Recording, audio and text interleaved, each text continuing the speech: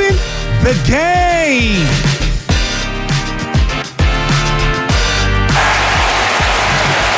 And a pop-up. And the ball game.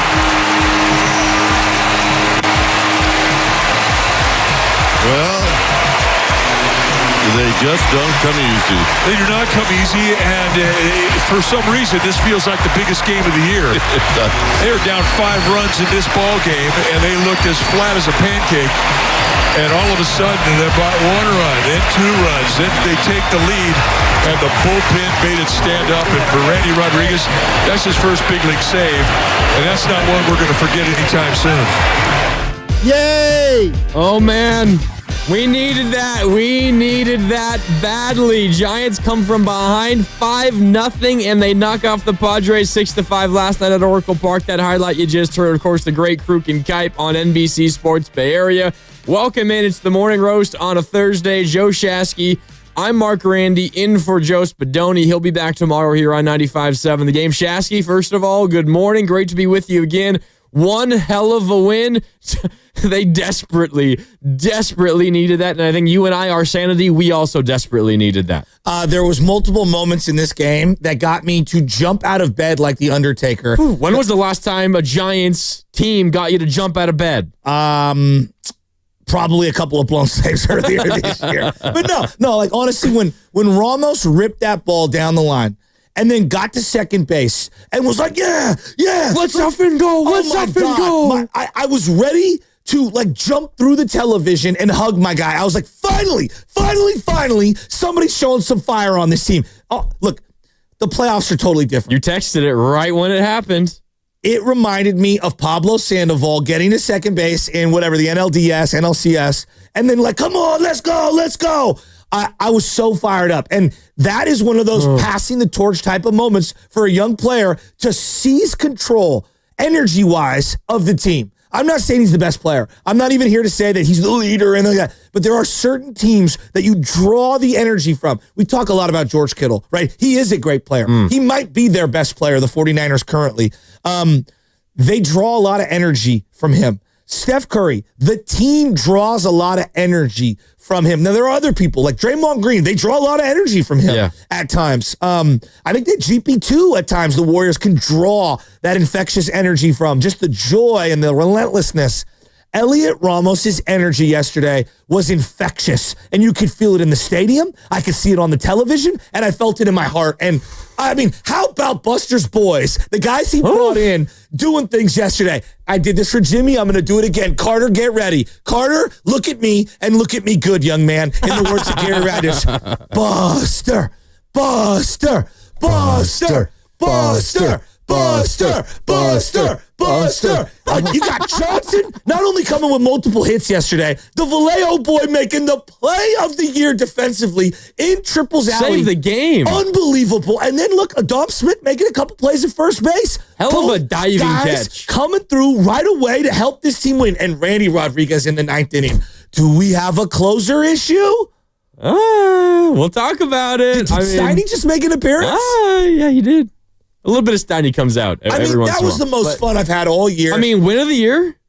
Down 5? Considering everything that was going on, like they've had, this is not their first 5-run comeback, like from down 5 to win of the year, but considering what led to this game, 16 games without scoring more than 4 runs, 32 runs scored over a course of 16 games, and you get down 5-0 after 4.5 innings. The Padres score 3 in the top of the 5th. It's a 5-0 game. Yeah. And what is every single Giants fan thinking in that moment? No chance they win. Right. No chance they win that game, and they find a way to win. Yeah, win of the year. The Ramos double, hit of the year, most important hit of the season. Right now it is. I mean, the Chapman homer in the 6th was really, really important too. Get him within 2. Get him, and they scored 1 in the 6th. That was by virtue of Daniel Johnson, who got on board with 2 outs. Then he scored after that on a double by Patrick Bailey, who's had a couple of doubles now in consecutive games. Chapman's hitting better lately as well. Last 7 games, hitting over 400 with 3 doubles and 2 home runs. Ramos had, I mean, you had a lot of really, really big moments. And Kyle Harrison, who wasn't great, hand it over to the bullpen, and the bullpen was amazing. I thought Sean Jelly quietly had a great game. He saved the game, too. He really did. I mean, this is a guy that's kind of, been out of sight, out of mind for a lot of Giants fans this year. He was good last year, I think, overall. Yeah. It faded at the end of the year, but I thought he was a pretty good player for them last year. Thought he was outstanding. And then, Bob Melvin deserves a lot of credit. Yanking Walker. I wanted to start the inning with Randy Rodriguez. I'm not mad at him for going to Walker and keeping Randy Rodriguez in his back pocket. But, I brought it up. I'll bring it up again. I watched this young man, Randy Rodriguez, and I remember about a year ago he came up, and we were all discussing. I'm like, dude, this guy's raw, but there's something there. Like, there's clearly something there. And the more and more I watch him, again, the name that I'm going to throw out there, and I don't say it flippantly, I really believe that he reminds me of K-Rod. One of the greatest closers ever. Hear me out, though. I know. I'm not saying that that's who he is. I'm talking about the mannerism with how he delivers his pitch. The leg kick for Frankie Rodriguez was much higher, right? He had more of the closer to a Juan Marichal high leg kick, but he contorts his body and has like a staggered start. And then it's the way the glove with the arm, and he kind of hides the ball with the glove out front, the chicken wing, as I like to call it. And he's got this wipe away breaking ball with that nasty fastball movement. He's an electric pitcher. And at his stature, like I'm telling you, I get the same kind of vibes of a Frankie Rodriguez. Well, let's set the stage. So Giants finally take the lead, right? Well, first of all, the Ramos double ties the game. You have runners on second and third, one out. Did you think he was getting that hit? Ramos? Yes. Probably not. Maybe a sac fly. Maybe you get a run in. But I would not have predicted a game-tying double in that moment. No. Everything over the last almost 3 weeks would tell you no chance. No chance. Right? None at all. But he gets it. And then it's second. Tie game. Job's not done. Tie game. Runners on second and third, one out. You have to take advantage of that situation. Who knows if you're going to be in position again to score a run, right? You have to take advantage. And what has been maybe the Giants' biggest bugaboo during this stretch, particularly this series, the first 2 games of this series, runner on third, less than 2 outs. Do you get the run in? Obviously, the big hit, you've been missing that. But you just, productive outs, you win each of the first 2 games of this series. And they haven't been doing that. So Jung-Hoo Lee, after the Ramos double, runners on second and third, 1 out, tie game. Just get a pitch to medium deep center, and you will take the lead and win this game. First pitch, he catches it middle of the plate, middle away, more middle than away, and he takes it out to medium deep, like right center, but more towards center field, and he gets the run, and Giants take the lead, and the bullpen makes it stand up. Obviously, the Ramos hit, hugely important. Huge. But Jung-Hoo Lee and the Giants finally taking advantage of a runner on third, less than 2 out situation, and scoring the run. Hasn't happened. I know. And it all started with a Willie Adames walk. Right? I think that was big for him. I thought he had a really good at-bat, and there were a couple of pitches inside. You can see he does this, like, check swing thing. Yeah, and I'm like, bro, just get on base. This guy needs to get on base. I mean, he misplayed a ball defensively yesterday. There's a whole separate conversation about Willie defensively, but he needed that for his soul to start that rally. I mean, if Daniel Johnson, if it's Encarnacion instead of Daniel Johnson, let's just say hypothetically in this at second base, maybe he doesn't score. Maybe on that ball down the line. I doubt it. I still think he does score if it's Encarnacion, but Johnson's got some legs. Well, Encarnacion definitely does not make the catch in deep right center field in the top of the 9th inning. 100%. Which saved the game. 100%. That ball was crushed. It really was. And, Pat Bailey striking out on that pitch that I thought was awful. It was an awful strike 3 call. And he's arguing and losing his mind going back to the dugout. That whole sequence, that entire inning, it felt very September-like in terms of intensity, didn't it? Yeah. It felt like the season was kind of not hanging on a thread. I don't want to get too flippant. It's June, but they needed that for win. Momentum, you can't lose 3 straight to the Padres, given where you are in the division. And it felt like a multiple game moment, if that makes sense. Adames leadoff walk, as you mentioned. Then Daniel Johnson, Vallejo kid, down 0-2, liner up the middle for a base hit. First and second, nobody out. Then the Bailey strikeout you're talking about, 2-2 change up. He's furious walking back to the dugout. Away from the target. It was borderline. It was close, but away from the target. That's generally probably called a ball more often than a strike. And then Fitzgerald, opposite field, line drive, base hit. It was trapped by Tatis, almost made a hell of a play. And both the base running? Yes. I'm glad you said this, because in that situation, less than 2 outs, it's either I'm going halfway and maybe I'm going back to retreat. I thought that both base runners got a good read on the ball and obviously had the speed to be able to get to where they were. How many times do you get stuck in no man's land on a play like that? Oftentimes you have a force out at second on that play. Exactly. Yep. And I thought that both base runners had great IQ. Again, last year, the year before, this was the worst base running team in baseball. So a situation like that, even though it drops for a base hit, it actually ends up being a fielder's choice because they throw to second base and get the force out. Yep. So that loads the bases with one out for Heliot Ramos. And then he doubles on the left field line. 2 runs score, sets up second and third with one out. Jung-Hoo Lee sac fly. Giants take the lead. Give me the Ramos moment again. I got to hear it. Carter, cue me up. There's the crowd, the fan base. You could feel the Bay Area in unison. Exhale. Oh, my God. And then when he got to second base and the camera panned on him and he was going to the dugout, I was so fired up for the young man. I was like, it's his coming-of-age moment. Let's go. Down the line. Hit well and up against the wall. 1 run scored. 2 runs scored. Stopping at third is Fitzgerald. Into second, Ramos. This game is tied. I mean, great call by Kipe. I mean, the crowd, everything, it just encapsulated the moment. We were losing our minds. And then to see Ramos have that energy. Let's bleep and go. It's exactly what we were talking about yesterday. It was. We were talking about it yesterday. And I'm going to tell you right now, I think Buster set the tone earlier in the day by making the moves that he did. You don't win this game without those moves. Now, look, we'll see how long Dom Smith sticks around. We'll see how long Johnson sticks around. You know, I'm rooting for both guys. I thought both guys were contributors last night to a great win. But you don't get that without the roster decisions that he made. And getting rid of a guy like Lamont Wade Jr., you know, when you're friends with someone, he admitted, I'm friends with the guy. Like, this isn't Dwight Clark trading away Joe Montana when he was the GM. This is not that. But it is difficult when you have a friendship. And Lamont's 2021 season was out of this world. Absolutely. But there's a personal element to this. And Posey was on that team, which is why it became personal. Absolutely. Yeah. And I think him acknowledging that is why I love Buster Posey. Like, there's a human element to these decisions. And I think too many times we were stuck. This is my guy. It's my guy. We got to stay with my guy, and we're going to hang on to my guys. And now it's like, hey, look, I acknowledge there's a human element when it comes to these decisions, but we got to move on. It's go time. Yeah. And to hear Buster say that, every Giants fan was like nodding and used like, like we need to win. Friendships be damned.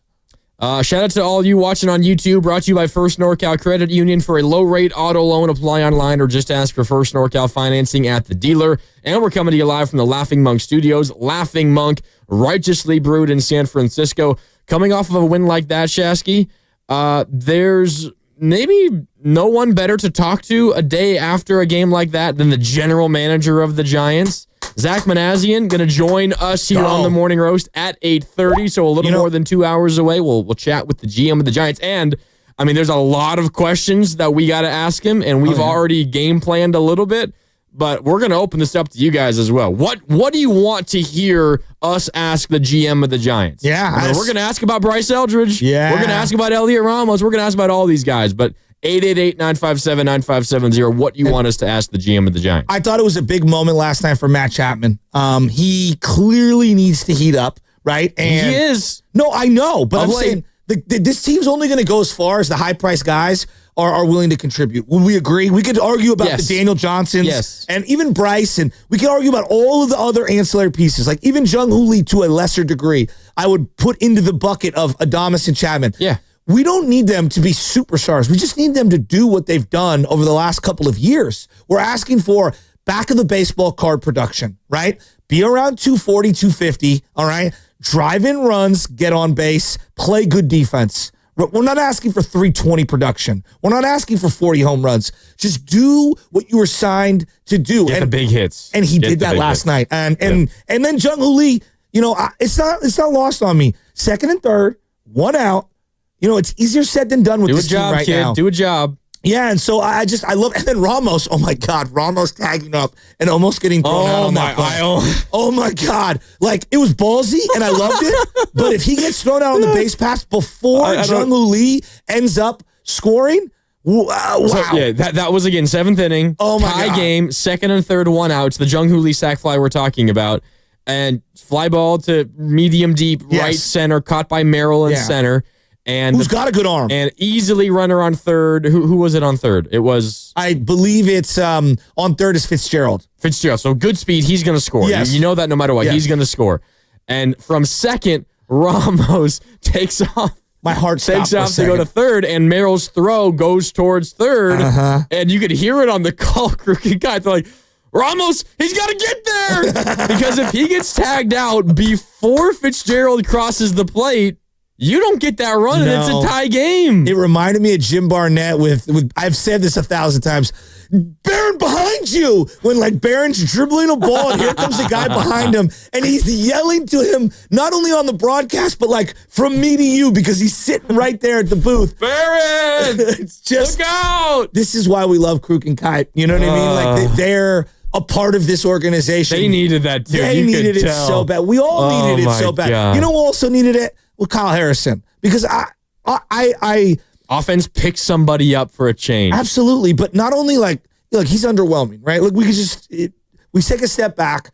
At one point, he was supposed to be the savior of the starting rotation, right? You got to have young, dynamic arms. He was supposed to be a phenom. He's not that. He's not a terrible player, but he's not that. But I thought he pitched better than whatever the box score might look yesterday. Yes, by a mile. You and I were in agreement there. He needed to be let off the hook, because I didn't want to come in today and be like, who's more disappointing, Luciano or Harrison? You know, like, what does this mean for prospects? This is why they never develop, because it's a whole different conversation if they don't find a way to win that game yesterday. Oh, absolutely. Absolutely. I mean, biggest win of the year. Yeah. To me, it is. The Ramos hit, biggest hit of the year. I feel like it woke up the fan base. Oh, absolutely. I mean, if they had lost, I mean, you and I are coming in today, and we're not talking about season over, blow this thing up, but I was pretty it's tired. Pretty dire. It's pretty dire. Mark, I was thinking about, like, you know, what am I going to feel like? Numb. If they would have lost that game, even 5-2 or 5-0, I would have felt numb. Like, here we go, same old thing again. You know, and then look, like Bailey finally getting a rip. I was fired up for him. Oh, he crushed that ball. Yes, I mean, that's now multiple nights in a row where he's had some big contact. I'm really happy for him. I'm pulling for the guy. I want him to succeed. I want these guys to succeed. And again, if they lose that game yesterday, it's, Willie makes another mistake at short. Harrison. You know, all the little stuff starts to, seep into it. And that's why winning cures all. And it gets people to start feeling good. And it all comes down to, and yes, Chapman had the big hit. But for Ramos to do that in that moment, it's stamped that he's been the best player on this team all year. You know, I know Brian at Palo Alto called in, he's not that good. Brian, like, I'm sorry. I love you, B. No, I love BPA. And I'm not discrediting his fandom or how much he's tapped in. Ramos has been their best everyday player this year. And it's been by a lot. He leaves a lot to be desired at times in terms of, things that he's swinging at. His strikeout rate is high. He's been really good for this team. Where would they be without his emergence over the last 2 years? Oh, yeah. It would be night and day difference. I mean, we think the offense is bad now. Imagine what the offense would be like the last year and a half without Ramos, who was an all-star last year. And a lot of us coming into the season weren't really sure what to expect. Was that the real Ramos? Exactly. Was it a flash in the pan? Is he going to be able to be that good? And he has answered the bell. Can they develop players? Can it be sustainable? Like, all the questions we have about an organization, I feel like he's answering a lot of those questions. Not for everyone, but individually, it's a great story. Absolutely. Like, I'm so happy for Heliot Ramos. And last night, not only did they get the big hit, the Chapman home run and the Ramos 2-run double and all that, they also did all the small things, right? It's Jung-Hoo Lee multiple times on little like blooper thing hits, taking the extra 90, getting to second base. It's the Jung-Hoo Lee sac fly. It is Daniel Johnson, a bloop single that was the fifth, stealing second base, getting the extra 90 there, and that allows him to score on the Patrick Bailey hit. There's all of the small things that they're doing now. It is Bob Melvin being willing to say, all right, Ryan, you don't got it in the ninth inning. After 3 batters, I'm pulling you. I'm pulling you, and Randy Rodriguez comes in, 3-pitch, see you later to Jackson Merrill. Unbelievable. And then a pop-out to end the game. Like, the Giants got the big hits, that they have been waiting for, but they also did a lot of the small things that they haven't been doing of late either. And they made plays. Tyler Rogers makes a play. Oh my God, that play. I mean, that's a big play. His knee buckled. I thought he might have. I mean, jeez. We'll talk about it on the other side, but everybody, Jung Lee sliding catch to center field. It's a hell of a play. Hell of a play. And there were a lot of those throughout the course of this game. All right, it's time for a break. What's coming up on the game is brought to you by Safeway. We're going to hear what Buster Posey said yesterday, because I'm with you, Shasky. The Ramos half of this is one thing. He fired up the team in game, but did Buster fire up the team leading into the game? And is that something that you can look to the front office to do for this baseball team? We'll get into that and a whole lot more. Plus, again, Giants general manager Zach Manassian joins us in 2 hours at 8:30 on the River Islands guest. I'm looking forward to that. We got plenty more to get to. It's the Morning Row. Shasky and Grandy with you. More next on 95.7 The Game. Head to Safeway today for these.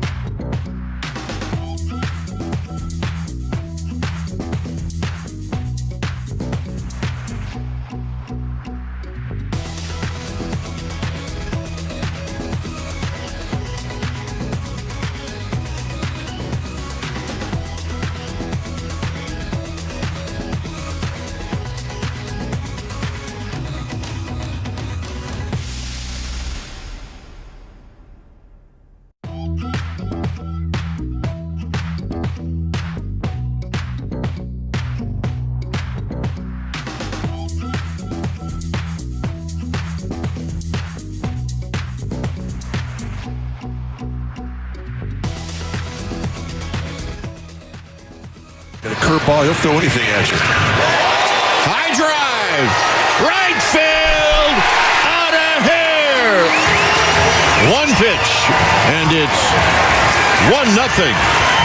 Did that go in the water? Yes, it did.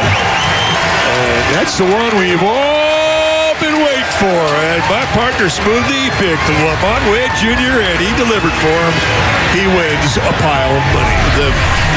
The amount of cash, unbelievable. What's up, roasters? It's Sam from Laughing Monk Brewing, and you're listening to the Morning Roast with my guys, Spadoni and Shasky. Spadoni, you better hit those brakes, buddy. Shout out, Sam. No Spadoni today. It's Grandy in for Spadoni alongside Joe Shasky. And yeah, shout out to Laughing Monk. We're coming to you live from the Laughing Monk Studios, Laughing Monk Righteously Brewed in San Francisco. That was Lamont Wade Jr., splash hit number 100. That's pretty cool. And if you're wondering why we're playing it, of course, because his time as a Giant is in all likelihood come to an end. Buster Posey and the Giants designated him for assignment yesterday before the game. And Lamont Wade, I mean, it was maybe just 1 year of like greatness, amazingness, but that 2021 season, late night Lamont, all of the clutch home runs and hits he had in like the 7th, 8th, 9th, 10th, 11th innings, it was, he might have been like reason number one why that season was so special because of all the late game heroics, and so much of it was Lamont Wade Jr. No doubt. There's no doubt about it. And what it signifies is like kind of a turning of the page, and it's no disrespect of Lamont, but like you referenced kind of like the dumpster diving aspect of Farhan in terms of roster construction. Yeah. Guys like Mike Yastrzemski, guys like Lamont Wade Jr., Donovan Solano or Tyro Estrada, I think those guys, they didn't just represent themselves. They represented the larger picture of how Giants fans viewed how they put together the roster. And Lamont was a great story. Darren Ruff, another name that I'm just thinking of who was great in 2021. Lamont was a great story. And it was like, oh my God, they found this guy out of nowhere? Why wasn't he playing for I think it was the Twins? Yeah. Why wasn't he playing? What's going on? And then, like, guys, take a step back. And, you know, I know that in this society, anytime you bring up the racial element, people kind of lose their minds, right? And I want you to understand what I'm saying here. I grew up playing baseball. I was one of the couple of white boys on a pretty much all black and Latin team, St. Mary's Park Giants. And so that's what I grew up playing ball. And all my favorite players were, you know, Dave Stewart and Ken Griffey Jr. and Barry Bonds and Kevin Mitchell. There were a lot of African-American representation. And on the Giants for a long time, there wasn't a lot of African-American representation. And so not only was the Lamont story a great story, but as somebody that coaches baseball, and I go to all these travel tournaments, there's just a lack of inner city or anywhere suburban, African-American involvement. There's not a lot of kids playing baseball. And so I do think as a guy who was playing baseball, coaching baseball, seeing a bunch of kids on my team who look like Lamont Wade Jr., I thought that was great for them. You know what I mean? Like, just as I take a step back, you know, I'm a big believer in, like, you know, the kids got to have heroes that they root for, both white and black, both Latin, Asian American, or whatever it is, you know? And it was cool. His story was really, really, really cool. Amazing story. And I was rooting for him. And, like, obviously, this is about baseball. You know, are you good enough, right? But 2021 he was. He was amazing. He was amazing. And, you know, the pumpkin, the glass slipper turned back into a pumpkin, if you will. And he's kind of reverted back, and he's not a great ball player right now. And they had to move on. But what he represented for 2021, what he represented for that team, the moments that he had, they're going to live on forever. And it's a great story. And it sucks it has to end this way, but that's business. That's baseball. You know, we move on. They bring in, you know, Dom Smith. He makes a couple of plays last night. And we kind of go from here. But it's sad that his time is over. But it's also, you know, you got to produce. It was time. Yeah. It was time. There's no doubt. And we can rightly and accurately describe what he meant to the Giants, and specifically in 2021. He had good moments other years as well, but Absolutely. Specifically 2021. And we can also freely admit that he was nowhere near good enough this year. And if the Giants are trying to win baseball games, then they couldn't possibly, in good conscience, keep trotting him out there at first base. Exactly. And both of those things can be true. And I think both those things are definitely true. Absolutely. Well, look, watch the at-bats. They're not great, right? And then, like, what else are you bringing to the table? Well, he's an okay defender. I'd say, okay defender. Not terrible by any stretch. Not terrible, but he really can only play first base. He's not an outfielder. I mean, they tried him in the outfield. It didn't work well. He's not a base runner. He definitely can't play outfield now because he can't move. No, but his arm wasn't great. He can't steal. He can't go first to third. He can't move. And on a team with not a lot of tag up elite athletes, like I'm thinking about last night, like the hit down line. Is he scoring from second on that hit from Ramos? I don't know. Like, I'm just asking out loud. I don't know. Well, from second, he's scoring. He's scoring from first. He's pretty slow, dude. Him and Wilmer, I mean, he's pretty bad. A double down the left field line, he's scoring from second. I'm just saying. But from first, no. Okay. I mean, again, I've watched him not move really well on the base pass. I'm with you. So he's not bringing a lot to the table, right? He was getting walks for a long time. OBP was a big part of his game. But the batting average and the loud contact and clearly no power, not driving the ball, he wasn't bringing enough to the table. And obviously there's a relationship between him and Buster going back to 2021. And I appreciate Buster not skating it. Like, hey, look, I know the guy. So look, you can play the sound right now. Yeah, here it is. Buster Posey on the decision to DFA, designate Lamont Wade Jr. for assignment. It was a difficult decision. I mean, I think one of the trickier things for me is there's still guys on the team that I played with. And so had a different relationship with them as a player than I do now, but still consider Lamont a buddy, so wasn't an easy thing to do, but we got to get some offense going, and Smith's been swinging the bat well this last month. Hopefully he can provide a spark, Johnson, Kisner. And then for Lamont, my hope is that he lands somewhere and gets going and continues his career. There was an element over the last couple of years before Buster got here where I just felt they lacked the human touch. Yep.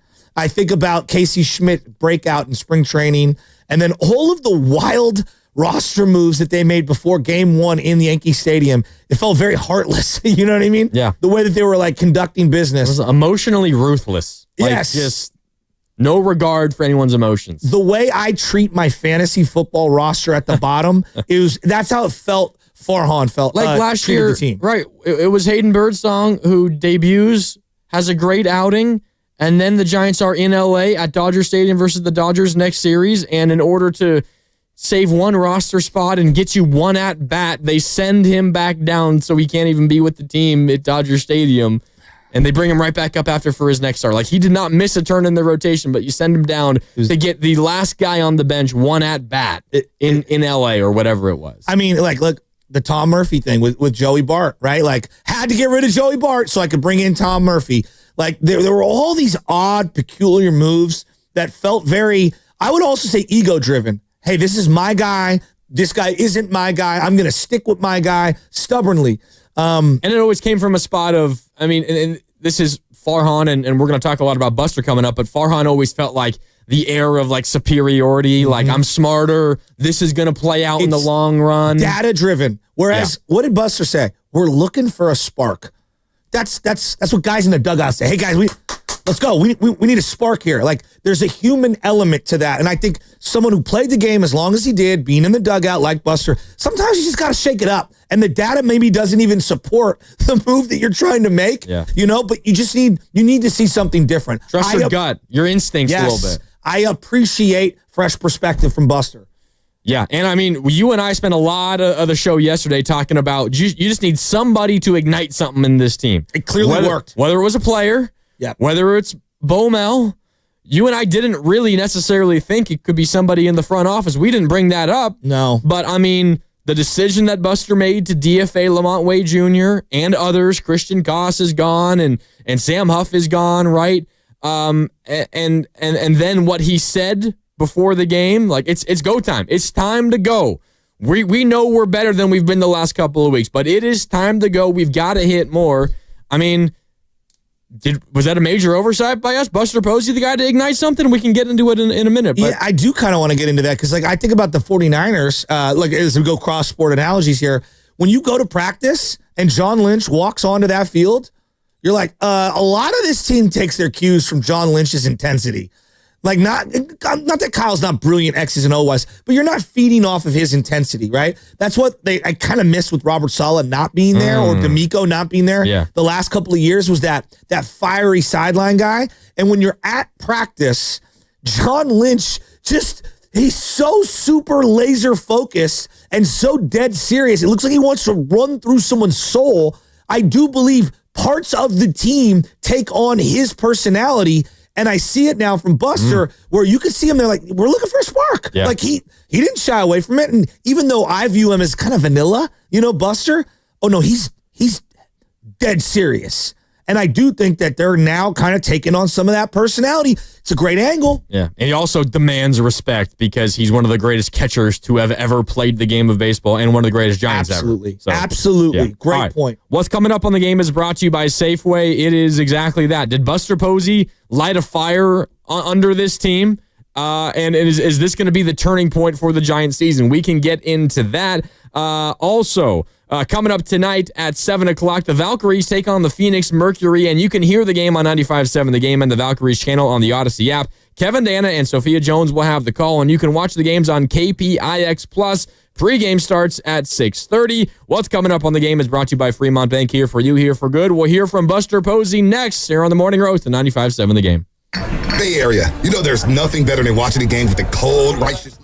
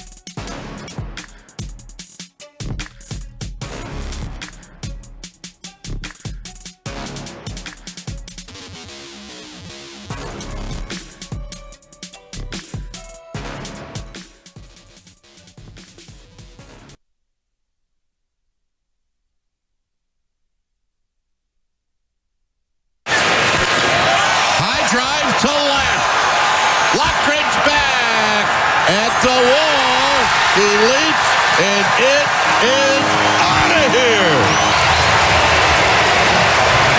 And now you got a game. Talk to him. He's Aura. This is Aura right here. Oh, yeah. Roasters, what's happening? It's Chewy Gomez from 102 Jams. I got you covered every afternoon from 3 to 7. And you know my boys Joe Spadoni and Joe Shasky. Well, they got you all morning long right here on the Morning Roast. Take it away, Spadoni. Chewy! No Spadoni today. It's Grandy in for Spadoni. He'll be back tomorrow alongside Joe Shasky, as always, here on the Morning Roast at 95.7 The Game. One hell of a win for the Giants last night, and we're brought to you by Golden State, serving the Bay Area for 3 generations. When you succeed, we succeed. Visit goldenstatelumber.com. Shasky, one hell of a win for the Giants. They came from down 5-0, and they win 6-5. They snap a 2-game losing streak. They get their first win since September of last year versus the Padres. They had lost 7 consecutive games to the Padres, but leading up to that game, we had maybe the biggest single decision Buster Posey has made other than signing Willie Adames since he became president of baseball operations. He designated for assignment Lamont Wade Jr., also Sam Huff, the backup catcher. He also sent Christian Koss back down, brought in a couple of new players who impacted the game yesterday in Smith and Johnson. But maybe more important was what he said explaining those moves, because it seems to have changed something within the Giants clubhouse. Yeah, and there's no doubt, I'm a big believer in momentum. Not necessarily carrying over from day to day or whatever, but in baseball, it's so infectious when it comes to being in a slump or being super hot. And it is ironic how one guy will go into a funk and it feels like 3, 4, 5 guys go into a funk all at one time.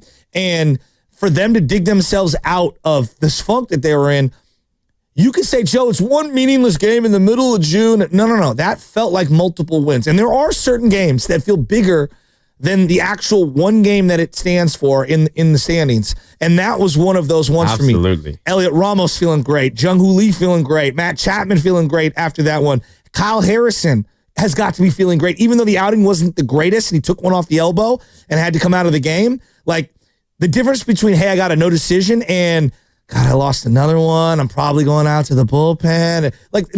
Psychologically, when Verlander comes back. Exactly. Psychologically, there is something there. Randy Rodriguez feeling great about himself. First ever save. Sean Jelly feeling great about himself. The 2 young guys, or the 2 new guys, Dom Smith and Johnson, feeling good about themselves. And then, these decisions in a vacuum, is this player and that player. But what does it also mean for some of the other guys that are in AAA?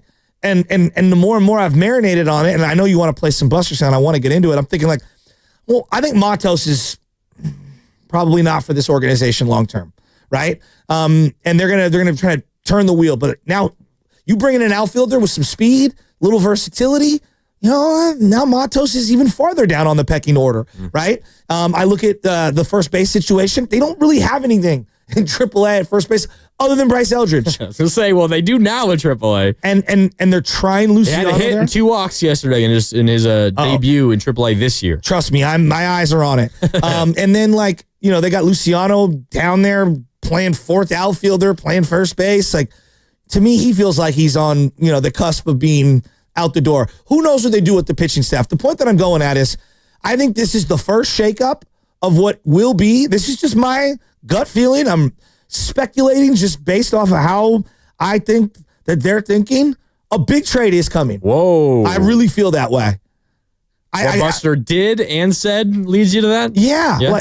Play some of the Buster stuff, and you tell me if this doesn't sound like a guy who's got something in the back pocket. Here's Buster in the dugout pregame yesterday after the Giants moves, which again featured Lamont Wade Jr. designated for assignment, among others. Yeah, here's Buster on the message of these moves. What message is he trying to get across to the team?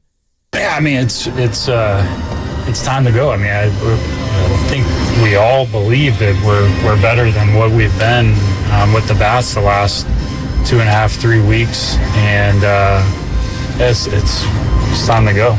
It's time to go. Buster says it in a calm, kind of monotone way, but there's a lot there. Yeah. That fires me up. When he says it's time to go, that means basically Yeah, we're trying to go for the playoffs. Like, this is exactly what I wanted to hear as a Giants fan. And also, I'm thinking to myself, all right, time to go. So that means, like, the Wade Meckler, Grant McCrary, Luis Matos. No, I'm just naming who's in AAA right now. Like, they have a logjam. Hunter Bishop, Marco Luciano. There's not enough spots for all those guys that you've been kind of hoarding when it comes to the draft picks for so long. A move's coming. Something. Now, is it going to be big enough to like shake the world and make Giants fans feel like they have a legitimate chance? I don't know. That to be determined. But I'm telling you, something's coming. Something's on the horizon. A guy like Reggie Crawford, for example, two-way player. Yeah. Now he's only going to be an outfielder or whatever infield. I guess they're going to put him at first base. Like, where does he fit into their long-term thinking? They've got now Birdsong, Harrison, Whisenhunt. They've got ammunition is what I'm getting at. And when I hear time to go, not only is it like big league team, time to play better. Adames, let's go. Chapman, let's go. Jung-Woo Lee, let's go. It's also like all you young guys. And again, I'm going to read off who is in AAA right now. Reggie Crawford, Brett Wisely, Hunter Bishop, Luciano, Matos, McCray, and Meckler. Not all of you are going to make it to the big spot in San Francisco. And there's too many youngsters down there who could be traded. I'm not even saying they're getting you, some all-star level player. Jordan Alvarez, right? Yeah. Something is brewing. Something's brewing. Mark my words. It's also a message to everybody else on the team, and you're labeling or you're pointing out a bunch of guys at AAA who might be the ammunition for a trade for a proven guy now, but it's also like guys on the big league club now who have maybe been around for a while but are underperforming. If you keep underperforming, your relationship with me ain't going to save you. Mike Yastrzemski, you think? I mean, I think he's good enough to be a fourth outfielder for them anyway. Agreed. But it's also a message to Yaz like, hey, you got to start hitting, otherwise we might try to find your replacement or promote your replacement. Now we're talking. Now we're talking. I think it goes to a lot of guys on the roster right now. Whether it's the newly acquired guys, I also think it's a shot to the veterans. Like, hey guys, it's freaking June. Let's go, Willie. Like, pick it up, dude. Let's go. And that's why I think that walk that he had to kind of start that inning. Yeah. I know it's going to be Joe. It's just a walk. No, right now, Willie Adames needs to cling to any little bit of positivity that he can find, and he needs to roll with it. One thing that I've noticed with Willie, he made the error yesterday on that ball up the middle. He just took his eyes off it. It's inexcusable. But one thing he does really well, because you're going to hear a lot of people ripping him and whatever, coming across the bag as a double play shortstop. So meaning the feed is coming from either the first baseman or the second baseman. And I'm going to come off that back corner of the bag that's pointed towards center field. There's an art to some guys can get away with what I call the Mahomes body mechanics. I can throw from any slot, any angle. I'm just such an athlete. I can get away with it. A guy like Willie can't get away with it, right? He's just not gifted physically like that. And very few guys are. O'Neal Cruz, when he was playing shortstop, would do it. Ellie does it, where he's just throwing from all crazy angles. Willie is so good at not only squaring up to who's throwing him the ball off that back bag, but then taking that runner who's barreling down on him, which I know it's not the 1980s where they can blow your knee off, but guys are still coming in hard, okay, to break up too, and then turn his feet and square his body up to get all of his muscle in on a throw to first base. I want you to focus. Every time he turns two, even if he doesn't get it, watch how quickly he does it. That is one element defensively that I love from him. The range is a little suspect. Sometimes I think the hands are a little suspect. The arm, sometimes. The arm can be suspect. Accuracy or strength. To me, arm, like accuracy and power, they kind of go hand in hand. You can't have a great arm and be inaccurate. Yeah. Now you're just wild. You know what I mean? So, yes, you're right. But in terms of turning two, I think he's really good at that. We got so used to watching Crawford do that, and he could do it in his sleep. He would do like a little toe tap where he wouldn't even step on the bag. He'd just like kick it as he went by. Mark his feet. Like I reference him at practice probably 2 or 3 times a practice. I've studied all of his pregame rituals about how he fields and whatnot. If you watch that left foot, every single time it's pointed up and toward the base that he's going to throw to. His fundamentals, they weren't perfect. They were flawless. He is the best. He's one of the greatest defensive shortstops that you could study. And he's not the greatest athlete, but his feet were so good and his hands were so good. And he practiced all the little stuff so well. He was never out of position. And then he understood how, and you want to talk about a great arm, but part of what made his arm so great, like Tom Brady, he had flawless mechanics. No doubt. Right? Yeah. He wasn't a Mahomes thrower. You get what I'm going when I go Mahomes thrower versus like a Brady thrower? Yeah. You know, Brady had a great arm too. No one talks about it, but his mechanics were flawless. You're listening to 95.7 The Game, KGMZ FM and HD1 San Francisco, an Odyssey Sports Station, and the home of the Golden State Warriors and Valkyries. Always live on the free Odyssey app when we're coming to you live from the Laughing Monk Studios. Also, a reminder, in an hour and a half at 8:30, Zach Manassian, GM of the San Francisco Giants, joins us here on the Morning Roast on 95.7 The Game on the River Islands guest line. Yay! Isn't it time for you to discover the islands, River Islands in Lathrop? Of course, Zach Manassian, his partner in the front office for the Giants is Buster Posey. Here's more Posey yesterday pregame in the dugout on the moves that he made, again, namely designating Lamont Wade Jr. for assignment. Buster, do you expect these moves to ignite something in the clubhouse? Here's Buster. As much as anything, you're trying to ignite something, I think. That was another one. I mean, cost too. They're not easy decisions, but we're just trying to provide a little bit more offense and have some versatility, whether it's more at-bats when these players are starting or coming off the bench, that just gives us a little bit more offensive upside right now. I think this decision from Buster, or just Buster in general being the president of baseball operations, it just gives the Giants a dynamic that they never could have possibly had with Farhan. Which is what? You laid out like how John Lynch can kind of set the tone at times for the Niners. Yeah. Hall of Fame safety.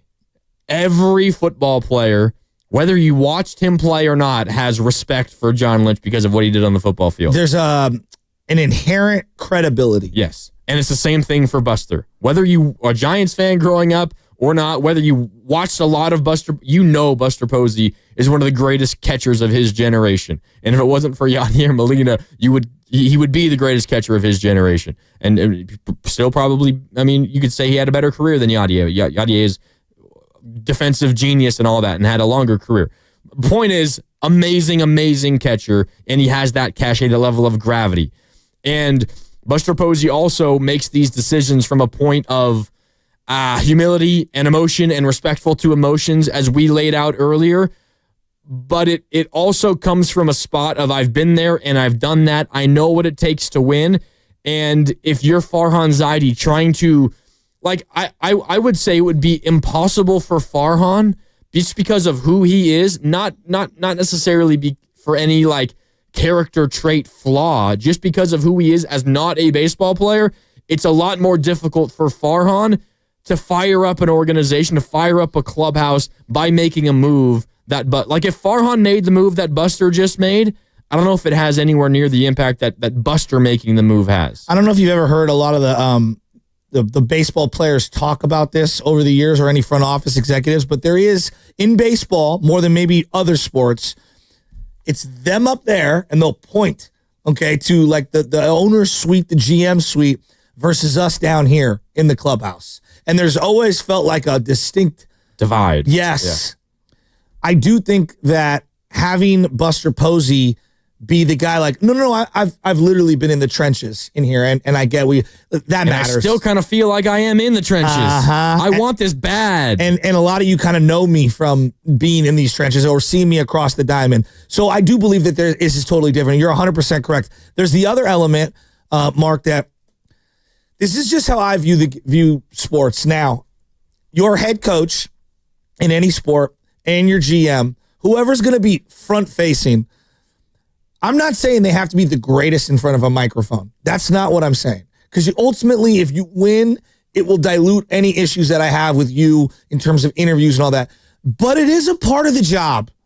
It is a part of it. And I think how you present yourself to the public is extremely important. How you field, questions. Now, you got to get the roster decisions right. You know what I mean? There's no doubt. Like that goes without saying. It's also like having personal, private, one-on-one conversations. Exactly. Not in front of the public, but no doubt. With your players. I referenced Cora yesterday, the manager for Boston. Yeah. And the thing that blew me away was how he dealt with his roster.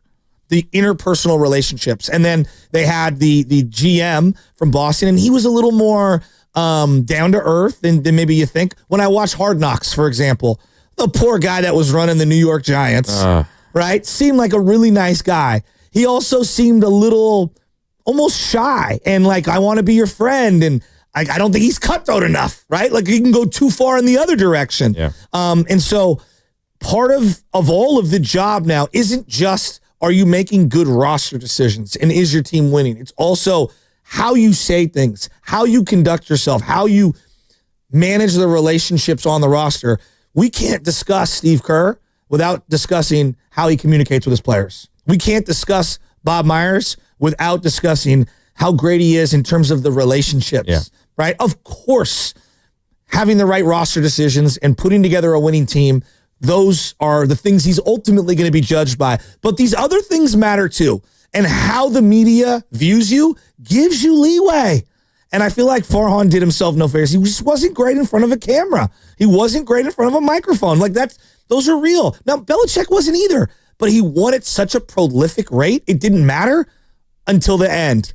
And then everyone starts getting upset because you're not winning. You're not keeping people happy that way. And then you're a stickler in every interview. And then people start turning on you. Do you get where I'm going with this? Yeah, no, I do. It's how, not how you treat people, but it's just as simple as the way that you talk to people. Emotional intelligence is a word that I'll use. And what I mean by that, like a phrase, is like how you deal with people. And there are certain situations socially someone could come off awkward. Like Kyle Shanahan is a great X's and O's coach. Clearly. I think at times at the podium, he comes off so not aloof, just like unaware. Like, why can't you just be normal? Yeah, exactly. And that's where I think he gets shield or cover from how gracious and how, good John Lynch is in front of a camera, right? And they're a great tandem together. And I feel like Buster Posey is a great person to have as a front-facing individual because of the credibility, the likeness, his ability to know what it's like to have 50 microphones in his mouth, in his face every single day, right? I think he's kind of prepared for this job. Yeah, and his partner in the front office, General Manager Zach Manassian, is joining us at 8:30, so in an hour and a half or so right here on the Morning Roast of 95.7 The Game. Yeah, what's up? The other element is that when you're running a team for the first time, and I heard someone discuss this with Robert Saleh on a different podcast before, and Robert Saleh is talking about how now when he comes back to the Niners, he views Kyle Shanahan's job way different because he has more empathy for, it's different when I'm just doing this little job over here, running the defense. It's entirely different when I'm the head honcho and one of the players comes to me and says, hey, my mother-in-law's going to die. My kid's struggling in school and we need to find a tutor or whatever. And these players are coming to you with stuff that you hadn't even fathomed. Okay? That's where being a well-rounded individual away from the game, we don't even know about all the things these guys are dealing with, outside of sports. And, I think that there's more to the job than meets the eye. And I look at someone like Buster and he seems to be a well-rounded, and you said down to earth or normal person. That's underrated, I feel like, in the sports world right now. How much do you trust Buster, whether it's going to happen this year, next year, 2 years from now? How much do you trust Buster to do the job and to do the job well and return the Giants to like national prominence? Because I don't know if it's right, and I'd have to really, really search my emotions for me to say that my belief had waned the last couple of weeks. I think that feels like a little reactionary to just some offensive struggles, but I definitely have more belief in Buster than I think I ever had in Farhan. And a lot of it comes down to what you're talking about. Like they're just like the way that he connects with people, whether it is people outside the organization or his players and his coaches and his manager and his GM and ownership, right? And there's a certain gravity that comes with it. But I think it really hammered home for me yesterday what Buster did and what Buster said. I have the utmost faith that maybe it's not going to happen this year, Shasky. Like maybe a trade does not present itself, and that's a reality of what could come true. But I have an incredible amount of belief that Buster Posey is going to be the guy that's going to deliver this franchise, maybe not another World Series, but to consistent national relevance once again. There is no position that makes you a lock for like a great manager or a great GM. But that being said, the great catchers, on even the borderline, catchers, like a Bruce Bochy was a catcher. Mike Matheny was a catcher. And these are guys that have won championships that are good managers, and my Buster being one. I think that people don't understand the amount of thought that goes into how you are going to work a lineup, how my pitching staff is going to attack someone, how I've been scouting the other team, not just a little bit, every day of my baseball career for a decade. Like, he has been doing a kind of scouting job and strategy job every single day for the last decade at the big league level. Now, does that mean that he understands how to view talent? Because there's a lot of guys that are great X's and O's that can't pick talent, right? That's a different thing. But that's why you have a Zach Manasian. That's why you've got a scouting department. And I think he's got enough wherewithal to know what he's good at and what he's not. But I'm talking about like strategy and thinking and how to assemble a team and what works. And then, what are our weaknesses today? He has been doing that job in that Giants clubhouse for close to 15 years. That's all, I agree. And that's all well and good. I also think for me, my confidence or my belief in Buster is like a larger perspective. Like, you zoom out a little bit. And I don't mean this to be like just compare Buster to Farhan and why Buster is better at this, and this. But there is, I think, also a stark difference in the relationship Buster has, one, with the city of San Francisco. Sure. And two, with ownership and just the organization in general. Farhan came in here as an unknown from the Dodgers, right? And he said goodbye to Bruce Bochy. And he said bye to Bochy. I mean, that's part of it. Yeah, and Posey came in as one of the greatest Giants of all time. Absolutely. Who stepped in, and the Giants immediately started winning World Series. And as you laid out, maybe the most important position on the diamond. He's more beloved by all, this is going to sound insane, than Barry Bonds. Because there are Giants fans that didn't like Barry Bonds. Nobody doesn't. Like, the Q rating for Buster is better than it is. He's not a better player, but he's more beloved overall. There's no question about it. And the pride that he has in the city. I mean, he said this at his introductory press conference. San Francisco, what? I mean, he returned from his home after he had moved away and felt like he was never going to come back because he loved San Francisco and the Giants so much. Here's Buster in his intro presser. This is a baseball town. This city wants great players. It wants great teams. And I was lucky to be a part of some of those great teams alongside great players. And all is well in the world when the Giants are playing good baseball on that field. He wants this team to be that for this city once again. And the other half of this, Shasky, what gives me confidence for Buster, it is he has that cachet with the organization. I feel like he's willing to go out on a limb and to take a risk, whether it is part with 3 or 4 prospects and bring in somebody big, knowing full well it might not work out for you, because he doesn't have worries about job security. While I feel like in the back of Farhan's mind, every trade deadline, it was, if I make this deal, if I trade Kyle Harrison and he turns out to be the next Zach Wheeler in a year or two, I'm out of a job. I don't think Buster's worrying about that at all. Well, when you have that cachet, you have that equity, you are able to be more bold. I mean, I think of John Elway, running the Denver Broncos. Like, John Elway, the greatest Bronco of all time, running the Broncos. He can almost do no wrong, right? Yeah. And so, there's no doubt about it. Like, you're able to take bigger swings. I just viewed the whole Farhan existence as very risk averse. The riskiest thing he did was run Bruce Bochy out of town. Right? Yeah. And it was one of the first things that he did. Which is a horrible way to endear yourself to a fan base that beloved someone the way that they beloved and loved Bruce Bochy. Yeah. Correct? No doubt. Buster Posey made a couple of tough decisions yesterday. The Giants, they bounced back and they win 6-5. Was a spark created by Buster. Heliot Ramos, hit of the year, win of the year for the Giants. And as a reminder, again, we got general manager Zach Manasian coming up at 8:30 right here on 95.7 The Game. Also tonight, coming up at 7 o'clock, the Valkyries take on the Phoenix Mercury, and you can hear the game on 95.7 The Game and the Valkyries channel on the Odyssey app. Kevin, Dana, and Sophia Jones will have the call, and you can watch the games on KPIX+. Pre-game starts at 6:30. What's coming up on the game is brought to you by Fremont Bank, here for you, here for good. We will keep reacting to this Giants win. Plus, what do you think we should ask General Manager Zach Manasian about? We can take your calls and your texts on that, as well as we react to this Giants win 6-5 over the Padres. The offense finally got going. We're back with more after this. It's the Morning Roast. Shasky, I'm Garandy in for Spadoni. Back with more next on 95.7 The Game. Things are buzzing in Fremont.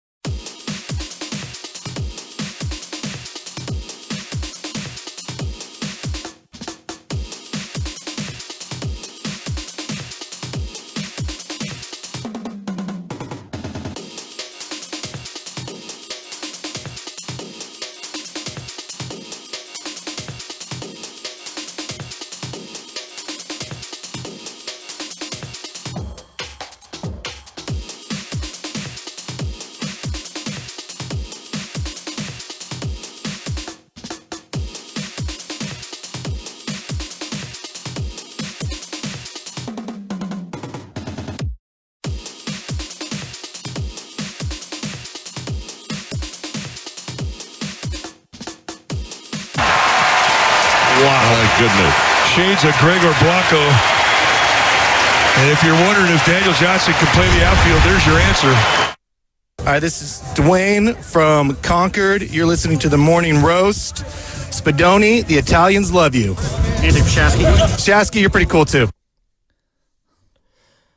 That's a great one. No Spadoni today. It's Grandy in for Spadoni alongside Joe Shasky here on the Morning Roast at 95.7 The Game. How about the Vallejo kid, Daniel Johnson? Unbelievable. That catch, he had 2 hits and that catch. Giants lose that game without him. Unbelievable. I'm looking at his little profile here because, they made the move yesterday and none of us knew who he was. No, yeah. And then you do a little digging, like, he's from Vallejo. And what high school, Sam? I know you did the Jesse Bethel High in the Vallejo area. So anybody who knows him from Jesse Bethel High, whether the coach, whether it's the athletic director, call us. Let us know. The guy had multiple rips. Obviously, the CLU reference. The play of the night defensively.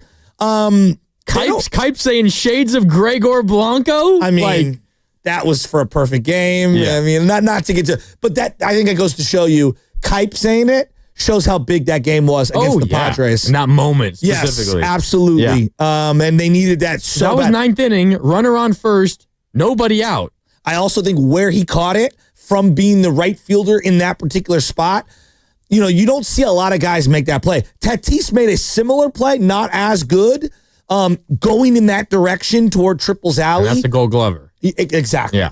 Exactly. And so, I mean, for a first night debut, could do a hell of a lot worse. I mean, Lindy Waters is jealous of the immediate impact that he made. I knew you'd get a laugh out of that. Lindy Waters. Hey, he was good early. He was good early. There's no doubt. And then, the glass slipper turned into a pumpkin.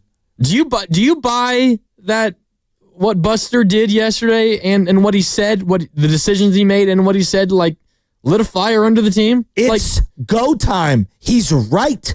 This is not the first month of the season. We are past Memorial Day. We are getting close.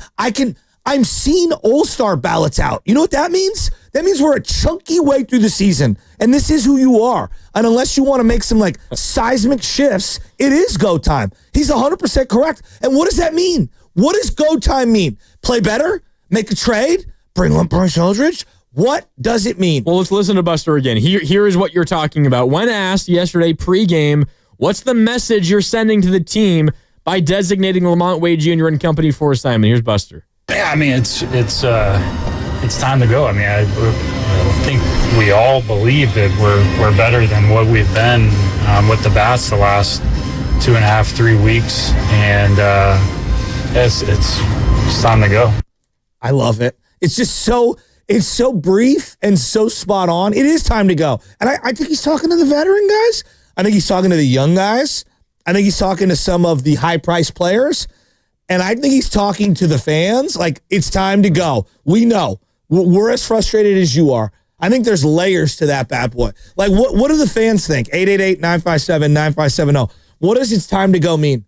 What do you think it means? I think it means we got to stop messing around. You got to start playing better baseball because so much of what the way that baseball works is you can't really make a trade. It's difficult to make a trade now. Like the market is the market and you kind of just need a deadline to kind of spur action.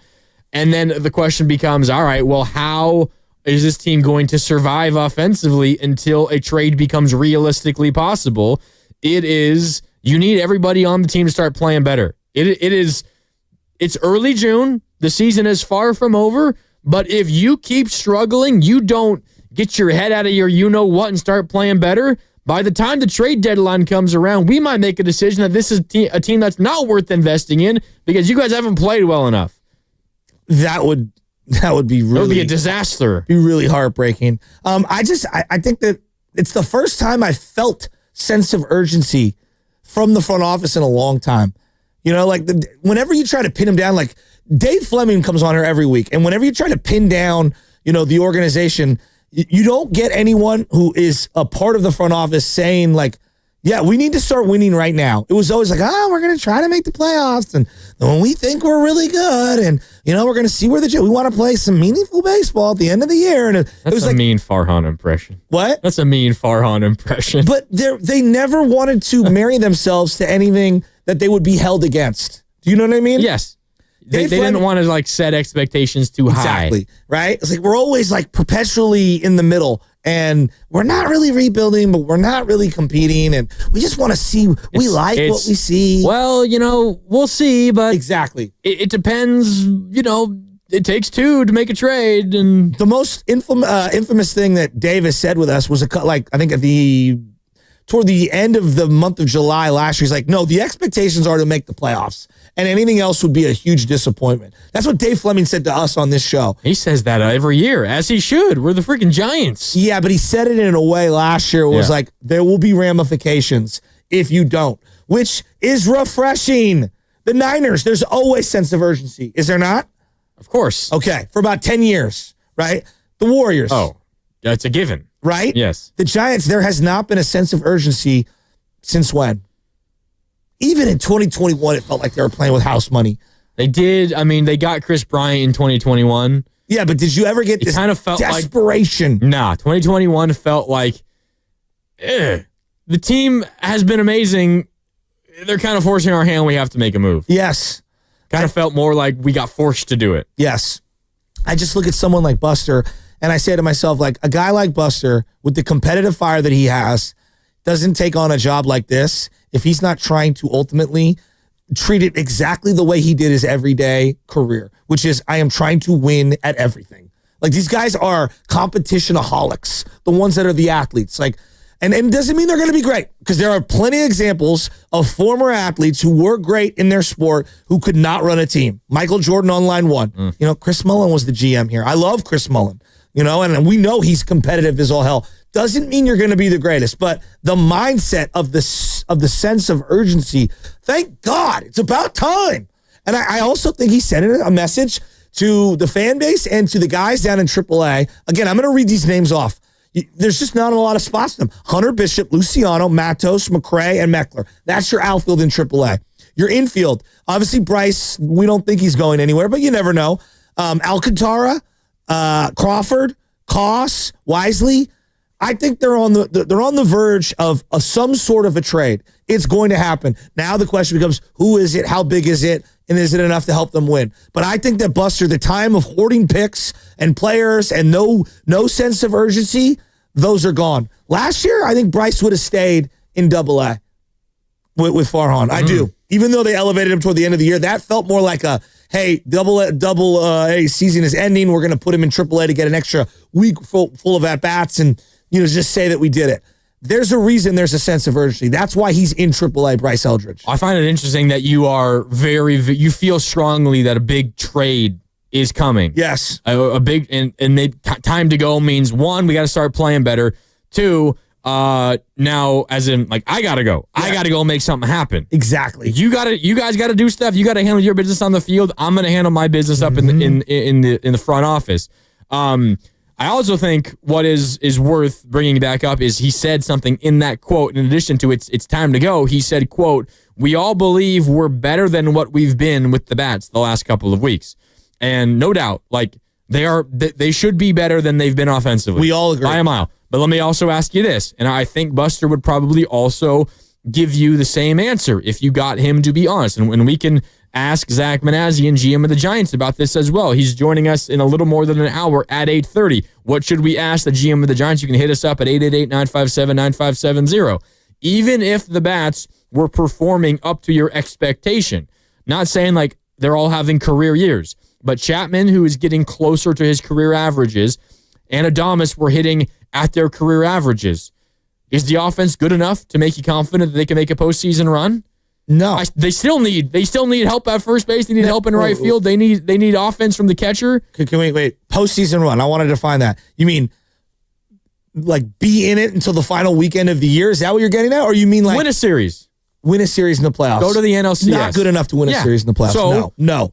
So even if, as Buster says, again, we all believe we're better than we've been. Yes. But even if you were performing to expectations, a move is still needed. Yes. In other words, is what I'm saying. Absolutely. And I guarantee you Buster feels the same way. I completely agree with you. So I do tend to agree. It feels like if Buster's goal is to win, which it is, then he knows that a move has to be made. I also think Buster has sat back and he's watched, and I think the organization has, because trust me, there's some people that I know that are within the Giants business side that are like, no, but like the reality is like they know where they stand.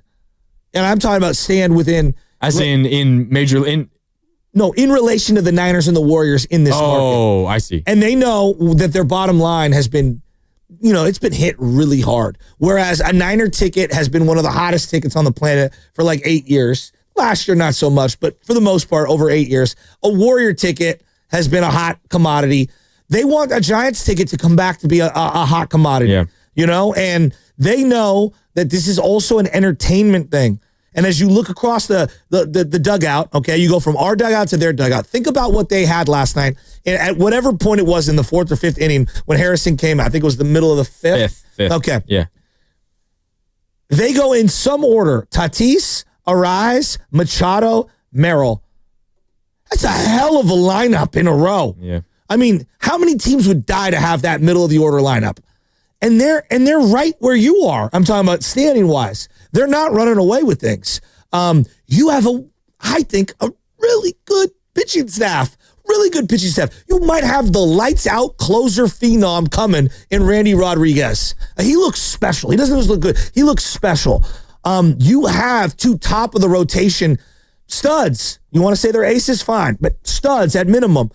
You have a shot as any to make damage with the pitching staff you have. But you need the complementary hitting to strike fear into another pitching staff. And I also think, I don't know if something's imminent. I would expect something at the trade deadline, assuming things don't bottom out here for the next month and a half. I also think what leads me to believe that the Giants would be willing, and the Giants, I mean specifically Buster Posey, would be willing to part with valuable assets to get a big bat in here. One, it's what we were talking about earlier, which is Buster has, it's his first year, and 2, he's Buster freaking Posey. He has job security. He can survive a bad trade. Not that you go into any trade thinking it's going to fail, but you know that there's risk involved with every single one of those moves. Absolutely. He can survive that. So it's not as if he's fighting for his life today or at this trade deadline. That's part of it. I also think we're at a point where you can very, very easily and clearly see the Giants have, first of all, they already have a surplus of pitching. What the hell happens when Verlander comes back? I mean, I know that Kyle Harrison was not great last night. Since he's been in the rotation for Verlander, he's been pretty darn good, though. No, he's been pretty good. He's been pretty good. And if you're telling me that Kyle Harrison is your 5th starter, like I'm not upset at that. No, I'm not really. either. So, but let me also, before you keep going, there is a discussion about he has not lived up to being the number one left-handed prospect no for doubt. lefties in all the minors. No, he's also still really young, and he has a lot of room to grow. Sure. But even right now, given everything we know about Kyle Harrison, if you were to tell me Kyle Harrison is your 5th starter for the rest of the season, I'm not upset at that. Okay. I'm not upset at that. Okay. I think if you're Buster Posey, you have to be comfortable going into the trade deadline with the assumption or accepting that you're comfortable trading one of Birdsong or Harrison to get somebody. So wait, you think one of those you got too many pitchers. Yeah. I mean, Verlander's not a long-term guy, but you have proven over and over and over again you can get pitching. You can find pitching, whether it is developing it yourself, and you got Wisenhunt, who might be ready to go next year. Maybe at the end of it, like, we'll see. Yeah, well, you got Keaton Wynn still in the AAA who pitched for you last year. You got Mason Black. Yeah. You have other guys, but you're probably right. To get something of significance, you do need to give up probably one of those arms. I think so. And maybe it's even Wisenhunt as opposed to the other 2. I would imagine someone like Birdsong probably has the most value because he's proven the most at the major league level. I agree. Who knows, but we'll see. He's probably the one of the 3, because I've seen him and I really like him. He's the one I'm least likely to want to deal, but he's probably the one that teams mostly want. Exactly. Yeah. So you'll be more likely to get somebody a value back. So if I'm Buster and I'm heading into the trade deadline with this idea that 1, I'm comfortable taking a risk. 2, I know when a move needs to be made to help the offense. And 3, we have a surplus of pitching. I have to be comfortable going into the trade deadline saying, all right, for the right deal, I'm willing to trade I'm willing to trade Birdsong. Or Kyle Harrison, or Wisenhunt, or whichever of that group of 3. But I think you got to be willing to do it because I don't see another way in which you're going to get a difference maker offensively unless one of those guys are included in the deal. You're not trading away Bryce Eldridge to get a bat. That seems counterproductive. Your most valuable assets that you are comfortable or that you feel relatively okay moving on from because you have other pitchers are pitchers. Yeah. No, it's a really good point. they have been able to develop and find pitchers. And then because of the ballpark, you're always going to have a slight advantage on a guy that might be a 50-50 type of a pitcher, looks a little better in your organization than he would in someone else's, like Cincinnati, for example. Yeah. Because of the pitching situation. I don't know how Giants fans feel about that, because walking off the mound yesterday after he got hit in the elbow, it wasn't his worst start. He's not awful, Kyle Harrison. He's not awful. But he's certainly not the prospect I was hoping him to be, that Bleacher Report, The Athletic, Jason Stark, like pick who you want, who breaks down minor league prospects. He's nowhere near the top left-handed starting prospect that we all thought he was. No, you're right. And it just kind of sucks. I mean, I'm being real. Like, he was, supposed to help change the organization. And now it's like back-to-back guys, Luciano and Harrison. And obviously those two are on different planes for me. What do you mean? What is Luciano's MLB ready skill right now? I don't think he has one. Kyle Harrison is at least an average arm right now in the big leagues. Luciano can't even. I think he's. I'm telling you, I'd be fine with him as my fifth starter. Okay. I really didn't think he pitched poorly at all yesterday. It wasn't as good as he's been in the past, but his previous two starts were pretty darn good. I hear you, and I know that pitching is at a very scarce in the league right now. It's the guy that had to get shut down multiple times last year because of pitch limit, right? Like, so he's not really throwing 96 this year.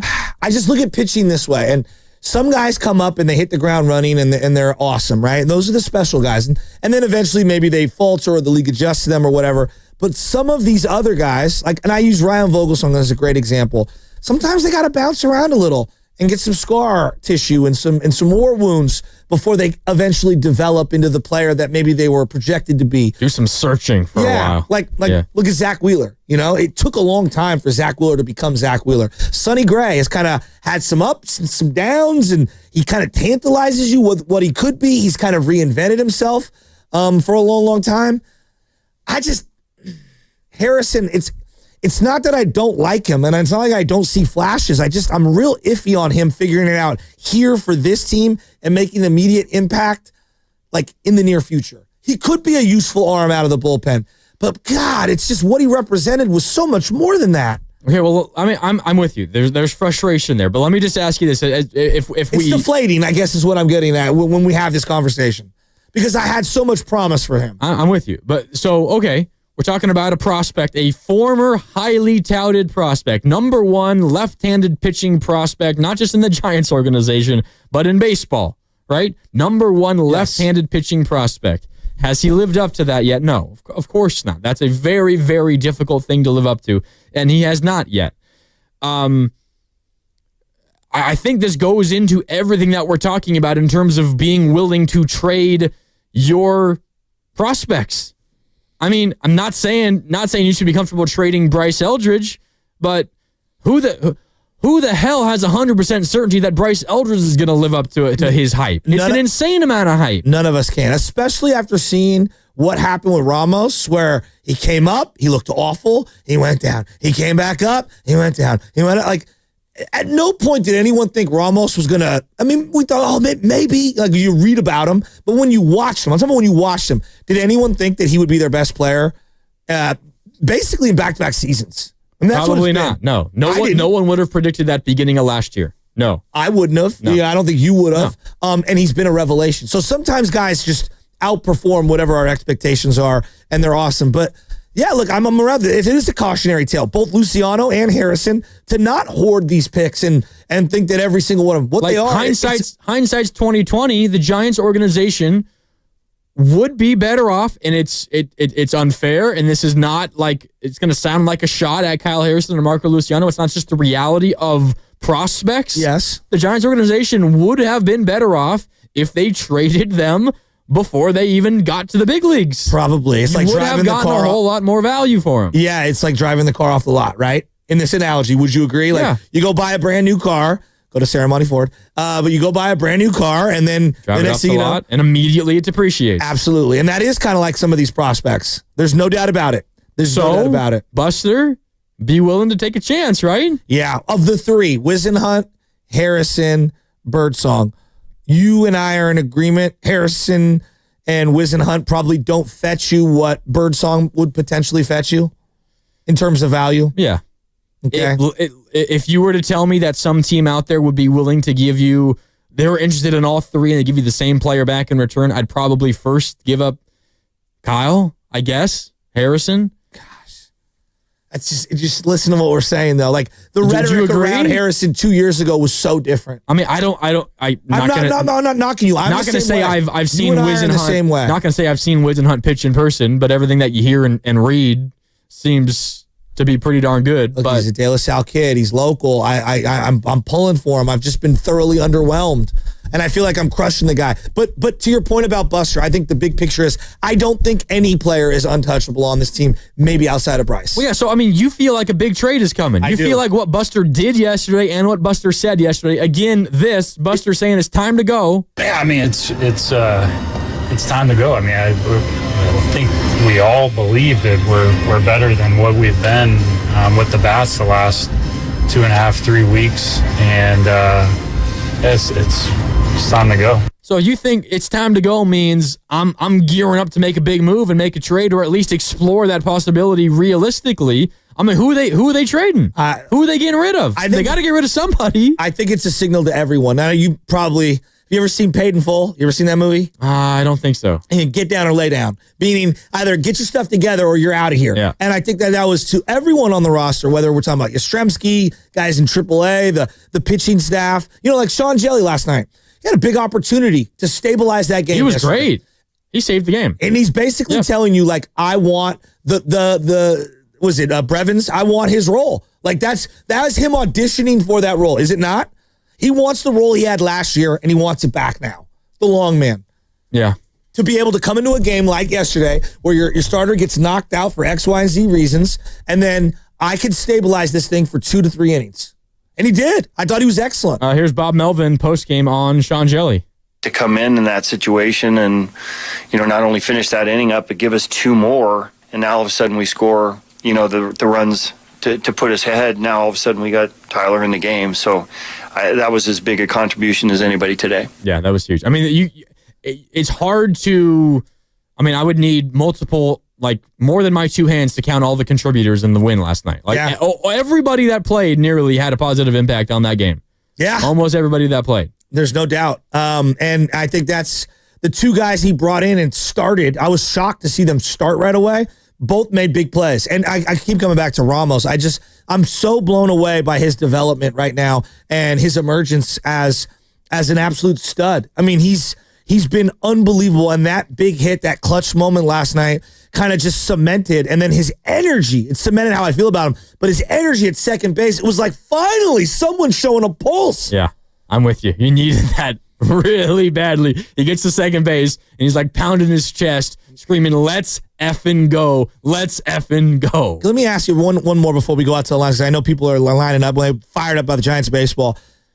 Johnny Sanchez. When I say that name, what do you think of? I think of game 162, 2010 versus the Padres. I always think about that game too. Pitched well and hit the triple. Yeah. Remember? Yeah, and was I think better than the numbers look at it now, but like it was a better Giant than I think his numbers or his box score or baseball reference page would indicate. Also, I think of that no-hitter that he threw. Which was unreal. Yeah. It was unreal. Kyle Harrison is closer in terms of ERA and whip and all those things to Johnny Sanchez's career right now than he is to anything Mad Bum or anything like that. And Johnny Sanchez was a 27th round pick. He came out of nowhere. He was your 5th starter for a long time. And I thought a solid one, but like it's deflating. It sucks. It just does. It's not the return on investment you were hoping for. At least it hasn't been to this point. No, and it hasn't met the hype, and that's frustrating. And I'm not trying to pile on the kid. I like him. I'm rooting for him. I'm also not saying that his career's over. No, it's far. He's so young. I referenced Ryan Vogelsong. Like at one point, he was a dud 1st round pick, and then he shows up with the Giants, however many years removed, and was awesome. Amazing. And was an all-star. He was awesome and pitched one of the great games against the St. Louis Cardinals in the playoffs that year for the Giants. Ryan Vogelsong, legitimately one of my favorite Giants ever. 100%. And why he pitched with heart and guile and guts and was better than whatever like his whatever his physical capabilities were, he maximized his body. Absolutely. That's the impression I always have. Absolutely. Giants win last night 6-5. They come from behind, down 5-0, and they ultimately win the game. The offense scores more than 4 runs in a game for the first time in nearly 3 weeks. One hell of a win. Win of the year, double of the year, hit of the year for Heliot Ramos in that 7th inning. It was really, really impressive. Also, we got Zach Manassian, GM of the Giants, coming up at 8:30, so a little less than an hour from now. All guests at 95.7 The Game appear on the River Islands. Guest line isn't it time for you to discover the islands, River Islands in Lathrop. Let's go out to the phone lines, though. 888-957-9570 as we keep reacting to, the win of the year for the Giants. Up next is Skills in Vallejo. What's up, Skills? Hey, good morning, gentlemen. Just real quick, you mentioned Jonathan Sanchez. He threw his no-hitter on one of the toughest days of my life. That was the day that my best friend's dad passed away. So I'm driving down to Monterey to be with him, and I'm half jubilant and I'm half just destroyed inside. It was a tough day.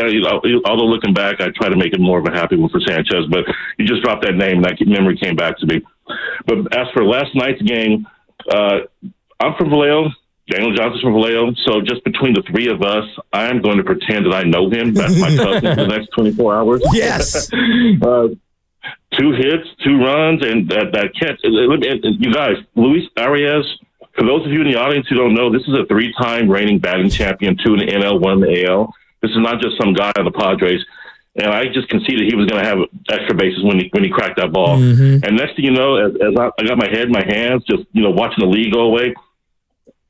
And next thing you know, Johnson has the ball. I even tweeted out, Johnson caught that ball. It was an amazing play, game-saving play, especially when you consider what happened after that. Good job for Rodriguez to hold it down.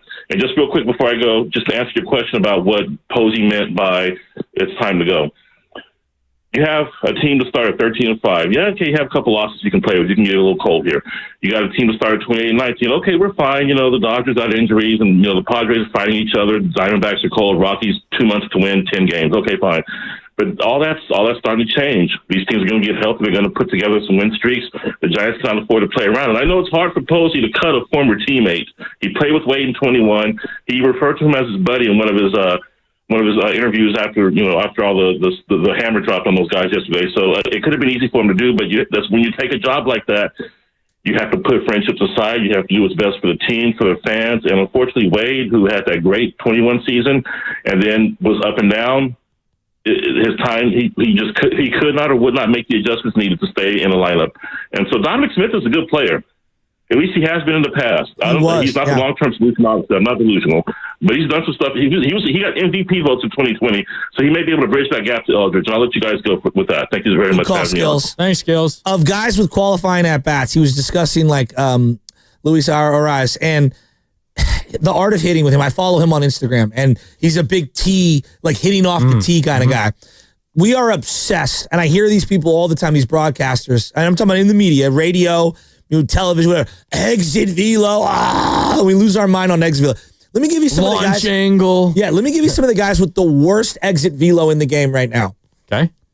These are the top 10. Jose Iglesias, the guy who played third base for the Padres and got hurt. Tyler Fitzgerald, okay.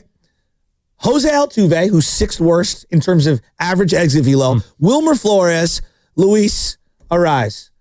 Exit velo doesn't tell if you hit it where they ain't. Exit velo doesn't tell me if you have good bat-to-ball skills. There is an art to putting the ball in play and getting on base. Wade Boggs, Tony Gwynn, Ichiro. These guys made Hall of Fame careers out of taking at-bats and the approach of a Luis Arias, of a Wilmer Flores. Is Wilmer a great hitter? He is a great hitter. You watch him. He's been great this year. No, this year. I'm talking about this year. Yeah, this year. Yeah. And I've talked about this. He goes the other way. He just hits it where you aren't. He'll drop a little flip single in there. Now he'll run into some and he'll hit a home run here and there. But this thing about exit velo, there's a time and a place. A hard ground ball in between first and second that goes in is a base hit. A line drive where the whole defense is shifted into a certain direction and you pulling it into that same spot time and time again, though looks good on paper. Wow, the exit velo, the barrel rate. Are you on base or not? Right? So I have some pushback on these exit velo obsession. And I just think there's more to the game. We got to talk about the games. When I watch Luis Ariz come up, I'll go, damn it, he's a great ball player. A great ball player. Oh, he doesn't get enough walks. Yeah, he sure seems to get on base a lot. Right? Yeah, and he doesn't strike out a lot. And that ball he hit, that was a hell of a play by Johnson. This is one time he actually hits it deep, and he hit it hard off the bat. I don't know what the exit velo was on that one. Exactly. But more than most, and ultimately it turns into an out, not the fault of Ariz there. But it takes away from like situational hitting. 1 and 2 count. You got a pitch that's, borderline, maybe off the plate away, but you got to protect, and you just throw the head out there and you a little flare opposite field over the head of the first baseman down for a hit. That a great piece of hitting? Absolutely, that's a great piece of hitting. But if you're solely focused on exit velo and launch angle and all that, that's going to tell you that was a fail. But that was a pristine piece of hitting. What a lot of people are teaching now is instead of doing that, it is 1 and 2 count. Don't protect. Don't choke up. Don't take something out of your swing. Swing for the fences. And then guess what? You're going to strike out. Last night, you talked about this over and over. It's 2nd and 3rd with 1 out, and you have Jung Hoo Lee up. Yeah. I don't care what the exit velo or the barrel rate was. He got a fly ball to go deep enough to where you could score a run. Yep. That's baseball. That, to me, is the essence of baseball. And I would also say that's kind of the hallmark of what the Giants want to do. Now, do they want to get the big Ramos double down line? Of course. It's how you're going to win games. But situational baseball, playing solid defense, knocking guys in from third when they get there, whether it's through, a barreled ball into the outfield or a fly ball that's lazily hit out to center field, as long as it gets the job done, it doesn't work. Last night, how about that bunt from Luis Ariz? Oh, my God. Perfect bunt down the first base line. What was the exit velo on that? That was as beautiful. I sent out a tweet, and I mean this with all my core. Keith Hernandez, a great defensive first baseman, and Greg Maddux, who I believe had like a dozen Gold Gloves as a pitcher. Those two wouldn't have made that play on that bunt. That's how perfect that was last night. That was a thing of beauty. It was, and it came after a Tatis infield single because his speed put pressure on the play, and he beat it out. And then they've got a rally, first and second, nobody out. The ball hasn't even left the infield. So, yeah, I mean, it's small things like that over the course of a game and definitely over the course of a season that add up. 888-957-9570. Remember, Giants general manager Zach Manassian joins us at 8:30. What should we ask the GM? You can let us know. 888-957-9570. Was that the win of the night for Giants fans? Is that the one that sucked you in? Do you believe in this team right now? I mean, we all agree, they still need to make some moves. They still need to do some stuff. But if you were on the fence when it comes to this Giants team, are you now in? Is your opinion of Ramos changed? I mean, look, we had BPA call in yesterday, and he's like, Ramos, he's not that good. He can't. What about last night? He's been one of their best Those Giants. are the moments that endear you to a fan base. Exactly. And it gives him the confidence to be like, hey, you know what? We go through a struggle again. We can't hit the ball. All right, I'm the guy. Yes. I'm the guy, one, to break us out of it. I'm also the guy in the clubhouse to be like, hey, listen up, everybody. Exactly. It's a coming-of-age moment for the young man. Yeah. And then Randy Rodriguez in the 9th. Where are we at with the 9th inning? I'm walking away from that game. I got about 50 things in my head. It was one of those kind of games. Dude, Randy is a baller, dude. He is. That moment, and then that slider. Dude, it was no big deal. Dude, he's just so cool. He came in, it was great. I had all tying the faith run in scoring position, 1 out. Jackson Merrill at the plate, one of the best young hitters in the game. 3 pitches, all sliders. See you later, Jackson. It was incredible. And then Ryan Walker, we had a text. Who do you want to see in the 9th? And I knew Duvall wasn't going to play because they don't do him 2 days in a row. They do not put him out there. That's kind of their thing with their Same relievers. with Randy. But straight up, Ryan Walker, I've been iffy on Ryan Walker in the 9th all year. Heading into the year, Sam and I had this conversation on Garlic Fries and Baseball Guys, and I told him, I know he finished strong last year, but I just don't. I love him in the 7th, 8th, maybe even the 6th inning in certain leverage situations. I don't love him in the 9th. The 9th is his own beast. And there's something about Randy Rodriguez now. He's a swashbuckler. He's here to stay. And the Giants will say, and we could ask Zach Manassian about this as well, they will say they don't like to throw Randy back-to-back days, so it's difficult to make him the closer. They don't like to throw Duvall back-to-back days, and he's the closer as well. So, yeah. I don't know. And look, Tyler Rogers, How's the leg looking today? How's that knee? And buckled the knee on a crazy play. I mean, he was smiling afterwards, so that makes me feel a little bit better. That doesn't mean it doesn't hurt today, right? Like you just wonder. You just wonder. Look, coming off that mound, it's funky. That's why you have an infielder catch a pop fly in most situations, is because walking around on that mound, you can get hurt. Yeah. I mean, but he was still amazing in the 8th inning. Oh, no, he was great. The bullpen, I mean, saved the day as well. But the offense finally came around. He had that strikeout of the catcher. Was it Maldonado? It's just, oh he my looked God. so overwhelmed. I think it was Diaz. And it was Diaz. Okay. And then I'm thinking he's been in the NL West for a while because he's a former Rocky. And familiarity with Tyler Rogers does not matter because he looked like... He's a good player. Diaz is a good player. I like him. I like him a lot. You got the Diamondbacks have a nice catcher. They've got a nice catcher, the Padres. We know Will Smith is good. Like, quietly, this is a very good catching division. But, yeah, I mean, from everyone that pitched, like, 2 games ago, Shasky, everyone that threw from the bullpen, they had off games. Mm-hmm. Like, they struggled. No one but Doval gave up runs. But then they come back out the very next day. Jelly, awesome, 2 2/3 shutout. Rogers, a shutout inning, gave up a hit, but it was on the infield. Ryan Walker... he wasn't amazing. Got an out, didn't give up a run. But I love that Bob hits. yanked him. Yep, and then Randy Rodriguez comes in and shuts the door. I mean, Randy, the bullpen bounced back from a rare off day, and their offense reason number 1, but bullpen reason number 2. The Giants won that game. I think Randy is going to represent us in the All-Star game. I mean, pitchers who have at least 20 innings pitched, number 1 in ERA. He is the best ERA in baseball. I love that. That's a great stat. I freaking love that. The guy's just lights out. And it feels like the moment is not too big for him. The pitch clock doesn't bother him. The runners on base don't bother him. Who's at the plate doesn't bother him. I mean, he seems to be very calm. But for some reason, the Giants seem very, very, very hesitant to use him in the 9th. I mean, you and I, we were all chatting on the show thread. I asked the second the Giants took the lead. This is where my mind goes. They take a lead in the 7th inning. If they have the lead, who's pitching the 9th? And you immediately said Randy. Why didn't they start the 9th with Randy? I don't know. That's a great question. They have some... Yeah, I don't know. I don't know what it is. Well, I think it's also... They don't want to lose him. I get where they're going. Like, they like Doval in the 9th, but I also think they don't want to lose Randy because he can come in that 2nd and 3rd, 1 out, 7th inning Still situation. a valuable spot, no doubt. Which could be the most crucial inflection point of a game. Yeah. He might be their best reliever when there's guys on base. Yes, he can get a strikeout and he can get a pop-up, which are very important with runners on 2nd or 3rd. Yeah, I'm with you. So maybe they just feel like having that guy is more valuable when you have other guys that you feel pretty good about getting you the final 3 outs of a game. So there's no doubt that is still a valuable Before we spot. go to the injury report, because I'm injured. I have to go to the restroom. I have now drank 4 separate 17 fluid ounces of water plus, this is my second coffee. This one's, what do you think this is, about 17 ounces? Yeah, probably. So I'm almost 3/4 of the way to that gallon we discussed yesterday. Go to the bathroom. It's time for the injury report.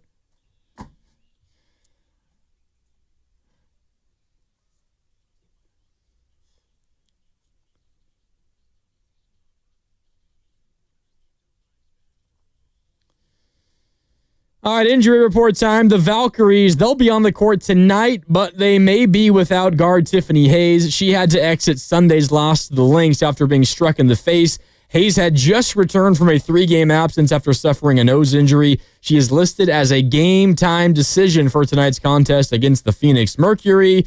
That is the injury report brought to you by Boxer & Gerson, Northern California's premier workers' compensation law firm, helping injured workers get their lives back for over 40 years. And what's coming up on the game is brought to you by Fremont Bank, here for you, here for good. It is your calls on the Giants. Win of the year, hit of the year, Heliot Ramos. I mean, we could talk about Ramos. Is he the face of this team offensively? Is it Ramos over Chapman? Is it Ramos over Adames? Is it Ramos over anybody else? Plus, we do have Giants general manager joining us on the River Islands guest line. That's Zach Manassian, coming up in a half hour at 8:30. It's the Morning Roast. We continue right after this break. It's Joe Shasky, Mark Randy with you. I'm in for Spadoni. More next at 95.7 The Game. I will hate watch. I don't know how many others out there hate watch. I'm a sick individual. Hey, it's Willard and Dibbs for Safeway. Enjoy these amazing deals for their members. And as always, save up to 20% weekly on hundreds of exclusive offers with For You on the Safeway app. Enjoy these.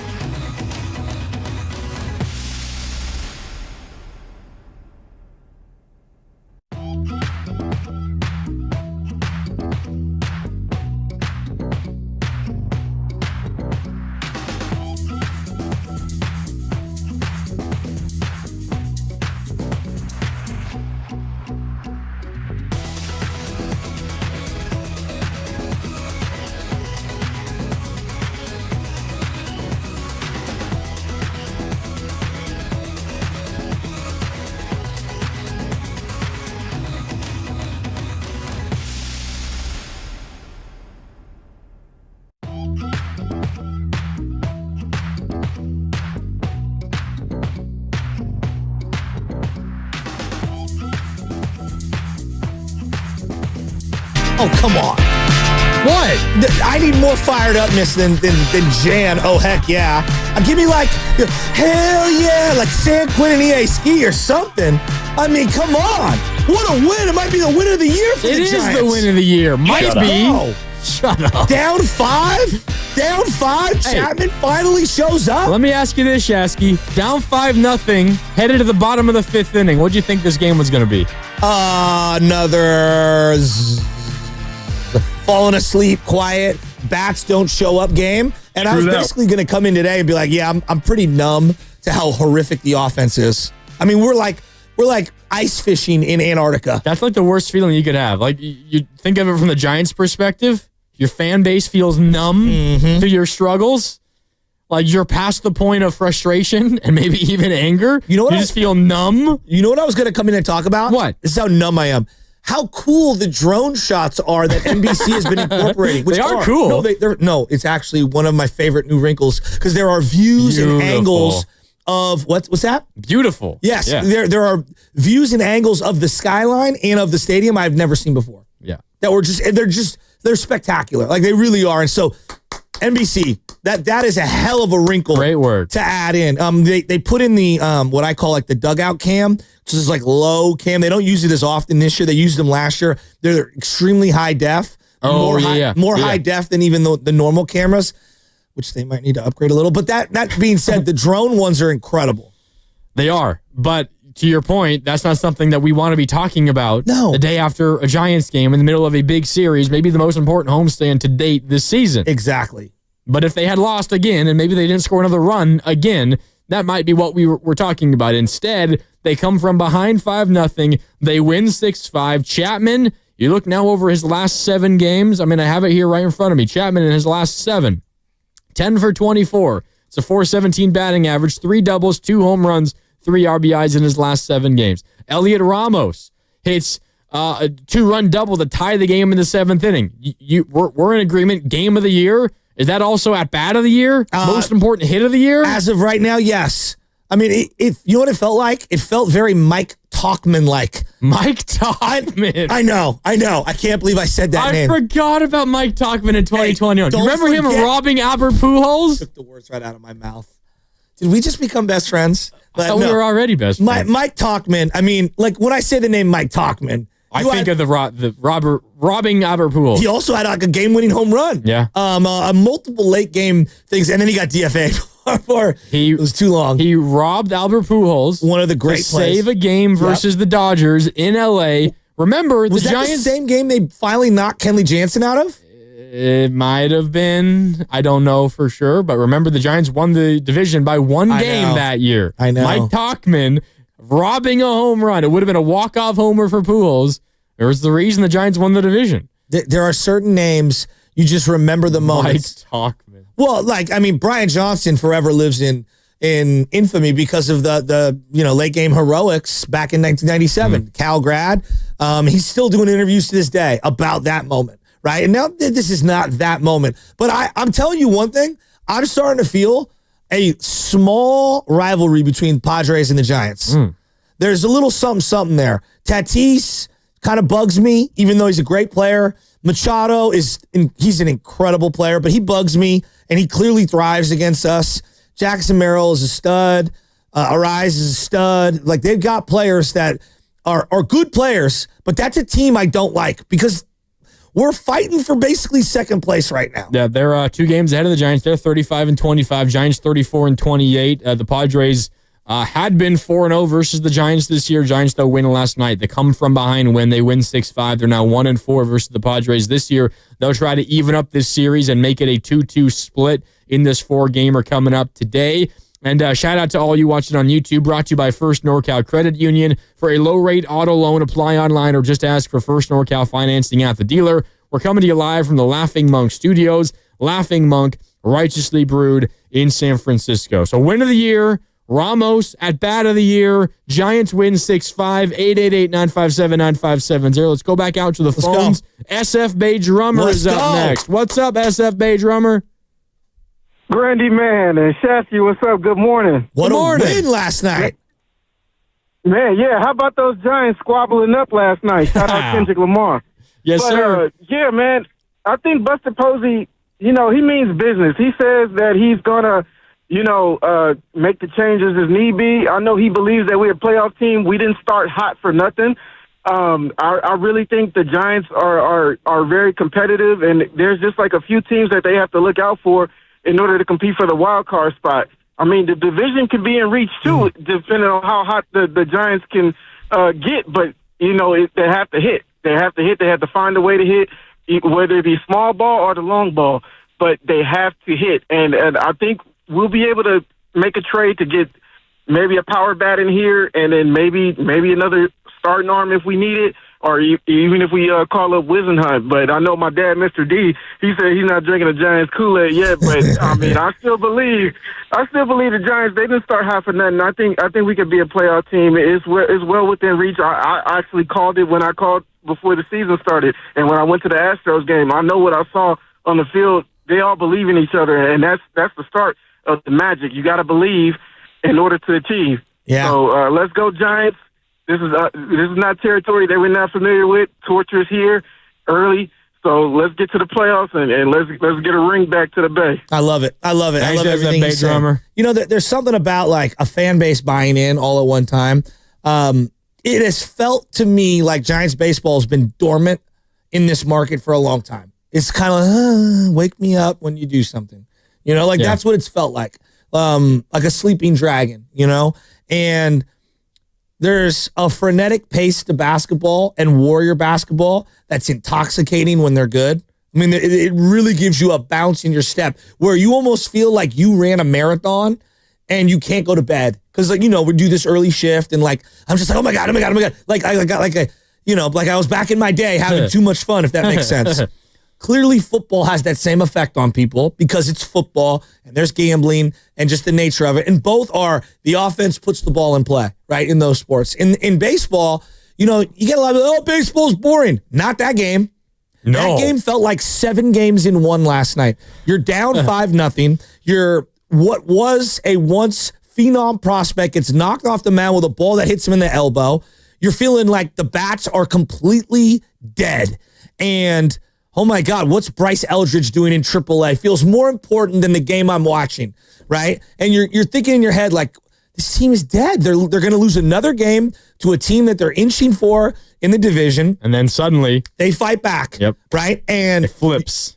I was so excited watching that game back and forth. The Chapman home run. All right, I'm leaning forward a little more. Down 2, all right. Jelly comes in. All right, he's going to shut the door down a little, give them a chance. They get Adames with, every at bat for Adames feels bigger and bigger and bigger. It almost is like a Klay Thompson feel where when Klay would miss a shot early in a game, you could feel the pressure building on his shoulder, the boulder. Do you get where I'm going? Yeah. And I could feel it with Adames. Every ground ball, every at bat just feels bigger and bigger and bigger. And the poor guy just needs something good to happen. He draws a walk, and they get a hit, and then the next thing you know, we've got guys on base, and boom, we finally get the freaking big hit after the Pat Bailey strikeout and a Fitz base hit. We finally get the big hit we've been dying for with runners in scoring position, and there's life. The energy felt like they blew life into him, and I'm jacked. Then there's the whole 7th, 8th, 9th inning of drama with the pitching and the defense and the going back and forth and the lineup you're facing, which feels huge. That lineup feels huge, doesn't it? Oh, yeah, absolutely. They haven't been hitting at all lately, but it's tough to get through. Exactly. Feels difficult. You get the Ramos Adames ball that falls in left field, and we're all like, oh my God, someone make a play. And we could argue about whose ball it is. It's probably Ramos's ball. He's calling him. Maybe he can't hear him. Adames is going to keep coming out to that play until he can make it over his shoulder. You don't want to get plastered by the outfielder who's coming in. It's an easier play for him to come in than for you to go back. It's crazy. And you're like, oh my God, Ryan Walker, get him out of here. Here comes Randy Rodriguez. They win that game, and I can't go to bed. And unlike basketball or the NFL, baseball's boring. Not that game. That game felt like 5, 6, 7 games in one, and I couldn't go to sleep. And it felt simultaneously much bigger than any other June 4th game. Absolutely. Huge. It's one thing. If this game plays out the way it plays out, it's a fun game no matter what. This game plays out, though, on the heels of the Giants going 7-3 and they scored 8 runs last night, and they scored 5 runs the game before, and everyone's feeling good, right? Like, still a hell of a game and really fun, and if you were there, you had a great time. And you're watching at home, you're having a great time. But you have that game, the way it went, kind of storybook. You fall behind by 5, you immediately think, oh my God, they haven't scored 5 runs in a game in almost 3 weeks. Now we expect them to score 6 and come from behind 5-0? It felt impossible. No chance. They score 1. You're like, well, at least you're not going to get shut out. Then Chapman hits the home run, and it's 5-3, and you're thinking, well, I mean, at least they're showing some fight, but do I expect them to score 3 more runs at least to win this game? No, probably not. Not a chance in hell. And then the Ramos double happens, and suddenly everything in your mind just switches. You're like, oh my God, I love this team again. It's exactly it. I love this team again. It's incredible. And then baseball. they win, and now we're coming in here 6 a.m. My alarm went off, and I was immediately out of the bed. This is my 3rd day in a row doing this, and I'm not normally getting up this early, but I don't feel tired. I know. Because of that freaking game last night. And then you saw me come waltzing in. I'm singing and rapping and doing whatever I got because I got the earbuds in. Because that's the kind of win that gives you pep in your step the next day. And I think it's the kind of win where you go out today and you find a way to get that split. That's how big of a win it was. It did not feel like one game. It felt like multiple games, and they need today. Who's on the mound today for the Giants? Who do we got today? Who's there? Do we even know? Because this is a big one today. Big one today. I mean, they need this, and they got the Braves coming in. I mean, I kept thinking like halfway through that game yesterday, I'm going, oh my God, the Braves are on deck next. Robbie Ray versus Dylan Cease. Yeah. Let's go. What a matchup. NL Dylan Pitcher of the Month for me. Versus Robbie Ray, who was on the MLB Network yesterday talking about grips and how he's trying to help Harrison. And Cease hasn't even been very good this year. No, but we'll see how he pitches today. But he's a good player, though, overall. Oh, yeah. This is a big-time matchup. Got to win today. I mean, you blew the Robbie Ray last game where he pitched a gem. God, this one's big. This team feels like it's got a little swagger, and the 2 guys you brought in on the day of are in the starting lineup and both contribute. I'm just eager to see like how one, obviously, go out, win. You got to score runs. You got to pitch well. You got to play smart baseball. Sure. You can't commit errors. Like all of those normal baseball things. I'm just eager to see like how the team feels, right? Like, do they feel a little looser? Is it a little more easy? There's some more smiles in the dugout. And I mean, you know how baseball works, maybe more so than any other sport. When you're just feeling good, like it just flows, and you can build one night off of another. You get to the point where it's like, oh my God, we've won 7 games in a row. I know. I'm convinced we're never going to lose again. I hear you, and I'm a big believer in the streaks and the slumps tend to be infectious within a lineup. A couple guys start to get going. The next thing you know, you got 3 or 4 dudes humming all at once, right? Like, that's the one beautiful thing about Heliot Ramos. As a lot of guys have struggled in this lineup, he's been relatively solid. Yep. And that's why I got a little, again, I brought him up like 10 times this morning, but Brian at Palo Alto, like, I was like, no, really, dude? Like, come on. Ramos has been one of their best players. Come on. Like, yes, okay, he didn't execute the other day with a runner in scoring position. He hit a hard ground ball. Infield was in. It was just right at him. That happens sometimes. Got to elevate it, though. No doubt. And he'd be the first to admit it. But Ramos is the least of my worries. Yes. I mean, he's been your most consistent hitter for 2 years now. You know what would be great today is if, like, Adames just had a day. Like a 3-hit day. Oh. Like a 3. Wouldn't that be just like... It would be just amazing. It would be amazing. If Adames leads the way offensively for a win today... I don't know if there will have been ever like in Giants baseball that I can remember a like vibe shift as dramatic as the Giants 2 days ago to the Giants post game today. That's like if Adames leads the way offensively, it would be crazy. 3 hits, couple RBIs, scores a run, and they win. Like imagine how you felt about the Giants before, in the middle of last night's game, and then to how you would feel this afternoon if they win, led by Adames. And I'm seeing text messages from the 925. You're talking about the vibe change. I'm going to be honest. I'm kind of upset. I turned the game off because they were down 5. Oh, no. And I watched Love Island instead of them come back and win. I bet a lot of people did that. Yeah. And I'm not blaming them. I'm not mad at them. Again, down 5-0, going to the bottom of the 5th. I mean, yeah. How many of us are thinking the Giants are going to win that game? How many of us are even thinking the Giants are going to come back and make it competitive? Is there like a bravado, like, you know how they do this in like a basketball in the NFL? Like, if you would have bet when they were down 12 points. I can find it on Baseball Savant. Is it on there? Like, I want to know what the odds were that the Giants were going to come back into that game. Because it felt minimal at best. Carter, did you bet on the game? Yeah. Okay. What I can guess what they were. They were probably like plus 550, meaning like if you bet $1, you get $5.50 back. That's pretty good, huh? So what did you bet? Giants money line. Did you? Yeah. Never in doubt. Never in doubt, baby. While they were down 5? No. Okay. Wow, you bet Giants money line. Let's see. Going into Carter, we need to make this a segment. So Carter's, habitual gambling Cash issues. out with Carter. Cash out with Carter. Cash me out one time. Let's go. Get Kevin Dana to do the intro while we're at it. Dude, I love that. Guru, look out. He's coming for his picks of the day. Bottom of the 5th inning, it was a 95% chance for the Padres to win. Wow. 95% chance. You go all the way to, let's see, we could get to top 7, and it was still an 81% chance for the Padres to win. That is crazy. And what were you thinking when Ryan Walker led a couple on base and they went to Randy Rodriguez? What's going through your head at that time? Oh, my God. Randy, first ever save? Like, do you have it in you? I believe because he's been amazing, but there's a part of me in the back of my head that's like, for some reason, they don't like to pitch you in the 9th. I don't know what it is.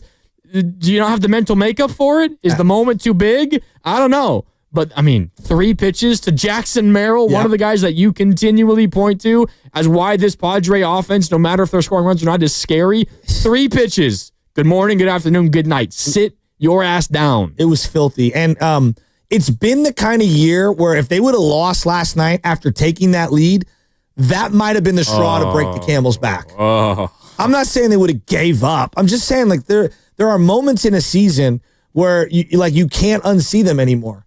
Remember in the COVID year when Tommy LaStella was playing for the Angels and they went to that pitcher like 3 days in a row and he gave up the Trevor Gott.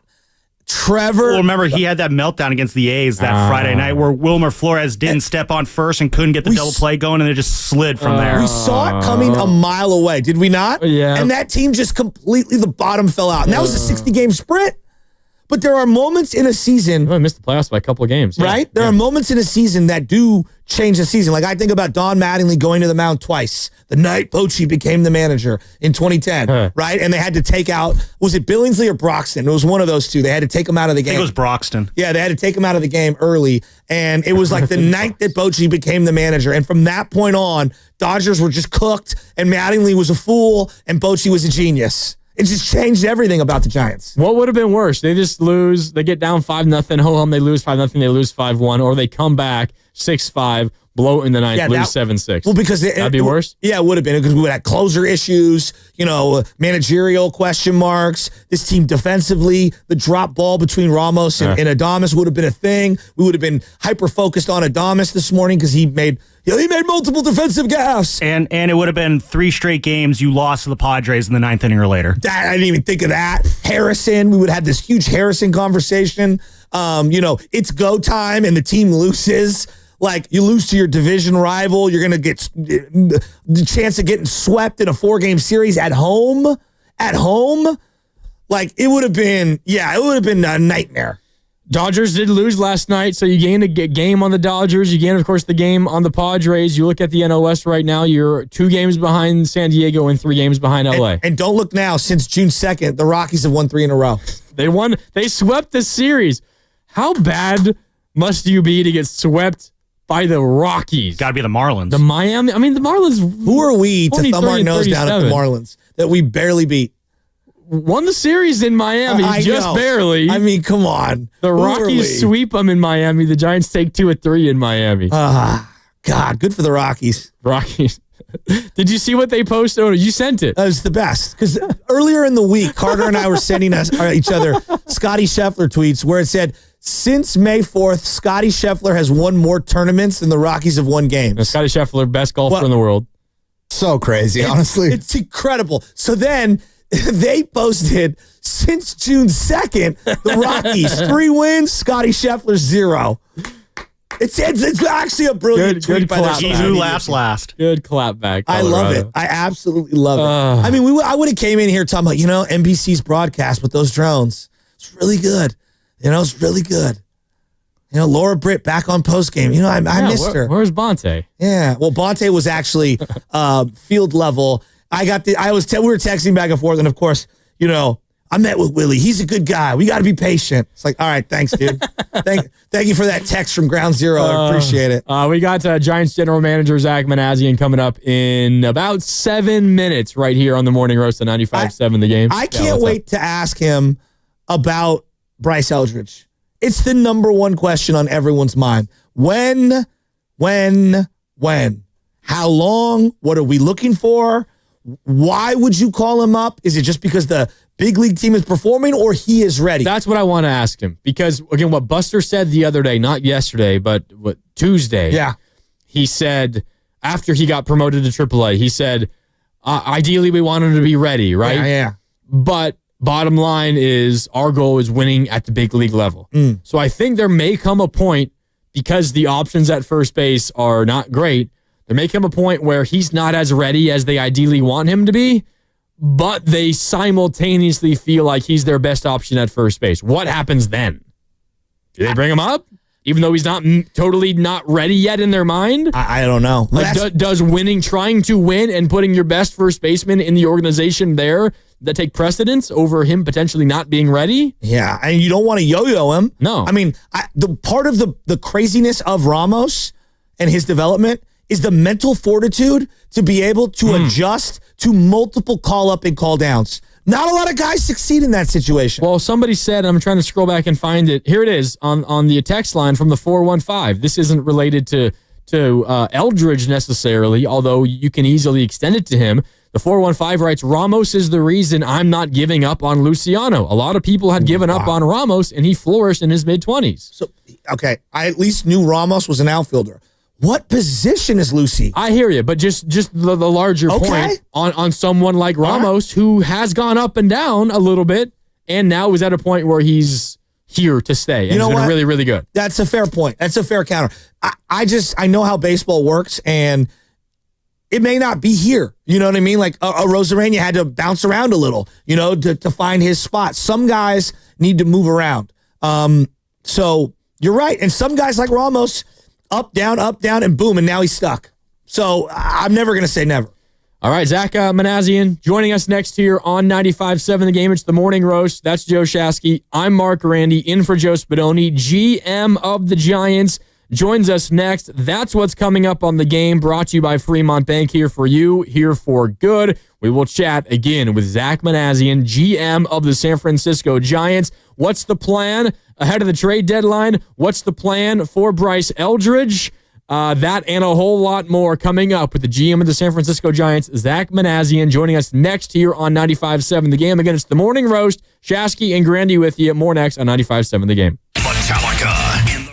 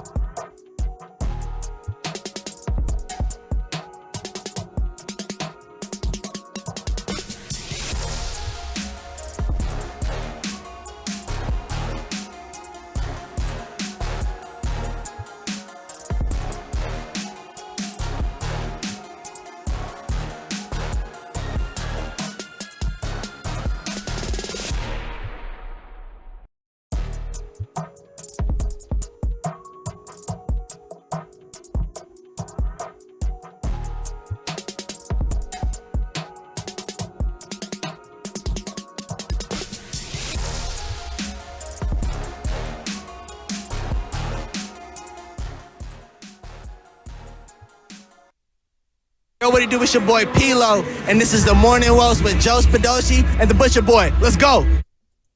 Welcome back. No Spadoni today, or Spadoshi, as Pilo would say. It's Mark Randy in for Spadoni alongside Joe Shasky here on the Morning Roast at 95.7 The Game, celebrating that Giants win, one that the Giants desperately needed, and no better way to celebrate a Giants win than to catch up with the general manager of the Giants, and that is Zach Manassian, who joins us now on the River Islands guest line. Zach, it's great to have you on. Yeah, Zach, I got to say, before you even got the job, I actually ran into you in Golden Gate Park near the Botanical Garden.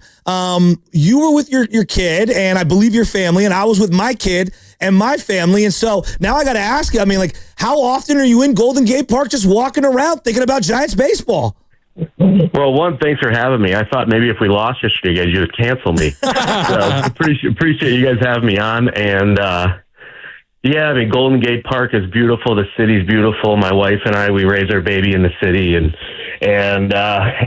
we love it. So she likes to get me out and walking with the baby, and I have one condition: I can just make sure I can check my phone, and especially just waiting for any incoming phone calls from my boss, because I can't miss those. Oh, I love that. I absolutely love that. All right, so now as a city guy, you've been here for a couple of years now, but we're going to get into the team, but just rapid fire real quick here. Favorite pizza spot in the city for you thus far? Oh, man. Probably Tony's. That's not bad. Favorite burrito spot for you in the city right now? Oh, man, I don't know if I have a favorite burrito spot. I probably need to find a favorite burrito spot. So I've eaten about 3 places in the Mission that are all like, wow. I love it. And then what's your favorite park to take your son to? I've got a few that I love. We go to the different museums and whatnot throughout the city. Academy of Science. Where's your favorite spot to take him on a hot day? We're pretty close to Washington Square. I love Golden Gate Park. Walking through there, you can kind of walk for hours and hours, and it's really pretty, but also, we just love North Beach, and so we'll go to Washington Square, go to Joe DiMaggio Park. He loves the swing set, and it's a little park, but it kind of feels like it's ours, so it's been awesome. A little original of Joe's, a little action, go see the Dugan family. Absolutely. Yeah. Drop my name in there. Maybe they'll take care of you. All right? Those are my guys. That would be great. Yeah. Zach, how badly did this team need that win yesterday? The offense scuffling big time. I know I don't need to tell you that. You're down 5-0. You come from behind. The bullpen does a job. Chapman, the home run. Ramos, maybe the hit of the year in the 7th inning. Then a sac fly, which the team hasn't been able to do a lot of. How good did that feel to get that win? The way it happened specifically. Yeah, it felt great, and look, we don't need to win every game like that. It raises my blood pressure too much. Be down 5-0 and win by a run, but like you guys said, it was huge, and I think it speaks to the character in that clubhouse, players, coaches, and the belief that they have in themselves, and yeah, it's been a really tough stretch, but to win it that way, scoring runs, especially when we were down with how difficult it has been to score, is just absolutely huge. And you hope it has the kind of a ripple effect and carries over to today and future games, and we'll just see how it goes. Yeah, I've been blown away with Ramos. The mental fortitude to go through what he's gone through, the up and the down, and you're part of our future, and it doesn't feel like you're part of the future. And then now all of a sudden he's made the most of his opportunity. You can make the argument he's been the best Giant 2 years in a row right now since being called up last year. What are people not seeing from Heliot Ramos that you guys are seeing? You, Buster, Bob Melvin, the Giants' internal brass. Yeah, I think it's a huge credit to Ramos himself in that there is a thirst for knowledge of the game, and was able to sit and talk to our coaches for a while yesterday, and on the hitting side, Pat Burrell and Damon Miner and Oscar Bernard they were talking about just Ramos starting to see the game, more and more clearly, and asking certain questions and getting a sense of how pitchers are going to adjust to him. And I think they're just so impressed with the maturation of just how his mind is working on the field. It's something I look back to with him as a minor league player is he loved playing and he always played hard. So I think those things are showing right now, and he always had the physical tools, but I think maybe when those times came when it didn't look like he was going to be a big part of the future or wasn't sure, he just kept going out and playing hard.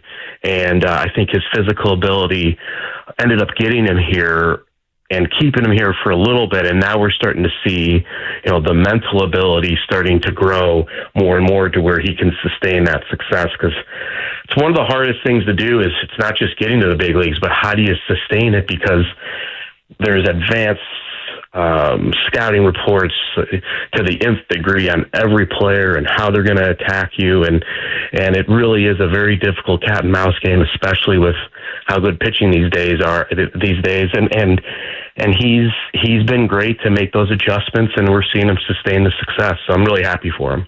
Giants general manager Zach Manassian with us here on the Morning Roast on 95.7 The Game. And Zach, you talk about not just getting to the bigs, but staying there. That's also a phrase that has been thrown around a lot when it comes to Bryce Eldridge. And obviously he made some news earlier this week, getting promoted from AA to AAA. This is maybe the hottest topic among Giants fans right now. What specifically do you need to see from Bryce that will prove to you guys that he's ready for the bigs?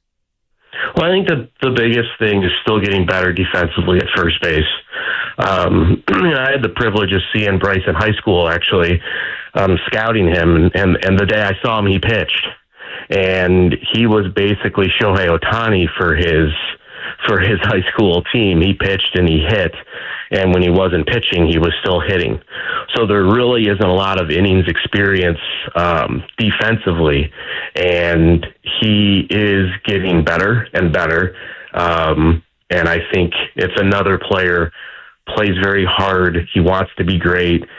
He himself has come out and talked about his defense and how it needs to get better, how he wants it to get better.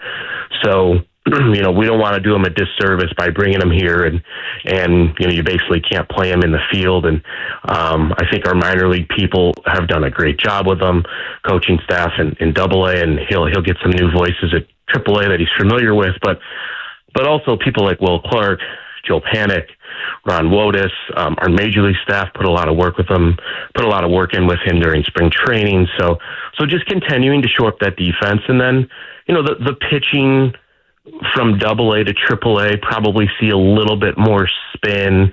You get a little bit more of the crafty veterans as he just continues to round out, his offensive game and making more contact. Because when he makes contact, he's obviously very dangerous.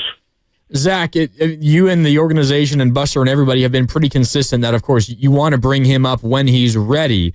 But will there come a time when the organization feels like maybe he's not quite as ready as ideally you'd like, but yet he's also simultaneously the best option you have at first base? If that happens, what happens then? Because I know Buster said earlier this week that the ultimate goal is to win at the big league level. Yeah, and I think... Look, I think you always want to stay open-minded, and it's not just with Bryce. It's really with all of these players and really trying to get their strengths. I think there's probably as much development at the major league level now as we've seen in the last 15 years, 20 years as players get pushed through the system quicker and quicker. So I would say there's always a chance, and whether that's Bryce, whether it's another player, you try to protect them maybe by trying to cover up their deficiencies, in other ways. I was fortunate. I worked for the Milwaukee Brewers at a time when they were rebuilding, and we had Ricky Weeks and Prince Fielder, who were considered defensive liabilities playing first base and second base, and we were starting to become a competitive team, and that was the question with those two. And do we try to protect them with defensive changes late in the game? In that situation, we didn't, but those are certainly things that you can consider with really any young player that comes up as a way to protect them, but still allow them to grow and hopefully help you win games at the major league level. Because like Buster said, that's what we're here to do. That's what it's about. Yeah, no doubt about it. You bring up Ricky Weeks. Gosh, my mind goes back. He waving the bat like Eric Davis. He was a ball player, man. I was a big fan of his. I'm looking at Willie Adames right now. The game is just such a game of failure and how to accept it and how to work through it. And you go through streaks and slumps and stuff. I just thought that was a huge walk for him that he drew to start that rally late in that game yesterday. And he's made some mistakes defensively, which I know he's frustrated with. Where's he at right now? Where's he at mentally? Where are you guys at with him? What are we working on with Willie Adames? I mean, everybody wants to love this guy right now, and he's the big high-priced dude, and I'm sure he's frustrated. Yeah, I think, he wants it so bad, and then that probably what goes into maybe putting more pressure on himself. And defensively, I know yesterday was a tougher day for him defensively. I thought he played really well defensively in May. I thought it was much improved over April, which was encouraging, and some of the numbers that we have internally, back that up, and so hopefully we see that a little bit more consistently going forward. But it's another player in a new situation, and I think Willie, to his credit, and it's also could be a detriment, has historically been a streaky offensive player. I think when he was traded from Tampa to the Brewers, I want to say he was hitting 180 at the time, and that was in mid-May, and went on a heater pretty much the rest of the year and ended up having a pretty nice year. So, I think with players and how convoluted swings can be, we can see those long stretches of hot and cold. And I think he's just working to try and figure out what works for him and adjusting to our ballpark. And, probably some of those balls he's hit here to center field or right center field in Milwaukee, those are homers, and how do you work your approach? How do you change that? Now, I think hopefully he's got a pretty good example in front of him. Our leader of baseball operations was a right field guy, and the stadium ended up working for him just fine. So I don't doubt Willie's going to continue to work. He's coming with the same energy every day.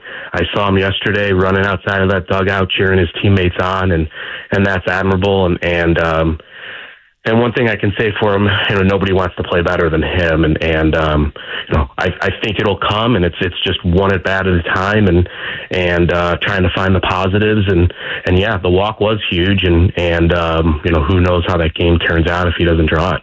Giants general manager Zach Manassian with us here on the Morning Roast on 95.7 The Game. I want to go back to Bryce really quick, Zach. You talk about, obviously, you want him ready offensively and defensively, and I know your DH right now, Wilmer Flores, is having a hell of a season, but is there a world in which you think his bat is MLB ready, the glove isn't? Would you be willing to play him at DH early to get his bat in the lineup if you think it may help you win games? Yeah, I mean, I think we have to stay open-minded to it. Whether we get there or not will be dependent, obviously, on a lot of other things. But I think when you add it all up, if as a group collectively feel like, nope, this is a risk worth taking because it's going to help us win, then yeah, possibly we get there. But part of the reason is getting him to AAA. It's just I think the right maturation and process for him as he climbs through the minor leagues, and I think the biggest thing is let's see how things go there, and then we keep going. But certainly happy with where he's at offensively right now, and look, I think he's 20, so he's undoubtedly going to get better. There's no doubt in my mind he will improve, and I believe he could improve even if he's at the big league level. It just might be a little steeper curve. Ninth inning. I know Camilo the other night, this is his first, little blip on what's been a great season to bounce back. We talked about the mental fortitude of Heliot Ramos. I feel like Camilo's had just an incredible bounce back this year. He's been awesome. Yeah. Pitch clock hasn't frustrated him at all. He's thrown strikes. He didn't have a grip on the fastball. He kept going sliders. That's fine. But how are you guys viewing the ninth inning as a whole? Randy has been a weapon for you guys in that bullpen. You got Ryan Walker. You got Camilo. Is it whoever's available on a given day, or are we maybe starting to reconsider after last night?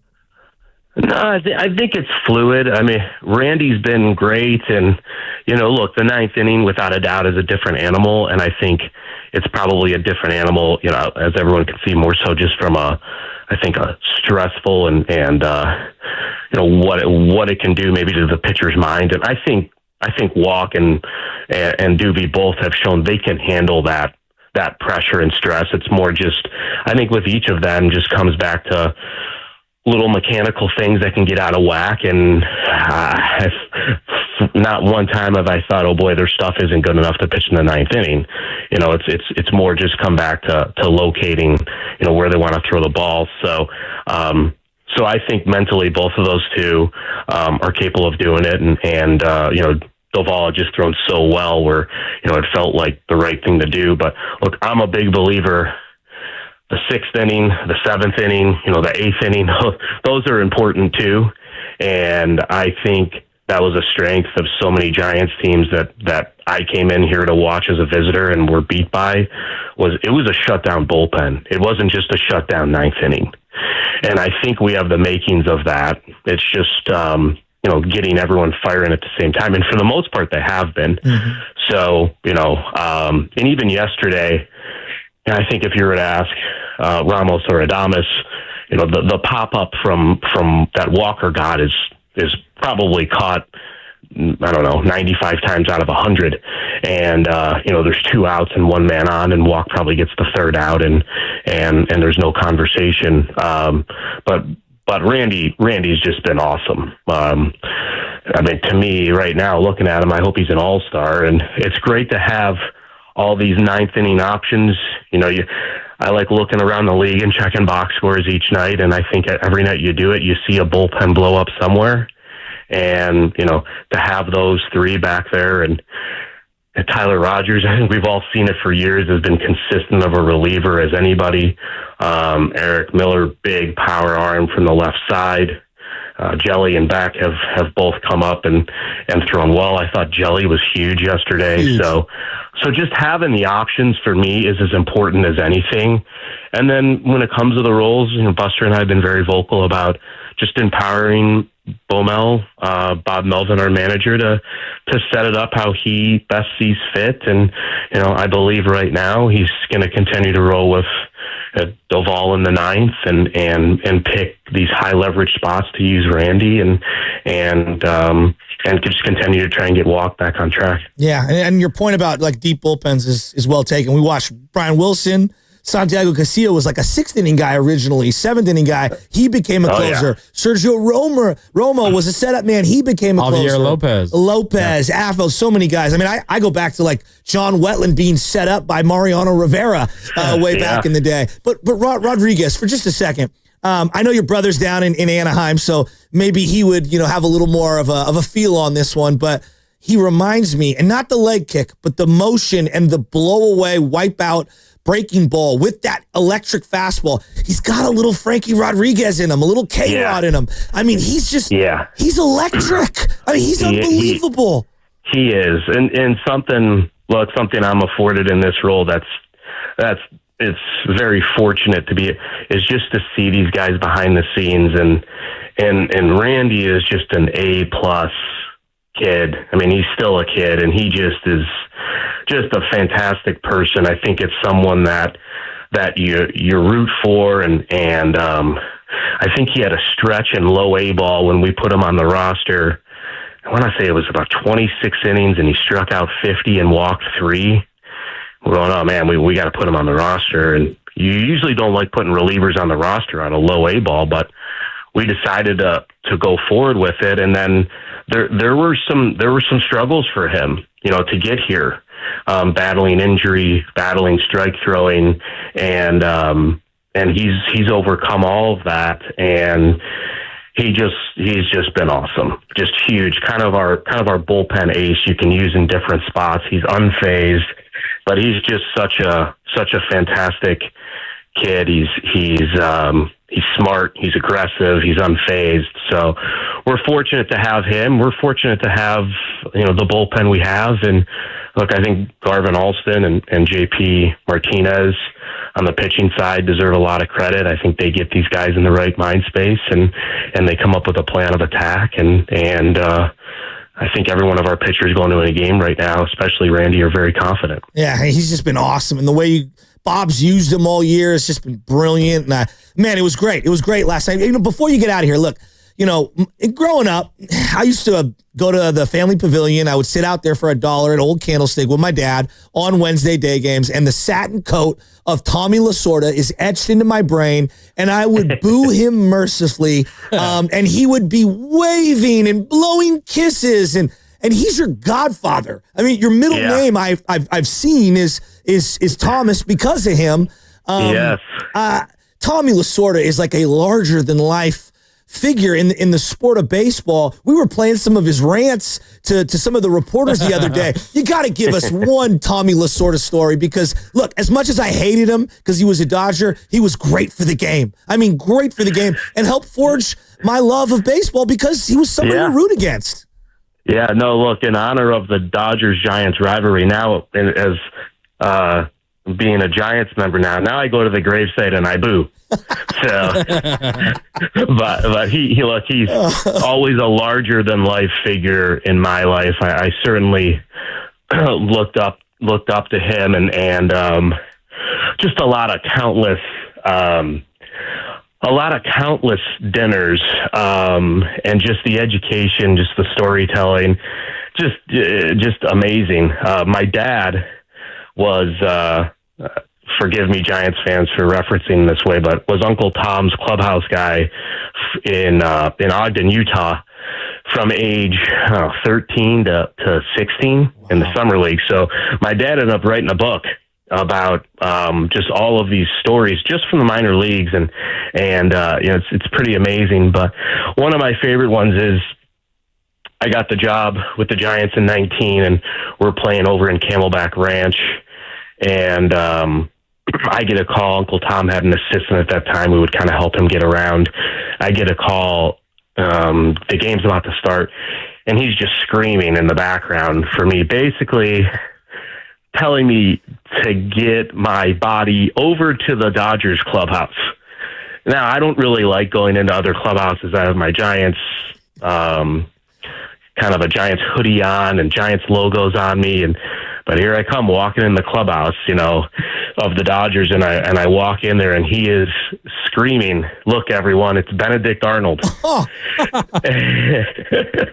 So that's kind of true Uncle Tom right there. But no, I appreciated every minute I had with him and his wife, Auntie Jo, who has since passed, is my godmother also, and she's just fantastic. Still close with his daughter Laura. But I can promise you, it's amazing to me how easy the transition has been to despising the Dodgers. And I was joking with John Shea the other day in our clubhouse, and I said, count the number of times you see me in blue this year. And so it's just a privileged, honored, and proud to be his godson, and but I think he would, if anyone would appreciate the competitive nature that I kind of take day in and day out, if anyone would appreciate that, I think it would be him. We love to hear that. And we thank you for being so generous with your time, Zach. Really appreciate it. Great win last night. Hope they can make it 2 in a row today. Sounds good. Next time you see me in Golden Gate Park, give me a "Let's Go Giants." Hell we'll yeah. Walk together. It's either that or I'm going to go, tell your brother to trade us Mike Trout. I'm teasing. Sounds good. I like the ideas. Let's go. Ideas. All right. Thanks, Zach. We're rooting for you guys. Go Giants. Appreciate it. Talk to you later. All right, thanks, Zach. That's Giants general manager Zach Manassian. That is a great story. I love Benedict Arnold. I love that. Begs so much. him, screams at him to come over to the Dodgers clubhouse, and then immediately screams at him when he gets there. Dusty Baker was a Dodger turned Giant, right? Yeah. For a lot of people my age, like Dusty was the dude. You know what I mean? And obviously Oral Hershiser pitched for the Giants, and I never felt right. Never did. Brett Butler, though. Brett Butler went back and forth, and I rooted for Brett Butler. He's one of my favorite players at that time when he came over. There's a countless amount of people that have either started one way or gone the other. Sergio Romo grew up a Dodger fan and now bleeds black and orange. Famously, Jackie Robinson chose to retire rather than become a Giant. And boy, did I respect the hell out of that. You know, it's one of my favorite little tiny small subplots during the Jackie life. Jeff Kent. Yeah. Oh, well, Brian Jeff, Wilson. You mentioned Sergio Romo. Juan Uribe. I mean, there's Jason Schmidt. You probably don't remember Corey Snyder. You know what I mean? Like, there are so many guys like that I just, I hate them. Like, when we brought in Michael Tucker, it's like, he's a Dodger. I don't like him.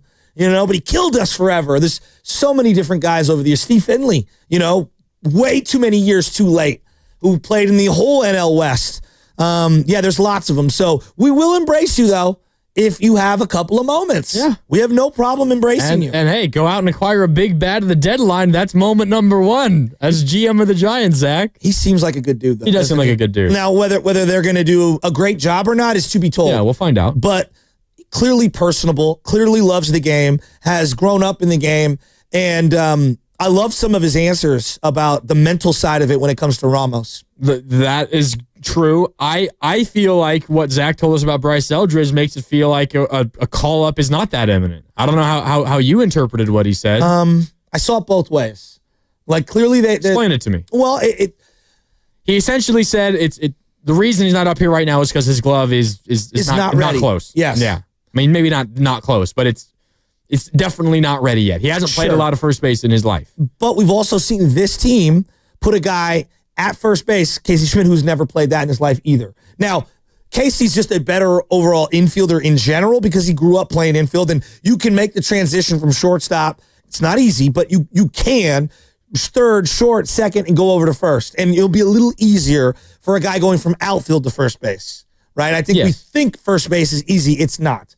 So he's clearly going to have to figure that out. And like, there's the whole song and dance of just holding a runner on and getting a good jump after the ball's been released by the pitcher after a hold on, like little nuances like that. Yeah.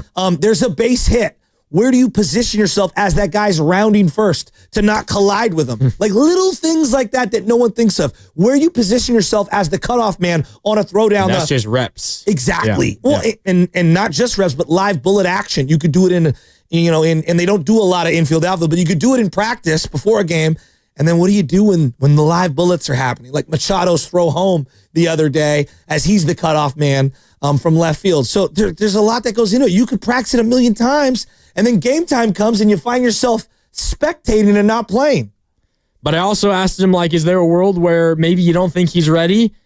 Great question. But you feel like he still is your best option at first base, and he didn't immediately say no, but he seemed pretty hesitant. And I asked, would you give him at bats at DH?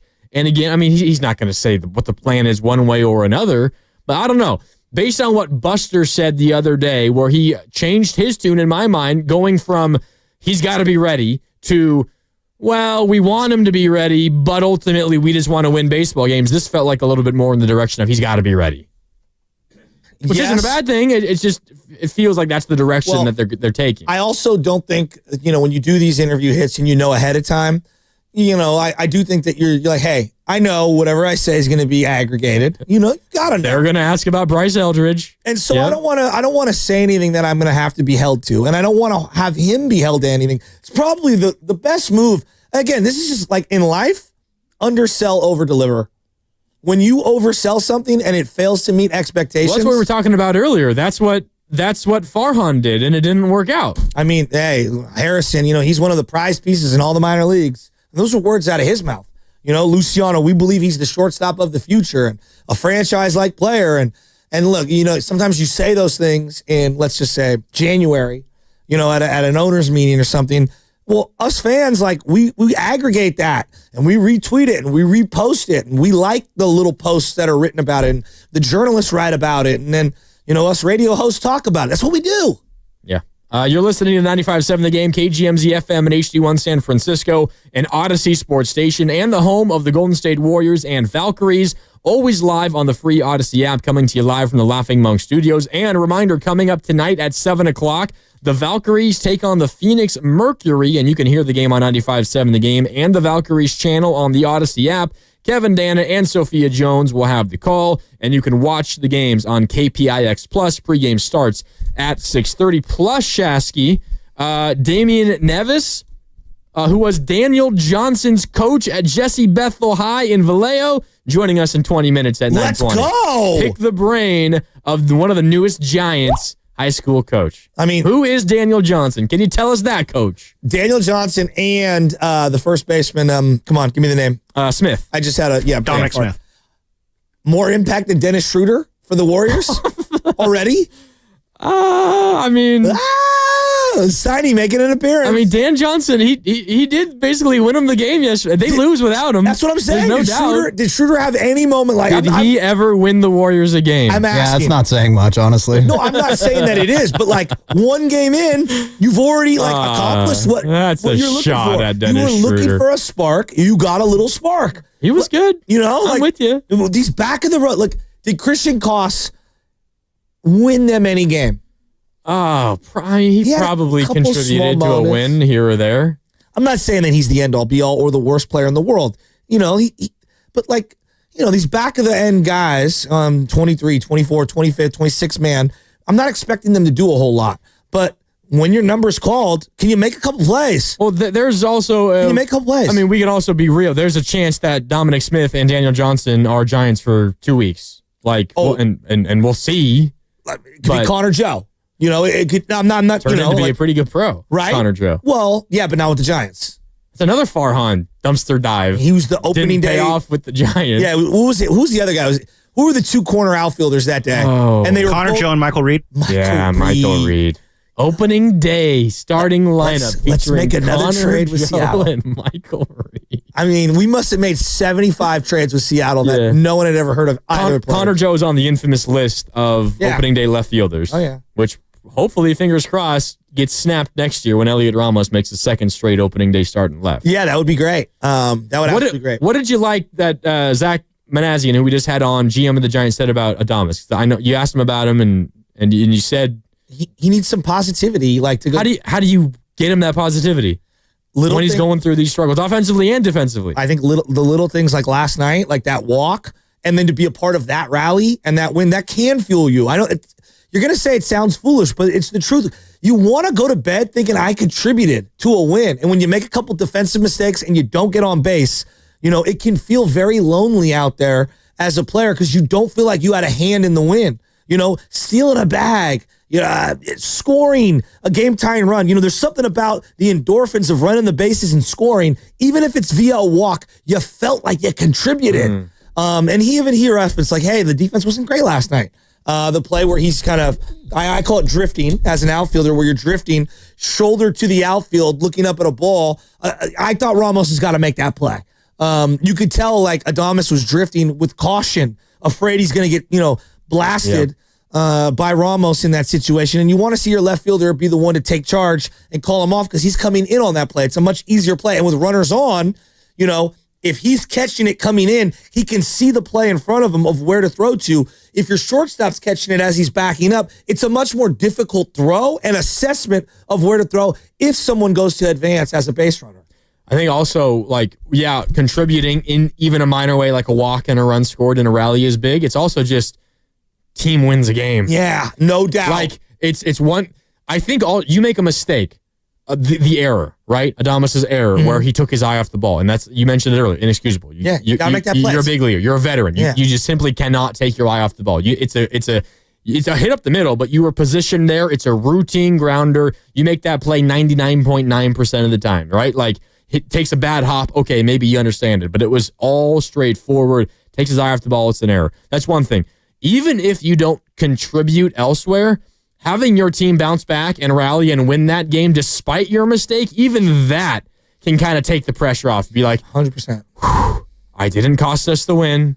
Let's take a deep breath. Let's reset here and let's go again. 100%. Just your team picking you up sometimes can be enough. There's no doubt about it. And when you hit a ball hard and you don't even get out of the batter's box, it is so deflating. And everyone's like, you hit it hard. You can't do any better. Like, that's what people say in the dugout. Like, that's what you look for. And you're just like, barreled that one shut up. the hell up. Exactly. I don't want to hear it. And then when you see somebody else, what I call they hit a duck fart for a, lack of a better term. It's like a little blooper, a little end of the bat. And you're looking, you go, why can't I get one of those? Like, that's how the game is. Baseball is a very mental game. Golf, baseball, the free throw line in the NBA, because you're not moving. You're standing around a lot. And so each pitch, all right, it's 1-0. It looks like he's setting up outside. Let me go a couple steps this way. You have all this downtime to think. It becomes a very individualized sport. In basketball, there's too much movement, and in football, there's too much movement. You're worried about what you're doing as things are moving, whereas baseball is just so much downtime.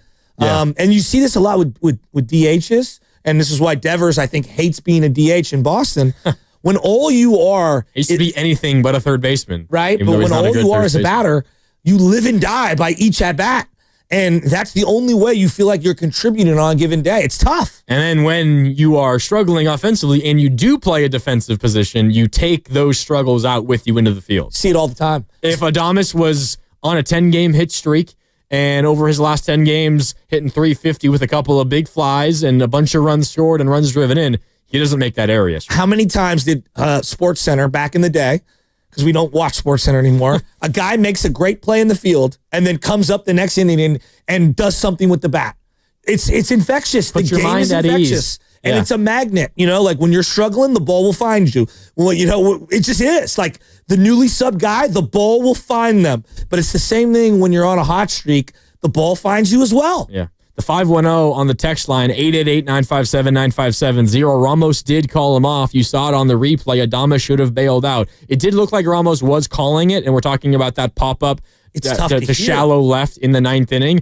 But what Ramos said post-game on NBC Sports Bay Area essentially was, I was saying I, as in I got it, but it was loud. The fans were loud, and he probably couldn't hear me. It's tough. I mean, you're up in there. And also, sometimes you just, in the middle of a play, sometimes you literally just can't hear, because you're just blacked out as you're trying to make a play. Some guys play like that. Takes a lot of focus you're a shortstop running back to the infield, tracking a ball. You've got a gigantic Ramos sprinting at you as well. You don't want to run into him. No. You're trying to keep an eye. You're in fair territory, but you also have in the back of your mind, all right, where's the foul line? Am I going to run into the stands? Am I going to hit the wall? You got a lot of things to worry about. And he is a veteran making a lot of money. That's what the job entails, but we can't lie and say, that's an easy play to make. It's not. No. There's no doubt about it. And again, sometimes somebody calls something and you hear it late and you bail out late and two guys kind of flinch or whatever. You see that happen a lot more at lower levels. Tatis and Merrill almost collided in right center.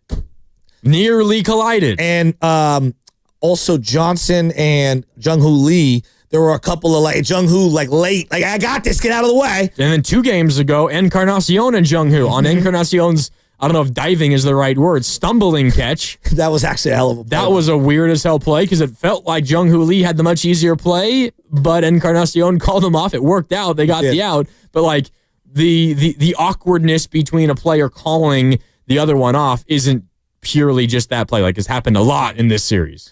Boy, that Zach interview, I can't wait to get some of the cuts. I would like to listen to some of the Bryce stuff one more time, and just how good a win feels for an organization, how happy he felt. Like that, you win and lose, whether it's the NBA, the NFL, Major League Baseball, the vibe around a team can shift dramatically. You want to hear it?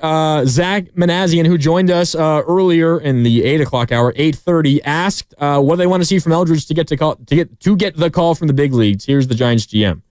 The biggest thing is still getting better defensively at first base. I had the privilege of seeing Bryce in high school, actually, scouting him, and the day I saw him, he pitched. He was basically Shohei Ohtani for his high school team. He pitched and he hit, and when he wasn't pitching, he was still hitting. So there really isn't a lot of innings experience defensively. He is getting better and better, and I think it's another player, plays very hard. He wants to be great. He himself has come out and talked about his defense and how it needs to get better, how he wants it to get better. We don't want to do him a disservice by bringing him here and you basically can't play him in the field. And I think our minor league people have done a great job with him, coaching staff in AA, and he'll get some new voices at AAA that he's familiar with. But also people like Will Clark, Joe Panic, Ron Wotus, our major league staff put a lot of work with him, put a lot of work in with him during spring training. So just continuing to shore up that defense, and then the pitching from AA to AAA probably see a little bit more spin.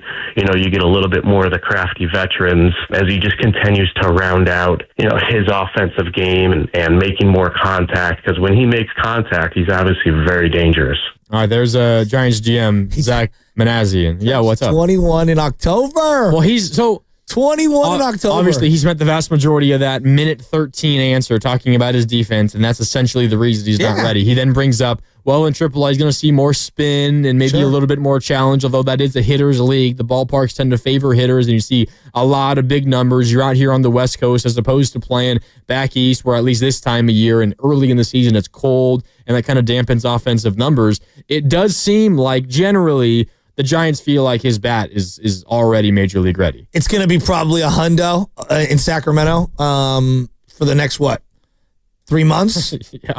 Right? Like, I'm talking about triple digits in terms of heat. I don't know if you ever played up there and the ball flies up there. Oh, yeah. It's I've been doing a number of games up there. Yeah. Yeah, so I expect his offense to be fine. It's the defense. There's no doubt about it. It feels like they think the bat's major league ready. And hopefully the offensive struggles to the degree that we've seen for the last 2.5, 3 weeks is completely behind this team. But if they go through an offensive slump again, and everything from the Giants is, we feel like his bat is pretty darn ready, there's going to be a lot of noise from you, me, fans, everyone. I don't care if his glove isn't ready. We need his bat in the lineup. I'm ready. Right? I'm ready. But there are a lot of plays at first base. Think about last night. Think about last night. How many individual plays? Forget just the throwovers from third, second, and short. How many plays that were choppers in what I call the Bermuda Triangle between pitcher, second, and first? Yeah.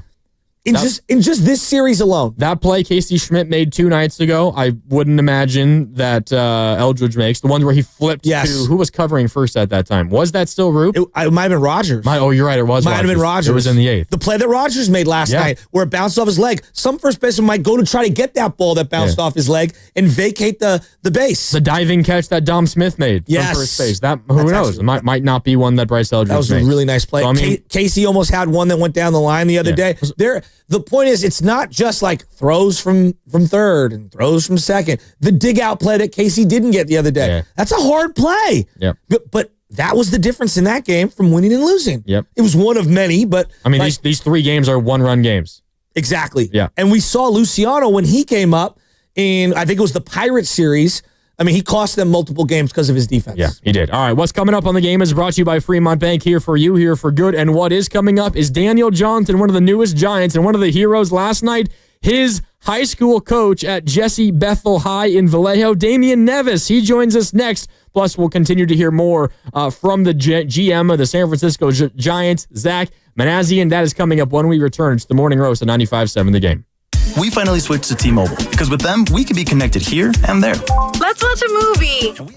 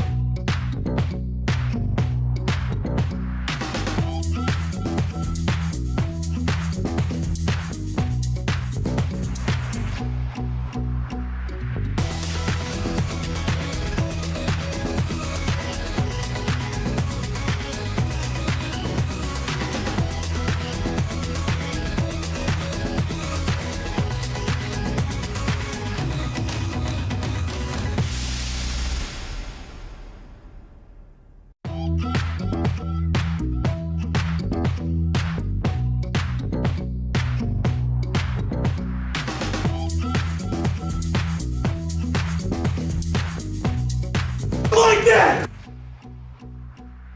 This is Big Pun from South City, and you know I'm tuned in to the Morning Roast with my guy, Joe Spadoni, and Butcher Boy Shasky on 95.7 The Game. No Spadone today. He'll be back tomorrow with you on the Morning Roast at 95.7 The Games. Mark Grandy in for Spadoni alongside Joe Shasky as always here on the Morning Roast at 95.7 The Game. We just caught up last hour with general manager of the San Francisco Giants, Zach Manassian. Great conversation. If you missed it, you can download the free Odyssey app. You can rewind and listen to it there. We will also play some of the cuts, specifically the stuff that he said about Bryce Eldridge. We got that coming up for you. Also, I'm sure if you listen throughout the day to Steiny and Goo and Willard and Dibs, you will hear chunks of that conversation. You can also make sure to follow the Morning Roast wherever you get your podcasts. And that Zach Manassian interview will be there for you. Plus, we do have another conversation coming up that I'm really excited for. Daniel Johnson, one of the newest Giants, was one of the heroes in the Giants' win last night. Had a couple of hits, had a stolen base, had a great catch in deep right center field, native of Vallejo, California. His high school head coach, Damian Nevis, who was the head coach at Jesse Bethel High in Vallejo, he's joining us, Shasky, here in a minute or two. We just got to find out who this guy is. I know. I can't wait. You know, by the way, sorry for being late to the segment. You're good. You know it's a big day because Goo and Steiny and Evan are talking my ear off about last night's game. Everybody's fired up. Steiny, baseball guy. Whoa. Yeah. Yeah. Speaking of baseball guy, he's going to be on Garlic Fries and Baseball Guys later today. Matt Steinmetz. No way. How'd you get him? I went up to him and was like, hey, Matt, you want to do the podcast? He's like, yeah, sure. I heard this guy is such a D. I heard Guru was a little pissed off that he didn't get the invite before Steiny. Well, in fairness, the reason that is because I ran into Steiny before I ran into Guru, so that's how that order went. You better smooth things over with Goo because I heard he's getting pushed around. That's exactly how he feels. Guru's going to be next week before the Dodgers series, so. Okay. I'm sure the first thing Goo will say is, why'd you go Steiny first? But 100% he will. 100%. No, he will. He's done it to me twice already. So. One thing that you'll learn about this industry, it's showbiz. The egos are, woo. Not that I have one. Yeah, of course you don't have one. You're perfect in every way, Shasky. You're the only, I think, Shasky, you're the only radio host I've ever met who doesn't have an ego. Yeah, I know. I'm perfectly imperfect. You know, to be humble like that. All my little intricacies are just beautiful. I'm like a sunflower. Yeah, sure. By the way, coming up tonight at 7 o'clock. Tell that to my wife. Want to just lie to her? Coming up tonight at 7 o'clock, the Valkyries take on the Phoenix Mercury. And you can hear the game on 95.7 The Game and the Valkyries channel on the free Odyssey app. Kevin Dana and Sophia Jones will have the call, and you can watch the games as well on KPIX Plus. Pre-game starts at 6:30 there on KPIX Plus. Hell of a win yesterday by the Giants, Shasky. I'm still just floating from that. Buzzing. I mean, there's been a lot of I always remember the Giants, it's kind of been their thing. They start seasons well, like in April and in May, and you get those positive vibes rolling in, and then the June swoon rolls around every year, and you just wonder, are they ever going to break free from this? And I know it's only June 5th. Yesterday, breaking free from their slump was June 4th, but it's hard to shake what has been built into your mind year after year after year. I don't want a bad June. Last night was so important. I don't want this June swoon thing. I want to go into July feeling good. I want to go into, I think it's important to go into July when the trade deadline is and it's near the end of July, not from a spot of desperation. Yes. But from a spot of, we're good. We can now be great. Yeah. Yeah. And I need Adames and Chapman to put together a couple of weeks here. Chapman's starting to get it going, which is great. Bailey's starting to get it going, which is great. But, man, if they could get Adames and Chapman humming simultaneously, I think that kind of stabilizes so many little things for this team right now. Yeah. And then I having Jung Hoo Lee get multiple rips last night, that's big. That's big. I was really, you could tell I was starting to get worried about Jung Hoo Lee. Absolutely. You adjust. Okay, you come out hot. The league adjusts to you. Now you've got to adjust again. That's the constant battle and struggle being a major league big leaguer. You know who we got on the River Islands guest line, Shasky? Who's that? It is Damian Nevis Sr., Daniel Johnson, one of the newest Giants, one of the heroes in last night's Giants win, who they promoted to the big league squad, started him in right field. They batted him 7th, had a couple of hits, a stolen base, a great catch in triples alley in deep right center field. His high school coach, Damian Nevis Sr., his high school coach at Jesse Bethel High in Vallejo. Daniel Johnson was a senior back in 2013 under Damian Nevis Sr. Damian, first of all, welcome to 95.7 The Game. Welcome to the Morning Roast. I'm Mark Randy. That's Joe Shasky. Thanks so much for coming on this Thursday morning. Can you tell us a little bit about Daniel Johnson? Oh, thank you. Yeah, I mean, really, as I remember him, he was very determined to do what he was doing. He used to say how much he wanted to make it to the pros, and he really worked hard. He was a good student. He used to hit after practice just to be better. He always wanted to be better at what he did. Always had the tools. So fast, as you can see, he was the fastest guy on the team. And if he stole bases, he wanted to steal more. If he hit the ball, he wanted to hit it farther. So he was always like that. Are you surprised that he's a big leaguer right now? I mean, sometimes you can see these things coming a mile away, and sometimes you can't. Did you think when you were coaching him, yeah, this is the guy that's going to play for the San Francisco Giants one day? Yeah, that was amazing. He like I said, he always wanted to do it. He was determined. He worked so hard at it. I'm not surprised at all that he is where he's at. Did he grow up a Giants fan? I don't really remember what team he really liked, but it's been so long. I haven't. I don't remember what team. He loved baseball, though. I'll tell you that. What position did he play for you? He played center field, and I think he could have played center, left, and right. He was that fast. Well, I mean, the way that he covered the right center field gap, and that's a big gap here at Oracle Park in Triples Alley. I know you were watching the game in Vallejo last night. He had other moments as well, a couple of hits. He had a stolen base. He scored a run in that big rally in the 7th inning. But, I mean, that catch in the 9th inning, it saved the game. What's it like watching one of your former players make a play like that on a stage like that? Well, I was listening to his interview, and he had never played there before, and just to make that kind of a catch in a tough center field area, Triples Alley, that was awesome to see. So not surprised he could do it though. He was very fast. So when you're a high school coach, like sometimes you keep in contact with people, and sometimes you don't. And there are coaches that I've had in high school that I still view as mentors, just like life mentors. When was the last time you talked with Daniel?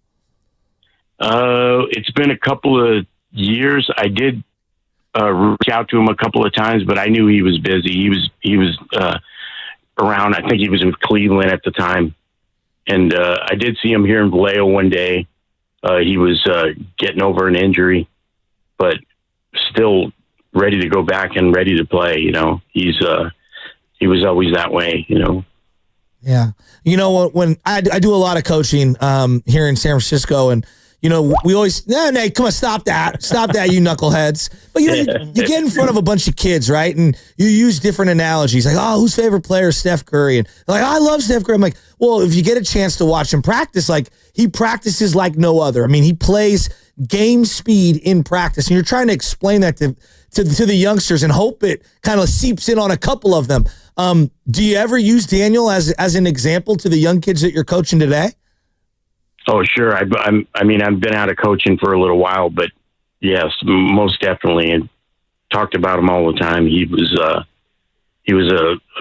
really driven kid. He really, like I said, he loved baseball, and he knew what he wanted to do. Damian Nevis Sr., coach for Daniel Johnson at Bethel High in Vallejo. He was a senior back in 2013 with us here on the Morning Roast at 95.7 The Game. I got one more for you, Damian. So many of these pro athletes, whether you're a superstar or you're somebody who's been in the minors and you got a sniff of the majors, it feels like all of these guys were just absolute phenoms as kids and in the high school level. Do you have a story that you remember when he was in high school? Like, did he have a 3-homer game and he willed your team to a victory? Like, what stands out to you? Like, what you remember most, like an in-game moment that really showed his greatness back in high school? Just talking with other coaches and just saying, look, the ball gets hit out there, that he's going to get it. We knew that was going to happen. I remember one time trying to make him a pitcher because he had such a good arm. And I think pitching was just an enclosed space for him. He just needed to be out running, But he was just a great kid, and he really proved himself by example. He always wanted to be better, and it wasn't necessarily be better than anybody else. It was just to be better. And I thought that was going to take him a long way. It's well said, Coach. We really appreciate you taking the time to come join us and just, go down the path of who Daniel Johnson is. And thank you very much from everybody out there for all the years and hours you spent on a diamond. There's probably a lot of amazing stories, but this is one of them. And good job, Coach. Thank you very much. Thank you. Have a great day. All right, that's Damian Nevis Sr., head coach of Daniel Johnson, back when he was a high school student at Bethel High in Vallejo. Yeah, great stories. That's it really awesome. is. Look, you're going to roll your eyes at this, but this is how I view life. I'm a big believer in you literally, if you will yourself enough, can do just about anything you want. Like, that's the beauty. And we have a lot of wrong things in the world and a lot of wrong things in society, but the beauty of America, to a degree, is you can will yourself into something. Now, it's going to be harder for, Joe Shasky at 5'9" to be able to dunk from the free throw line, right? Like, I understand that there are some physical limitations on those things. But why I love sports so much is the meritocracy of it and how someone can will themselves to an opportunity and then given a chance to show themselves, have a game like that kid had last night. He might not ever have another moment like that. I mean, we're still talking about Mike Tauchman, and he's been on how many different teams since then? That is the beauty of sports. And it's also why, there's a part of me that rolls my eyes when I see LeBron do what he did with his kid and have him get the most guaranteed money possible. And it's like, come on, man, this is sports.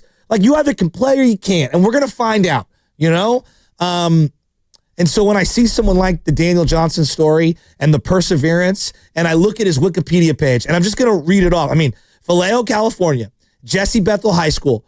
In his senior year, he bats .515, and he goes undrafted in the baseball draft. I know. Then he goes to Northeastern Oklahoma A&M College. I've never even heard of that school. All right. Eventually transferring to New Mexico State, and gets drafted in the 5th round by the Washington Nationals. And then spends a ton of time with the Nationals minor league system, 3 years basically, and then traded to the Indians, bounces around their system, and came up and hit a home run off Chris Bassett of the Oakland A's, and then traded to the New York Mets, bounces around, goes back to the Nationals, goes to the Padres, goes to the Orioles. I mean, he signed in the Mexican League, for crying out loud, and then signs a minor league contract with the Giants, and then boom, makes his way up to the big league club, the literal closest team in proximity to where he grew up, and makes a play and has 2 hits in a game that they desperately needed in front of basically the hometown crowd. What an incredible story. An amazing story. And all sports have stories like that. It feels like you get them most often in baseball. Yes. I mean, the story last year, Spencer Bivens, pitching in France. Totally agree. Playing baseball in France. I know. His first taste of professional baseball. And now he's on the best bullpen in baseball. Look, I put the ball on the tee every day for my kid in the living room. And you know what I do? Oh, you send those videos. I love them. Now batting, number 24, LJ Shasky. Do you know what it must be like for Daniel Johnson's family to go to? I'm getting emotional thinking about it. And what it would be like for his mother and father or his aunt and uncle or grandfather, whoever is in his life, right? Or friends, whatever, to be at the game last night and to hear, now batting from Vallejo, California, Daniel Johnson. That must have been one of the most incredible moments of the young man's life. Carter, what were you telling me? What was his walk-up song? Since '84 by Mac Dre. No, it wasn't. And he wanted it to be Larry June, but he couldn't find a Larry June song edited. Isn't that amazing? I mean, that's just. But like this is what you dream of in the backyard. Yep. This. Give it to me. Give it to me. Hey.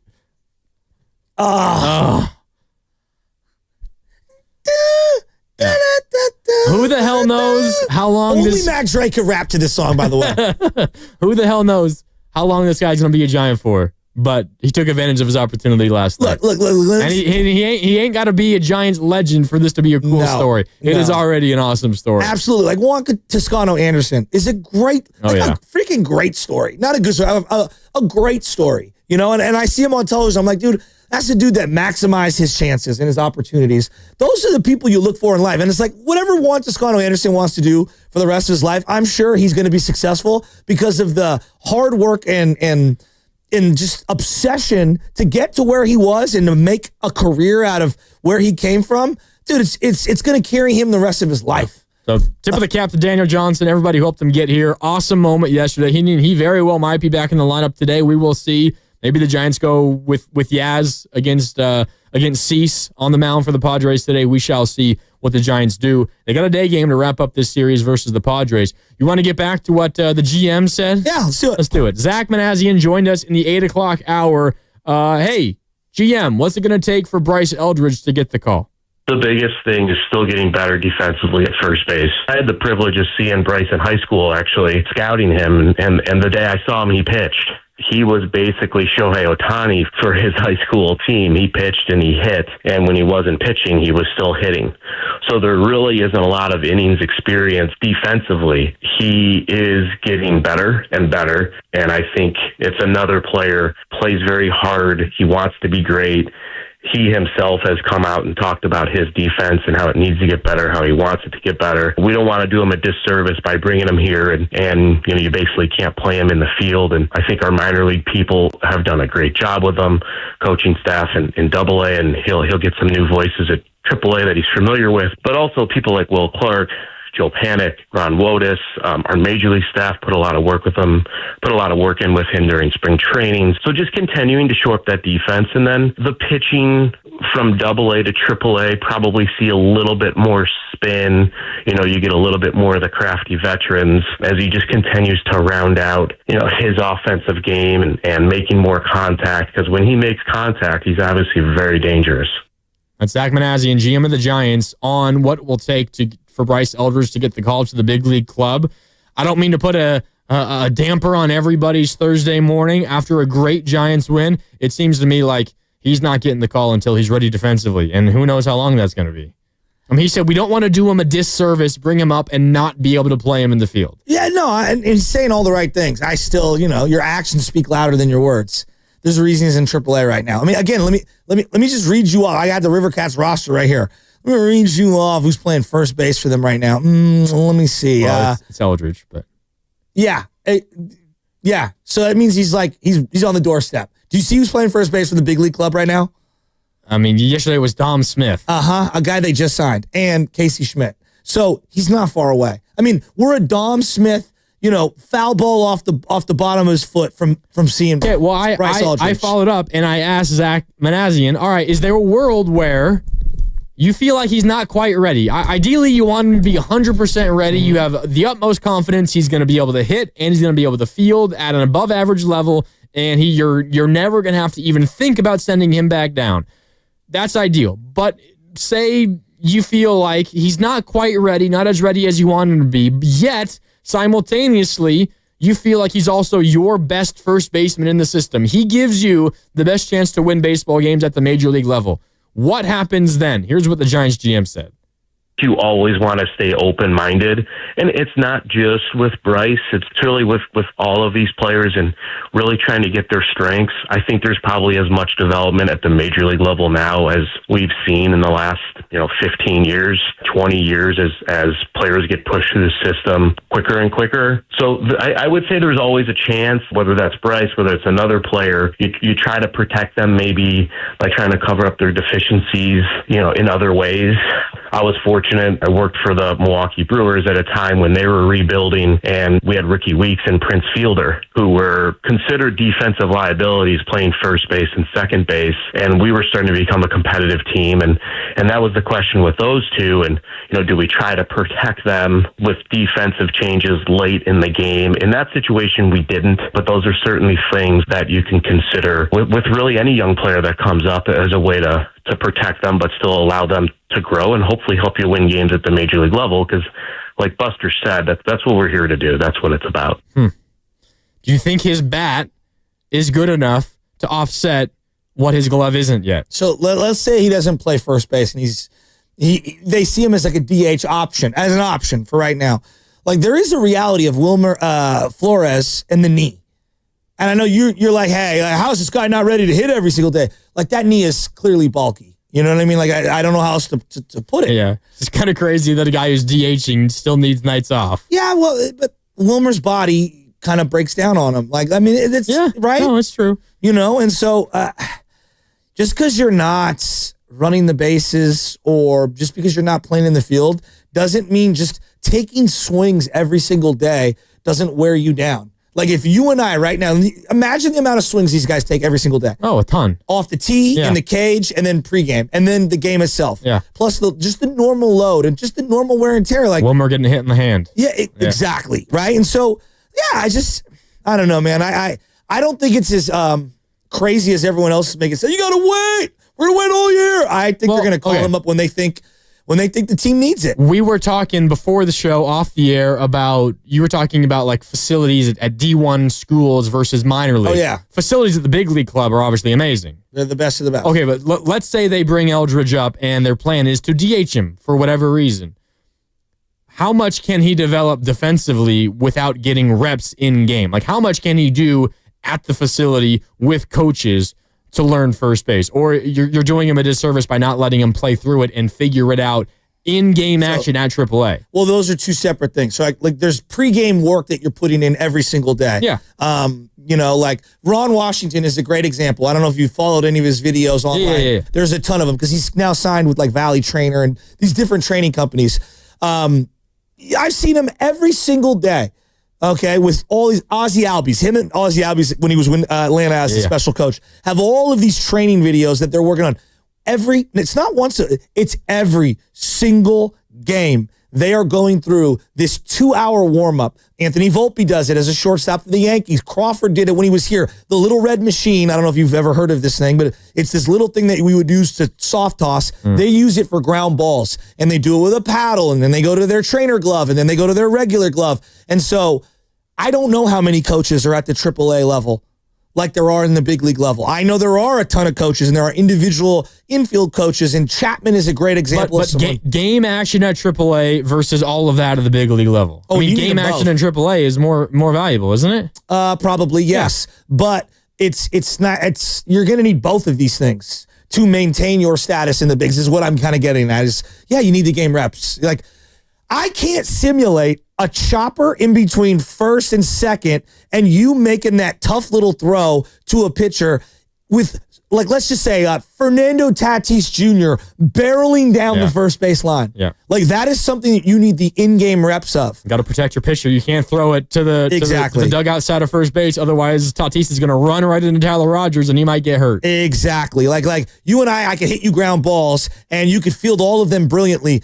It's totally different when it's hit into the hole and a guy's running down the line. Yeah. And you're making the play as you're looking and you're trying to do that. So he needs both of these developed. There was a play, we talk about the Adames error where he took his eyes off the ball. There was a play last night where Adames, I forget what inning it was. It was a routine grounder to short, and he cleanly fields it, does everything well. He took an extra crow hop, looked down at the ball, and then he realizes, I got speed. Mm-hmm. I have to really hustle this throw out. And he barely got him. Yeah. He got him, but he barely got him. But, Adames is a different thing. He's a veteran. He's been here before, but he's going through struggles. Yes. But it's things like that. Nothing you realize, how much time do I have? Yes. Can I take this extra crow hop? Do I have to really fire the throw in? It's all those small things.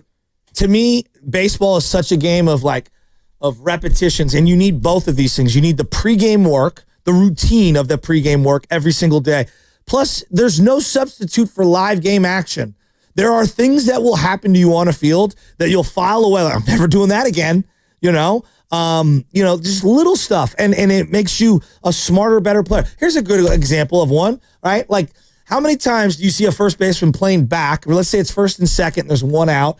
He's not going to hold on that runner at first base, and you're playing back in that situation. And most people are thinking, hey, ground ball to first base, I'm either going to tag first or I'm going to flip it to the pitcher who's coming over to try to start that double play. Well, there's a time and a place where you just abort mission and you turn, pivot, and throw to second, get the lead runner, and just pray to God that your first baseman or your pitcher gets over and covers first base, right? There are times you get caught in between on those little things, and that's where the game reps are just invaluable. I mean, Casey Schmidt 2 nights ago. Exactly. When runner on third, the go-ahead run late in the game on third, runner on first. Well, this was after the run had already scored, and then they got Machado in a rundown between first and second. Runner on third is the go-ahead run, and Schmidt is scared. He has Machado dead to rights if he throws to second base.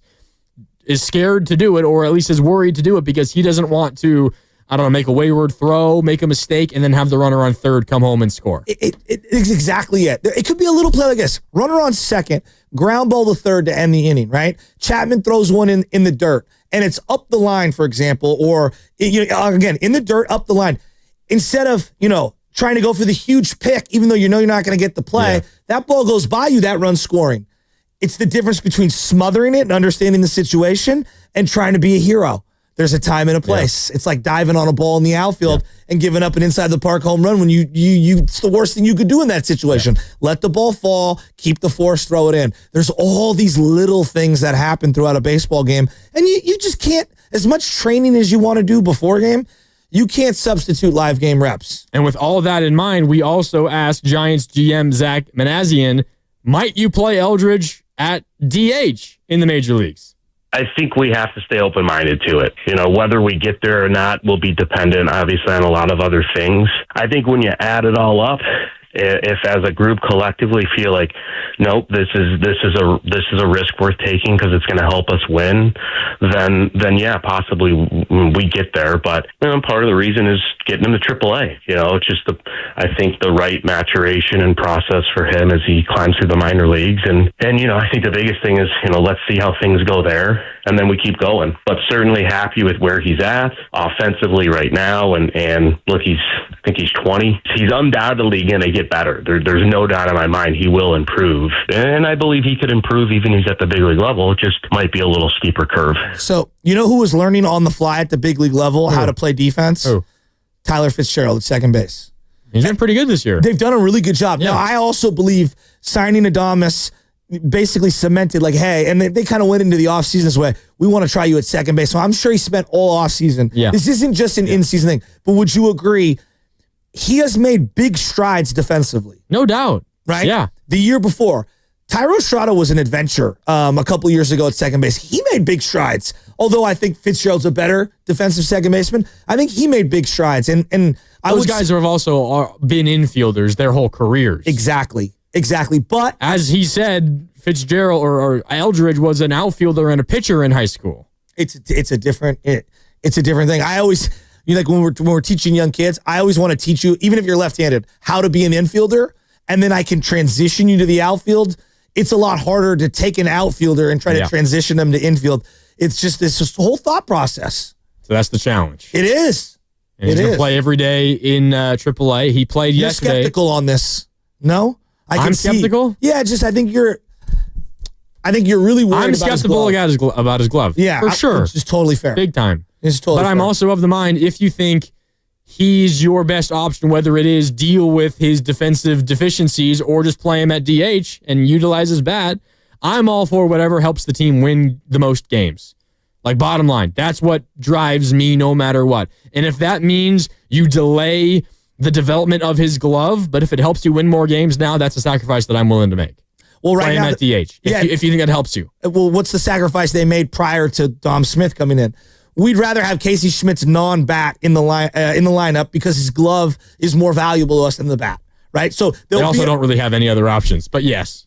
Right? Yeah. No, you're right. So I think that's, you're constantly making these trade-offs, and they did it the other night late in the game when they substituted, Yaz in for Encarnacion. We think Yaz's speed and defense is better in late game situation than Encarnacion's bat. And that's also what Giants GM Zach Manassian said to us. He said, you do something like that, maybe you can play him at first base, but 6th inning, 7th inning comes around, you have a 1-run, 2-run lead, then you swap him out and you put your better defensive option in there. Absolutely. And you protect him that way. And like they're going to do that there. I think they're going to do that in right field if it's Encarnacion to start the game. Yeah, they definitely need to do that. Right? Yeah. And so, like, I don't think that's exclusive to just that position. Yeah. I think they were doing it at times for the catching spot a couple years back. You know, they would go offense for defense or defense for offense before Bailey became the full-time catcher. Yeah. I'm interested, though. There's fun, no doubt I'm interested. It's amazing what one game does for you, huh? I mean, look, we have a closer situation, which is a good one to have.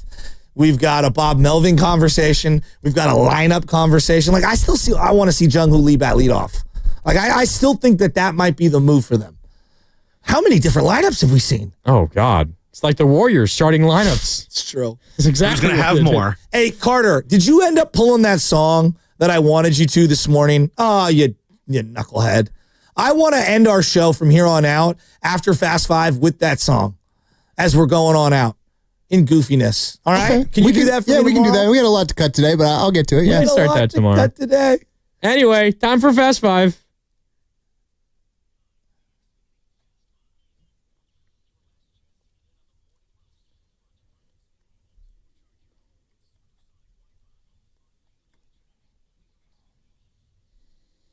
Final thought, Shasky?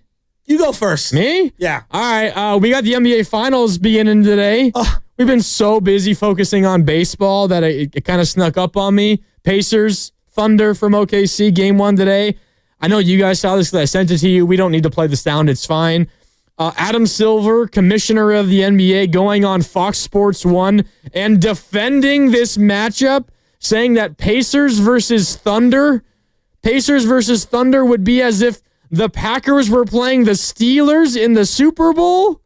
Packers and Steelers are two of the more historic franchises in the NFL. That is not what OKC and Indiana is. And oh, by the way, I take offense to the idea that the commissioner of the league has to defend this finals matchup. I don't care about market size. I don't care about what the TV ratings say. I want good basketball. I like the way the Pacers play basketball. I'm excited to watch this NBA Finals. Wow. That's some optimism. My final thought. I like that. No, that's a hell of a final thought. I hate that everyone's so worried about what the TV ratings are going to be. I don't care. I need the network heads to make a lot of money off this series, Yeah, and it's just not going to happen. So I guess I just have no need to watch. Why do we care about that? I don't. But Anyway. the casuals do need a star. I'm just telling you. Like, my mother-in-law's like, MVP's in the finals. There's a difference between being a really, really, really good player and being someone that captivates me to want to go and watch. Like, Matt Cain was a really, really good player. You know, he wasn't the rock star that Lincecum was. Doesn't mean he wasn't good. You know, some guys just have aura. You wouldn't know anything about it. All right? Now, speaking of aura. A little projection there. Speaking of aura, I'm so tired of watermelon getting a bad rap. And yes, you know what I'm talking about. Watermelon is one of the greatest fruits ever invented. Who's giving it a bad rap? Everyone. People walk by the watermelon at the Safeway, at the produce stand, Spit on it. They just an individual this size, like I call it the mini basketball size, okay? Seedless watermelon is one of the greatest genetic inventions by our farming industry ever. I love it. I love watermelon, and I'm unashamed to say it out loud. Watermelon is the most underrated of all the fruits. It has to be ripe. It has to be in time. I cut up an entire watermelon last night, had it for dessert, had it for breakfast again this morning, and I'm going to eat more later, gosh darn it. And let me tell you this right now. Watermelon gets a bad rap. It's delicious. It's nutritious, and it is good for all. My dogs like it. My son likes it. I like it, and you should like it too. Seedless watermelon. I'm all in. And yes, it's a genetically modified food because we basically bred them so that they don't have any seeds. And it was the greatest thing we've ever done. Nothing is better. Bugaboo of this team. Exactly. I'm all in on watermelon. Seedless to be specific. Oh my God, you have got me so fired up for watermelon right now, Shasky. I do like watermelon for what it's worth. I am all in on water. I'm curious, watermelon or avocado? What are you going with? Oh, that's a tough avocado. Ooh. They're both fruits. They are. They're both fruits. That's true. We're learning things today. There's probably more good fats and nutrients in avocado, but God... Dude, watermelon on a hot summer day when you just got out of the pool and you got a little sandwich next to it on a paper plate, you got your little cup of juice right there. Like that is literally like that is the best life will ever get. Once you had that, just stop right there. Your life will never be better than that moment. As an adult at graduation parties for kids, when I see the triangular watermelon cuts, oh, you know it means business. I'm going all in. I'm even eating some of the rind. Yeah. It's so good. I'm going in for more. And Joe, the Melon Boy Shasky. I have no problem in a room full of women having cocktails, because that's what happens at these parties. I go, excuse me, get out of the way. Stop talking. I need the watermelon. It's the melon man. All right, rant over. Lubman, you got a final thought for us? My final thought is I really want some watermelon now. All right. If avocado was magic, okay, which it is, and watermelon was Larry Bird, why can't I like both? You can like both. Avocado, more versatile, though, by a mile. Great on a burrito. Carter, what do you got for us? My final thought of the day is I'm really excited for this Giants game today because I'm taking my mom to the game, and I haven't been to a game with her since the park opened in 2000, I think. Hey, you know, Carter's got family money, so it's like a running joke. So let me guess, did you buy out the whole suite, or are you sitting next to Larry Bear front row? Stu was asking me how much Field Club tickets cost. I'm in Field Club, but no, I didn't buy out that. Field Club. I get it. Well, I really like the DoorDash thing to the seat. It's just, I mean, come on. Dude, Sam laughing in the background. It's just all That time. was a loud laugh. I'm going to tell you right now, that lumpia is hella good at the stadium. It is. I had some the other day. It's hella good, dude. Find it behind home plate. All right, that was Fast Five, brought to you by Xfinity. At home or on the go, you'll get the fastest internet to all of your devices. Boys, it's been great hanging out with you the last 3 days. Spadoni back tomorrow. Thanks so much for tuning in. Stanley and Guru are next, brought to you by Fremont Bank. Here for you, here for good. Thanks for listening. We'll talk later on 95.7 The Game. Metallica.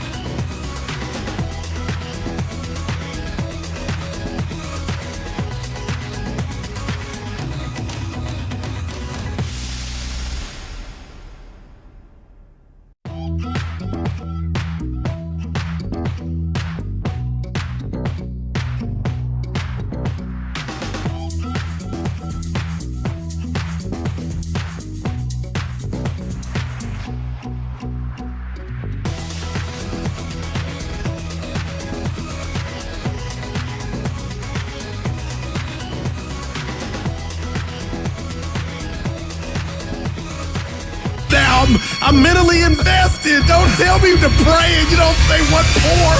He brings the perspective. Yeah, I think they both have a great point. Get off me, text line. He's truly one of a kind. That is wow. Oh, my God. And he's doing a great job. I need you to man up and say what you really want to say. Simon, you're doing a great job. He's too old. And together, they're Steiny and Guru. Yeah. On 95.7 The Game. Come on, man. Really? Shut up. What's up, baby? You can't cancel a meeting and then say, no, there's still a meeting. You imbecile. Hey. Oh, that was the drop. I was looking forward to it. I did my homework, and I was ready to share with you all, but we're still going to chat, per Evan.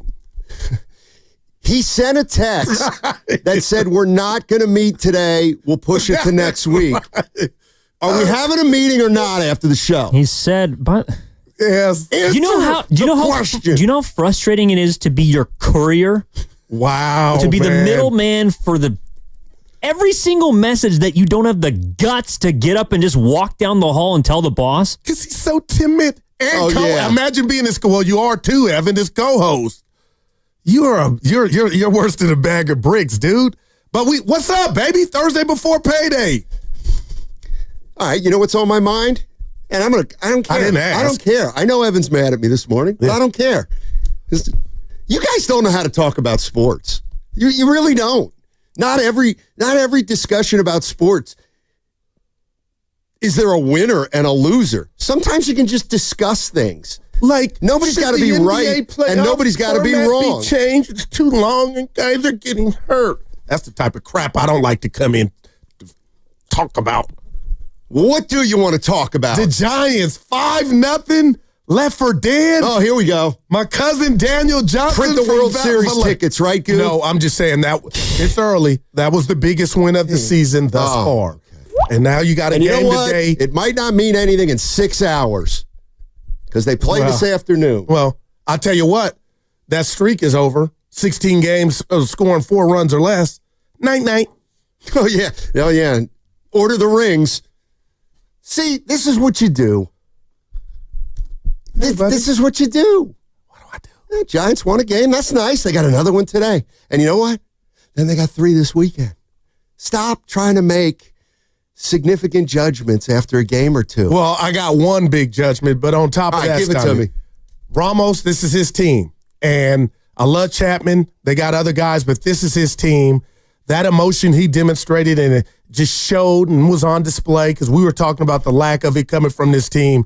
After that double and the bases loaded, Steiny, it just reminded me this dude was an all-star. And we've seen it throughout baseball history where some guys manipulate the season or a half, get to the all-star game. But I'm looking around at this Giant team, Steiny, and I know there's a lot of talk about Eldridge and, will he come up?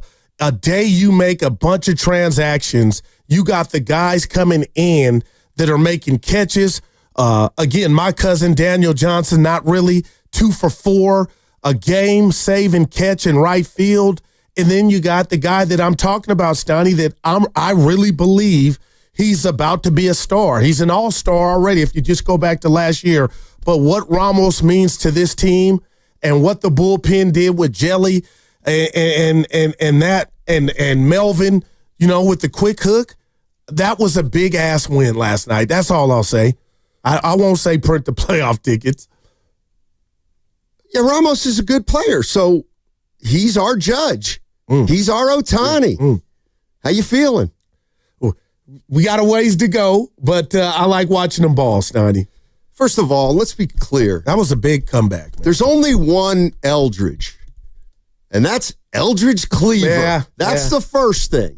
But Bryce Eldridge has a long way to go. Isn't there a golfer Eldridge? There's an Elkington. I think that maybe that's where I was Steve going. Elkington, okay, that's where I was former going. major winner. All right. Mm-hmm. Yeah. But 5-0, Stouty, I tweeted. Let me guess. No. You thought it was over. I said, are they going to score a run? I didn't say anything about being over. Now, I know this game is predicated sports, Major League Sports, Donnie, or pro sports on emotion, but I have to believe that meant something in regard to taking it into today's game. You just against you Dylan Cease. Yeah, and you got arguably your best pitcher ERA. Robbie Ray going. Webb going? No, Robbie Ray. If you look at the he doesn't have his personal catcher. You did point that out. Trouble brewing. Yeah, but just a huge win last night. It was. There's no doubt about it. And you could tell after Ramos tied the game with his double, just watching him at second base, and then in the post-game interviews, he was talking about how it was a big game. And I don't know if they had a team meeting, but there was a message that was clearly sent with Lamont Wade and the moves that they made, and Buster Posey, whether he said something or not. Well, he said earlier in the day, it's time to go. Right. Shout out E40. Yeah, I'm thinking more. I don't know if he addressed the team or not, but they certainly seem to get the message that they don't have as much patience as they may have had a few weeks ago, and I think the team realized that, and that was part of last night's game. Now they play an afternoon game today. Yeah. Dylan Cease. I mean, how much does that win last night mean if they can't follow it up with another win today? I got you. But as far as the cloak that was over him or that dark cloud, Stoney, it was, I don't want to say borderline ridiculous, but you were wondering, okay, is this team ever going to score more than 4 runs? So they got rid of that.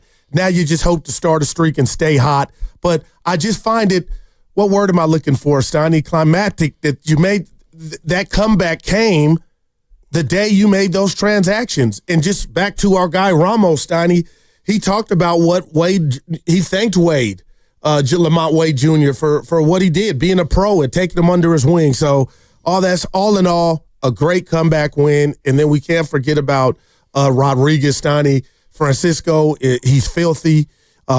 He held it down, and that ball in right field that Daniel Johnson caught pretty routine. No, Stoney, that ball was mashed. It was always mashed, and it was catchable. It was catchable. Yaz makes that play, doesn't he? Now, does Yaz make that play? I asked Bonte and 49er Frankie. They said hell no. Well, what did 49er Frankie say to Bonte about it, though? That's what's more important. Well, now we all got a thread. Really tight. They've created the thread. I mean, now. It's a pity thread. Well, I take it. But anyway, Stoney, that ball was mashed. He said as much. Yeah, he had to go to his right and make a running catch. I hate you. You very seldom see that. That was a hell of a catch. Nice catch. It's a nice catch. He said first time his actual game in that ballpark. Not a web gem. Oh, my God. Please. Stop. You got to lay out. Stoney, stop. You've got to lay out for it to be a web gem. Are you thinking of Ernie Els? That was really the one. Thank you, 650. Oh, I thought that was you. No, Ernie Els. Goose thinking of Ernie Els. And or 650 saying, you sure you're not thinking of Tiger Woods? His real name is Eldrick. No. Hey. Did you know that? Come on now. This is Tiger. I'll never understand why he dropped his name. Dude, she knows who it is. Tiger's cool. Well, he used to be. Well, hey, I guess we can't talk about it, apparently. You put the kibosh on it. What happened? I guess they were talking about fruit earlier in the day. Yeah. I just said be careful, watermelon. Yeah, go ahead. Now I'm afraid to talk about watermelon. Stoney, stop. I think it's overrated as a fruit. Okay. That's all. Now, I love it. I like it, but it can't hold a candle to a mango. Or my favorite. What is your You don't favorite? even know this. I can't stand it on pizza, pineapple. I like pineapple too. I don't like it on pizza. Cold. There you go. Oh my God. The only problem with a pineapple is if you don't get it right, it's got that little acidic taste. But that's everything. Even a watermelon. Cantaloupe, if you don't get the, grape. That's true. Yeah. That's true. That is true. What was your big takeaway, though, Stoney? I know From it was what? just last night. Oh, I'll tell you exactly what it was. It's baseball. Nah. Let me tell you something, Evan. You and I are headed on a collision course today. Hey, I'm Team Evan. Evan, it's baseball. Dude, what was that? I want to string you from your toes. Dude, no doubt. We want to skin you, Stoney. Bottom line is Pavetta had to come in. Man. And I told you what happens when a guy has to come in. Great comeback, man. No, it was. Chapman homered, big home run. He crushed that. What else happened? Walker didn't make it. He didn't have if I hear Kruko again saying he's having trouble finding his location, I'm going to be like, yikes. No Duvall, but Rodriguez down. He seems like they're going to leave him as is. People are clamoring for him to be the closer. But I'll tell you what, if I'm Bob Melvin, that had to feel, as a kid saying the Bay, hella good. Because that looked like it was going to be another L, man. Yep. They didn't quit. No, they needed it. They needed to score some runs. They finally broke out of their batting slump, scoring 6 runs. First time scored more than 4 runs in 17 games. 17 games. All right, 888. 19-2 when they score 5 runs or more. Where'd you get that stat? My team. You have a PR team? Trying to build one. Gotcha. How's your leg feel? How's your knee feel? It's in the worst pain. It's getting worse every day. Really? Yeah. I got up at 3:35 this morning and couldn't go back to sleep. What are you going to do? I got an appointment. Another one? No, I'm going to urgent care after work. Are you really? Yeah. Seriously, you are? You asked me, I'm telling you the truth. You can't handle the truth. No, I didn't realize it. I know you're banged up, but I mean, this is like. I'll be at the party Saturday. That's all I care about. All right, 888-957-9570 is the number. We're going to get out now. What's coming up on the game is, what is it? You know who it is, everybody. It's our one and only Fremont Bank. Here for you, here for good.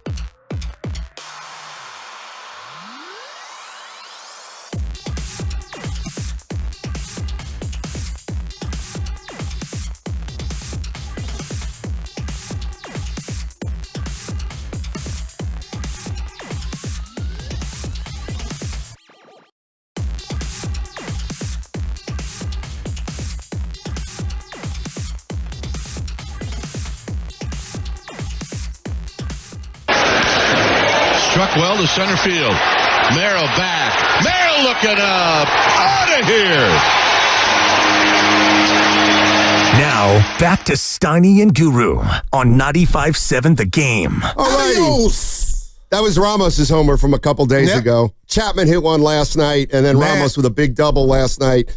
And to tie the game, and Jung-Hoo Lee made some contact and then brought him in anyway. Oh, here we go. High drive to left. That's out of here. Lockridge back. At the wall. He leaps, and it is out of here. And now you got a game. Yeah. Dwayne Kuiper on the call, NBC Sports Bay Area. Giants win 6-5. We call that a dong, Steiny. Home runs in the Yoon, dong. Yep. Okay. So you did bother me about when I wanted to have a discussion about just real quick the NBA take your time. We got 4 hours. No, that's the thing. I start to talk about a topic, and then you shut it down, and then like you say, "Oh, Steiny, you want to do this?" I don't want to do anything. You know what I want to do? I want to broach the subject. Okay, no doubt. Can you do that without having to win an argument, without having to make another guy look bad? Can we just have a discussion one time, you and me? No, seriously. This hurts me because I feel like I should be saying that to you. That's all you do. Oh, no. Some days I don't think you, Evan. I don't even recognize you. I'm the guy, and Evan and I do it sometimes without you. Just conversate. There don't have to be a winner or loser. And you know what? When I walk away from said conversation, I'll be like, Steiny did have a point. That's the beauty of conversation. But you get so Crips and Bloods with it. Hatfield and McCoy's like, no, it's got to be this. We can't have that nuanced conversation like Willard and Dibbs or Shasky and Spadoni or Evan and I. Dude, they're great. But anyway, Steiny, the Giants. Forget it. Do you have a problem with me saying I've hitched my wagon to Ramos? It's his team. Well, what's just the because of the birth certificate. What's the date? Well, it's June 5th. How many candidates? It ain't Adonis. It's June 5th. Right, Willie. He's hitching his wagon to Ramos. No, I'm just, come on. Talk to Steiny. me over the weekend. That emotion was everything, man. And I felt like the guys in the dugout needed it. And again, I got them making the wild card. That was just the way to get off the mat. Just imagine what we're talking about if they lose that game last night. And it looked like they were. 5-0. How about Sean Jelly? No, man, looks like he should be on the hoop court. Every time I see him, like, dude, he's tall as hell. But, you know, you're watching that game, and never once did I think, okay, he's holding it down. He's not making it worse. But I didn't think the Giants' bats were going to wake up, and they woke up in a big way. They got to wake up at some point. I'm with you. I mean, goodness gracious. So we'll see today. Today's game is... Oh, what is it? Does that make or filter break? in? No, not Legacy? make or break. Legacy game? No, you would just like to see if there's some Uncle Mo. You know who that is. Well, Dylan Cease is on the mound. He'll have a little something to say about it. And so is Robbie Ray. Yeah, but he doesn't have his personal catcher. Wow. Hey, some of the greats have always had their personal catchers. Let me be clear. Steve Carlton had Tim McCarver. And then, what's his name? The guy that Evan thinks is better than Tom Seaver, but not. Maddox. Greg Maddox had his own personal catcher. Oh, Maddox was not their normal catcher. Who was the cat? Eddie Perez? Eddie Perez? Tim McCarver was a starter. He was an all-star. Oh, my gosh. This guy is such a I'm D. the Michael Jackson meme with the popcorn with you I'm not talking about when he was with the Cardinals. When Steve Carlton was with the Phillies, their starting catcher was Bob Boone. But Tim McCarver caught for Steve Carlton. Greg Maddox had the same kind of guy. I think it was Eddie Perez. I'm not 100% sure. With the Cubs or with the Braves? Or with the Padres? With the or Braves. with the Dodgers? With the Braves. With the Atlanta Braves. Help me, text lines. Well, somebody has been listening for years. 415. Steiny is the same every day, Goo. But I don't know if that's a good thing. Steiny is sane every day. And the inference is you're a little bit insane. No, he said same. That was S-A-N-E. Steiny, he meant the same. S-A-M-E. I like it this way. Yeah. I do. Of course you do. I like it this way. Okay, can I broach this subject without you doing what you normally do? Okay, so I was thinking about okay, let me ask you this. And when I ask you, I'm asking everybody. How you feeling? Do you like the NBA playoffs? I love them. Okay. What's the best part about the NBA playoffs? It's symbolic of you're in the tournament and your ultimate goal is weeks, yet maybe months away. It's in your grasp. You've been invited to the basketball tournament of champions. That's it? Yeah. The finality. Yeah, maybe I'll just talk about something else. What happened? Well, so I'm thinking about a lot of the playoffs in the past, whether it's this era, another era.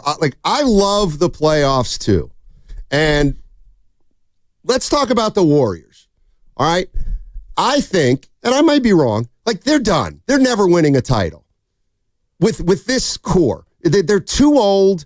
The playoffs are too much of a grind to make the playoffs and then to navigate 2 months of playoff basketball. You've played 82 games. Now you're going into the playoffs. Now you're playing games that are officiated differently. They're more physical. And it just stands to reason that more guys are going to get hurt during the playoffs than in the regular season. It feels like. So I love the idea that, well, you can't win a title unless you can endure that marathon. That's the beauty of it. Okay. Then we need to acknowledge that we are going to have a playoff system pretty much, and you could say, well, this is the way it is in all sports. We're never going to have, it's always going to be determined by attrition. Maybe not so much as the product. In other words, let's say I'm a Warrior fan this year. How do you look at it? Well, we could have won it, but Curry got hurt and Butler wasn't great. Okay, that's fair. By the same token, I would say they were never, ever going to make it through without something happening. And I'm just wondering how people feel about it, because the Warriors have been on the right side of this and the wrong side of this. They won a first title. Kyrie Irving and Love were hurt. They got a benefit when Kawhi Leonard got hurt in the Western Conference Finals in that 1 year. They lost the title because Durant got hurt and because Klay Thompson got hurt. This year, the Warriors lost any opportunity because Steph Curry got hurt. Jason Tatum gets hurt. I get it. He's younger. Boston doesn't have a chance. My question is this the way we kind of want it? Or would it be better? LeBron James suggested a month off before the playoffs. Who happens to be the oldest superstar in the game? Draymond Green, who's right behind him, said, I think 2 weeks before would be a great rest. You get 2 weeks off after the regular season, and then here come the playoffs, and everybody's ready to go. Yeah. I mean, would it be more beneficial for the league, the whole league, not just the Warriors or any, if you gave them 2 weeks off before the playoffs and you thought that would mitigate some of these injuries, would you do it? Yeah, but I'm saying yes, Donnie, but that's unrealistic. Is it? It is. I don't know if it is anymore. Jason Tatum, injuries affect anybody. Right. And I'm just being true, Donnie, I'm not blowing up. If you truly are enjoying in these playoffs, like you just said a few minutes ago, why the hell are you going down that rabbit hole as if you're dissatisfied because injuries are affecting the product or who's moving on? The bottom line with my Warriors and our Warriors is the way that you're structured is a megastar you're going all in for. So right now, you're the older fighter in the ring. But for you to double back in LeBron and Draymond at this juncture in their lives, these two dudes were not saying this when they were, winning titles and in it to win it. So my point is how you get your own rest is you knock out your opponent early as possible, and then you get that rest. But Steiny, I mean, Magic, Bird, line one, the Bulls. Right. It was always decided by, injuries. You cannot. There's luck in sports, partner, and all across the board. But I am dare not that guy saying, "Oh wow, the NBA champion right now is who's got the best attrition." No, it's what I hate to say, the young guys, and that's what Indiana has. Youth everywhere. That's what OKC has, and it's what the Warriors had. But miss me with, and I hear this a lot. Kyrie and Love, those were flukes, just like KD and Clay. Clay went up to dunk. That's not his game. He got hurt. But to think we need, you can't control injuries, partner. That's all. Even if you gave him 3 weeks rest. Well, I disagree to some extent, because if you listen to the Warriors and Celebrini talk, they have devices, or they apparently have some way to measure where a guy's body is and when he's more likely to be hurt in a situation. So not to cut you off, that bothers me because it's obviously not working, or it needs batteries, because if that were the case, Steph wouldn't have got hurt. Well, because you would have knew he was close to getting hurt. But that's what they maintain. They maintain that they can tell when a body is physically, under more duress than maybe at a normal time. And so, check engine light, we call it, Sonny. You wish you could have that. Okay, so I get what I'm just fine with it the way, Michael did it, Bird, Jerry West. Okay, hold on. Whenever, and you too, whenever I bring up the 80s, and rightfully so, guys like Evan are like, who cares about the 80s? And you're right. What Jordan and Magic and Bird did is kind of irrelevant to my way of thinking. It's 40 years ago. I'm just wondering if the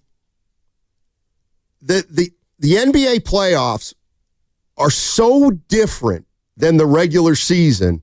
Physicality wise, you mean? Yes. Okay. And the way the game's called. So I feel like in football and baseball, the games are essentially similar. They're more intense, don't get me wrong, but they mirror the play. I get what you're saying. I'm just wondering, Aaron Gordon. Aaron Gordon said, look at Tatum's injury and look at Curry's injury. And he said, those are fatigue-based injuries. And it would be nice if, once the playoffs started, we got an extra day off between games. But that does every not once mean in a while. A player's going to not pull a hammy. No, but he's more likely not to. We think that way, Stoney. No, come on now. Okay, then why are the rules the way they are, and they've been that way for 50 years? 82 games, and you go through this stretch of the offs. And if we went through every series this year, I believe the best team won. Now, there's going to be some asterisks, but come on. If we even go back this last decade with the injuries you talk about, if the basketball part of it, the best team is winning 98% of the time. And Zucci, man, is saying, Goo, just because something's working doesn't mean it can be improved. I got you. But, Stoney, I guess what I'm saying to you in the science element of it, only God controls or know when somebody's going to get hurt. We know that guys are going to get hurt more often if they play games closer together. We know that. We also know guys are more likely to get hurt the older they get. All I'm saying is when we say, injuries happen, they're part of the game, there's no doubt. Okay. There's no doubt. And injuries happen, and they affect the playoffs. And if you lose somebody, you're done. And all I'm saying is, would you be open to some kind of remedy that may improve players' ability to perform in the playoffs by changing some part of the schedule? Or, I would love for them to cut the season to 60 games, but that's not gonna happen. I hear that and I hate it. But I'll say this, Donnie. It's easy for me to say with my remote and nachos, watching these guys lay it on the line. I hate the days off. I understand it, but it's kind of the prize of making the finals. No matter what happens, and there could be injuries, Donnie. Indiana's rested, and so are the Thunder. And that's how you kind of want it. I don't know how you can guarantee guys are not going to get hurt. You can't guarantee that guys will not get hurt. What you can do is make some tweaks that minimize the injuries, or the goal would be to lessen the guys who get hurt in the postseason because of what they're going through up until the playoffs. Let me ask you this. All I'm saying is if we're okay with, well, I mean, you just lose a guy, you're done. We lose a lot of guys every single year, and we all acknowledge it completely impacts the playoffs. Listen, and this is where I'm at. I love it that way. I love that attrition is one of the biggest reasons why you win or you lose. If you have to make it to the end of the season, and many guys and players can't. I kind of love that. That's why I'm so hell-bent on saying Warriors are done in my mind. Okay, now they may not be, but I think they're done. They're too old. They're never going to be able to play a full season and then go into the postseason and make a run. Okay, why, Steiny? They're old. Okay, well, then you got to pay the price for being old. Right. I agree with all that. I'm just wondering if the fact that attrition has become so central to who wins and who loses, or who may have success and who doesn't, would you be in favor, or could you see the league trying to give these guys some rest before the playoffs in the hope that maybe a week would re-energize them, get them more healthy than they had been, and then they start the playoffs and maybe we see fewer of those kind of things? Man, all I'm thinking about is, from a fan perspective, Stoney, the agony of the fan having to wait for the playoffs to start because of that. 1 week? And then I'll take it this step further, Stoney. Why do you think they haven't done that? Like, when is the last playoffs as a whole? Now, you had two good examples, the series against the Raptors back in 2019 where KD and Klay went out. But outside of that, I know Tatum went down, Stoney. Is the siren really on and flashing in regard to the best team is not winning? Well, I don't know about the best teams not winning. That's my number one thing. Okay, I'm just looking at the Golden State Warriors. And if you look at their titles, and I'm not saying anything's takes away, but their first run, by the time they get to the finals, attrition had taken its toll on Cleveland. They end up beating Cleveland easily because Cleveland's overmatched. Okay, how do you look at that? Well, those two Cleveland guys could not last the entire season, and so they're not going to win it. All right? That's fair. Yeah. But we got taken away a better finals. The Warriors win a title the year John Morant gets hurt. The Warriors won a title when Kawhi Leonard got hurt by Zaza Pachulia. Fluke or not, Western Conference Finals, Kawhi gets hurt, series over. 2019 Finals, Durant, and I'm not saying these were preventable. I'm just telling you that Warriors had no chance once Durant and Klay Thompson got hurt. This past, Tatum gets hurt. It happens. I get it. But what I'm wondering is, are we so happy, or do we love the fact that part of what determines, at least for now, the NBA champion is mostly who can make it through an 82-game schedule and then the 2-month grind? And it's now become a built-in part of the playoffs. Yeah. And I'm just wondering if people love it like that. I think Warrior fans would love a week off before the playoffs.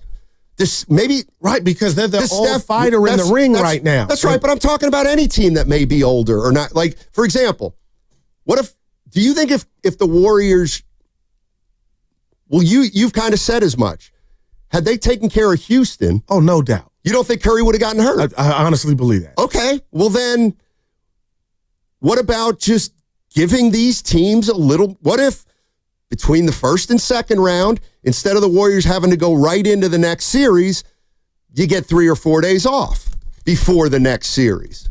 Just for people, give guys a couple extra days to get right and to recharge and stuff like that. Let me ask you this. This is what I mean. I'm not saying they need to do this. I'm just responding. I'm just responding to the LeBron and Draymond saying kind of. I'm more responding to how the grind of the playoffs, the mere grind is determining outcomes. It feels like almost more than the games itself. See, I don't separate the two, and that's why I guess I want to keep it as is. But I tell you what, partner, if SGA would have said this, even while they're still playing, or Halliburton, one of these young guys, I got to be honest, Donnie, I think it would carry more weight because then I'm saying, you're still playing, but you're looking at it through the lens of like something is off. This needs to be fixed, but we haven't heard that. We heard it from Dre and kind of LeBron James, and they're kind of older. So I love that attrition is built in, Donnie, and I just feel like, is there really a basketball NBA fan that could walk in here, or fans, outside of some of the examples you cited, really say that the champion is holding up the Larry only because such and such got hurt? I don't think that's the case. Well, you've said it a million times that the Warriors, that Toronto didn't deserve their title. Okay, that's one example. But okay. What about Kawhi? I just gave you like 8 during the championship Warriors run of stuff that happened. And again, injuries are a part of the game, but has it come to a point where, and here's the other thing, did Tim Duncan complain about this? It's not about complaining about it. I'm not talking about guys complaining about it. I'm talking about the actual result of, is it too much? Like guys are going to get hurt in the postseason and the regular season, probably more so than ever before. And so, do we want to have a playoff where we're not seeing the best players, unfortunately, because some of them can't last through an entire postseason? Like, Tatum's not complaining that the season's too long and the games are too short. He got hurt. Yeah, that injury has become the new sprained ankle. Yeah, just food for thought. Evan, you want to weigh in on this? You don't have to. Never mind. What? Wait, what? We got 2 minutes left. I was wondering if you wanted to weigh in on it. On if injuries are too prevalent? No, just if changing the format, Evan, to give them more rest before the playoffs. Just the whole grind of the playoffs and the attrition, and it's just such a grind, and the playoffs end up like weeding guys out because they can't make it. Like, is it too grueling so that we're not seeing guys at their best at this point? And other guys we don't see at all. What I believe is the reason that these injuries happen is also what makes the postseason great. It's because guys have to play at 110% every single play. And when you place that much stress on these ridiculously conditioned bodies that can sprint faster, jump higher than ever before, these things are going to happen.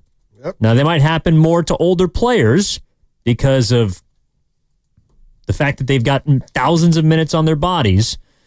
But in 2015, when the Warriors won their first championship, Kyrie Irving broke his ankle. He was 23.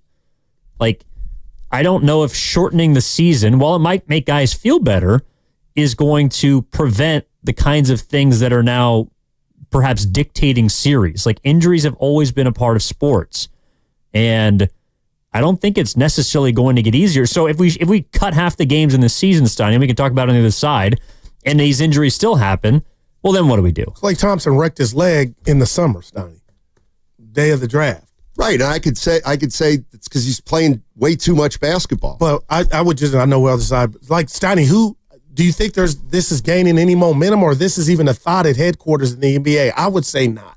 I think that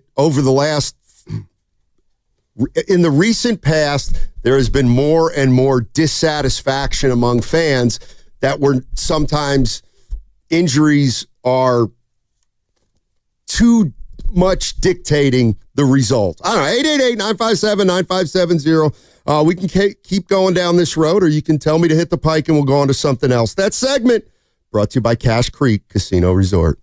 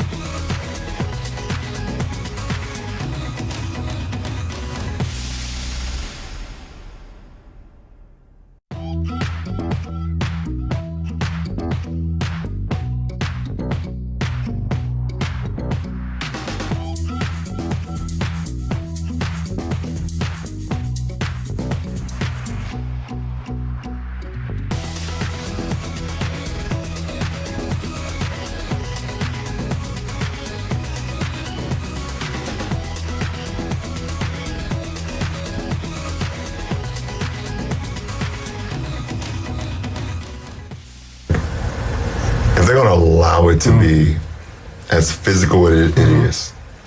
You got to give us a little time to prepare for it. So like post All-Star break, something like that. I mean, post All-Star break is usually like 30 games left. So maybe maybe 12 to 15 games left in the regular season. Okay. Like a month. Yeah. Give us a month to prepare for it. Now, back to Steiny and Guru on 95.7 The Game. Yeah, do I think a month is too long? Yes, I think a month's way too long. I'm just wondering if this is something that they're going to start to talk about. And what I'm talking about is these playoffs that are such a grind and they take such a toll, and the playoffs become so much about attrition and who's able to play, who's not, who's hurt while they're playing, who's not. And and with the Warriors run, we've seen it work both ways. It's helped them and it's hurt them. And I'm just wondering if the NBA would be thinking about somehow addressing the issue that these guys are either not at their top physical peak at the end of a season, or they're getting hurt because the season's so long. And would it be worth looking into? Do you find it all, and this is why I love Steph, and I'm not saying I don't love LeBron, because I appreciate what he's meant for the game and what he's doing at his age. But Steiny, I would just say, and this is a pessimist in me, where was this from the LeBron James at 32 years old? Where was it at 31? And he's on the back nine, and I think that's fair, probably with Dre too. So, Steph is the guy that was a victim of his hammy going out, and he's not the guy saying things like this. And again, your examples are fair, but if we're really being real and putting it right on the table, brought to you by Atco Pest Control, Steiny, it fails in comparison to the series that get that finish, and the result is predicated on who played better basketball as opposed to who wasn't there. And now you got me going everywhere. And I know this is a NBA conversation, but damn, the Philadelphia Eagles a couple years ago when they got to the Super Bowl, they didn't benefit from Brock Purdy getting hurt or them knocking them out. It just happens across the board. It's unfortunate, but again, I don't play. I never have NBA basketball. I just love that it's been the same from years past up until now, and I hope they don't change it. And they have over the years. They've changed it. For example, when Larry, you want to talk about the 80s? Yeah. They didn't have 4 7-game series. Fair. You're right. I mean, the early Boston in the early 80s, 3-game series. You got to buy. The best team in the league got a bye in the first round of the playoffs. And then they went through a period where the first round of the playoffs was 3 games, just 3 games.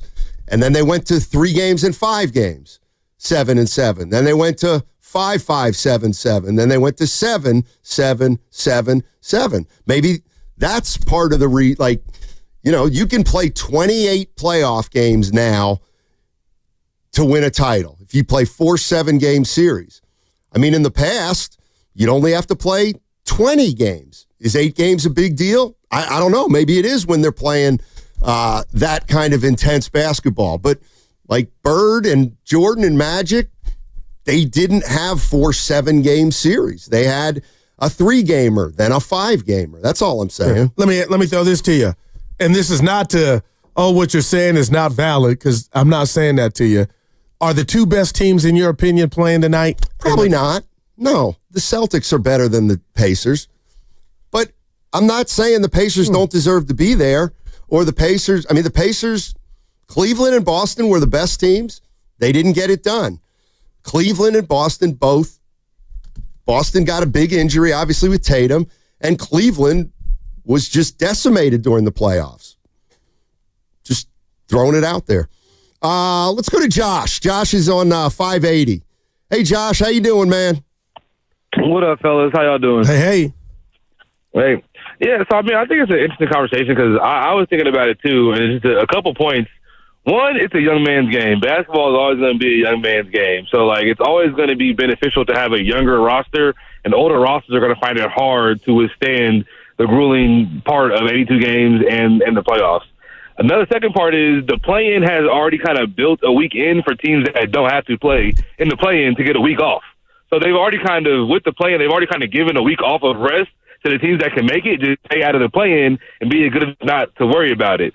The one thing I do agree on, Steiny, is that I did think it was interesting this year how the first round had multiple games in between where it was 2 days off. Yeah. And then once you got into the second round of Western Conference, it was every other night.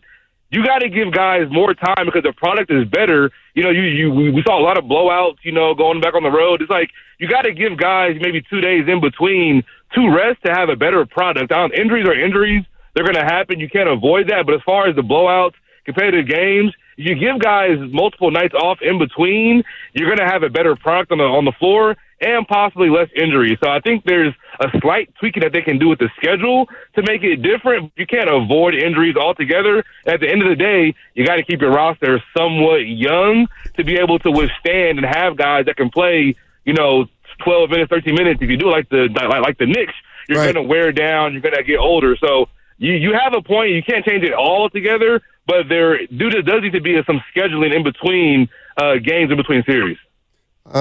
That's what I'm wondering too. Is how many? A great point though. Before that play-in, teams get rest, Donnie, that are not a part of it. That was a great point. Okay. What about the fact that the Golden State Warriors? I think I don't have the exact numbers in front of me, but at the end of the Houston series and the beginning of the Wolves series, I think they had a stretch where they played 8 or 9 games in 16 or 18 nights. So they're playing playoff basketball with just 1 day's rest. Oh, man. And during the regular season, they may not have had a stretch with that many games in that short a time. Like, would that be the time where you know, is that the time to play more games in a shorter period of time than you kind of do in the regular season? Man, Steiny, I'm just being real. Like, comfortable is not the word. I'm just like, dude, these guys are getting paid millions, and they got the all off season and science and technology on their side to get their bodies in shape. I just hate to feel like we're saying something that a majority of them aren't, or maybe they feel that way and they're not saying it into the microphone. Yeah, I mean, like, you know, I'm looking at Bird and Magic and guys like that, and early in their careers, you know, they were only playing. The Celtics won a championship in 81, and they played 17 playoff games. Now a team's going to have to play, 24, 25 playoff games. I don't know. Are we asking these guys to? Well, first of all, we are asking them to do more than the older generation because the playoffs are longer and there are more games. But just throwing it out there. Let's go to Doug in Berkeley. What's up, Doug? How you doing, man? Hey, guys. I'm doing well. How are you? Hey. Good, thanks. Hey, yeah. So I want to focus. I think there's muscle fatigue. Yeah, we've all played sports. We know if you do, too much in back-to-back, you're more likely to get hurt. In fact, that's actually been proven. There's physiology on that. But I just want to comment specifically on the Steph Curry. All right. Okay. The Steph Curry injury, I think, the Houston 7-game series contributed. But what really contributed was the way he has had to play the last 2 years, and this past season, when he played the Olympics as well. I think if Steph had been double-teamed and triple-teamed routinely early in his career, he would not have been as great early in his career as he was. The thing is now, he's the option, the number one option, and teams double and triple-team him hard now at age 37, 35, 36, 37. That wasn't happening when he was younger. So it's actually, we're seeing a remarkable athlete. We should cherish this time because he's playing at a remarkably high level, given the fact that he's being hit on harder now than he was when there was another reliable shooter named Klay Thompson, and you couldn't double and triple team Steph like that. back then. I think that's made a big, big difference. The last 2 seasons, and particularly this last season, have been harder on him at an older age. It's amazing what he's doing, what he's able to do, when he's getting covered this hard, much more than 2014, 15, 16, and then when Durant came. So I think that muscle fatigue, and duration, and then, the back-to-backs and the one game image, all of those things, I think all of it contributes. Like all you guys have been saying, I think it makes a lot of sense.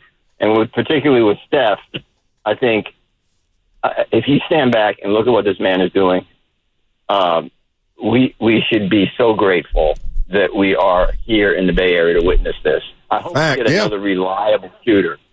No, I mean, facts. Part of the problem, well, it's not really a problem, is that Steph still is playing at such a high level at 37 that even at 37, if he gets hurt, he's still the best player on your team. Yeah. And you ain't going anywhere. Let's hope this is not the start of that, though, Well, because that's what it is. And, Stoney, I'm being real. Have you been feeling this way for a while, or you heard that sound that we have, that you just played? I just Googled injuries and playoffs, and the first story that came up was from this year. Injuries are becoming the story of the NBA playoffs. And I feel like the headline could be, injuries are always the story of the NBA playoffs. And is that just the way it is? And the team that stays healthy is obviously going to have the best chance to win? Or is there something that's doable that would encourage or help these guys maybe stay a little bit healthier over the duration of 100 and 110 game season? Man, I'm looking at OKC, who handled business in the regular season and, they earned it. They had the ability to rest guys, play guys 15, 20 minutes less than they would like, knowing that they had seeding locked up, home court advantage. And, I look at them. Yeah, they're a bunch of young guys, but if we don't look at the birth certificate, Stoney, they got through it and utilized what they had earned. And that week that the caller had just mentioned before, while the playing tournament is happening, there goes some more rest. Not for the guys that, are in that tournament like the Warriors were. Yeah. You're listening to 95.7 The Game, KGMZ FM and HD1 San Francisco, an Odyssey sports station in the home of the Golden State Warriors and Valkyries, always live on the free Odyssey app, coming to you live from the Laughing Monk Studios. Laughing Monk, righteously brewed in San Francisco. Hey, by the way, do not forget, coming up at 7 o'clock tonight, the Valkyries take on the Phoenix Mercury, and you can hear the game on 95.7 The Game and the Valkyries channel on the Odyssey app. Kevin Dana, Sophia Jones, they are on the call, and you can watch the games on KPIX Plus with the pregame starting at 6:30. So there you have it. Yeah, I'm just going back to 2010, Stoney. I know it's a ways, and I'm just looking at the two teams in the finals and the team that won. And outside of the Warriors that you cite, where, that was apparent, Toronto's title and Kyrie with Cleveland, I feel like, the winner that I could share with you was the best basketball team in the league. But I guess you're looking at it, that might be micro to your macro of, but you're missing the first round and the second round. Like you mentioned Cleveland this year. They got hurt towards the end. Yep. I don't know. I guess I just like the fabric part of attrition's a part of it. That's hey. And I do health too. Is wealth. I do too. Because you really can't predict it, Stoney, unless you're in a bubble wrap. To me, if you'd say, Stoney, why'd Steph Curry get hurt? No. I would say partly his age and partly they played every other day for 14 to 16 games before he pulled his hamstring. That might be too much. Maybe it's too much for Steph because he's 37. Yeah. How about Jimmy Butler? How did he get hurt to you? It was a fluke. Yeah, it was a fluke, but I like when you say fluke, I always think the more games you play, the more likely you're going to be to get hurt. That doesn't because even if an injury is a fluke, if you're playing 100 times, a fluke injury is probably going to happen more than it would if you're only playing 25 games. Do you ever see a scenario to where the NBA drops 82 to 65? Because the money's involved, right? But that's the other issue. Like we say, never Jordan and Bird and Magic, and well, guess what? They didn't play the playoffs. Their playoffs were not as long. They were not as long. They just weren't. And I'll go back and look at some of the days in between. But what about something like this? Okay, what do we always say? NBA's a young person's league. It's a young That's man's you've league. been harping. Okay, and the way the system is set up now is a huge reason why it's a young person's league. So could you give teams in the playoffs a little bit more time off so that maybe the older players or guys in there, have a better shot at it, have a better shot of playing a lengthy postseason? Because the bottom line is, the reality is Steph Curry and LeBron James, they actually are being asked to do things in the postseason that Bird, Magic, and Jordan never had, which is 4 7-game series. Yeah. And there's nothing you could, Stoney, I would just say, I don't even want to use the U word. It's unfortunate, but that's just the Prince, Roger Nelson. That's just the sign of the times. And they want nothing more than try to climb that hill and be there. But I look at Cleveland this year, Stoney. Their young guys got hurt. It was fluke. Injuries happen, like you said. So what really can be done in whatever realm of life to where you can aid it or make it easier for the older guard? Like sports, like you said, is a young man's league. And the Warriors right now are doing something that scares the bejesus out of me, because now I've finally seen Steph pull something. I've seen something happen to the engine that I believe, and he'll tell us, is probably fatigue and age. So now I'm dealing for the first time with, oh my gosh, we could be the second seed. If Curry pulls something because of fatigue and deep on a playoff run, that's the worst. This year was the worst feeling to have, because you think about what could have been. But partner, all I keep saying with this conversation is, Steiny, even if you do something like you're lobbying for, injuries still are going to happen. They are, but they will not happen, you would think, to this extent. I mean, it's been proven that you're more likely to get hurt on a back-to-back than if you have a day off. And you're less likely if you have 2 days off.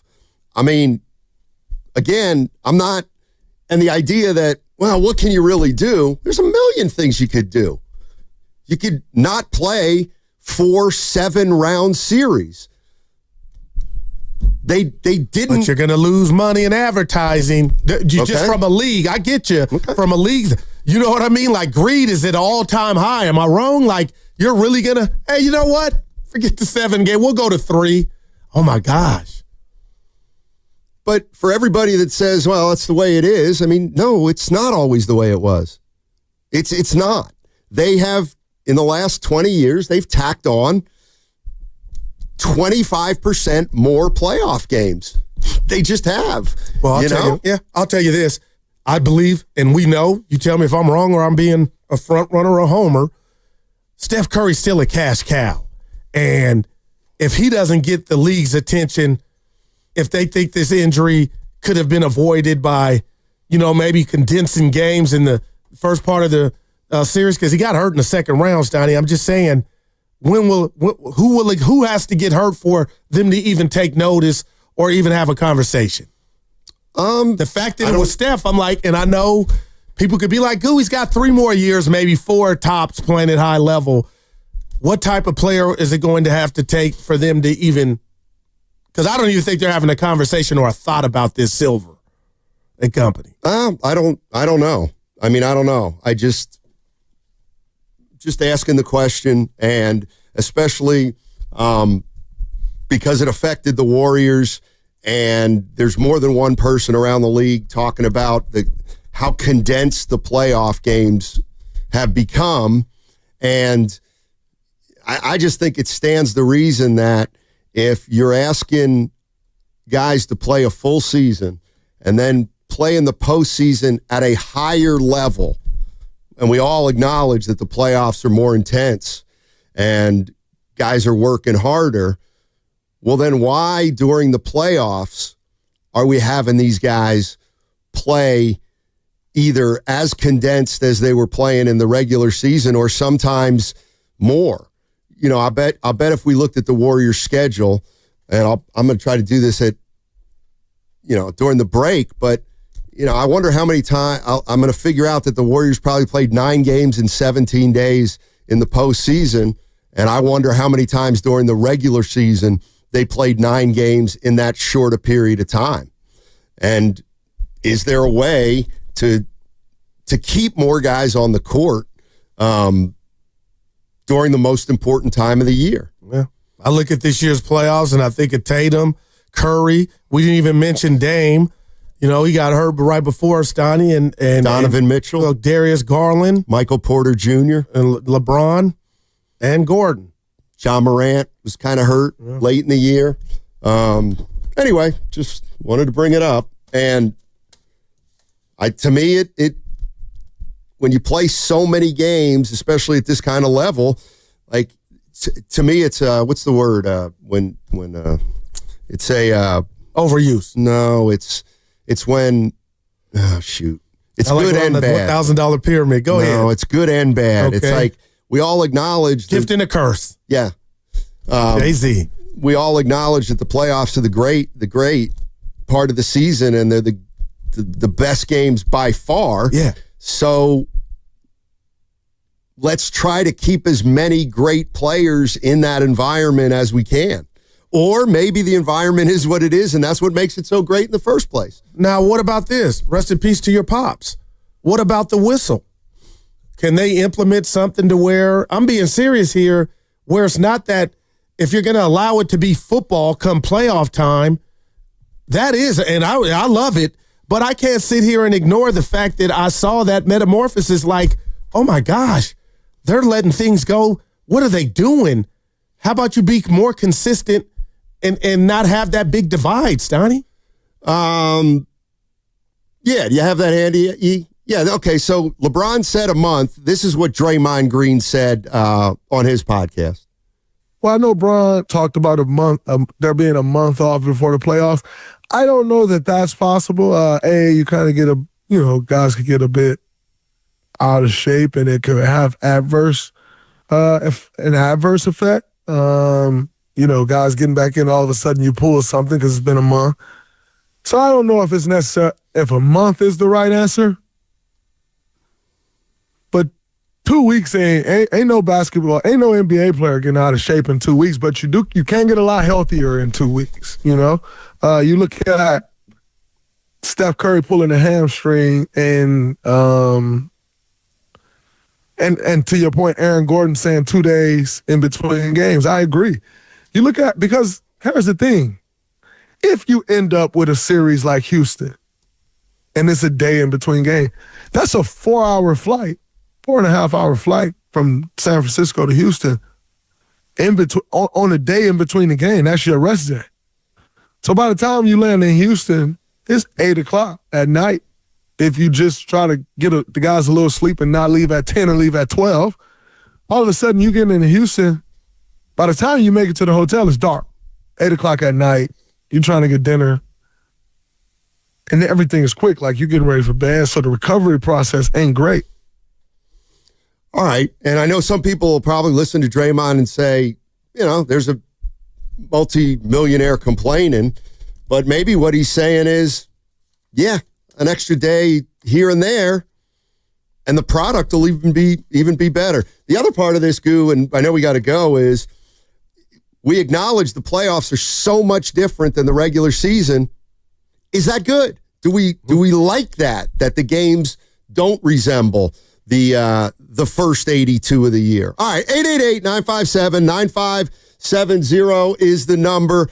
We'll get more into this. We'll get back into some Giants. They won a big game last night against the Padres. So come on back on 95.7 The Game.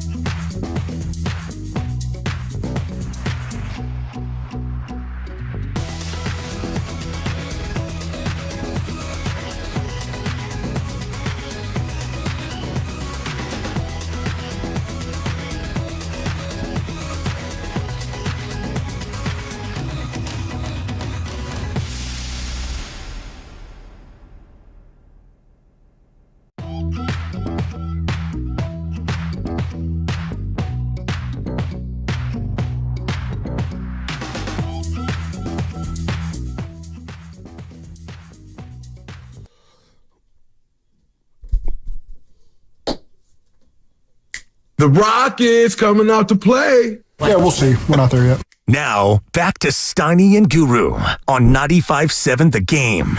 All righty.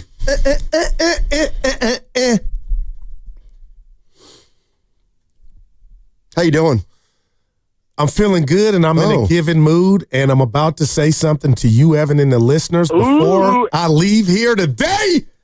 Like a clean pair of Stacey Adams or that fine wine that you got in your wine cellar, I'm breaking something, or that nice watch that you only wear on special occasions. Yeah. The last time I did this, liquidated all assets and gave you guys a bet, it hit. And we all know what that was. Please remind us. The Wolves? Yeah, no. The Knicks? No, the game that went overtime with the Atlanta Hawks. Remember I told you the Miami Heat? I said bet everything on them beating the Atlanta Hawks, and they beat them, Evan. In overtime. It don't matter. It cashed. I got something greater tonight. Mister. What? Hartenstein will have over 7.5 rebounds tonight. Liquidate all 7.5. He'll probably have that Evan at half. Wait till he gets in early foul trouble because he can't handle Miles Turner. Now, why would you? That's hating. Build me up and say, "Go, I like that." Now, you could be right and I could be wrong, but this is taken to the bank. That does seem low. Why 7.5? I couldn't believe it. I got a guy that knows a guy, and they hit me like, play that. That's the play. 7.5. Yeah. Well, let's see if that's a good guess or not. I just told you guys that do that. You feel good about your guess. I like it. I have two jobs, Donnie. I told you. Okay. What's your one job first? Oh, boy. Give me one. I cover the Giants. We cover. We don't. We could have a steak dinner and really have a candlelight conversation about this. Evan, we do. Evan go ahead. Covers the Giants more than you. Evan doesn't watch him more than us. But he is in the clubhouse I give you that. Us. I give you that. Yeah. But as far as this is our job, dude. It's incredible. Right. It's not. We don't really cover the team. We monitor the team and observe it, and then we give our impression. Journalists with words. Now I've got. Here's the last thing I'll say about for the day. The NBA, the schedule. Oh. And I have a text into Raymond Ritter. But here's what I'm willing to.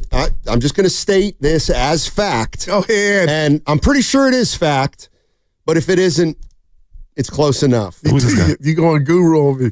So when the Warriors season came to an end in Minnesota, they had played their 10th playoff game in 19 days. They had, and I'm going to do it, game off, game off, game off, game off, game off, game off, game off, game off, game off, game. They didn't have that many games in 19 days at any point of the regular season. They didn't have that many games in 19 days. And I'm wondering if that's great, that's bad, that's nothing, or is it worth looking at to tweak a little bit? My response to that would be, whose fault was that? And there you go. I mean, they were up 3-1. So if they had won Game 5 or Game 6, then they would not have had to play 10 games in 19 days. But they weren't good enough to close the series, and that cost them. Okay, that's one way to look at it. Or if they had won one game without Steph, they would have had 3 days of rest between Games 5 and Game 6. But they weren't good enough to get that one game without Curry. That's my dude. That's certainly one way to look at it. Ritter text you back? No. But let me know when he does. And he's crunching numbers. I ain't mad at you. Tupac, Sonny. I don't care if you are or not. Oh, there means we nothing go. to me whether you're mad at me or not. Baby. Yeah. Not changing. Let me tell you something. This guy is a ball player. What's he doing right now? You're just mad. I'm in a great mood. Well, that's going to end soon if I have anything to say about. You're just mad because when you said, "Well, Steiny, what about Jordan? Jordan did it. It was okay for Jordan." No, it wasn't. He didn't play as many games.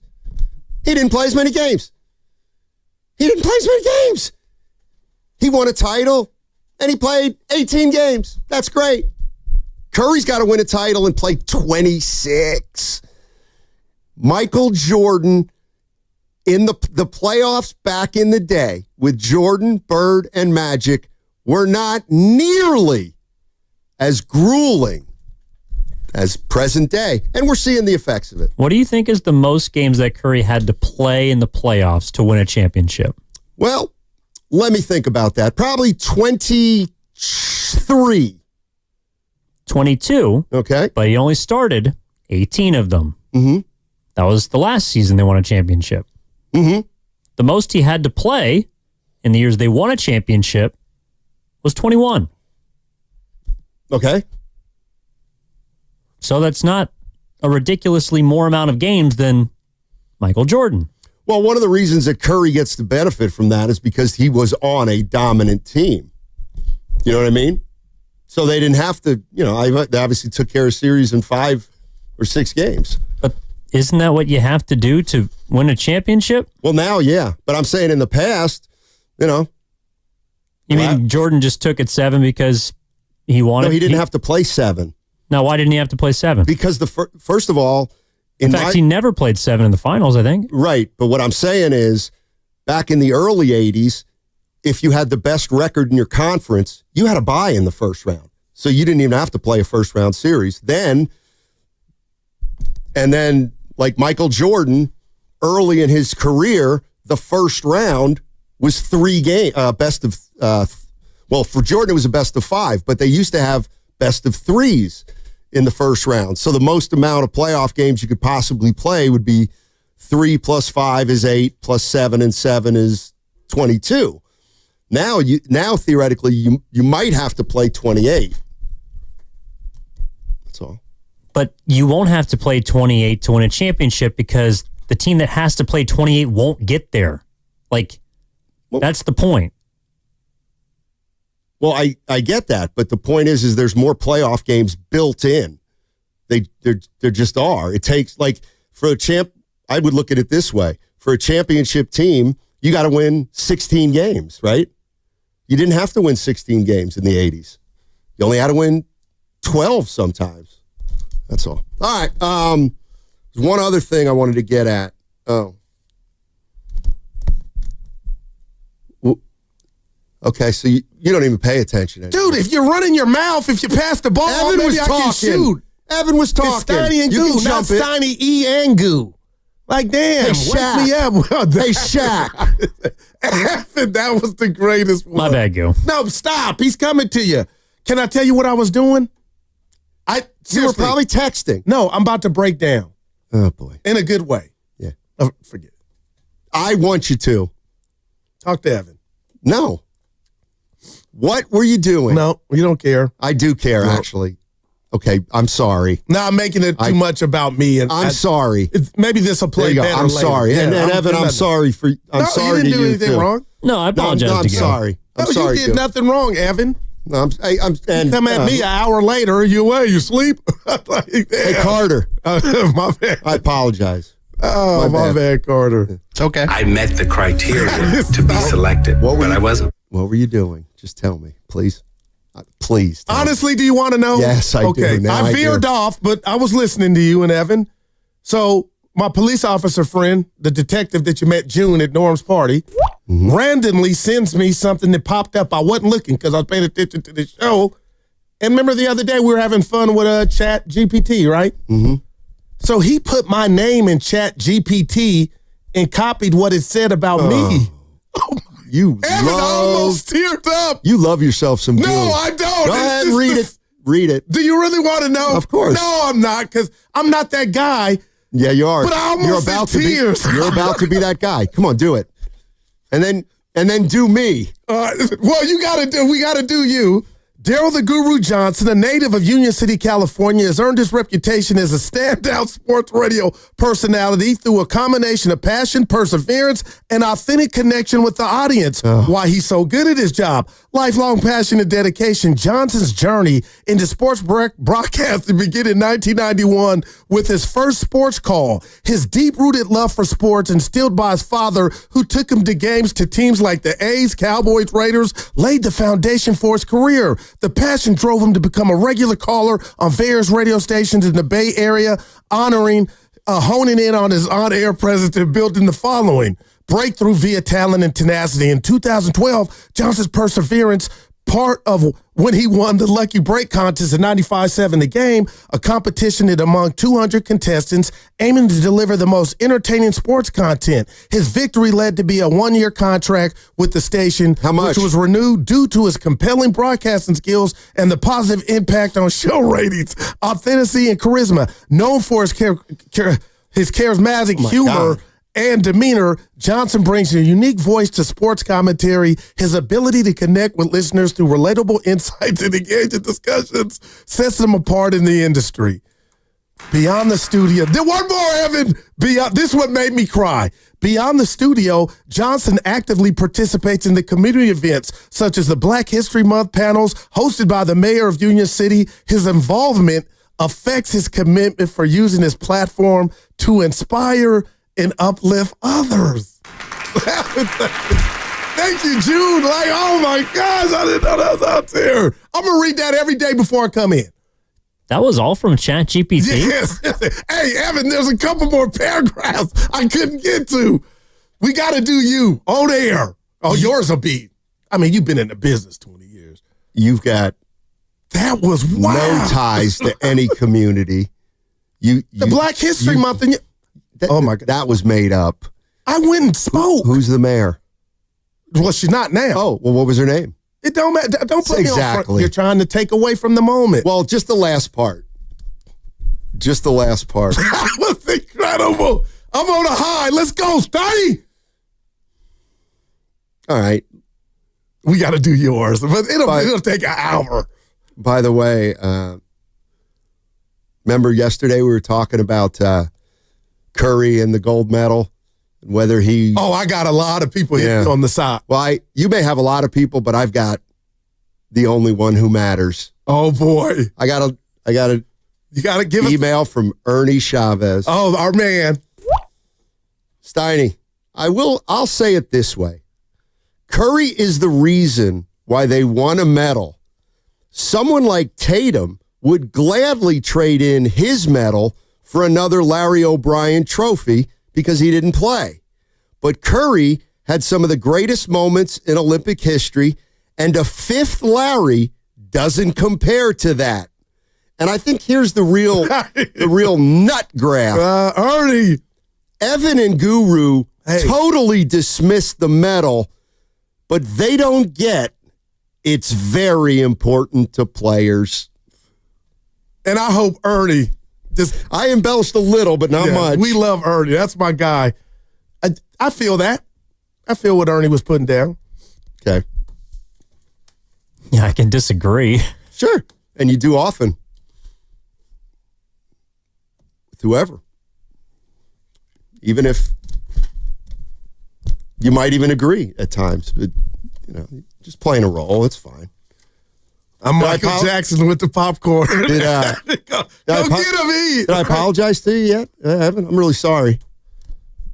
You just change on us. We're together an hour before the show. We come up with a play. 45 what minutes. We're going to do, and then the lights, camera, action, and you're just a gremlin. Like, the change is incredible. Like, First of all, I'm just... 45 minutes we're together. Well, not an hour. You leave early. Evan and I are together for almost 2 hours. You come in, the three of us are together for 45 minutes. Because the show, we wouldn't have a show if we spent that much time together. You know I do that. That's honestly what made the Audible a little more perplexing. Yeah. You called it. He didn't go Omaha. He went Russia. Okay, so. And I love you, Stardy. I didn't. Hey, Evie boy, Evie gets that check. He earns that chicken. You are the best thing going. Shut up, Guru. Shut up. I don't appreciate it. I don't care. I'm on a high. You can hit me right now. Shut up. The community. Let's go to Melinda. Hey, Melinda, how are you? Oh, Caleb. Oh, sorry. What's up, Caleb? Oh, we got our guy Caleb? Yeah. Okay. What's up, Caleb? Oh, man. Wait. What? This happened to Austin, right?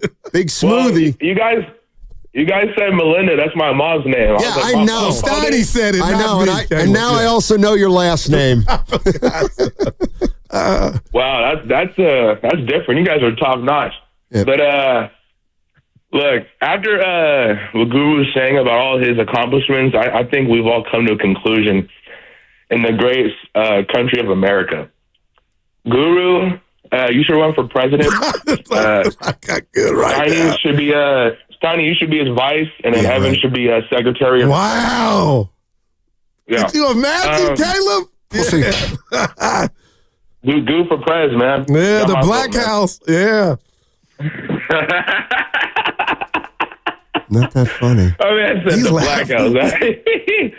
But look, I'm gonna do a hypothetical question today because I'm feeling good today. Well, that's great. Friday.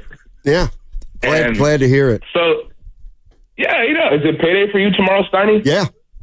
But here Guru's today. But go ahead. Yeah. God, what a hater.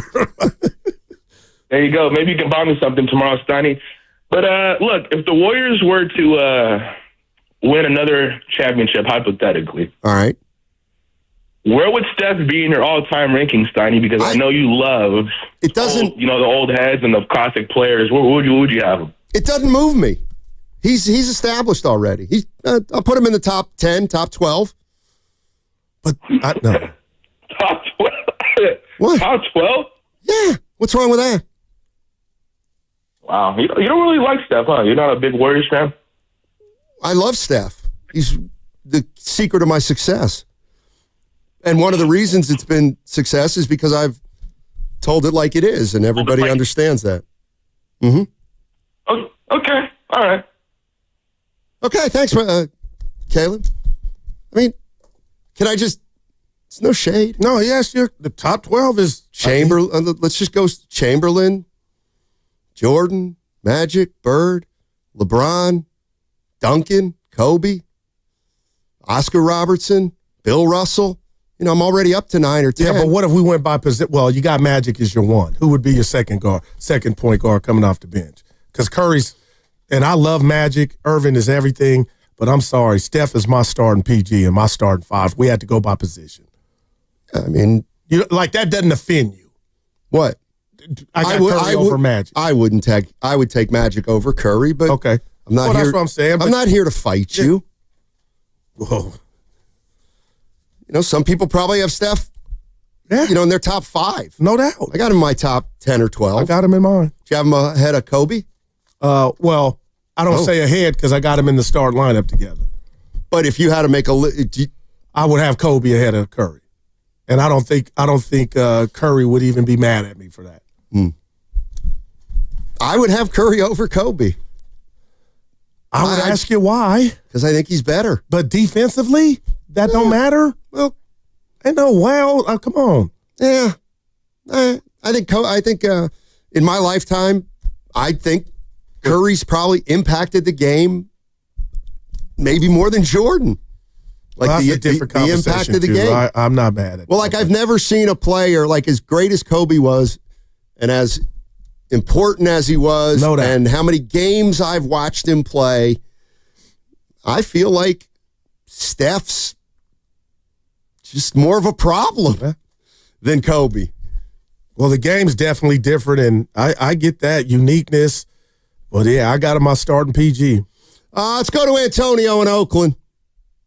Hey, Antonio, how you doing? I'm doing pretty good. Yeah, Steph, top 12. Woo! I got him like 3rd or 4th. He's an amazing player, man. Changed the game. He never had to go from team to team in order to win. But honestly, man, like, I don't think he should have went to the Olympics. I understand, like, I guess sometimes, players, they think Olympics, mean more or whatever. But, I mean, people are going to remember you for your NBA stuff, just like Michael Jordan. He went to the Olympics, but what do they say about him? Oh, he's 6-0 the finals. He never needed a Game 7. Kevin Durant, he has like more points than anybody in Olympic history. And what do they say about him? Oh, he went to the Warriors. He took the easy way out. Carmelo has, the most gold medals, and what do they say about him? Oh, he should have went to the Miami Heat, team up with Dwayne Wade, LeBron, or the Bulls and D Rose, and he could have won a championship. So they're always going to point to the NBA stuff more than the Olympic stuff. But like I said, I see the other side too. But man, so where you got Jerry Rice ranked? Top 5 only, Steiny, or what? Because we got Steph's top 12. I got him like 3rd or 4th. That's just me. Football player or wide receiver? Wide receiver. He's probably the best. I have him 1. Yeah, receivers, I got Rice 1. Overall football players, probably still top 5 or 10, right? That's funny. You don't know who my answer is. If you were to say who's your Danny White. This is crazy. Not, that's favorite. I'm talking about the best football player I've ever seen. No, he's from New York. Played for New York. Joe Namath. No, great guess. LT? LT. Yeah. I know he was on some substance, but that dude was incredible, man. Yeah, good little player. No Dick Butkus. Pretty good actor, too. I watched Any Given Sunday again over the weekend. He was in it. Let me guess you hadn't seen it. Willie Beeman, Jamie Foxx, Al Pacino. And he gives a speech. Oh, that thing is, yeah. Okay. Dennis Quaid. Is that like inch by inch? Yeah, look, wow. Blade of grass by blade of grass. Scotty, you seen it. They lost that game. Dude, the speech is in my mind. And oh my goodness. You do watch. Did they win the game in the movie? I can't remember. Yeah, they did. I don't remember at all. He went to another team, though. By the way, do not forget, coming up tonight at 7 o'clock, the Valkyries take on the Phoenix Mercury, and you can hear the game on 95.7 The Game and the Valkyries channel on the Odyssey app. Kevin Dana, Sophia Jones, they are on the call, and you can watch the games on KPIX Plus. Pregame starts at 6:30. Valkyries are 2-4, I believe. 2-4. And what did you have the over-under at? Well, Vegas had it at 9. Right. And they play a 40-game schedule. But they had 2 tough games with the Liberty, Steiny. No, they played the Liberty well. Yeah. They absolutely did.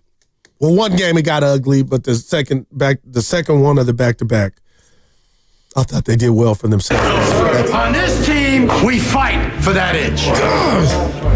On this team, we tear ourselves and everyone else around us to pieces for that inch. We claw with our fingernails for that inch. Because we know when we add up all those inches, that's going to make the fucking difference. All right. That's how That's on me. Bob Melvin, that's all we're asking for. I almost teared up. They got the music playing. I got to believe you played for a coach that gave you. I thought it came later in the speech. That's on me. Read the riot act for you, Steiny. Not one that ever got in your face or gave one of those what I believe Newt Rockney speeches. I remember. I had them. I remember sometimes in high school, my coach would get on me because he knew I could handle it, but 2 of my teammates couldn't. And so he would come down my road, and I was smart enough to know that really he was coming down other guys' road, but he had to use me as the conduit because I was tougher than my teammates, quite frankly. I got you. But the answer is no. I love that stuff, man. I think it works, He said one thing to me. Lloyd Wolf, R.I.P., my high school coach. Yeah. When we got 20 seconds, perfect. We're playing Central Catholic in the old Hill Road gym. We were struggling a little bit in the first half.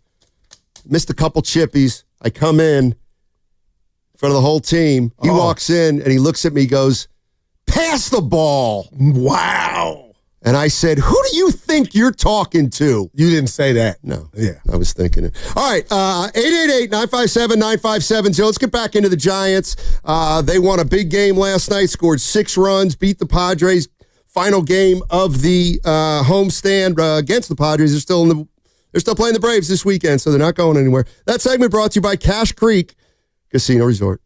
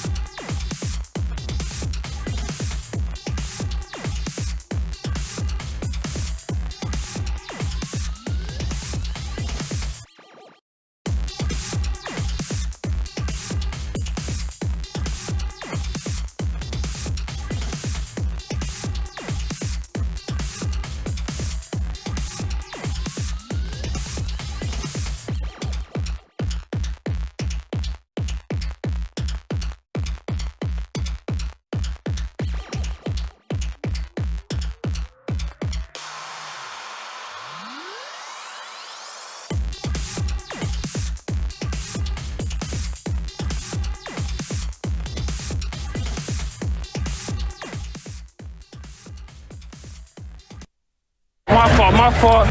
Now, back to Steiny and Guru on 95.7 The Game. All righty. Giants won a big one last night, 6-5, and they are essentially tied with the Cardinals for the third wild card. I'll tell you what, Goo, you look at their numbers, they're better than you think. Oh, the numbers? The numbers are the numbers. I bet, because I think the team is better than their record, and they're, 6 over 500, but go ahead, lay it on me. Well, I'm just looking at National League run differential, and the three division leaders are the Mets, Cubs, and Dodgers. Okay. And the Cubs are plus 100. The Dodgers are plus 75. And the Mets are plus 72. Those are the three division leaders. Who do you think's got the next best run differential? The Giants. That's correct. Wow. Plus 41. And that took a hit, you would think, over, the last couple of weeks, you would think, because they hadn't been mustering up much, but that's not shocking. And I'm going to just keep it real with you, Steiny. You didn't ask. I got this team making the wild card for damn near the third year in a row. I know. And it has not happened. But Buster Posey yesterday saying it's go time, and I just find it funny in life. Sometimes things just happen, Steiny, in sequence to where Buster Posey, not under fire at all, but people wondering, okay, what's going to happen? And everybody's talking about Bryce, and I get that, and I hope we see him. He could even be a DH if you're worried about his glove. Neither here nor there. But I'm listening to the GM this morning, Zach, with Spadoni and Lubman, Shasky and Lubman, and I'm just thinking to myself, on the day that you made those transactions and you DFA'd Lamont Wade Jr., and my cousin from Vallejo, Steiny, not my cousin, but I love it, Daniel Johnson comes up, gets 2 hits, and then also makes I'll say it, game-saving catch. Your team's down 5 runs, and that's the game that you break out and end this streak of futility. So hopefully they can bottle that up and start a streak and get hot. Here is what Guru is referring to. Buster Posey talked to the media yesterday after the Giants made a few moves. This is what he had to say. Yeah, I mean, it's time to go. I mean, I think we all believe that we're better than what we've been with the bats the last 2.5, 3 weeks, and it's time to go. What do you think that means?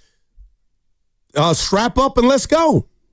Quit crying in your milk. Not that anybody was doing that or your beer, but the bottom line, Steiny, what if he's talking to himself? And that's why he made the moves he made and, moves around the edges.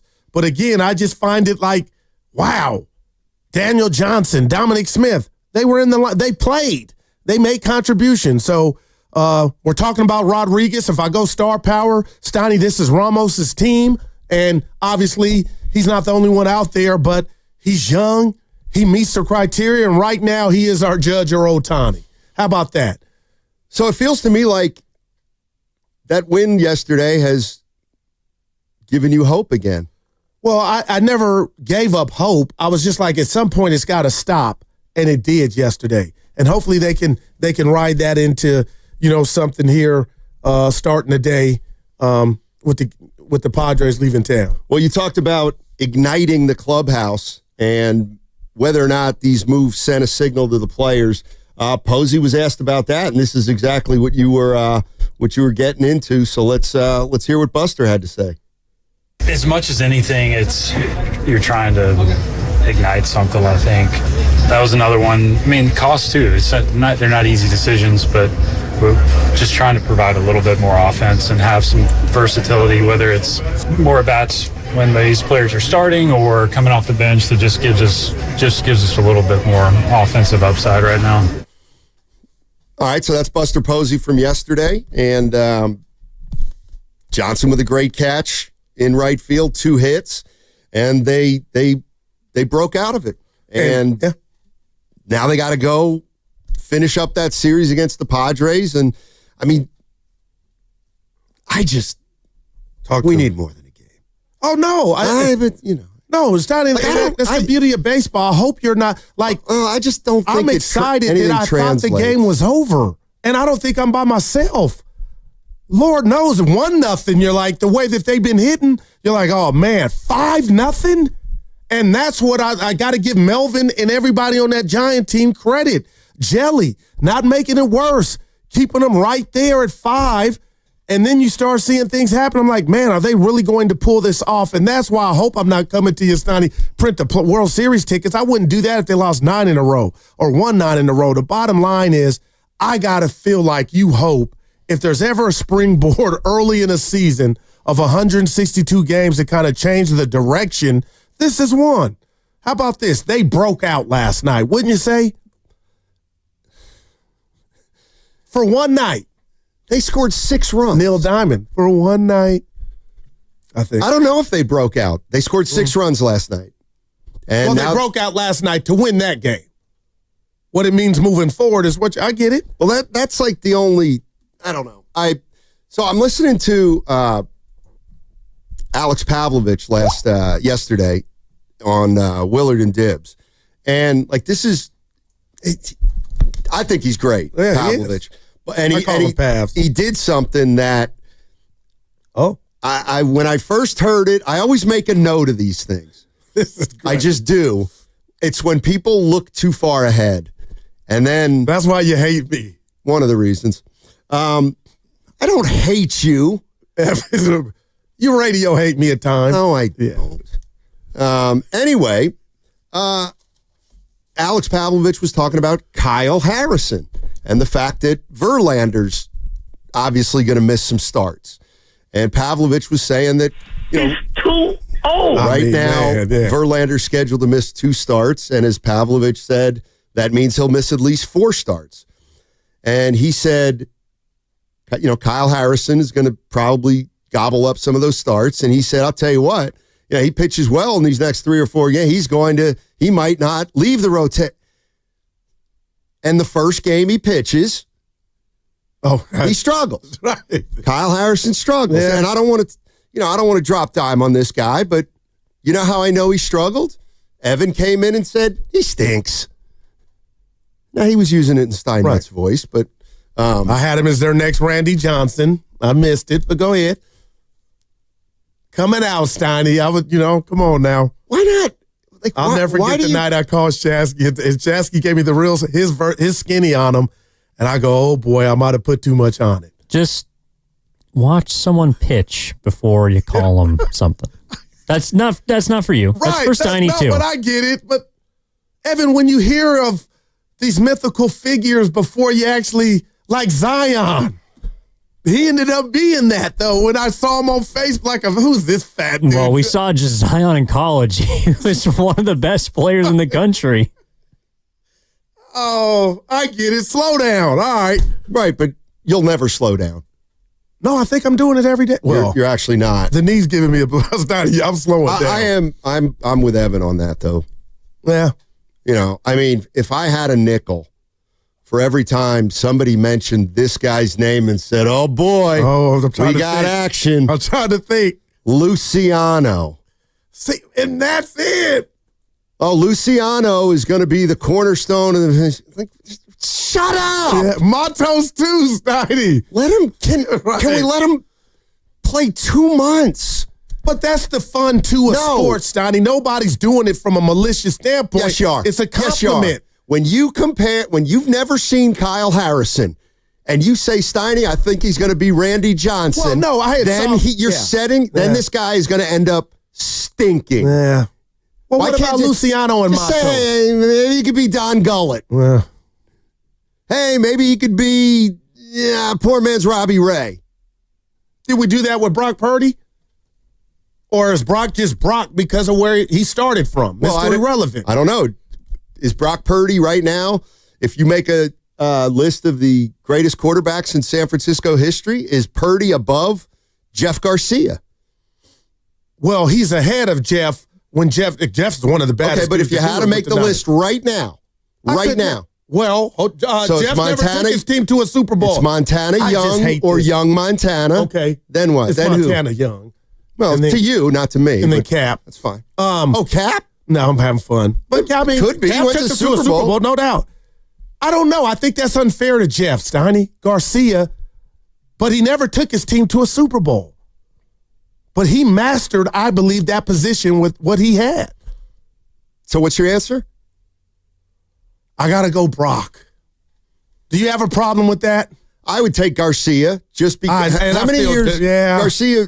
I would take Garcia only on longevity. If Purdy is the 49ers starting quarterback for the next 3 years and they make the playoffs twice, yeah, Purdy's going to be. But let's say we're on Mars. We got the same football team, and you got a quarterback on their best day, Garcia or Purdy. I think that's I'm being real. I think that's a great. Garcia. I think that's a great. I think he's more talented at the court. That's just me. Is there shade in that? You hope not, don't you? No. Because oh my God, if there'd be shade in that, I think it's close. Yeah. We'll ask Gibbs and Willard when they come in. Or it's unfair to Jeff because you said longevity. Obviously, that's going. But Jeff wins that. Well, I'm also going with Garcia in Philly and obviously in San Francisco. Tampa Bay. I forgot about Tampa Bay, but you're right. That's a good.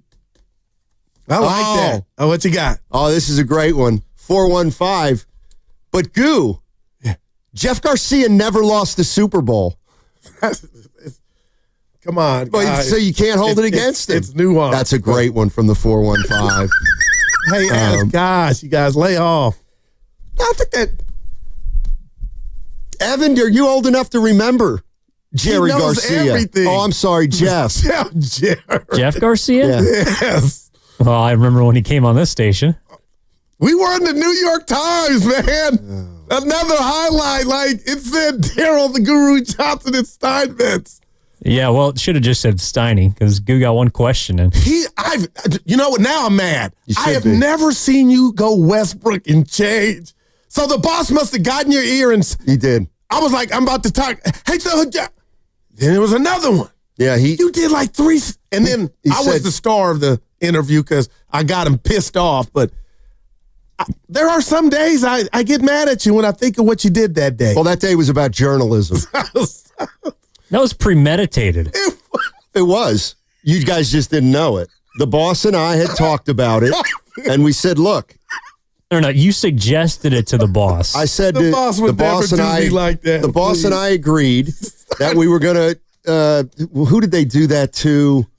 Who did they freeze out in the All-Star game in the NBA that one year? Michael Jordan. Yeah. He said we got a Michael Jordan guru for the first 5 minutes. Dude, because these are serious questions that need to be asked in a professional way. You're listening to 95.7 The Game, KGMZ FM and HD1 San Francisco, an Odyssey sports station and the home of the Golden State Warriors and Valkyries, always live on the free Odyssey app. Coming to you live from the Laughing Monk Studios. Laughing Monk, righteously brewed in San Francisco. Question about the game yesterday real quick. Okay. When Duvall did not come out for the 9th, and we found out he wasn't available, were you thinking like, damn, Melvin, give him a chance to rectify what he did the night before or didn't do? No. He got Walker up out of there quick. I got to give him credit for that. Yeah, he did. Here's the way I look at last night's win. It was clear that something more was going on than just a regular game because, first of all, Ramos acknowledged that it was a big game and they were all feeling some kind of way. And obviously his reaction when he doubled in the tying run at second base, he was really wound up. He cited the crowd, and I was watching the game, and Kruk and Kipe were talking about how they thought that it was the loudest game at the stadium all year. Evan, you were there, right? Would you agree with that? Was it live? Yeah, the Ramos double was the loudest I've heard that place this entire season. Yeah, that's when you tweeted. Yeah, you tweeted that, I believe. Yeah, it exploded. It was like a playoff game. Wow. Yeah, that's exactly what Kruk and Kipe said. So they're on fire. Whether the team, finally scoring runs, liven up the crowd, or whether the crowd being they were tight too. They were into the game. So all right. So the way I look at it is that game to me. They played with urgency. There's no doubt about it, right? Okay. Now, is there carryover?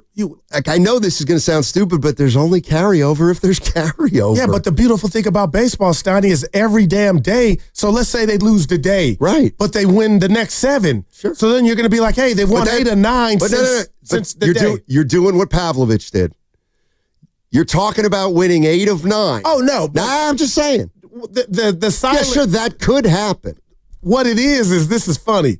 We're doing a show, you and I, but the average fan's not. But in their mind, they're keeping track, Stoney. There's a natural record of, okay, they've won 5 or 6 since that day of. Right. So hopefully, this will get them hot. But I'm being honest, move or no move, I honestly believe we're going to see Eldridge. And we got to play. The GM joined Shasky and Grandy this morning, Stoney, and they were asking him, and they asked him.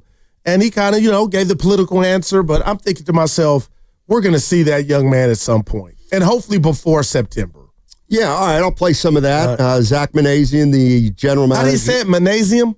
Manazian. Oh, Manazian. Yeah. Okay. Now, I don't know this, but my experience in life is that most people, like our boss, for example, his last name is Nahagian. Yeah. It ends IAN. And I get mad at him because he lets people call him, like me, Nahagian. Well, that's not what I'm talking about. I'm simply talking about the last 3 letters, IAN. Frequently, that means you may be of Armenian descent. Which our boss is. Correct. And I'm assuming maybe the same for Zach Manazian. His godfather was the famous Tommy. That was a great interview. We should have played it. Tommy Lasorda. You familiar with Tommy? Yes, but he is the greatest. I wonder if he would play in today's baseball, or Bobby Knight, getting in the guy's face. I care how much money you make. All right, this is Zach Manazian on. This is all about Eldridge and where he's at. Let's start by talking about him at the DH, playing DH, because maybe his fielding's not there is one of the things we're hearing. I think we have to stay open-minded to it. Whether we get there or not will be dependent, obviously, on a lot of other things. I think when you add it all up, if as a group collectively feel like, nope, this is a risk worth taking because it's going to help us win, then yeah, possibly we get there. But part of the reason is getting him to AAA. It's just I think the right maturation and process for him as he climbs through the minor leagues. And I think the biggest thing is let's see how things go there, and then we keep going. But certainly happy with where he's at offensively right now. And look, I think he's 20. He's undoubtedly going to get better. There's no doubt in my mind he will improve. And I believe he could improve even if he's at the big league level. It just might be a little steeper curve. All right. So that's on that's Zach Manazian talking about Bryce Eldridge and the possibility that he could be DH for this team at some point this season. Right now they have him at first base. It's the first time he's really played first base. Like I said, I was listening to Pavlovich yesterday, and he said the way the organization describes him as a first baseman is he's a work in progress. Right. And the beautiful thing about it, Stoney, because when you talk about him, you talk about his big stick and that power, and Shasky turning me on again to the videos of him hitting bombs at A-ball. It's like, good Lord. And now all of a sudden he's in AAA, but this from the 650. And I think this is wrong, but I get it. Giants need to hype Ramos more. More like they try to do Jung-Hoo Lee. Ramos is a star. And last year he was an all-star, and I like Jung-Hoo Lee, Stoney. But the bottom line is, could you imagine just moving down the road? This is what I do. Those are 2 fixtures of the next iteration of this team. And if Eldridge can come and is good as advertised, I mean, man. Ramos made the all-star team style. We've seen many guys make it in the first half, fall off career-wise. But this is your dude, and he looks like, he has some action this year. We'll see. I don't like the idea that anybody in an organization needs to hype up a player. I mean, the player's got to be the player, and the player's got to create the hype. It's like my dad used to say when I was a kid, I would always want a pair of, like, Puma suedes. You ever Dude, I had them with the fat red laces. Yeah, you didn't ask. I used my to dad break dance. never allowed me to get those. I need to know why. Because he said the player makes the sneaker. The sneaker doesn't make the player. So what did you run with? Converse All-Stars. Hey, we're no torn Achilles in. Yeah. Well, there were, but they just took 6 years to rehab from. This is more just a pig in heaven. This is more Zach Manazian on thinking about when to bring him up. You always want to stay open-minded, and it's not just with Bryce. It's really with all of these players and really trying to get their strengths. I think there's probably as much development at the major league level now as we've seen in the last 15 years, 20 years as players get pushed through the system quicker and quicker. So I would say there's always a chance, whether that's Bryce, whether it's another player, you try to protect them maybe by trying to cover up their deficiencies, in other ways. I was fortunate. I worked for the Milwaukee Brewers at a time when they were rebuilding, and we had Ricky Weeks and Prince Fielder, who were considered defensive liabilities playing first base and second base, and we were starting to become a competitive team, and that was the question with those two, and do we try to protect them with defensive changes late in the game? In that situation, we didn't, but those are certainly things that you can consider with really any young player that comes up as a way to protect them, but still allow them to grow and hopefully help you win games at the major league level. Because, like Buster said, that's what we're here to do. That's what it's about. Zach Manazian talking about Bryce Eldridge now playing at AAA for the Giants. You see the paradox with Eldridge, don't you? Give it to me. Or the catch-22, if you will. I like that. It feels like the better the Giants play, the less likely he is. All right, no doubt. To come up. I got you. To the big club. Oh, look at this. And I feel if I just got a text. Ritter. Yeah. What'd he say? And this is even more indicting. Right. Oh my gosh. We may have to go back into this. All right. So I texted Raymond Ritter and said, you guys played 10 playoff games in 19 days in the postseason, by my count. Did you have any stretch during the regular season of that many games in that period of time? I love it. You know what his answer was? Give it to us. This is unbelievable. Yes. We played 10 games in 17 days to end the regular season. So I know how you're looking. Wow. So you're saying that was 2 playoffs they played. Holy well, Dre told us that. Well, I didn't realize Neither it was did I. that Damn. significant. Wow. And I don't like when you hear that stat, Evan. What do you think? Anything different? Well, I want to know why they were so bad earlier in the year when they had all that rest. Because they didn't have Butler. No, but I know what you and I think about that. No, I do, but Stanley, you don't. I want to wrestle you. Say you think about it, but you don't. Are the streets really tougher than they were back in the day? Like, you think they are? My point is, they're not going to change it because a guy in San Francisco on 10-2 is coming in saying like nothing's been affected or impacted to the degree that the champion that's hoisting up the O'Brien Trophy is getting over because guys are getting hurt. No, but the injuries happen all the time. Yeah, but they happen way more in the postseason. Well, the product would be better if we went away from everybody shooting threes like they think they got Steph and Clay. There's a litany of reasons. Mm-hmm. I'm not mad at you for that. But tonight is the game 1. Right. I believe the 2 best teams are playing. I believe Indiana could have beat Boston. That's why it's not a stretch. I get you. He would. Okay, I'm being real. They might be the best team playing now. They're not the best team over the course of the season. The way Porzingis, if he would have still had this illness, Indiana could have got with Boston easy. Well, yeah, because Boston would have been without Tatum and Porzingis. Well, no. What about Tatum, though?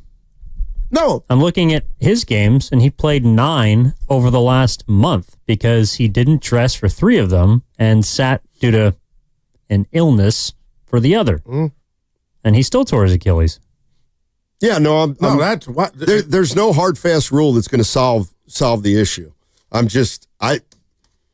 mean, We can talk about it more on the other side, or we get the hell off it. I don't know. Also, we got to hurry up because they're getting ready to. They got a game today, so we can get one more. Squeeze it in if you want. All right, what's coming up on the game is brought to you by Fremont Bank. Here for you, here for good.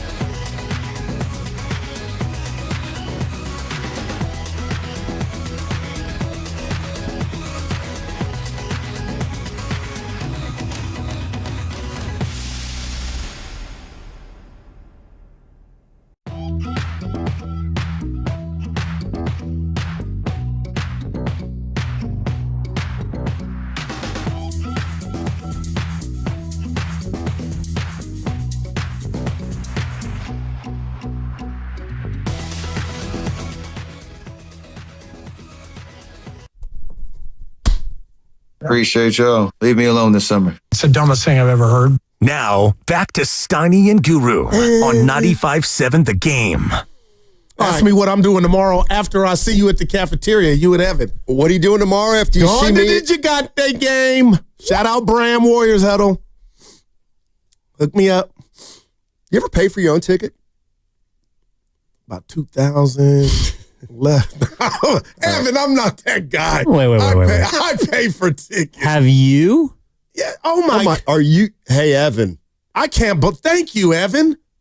Answer them. Let me tell you what I don't do. Let me just make sure you all know what I don't do. And I know y'all do it, and I don't like it. Oh. But as an old school guy, I can't wait. I feel like hands off the young kids. Let me tell you what I don't do. I don't use my credential when I'm not working.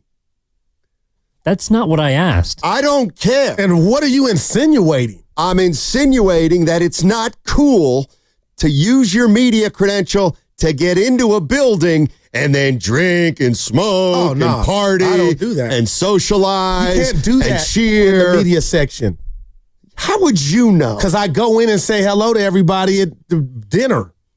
And then, how you doing, Monty? How you doing, Tim? Everybody. And then they pull the Pascal Siakam. Who is this guy? Who's this guy? You're a hater. No, I'm not. We got breaking news. No, hold on. All right. Well, I'm mad. I do. 95.7 The Game breaking news. Yeah, tell us that. Sonny, you have to read it. I've never seen you walk that far from your mic. You got to read it. There's nothing to read. Aaron Rodgers is signed with the Steelers. There you go. Can Aaron I be honest? Rodgers. Go ahead. Okay, I wanted to squeeze one more thing in, but go ahead. This is sports hate. I've never hated an athlete more than I've hated Aaron Rodgers.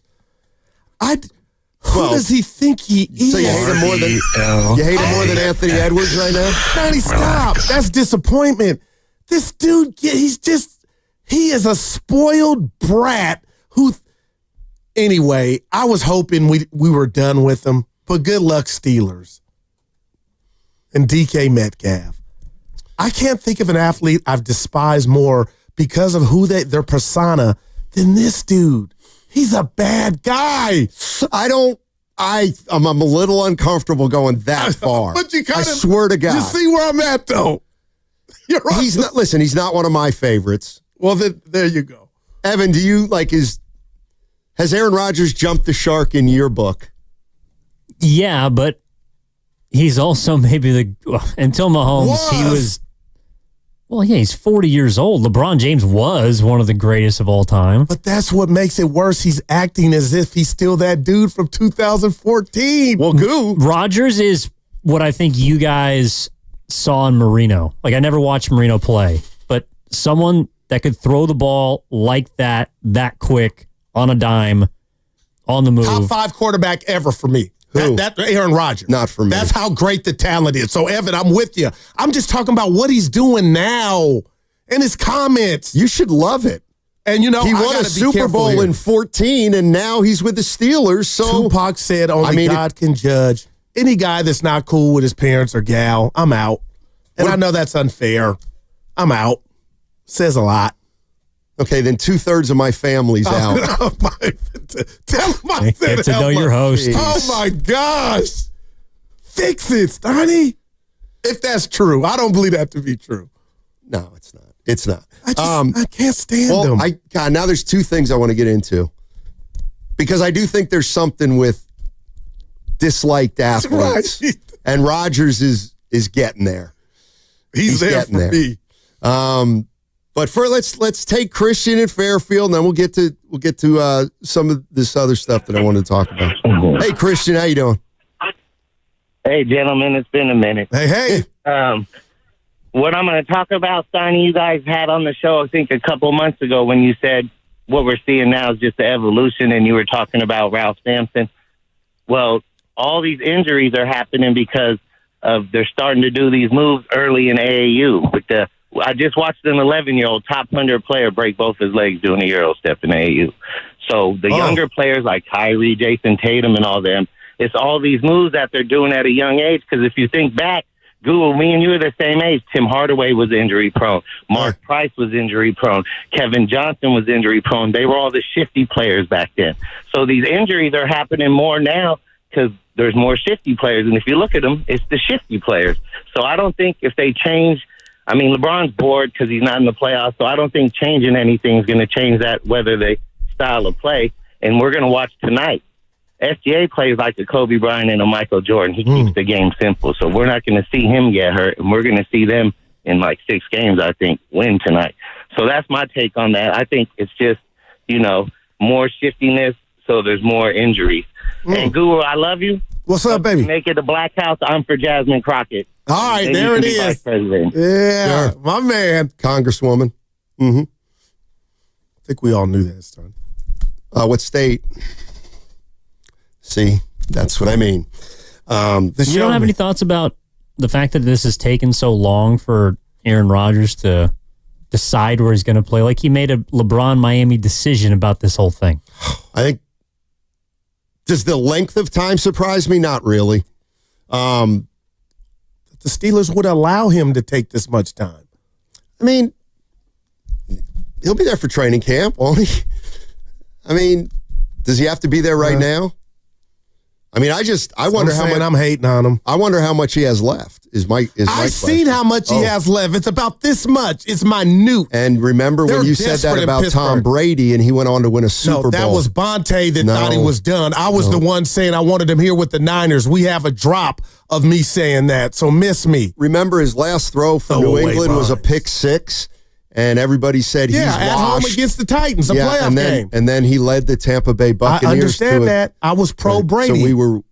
Someone always got a noodle arm. We shouldn't have written him off like you did, Brady. I think Rodgers is done. We'll see. We will see. Mike Tomlin.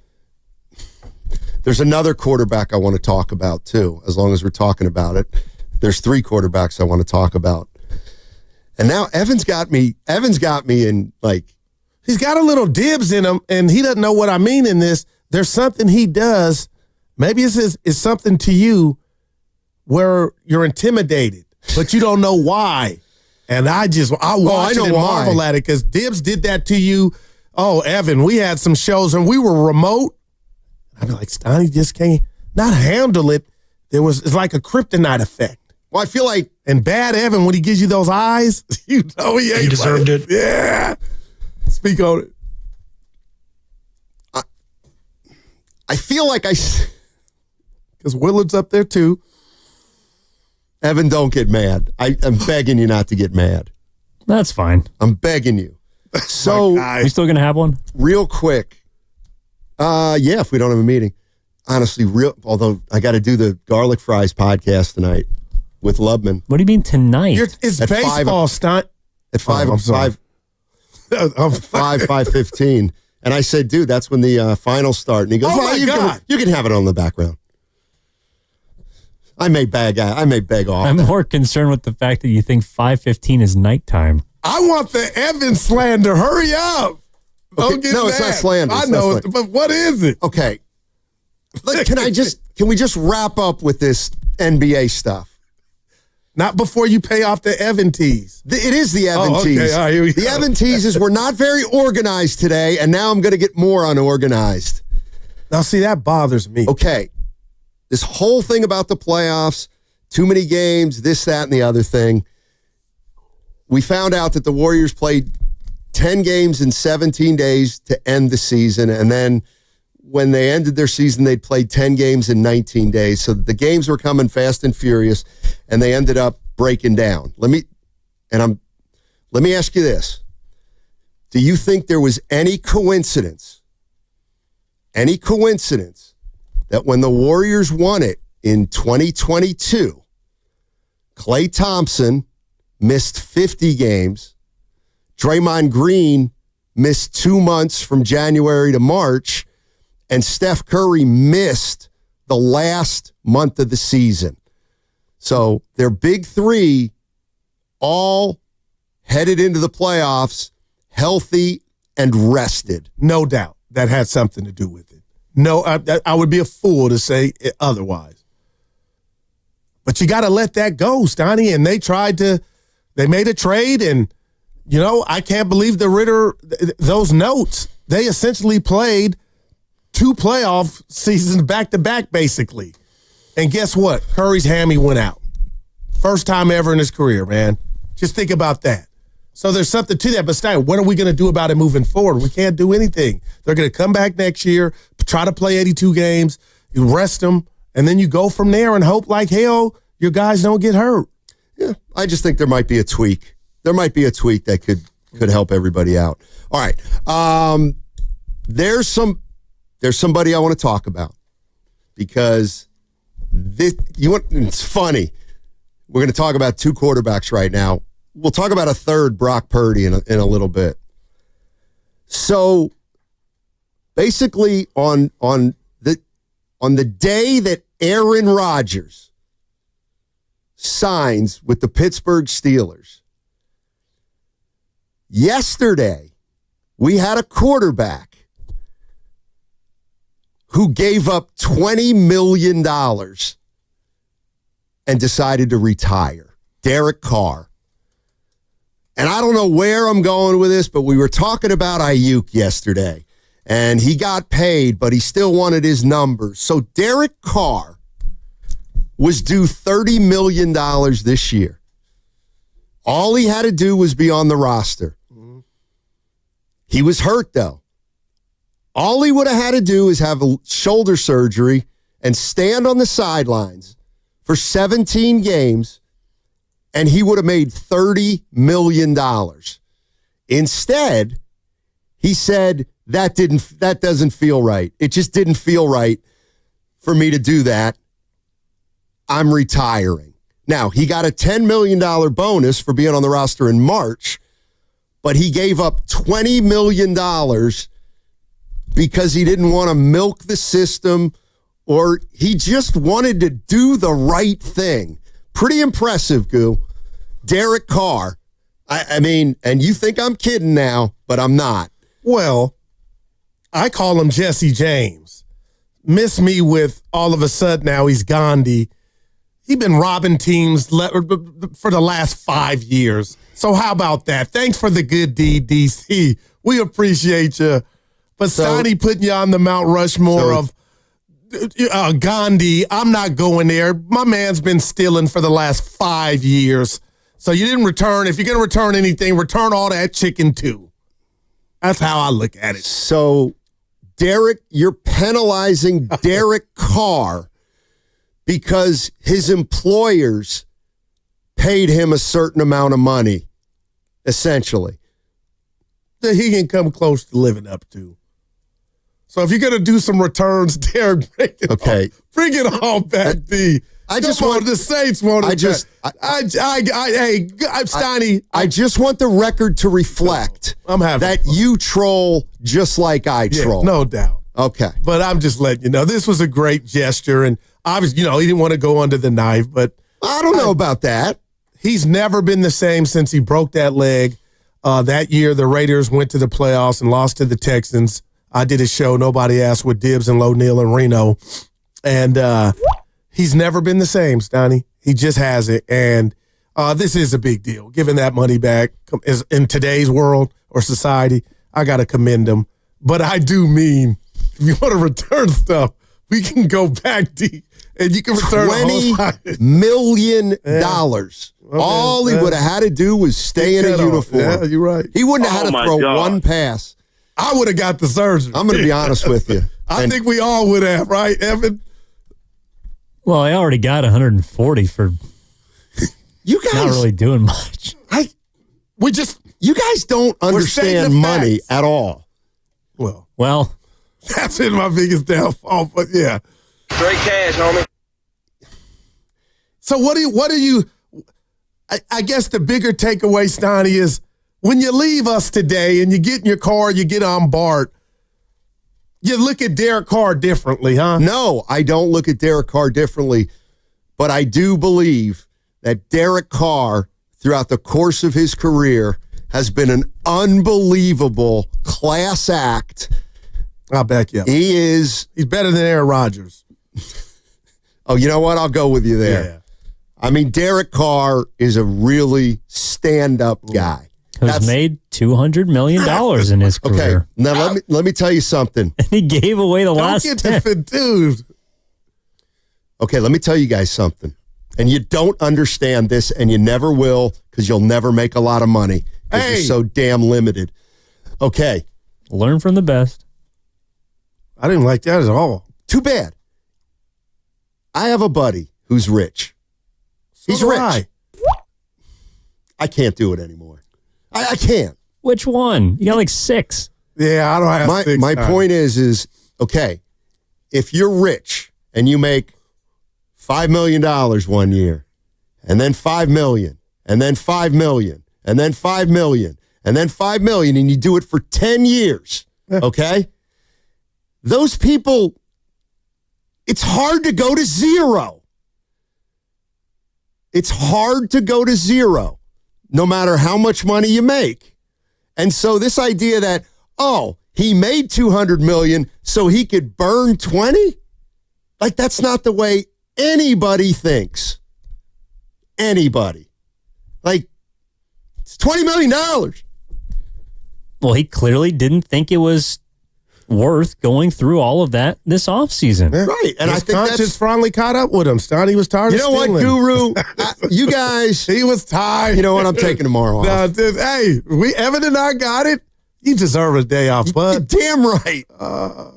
You damn do right. it to yourself. By the way, I think this does teach us the old adage, or reminds us of it. Nice guys finish last. Man. Even when I try to be positive. No. Well, if we reflect on his career, can we just do this? Now, Derek Carr he's a criminal. Because he's stolen money. No, right? Stop. He's left a false lot of prophet. chicken on the bone. That's all in his career. Better than his brother, but he left a lot of chicken on the bone. You know what? Okay, now, I don't think he did. Like, I picture when you say Derek Carr, no, I'm being honest. When you think of Staubach, and I know it's a different era. Here we go again. Terry Bradshaw. Those dudes were getting hit by Toyota pickup trucks, and it wasn't a flag. And I'm like, can I buy you a beer? I think of Derek Carr, and here comes the blitz, or a guy, and he just throws it in the turf so he avoids getting hit. Yeah, that's smart. You do it every day. But Stoney, he was doing that in his prime. You got happy feet, but you got paid. You got paid, brother. So more power to you. When I look at an athlete and their career is over. You're looking at one now. You said he left chicken on the bone. Oh, my God. I would disagree. I think Derek Carr absolutely reached his potential as an NFL player in whatever capacity it was going to be. He did the best he could. He worked as hard as he could. He studied as much as he could. He was as conscientious as any quarterback ever. We're talking results on the field. No, he was a good quarterback. He's not solely responsible for the entire way the team did. I'm just saying, let me ask you this. When you look at Derek Carr, does the word underachiever come to your mind? Because for me, it doesn't. That's just for me. That's interesting. And I'm being real here. Again, I said it, so I got to stand on it. After the injury, it was psychological at that point. But I'll tell you what, I'm doing you. I'm on the fence. I won't give him underachiever. But for the money he made, I think if I look at it through that prism, since you talked about him, this started the conversation, and Evan mentioned his earnings, Stoney, I'm going to say yes. And I believe Derek might tell you that. And it's not because he wasn't studying or he didn't take it serious. I don't know, Stoney. Well, you and I, and I'm not Rick James. We have a fundamental difference in that I don't judge according to contract. I judge according Like, I'm not saying he wasn't overpaid, but I can't hold it against him that somebody gave him more money than they should have because he still worked as hard as he could and he got to the level he could. I don't know. I just... Until he decided he didn't want to anymore. And to his credit, Steiny, I'm going against my own argument here or opinion. Evan, for him to get all this chicken, some GMs and owners thought he was worthy multiple times, you know? And so he could be like, Goo, what you talking about? Derek could be saying that right now if he's listening. I got paid because they thought I could do it. No, I didn't do it. But. Well, I didn't do it, but I tried as hard as I could. I wasn't Shaq. You know, I didn't. What's that mean? Yeah, and Shaq acknowledged that he could have been more diligent. He could have worked harder. He acknowledged he let chicken on the bone. But just because he was 7'4" and massive, he gets, even though he won 4 titles, he's telling you, I could have won 7. And if Kobe would have passed him the ball against the Pistons, they could have won more. So that wasn't on him. Like I never seen. So it doesn't matter that Shaq has acknowledged he left some of his game on the table, like that he's lying, or you don't believe him. No, I could look at his girth and him being, overweight, but he was that's what made him Shaq. Right. He was unstoppable. Right. And I guess visually, up until the end, I never looked at a Laker team and said, oh, even under Dale Harris, where the Lakers are losing, the Lakers are losing because of Shaq and he's out of shape. Kobe called him out on it. Yes, but and they did a three-peat. Like it was good enough, I guess. So in other words, if Shaquille O'Neal averaged 30 points a game for his career, but he didn't work as hard as he thinks he should have, and in his mind, if he would have worked as hard as he thinks he should have, he would have averaged 40 a game. He gets a pass because he still averaged 30. I hadn't heard him say that, but no pass. And I'm not going against we could all state it, but it's like Rod Carew saying I'm a 358 hitter. I could have hit 380 if I would have did this or that. Yeah. But it doesn't, to me, make the 358 any less. Like, I got Shaq as my top center ever. And, of course, I didn't see Wilt and Russell and Chamberlain. But okay. And think of how much better he could have been. And he got one in Miami, Shaq. That's the point. When you list the greatest centers of all time, Shaq does not come up one a lot of times.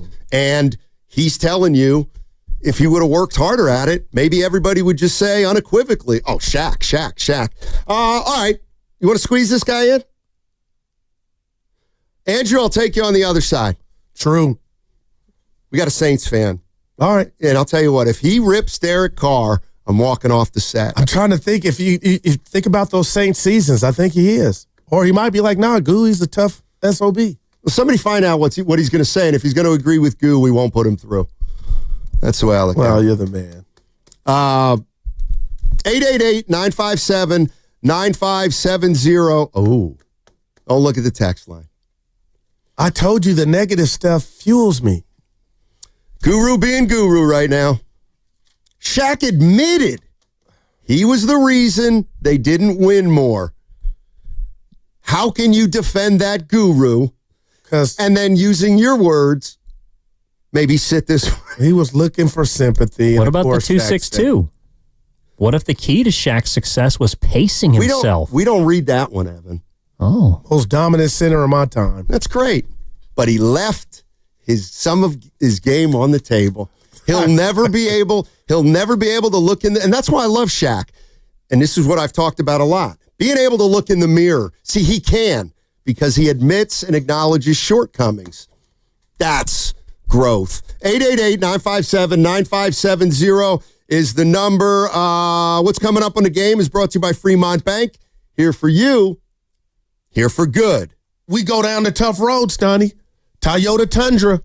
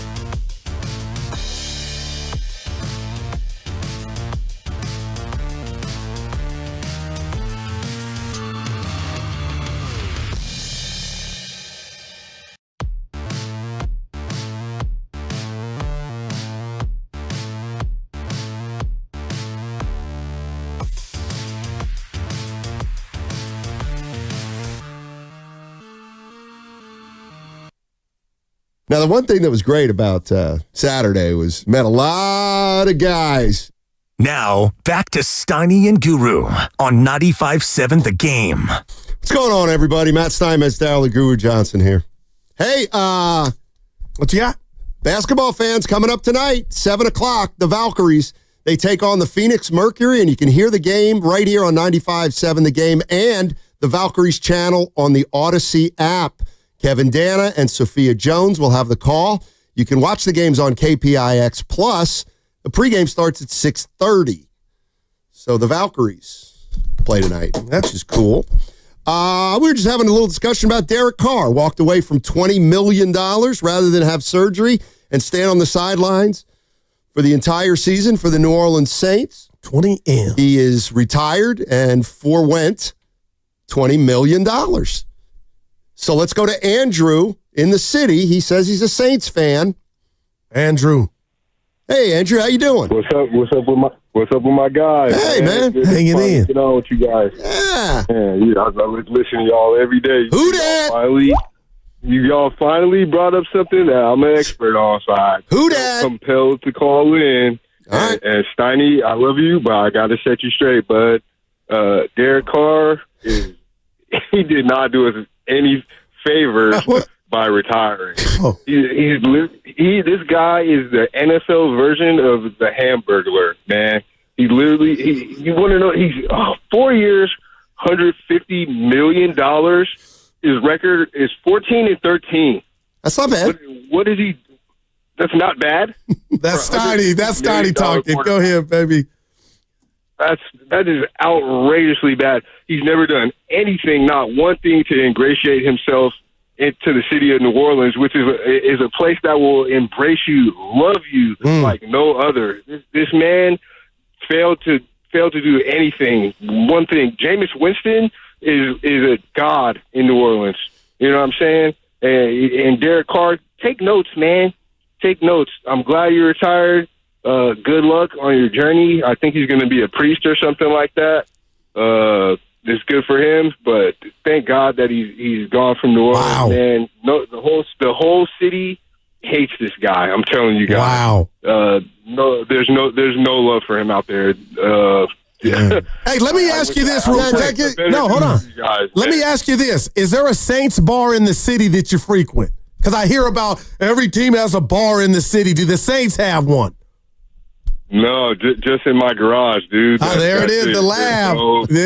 I got you. No Saints bars in the city, dude. All right, baby. Oh, my gosh. He went scorched earth. I didn't say he was a Hall of Famer. But, man. Oh, my gosh. Yeah, Steiny. This is what you were talking about the other day. Steiny, how come everybody's so negative? I just bring up a feel-good story, and what happens? This guy is retiring rather than the Hamburglar. This guy is retiring rather than taking $20 million. He's already taking the 20, Steiny. Oh, my God. I think he's taking a little more than 20. He can give it back. He didn't take a lot more, man. He basically just gave the Saints a tip. Oh, man, a tip. You guys. Oh, boy. So that's pretty good, E. Let me tell you what I'm more interested in. The conversation I had when I saw some of my co-workers out in the cafe, what do we call that? Kitchen area. Yeah. I don't leave the studio during breaks. That's your recess. Has anybody done a study on memory of a dog? I have dogs, quote unquote memory. No. What? There are a couple of us that have dogs, and obviously we're here. Evan, I tell you what. I'm not looking at him anymore. He's dog sat for you. I know. But what I'm saying is, okay. Your dog has a good memory. So let's say your dog's at home, okay?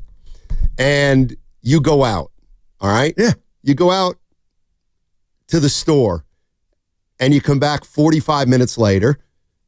The dog's at home and you walk in the door and it's like, hey, Steiny, what's going on? You know what I mean? So it's 45 minutes. You don't feel bad. 45 minutes, dog's fine. But what about people who work? You leave the house at 8. You don't get home till 4. Now the dog's been home 8 hours alone. You come in. Does the dog know it's been 8 hours and not 45 minutes. I got to believe he knows it's been 480 minutes. Okay, and then how long does it take for it to wear off that you're going 8 hours, not 45 minutes? You know what I mean? Like, okay, you come in. So I got to imagine like a human would. Like if your spouse came home and let's just say she was gone for a stretch, but it wears off like immediately. I don't know. You asked me. That's weird. Yeah, I don't either. I thought you were going to say when you come home and the house is a mess and they rip up the sofa and all that stuff. Yeah, that's obviously not ideal. I'm just saying if a dog can't tell the difference between 30 minutes and 6 hours, then there's never any need for an owner to feel guilty about having a dog at home by himself. Or you could just ask the dog. Okay. Let's go to Telmo in the city. Our man. Hey, Telmo, what's going on? What's up? What's up, fellas? How you guys doing? Talk to us, baby. Thank you. Just to that last caller, being a Saints fan in the city and not knowing there is a Saints bar is kind of crazy. I'm not a Saints fan, but I think it's the Black Cat, but it's known as the Black Cat Voodoo Lounge, but people just call it the Voodoo Lounge. It's like on Van Ness and Lombard on the corner, and they turn up for Saints games because I got a couple buddies that were big Houdat fans, and they'll go over there and turn up for the Saints games.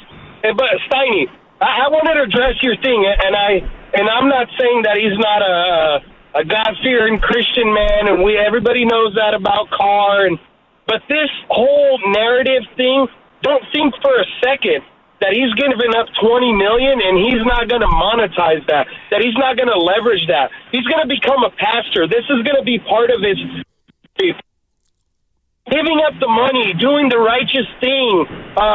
Money isn't all, so this, and whether whatever reason he did it for, you can best believe that giving up this $20 million, he will leverage that onto his brand, onto the story he's selling, onto the paid speaking, onto the appearances, onto starting a mega church or whatever is going to happen. He will leverage this righteousness of money isn't the be-all, end-all into the future and make that probably 2 or 3-fold. Wow. All right. It's chess, not checkers, Steiny. Oh, no, we got a problem. What happened? Looks like Jesus Luzardo's getting hit again. Oh, boy, you're this man. Oh, God. Yeah, speaking of Jesus. Well, not bad. Not bad. Okay, so there's that. Aaron Rodgers to the Steelers. Derek Carr. God. You guys are absolutely brutal. Brock Purdy's another quarterback. He just got paid. And let me tell you what he's not going to do, give $20 million back. I'm looking to see his wardrobe this year, see if it's like, if he get a little flashy. You know what I'm saying? Gucci belt. He'll go with the polo shirt. Yeah. He's pretty, not sure this is true, but I've heard dogs can tell how long you've been gone as your scent lessens. That makes sense. All right, you want to hear some Brock Purdy? Yep. 49ers completed OTAs. Tomorrow, I think they complete them, right? Because Cam was going to be busy. You want to talk about some of his contract stuff? Let's do it. All right. This is Brock Purdy talking to the media yesterday. Oh, it's Tim Kawakami's podcast. I tell you what, he gets great gas. Kawakami gets great gas. I mean, if you did, I got to be careful. If you did one, you would get everybody. Lacob. I'm not taking away from TK. He's a GOAT out here, but okay. If Evan did it, he would get good gas. Shasky, Bonte. I don't know about me. Anyway, I'm trying to give a guy a compliment and immediately you tear him down and say anybody could do what he's doing. I love TK. It's unprecedented what's going on here. Brock Purdy on the thought process and when he took the call from John Lynch.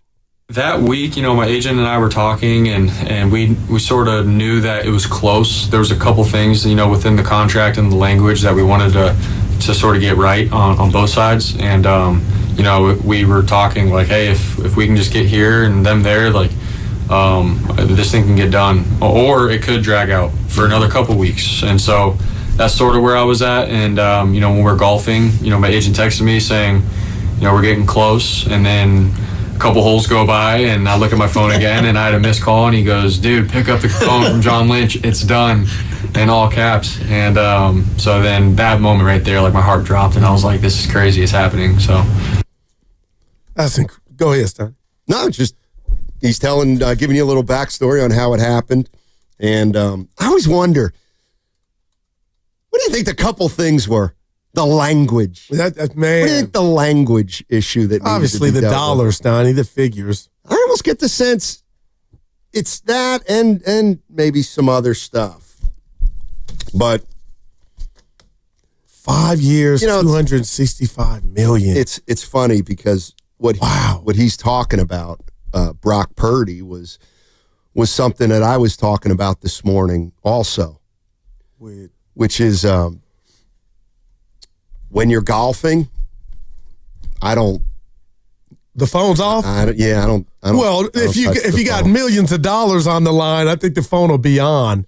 And he said a couple holes. I would have had a margarita just sipping, waiting for the good news. But good God. So by the time he got to his car, driving home to the missus, baby, bring the steaks out.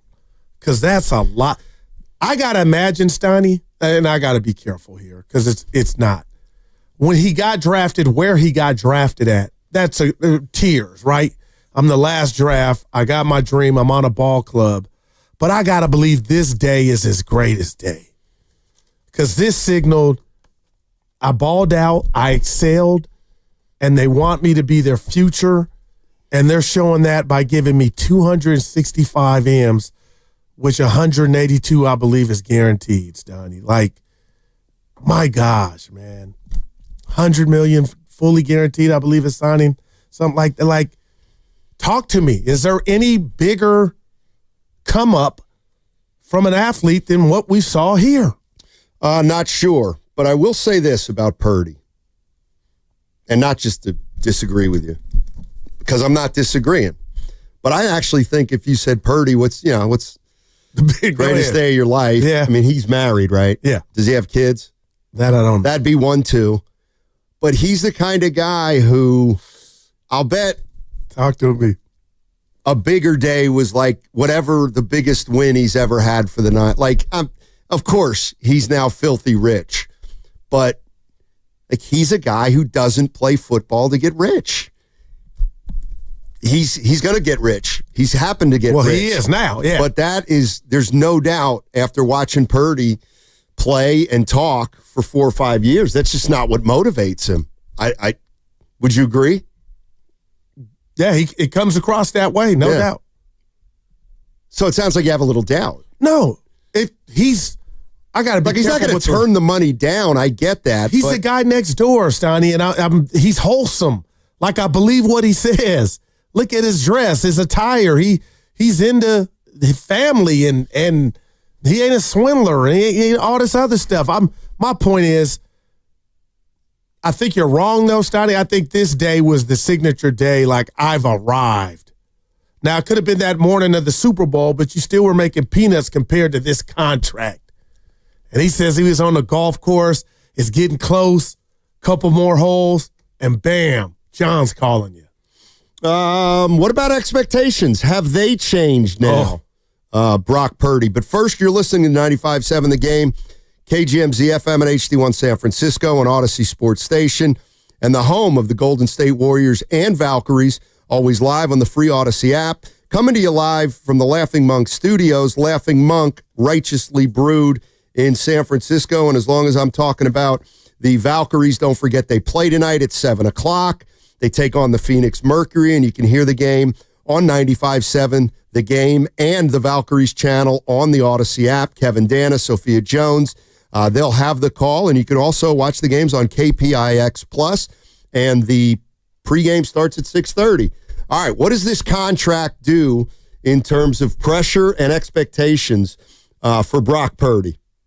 It doesn't matter how much I'm getting paid or anything. When you step on the field, it's 11 on 11, and I have to get this ball to continue to get completions and move the ball get first downs, score touchdowns, find ways to win games.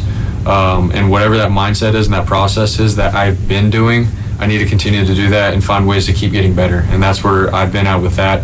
When it comes to off the field, hopefully we can be able to, steward our money for, the right reasons and do things for our team and players and to help our relationships and our locker room grow, like whatever that looks like. Now I have financially we can do those kinds of things, but that's just where I'm at and what I'll continue to do. All right, Brock Purdy. Yeah. Essentially saying his job doesn't change. No doubt. And the most important part of that, Sonny, to me, the biggest takeaway was studying that film and trying to evolve and get better. Because what would you say if I said how long he's been the quarterback of the Niners? They've made an adjustment, but there'll be another, and then he'll have to make one, a counter. You know what I mean? But he'll be doing that, a rich man. He will. Yeah. He absolutely will. More Brock Purdy. This is on getting to that number, 53, and either how important that was or how committed he was to getting there. Basically, when they first offered initially, is that what you're asking, the first offer? Well, no. You said later, I'm sorry. Yes. They did get to a number. You kind of knew when they were at this number. For sure. Yeah, it was 53. It was 53, yeah. So once we got to that number, it was like, okay, now, how does that work? What's the cash flow look like? And, just all the details of the language and everything like that. So once we had all that cleaned up, obviously that's when we had the green light to say yes to it. And so, the rest is history. Well, I got to tell you, I love it. That's impressive. And I'm talking about Tim Kawakami. Because let me tell you something. If that's a scrum, if that's any other situation, I'm sorry, Brock Purdy's not saying 53 was the number. Yeah. So you got to open up is what you're saying. Brock Purdy's saying that's the number. Yeah, that was the number that he and his agent wanted to hit. Yeah. And when it got hit, then he knew it was probably just a matter of the details. Now, what are the expectations to you, Stoney, of living up to this? Because we could sit up here until 2 a.m, but you know what I mean. What do you want to see from Brock? Either more now because he's getting paid, steady Freddie, what he's been, or something because we're going to be able to tell. It ain't one of these, this was that. You're going to be able to tell if the QB had a good season. Even if the record somehow they're 500, we'll be able to tell if he is progressing, getting better. And okay, yeah, you guys are losing, but it's not your fault, Brock. You still are doing what you're doing. This is why we paid you. That's what excites me. Well, this is in a way, okay, so what if, they pay him what they pay him. How much did they pay him on what he's already accomplished? And how much did they pay him, if any, because they think he's going to get better and maybe grow into that $53 million contract more so? I got to believe it's 75-25. 25 of what you've done and 75 on the come, Stoney, that we think you can continue this and lead us to more Super Bowls and division titles. Right? I don't. 5 years, and you talked about they can get, if things didn't go right, there are avenues to kind of get out of it. But what's done is what's done. His guaranteed money is a C note. Well, you're saying, okay, now what are the expectations? And I think the first thing will be go win a Super Bowl. But that's kind of what the eye test is about. Let's say Brock Purdy, and it never happened, but he improves to the point where he becomes Dan Marino. Yeah. Oh, man. But he never wins it. So the contract was worth it to me. Okay. I can identify I don't disagree. And say, Stoney, you were doing your thing. I don't disagree. With that at all. So, but the reality of the situation is, the implication is that let's go get a Super Bowl, right? I mean, when you pay a guy that much, doesn't it mean at the very least you think he can win you a Super Bowl? Well, let's go back. I love you for asking that. Do you think when the Saints paid Derek Carr, they thought he could lead them to a Super Bowl? Or was he this is all we got, this is the best we got, this is our reality? Let's be honest, because it happens like that. Or do you think the Saints really thought he could lead them to the Super Bowl. I think Jerry paid Dak thinking he can lead us to the Super Bowl. Yes, absolutely. I mean, I might, that you're just asking, that's what I would say. I think that a team like the Saints probably looks at Derek Carr and says, you know, he hasn't had the greatest career, but we see a lot in him that we really liked. We're going to give him this money and give him this contract. And, you know, if we could put the right pieces around him and our defense can be great, there's a scenario where he could win a Super Bowl. And I think that's the way we're going to be looking at Purdy, pretty much. I mean, and I know it's hard to quantify. What does Brock Purdy getting better at quarterback look like? Like, what does it look like? Just a better overall version of what he's been for 3 years, or specific things that he's got to get better Well, a guy that's not going to turn the ball over, Jimmy Garoppolo could not master that and only bring him up because he got paid, not this much, but he got paid. And there were expectations, and he's been to a Super Bowl and knows what it feels like to lose. But the bottom line to me is I think Brock Purdy, when we talk about, you brought up Dan Marino, when I hear quarterback, Rodgers, I think of their physique, their arm. And I know that's not all the position is about, but the Wi-Fi, Steiny, the processor from one Brock Purdy to me supersedes his arm and his athletic gifts. And he has some. But I believe his ability to read defenses and get rid of the ball before you can get to me is what made him who he is and why he's had the success early on. Now, here I go, Steiny. I think last year, and I don't know where to divvy up the blame, I think that process of the Wi-Fi slowed down a little bit, and he was holding on to the ball, got hit more. Now, was that a byproduct of the O-line? Was that the league's adjustment to taking away his first read? I don't know. But that's why when you ask me what is his biggest attribute or what he can get better at, just masterminding, I'm one step or a half step ahead of you talking to the defense, Donnie, and this ball is coming out. So you brought up don't turn it over. And I'm just looking at his touchdown to interception ratio. Because I think it took a hit last year. Well, it's 64 touchdowns, 27 picks. Is that good enough for you? About 2.5 to 1. I would take that. Can you break it down into seasons? Well, that's exactly, Goo, what I was getting at next. All right, not rookie year. When he played for the first time, he played 9 games, 13 touchdowns, 4 interceptions. All day. So that's a ratio of over 3 to 1. All right? The next year, he had 31 touchdowns, 11 interceptions. That's a MVP candidate, member up until the Christmas game. Right, but as far as touchdowns to interceptions, it's a little below 3 to 1. All right. And then last year was 20 and 12, which is below 2 to 1. Yeah. So last year he threw more interceptions. Yeah, he was more human than any other year and fewer touchdowns.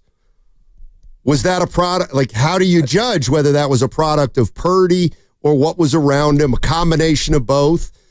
I mean, I think those numbers are quietly downward trending. Yes, no doubt. No doubt. And I think, we can't take away the pay, but Steiny, now that you got what you got, I'm up in the ante to where, and you tell me if I'm being unfair, I know we're up against it, go get it done. I don't want to hear about this is not or this is that. We paid you, Steiny, make it happen. Or is that unrealistic? Well, no, is it the Super Bowl or just be the quarterback we want you to be? Or the 31-11, something in that realm. Yeah, I mean, I or think stop this downward projection in regard to what you talked about, the ratio. Yeah. It's going to be fascinating, man. There's no pressure. There is pressure because we truly don't know how good this dude is. We know he's good. Is he great, Stoney? Because Jimmy had his payday too. How did that end? You know what I mean? And he's not it ended with a lot of money in his pocket. But you know what? His team looking for another quarterback or another spouse. Yeah. No, I love talking about the idea of pressure because, I mean, when Brock Purdy takes a snap this upcoming year, it will not feel any different to him than when he took a snap making $1 million a year. You can disagree with that. 888-957-9570. Also, if I asked you, well, what can Purdy get better at? Is it just overall being a better quarterback, or are there some specifics that you'd like to see him grow with? What's coming up on the game is brought to you by Fremont Bank. Here for you, here for good.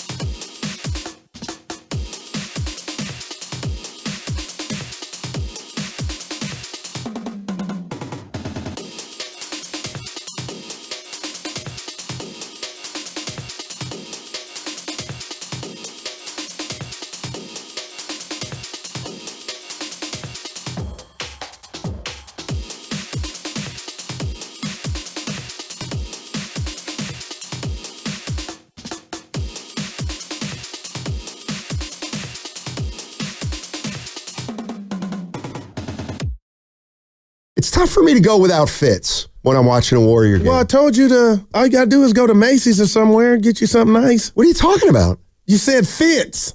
Bob Fitzgerald.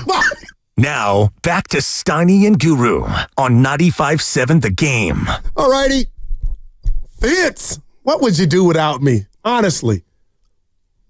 Well, you'd figure out it. You'd find a way. You do What it is when going I'm out. on here? I'd utilize that time to find a new partner. Yeah, boy. Unless I'm the one that's gone. Who would you want other than me? Evan? Evan. Evan, you can't pick Evan because... All right, Evan's off the table. Yeah. Joy Taylor. You're the worst. Stop! I want to work with the lady in sports. I work with Gianna. You ought to be ashamed. The thing you got going the thing you got going next door, I like you with, I guess what I'm saying, the opposite sex. Like it's a different you. You're more polite. You have takes. What am I doing wrong? Oh, man. You are a different person on some of these it's incredible. earlier hits. It's a thing. People are asking me what's going on with them.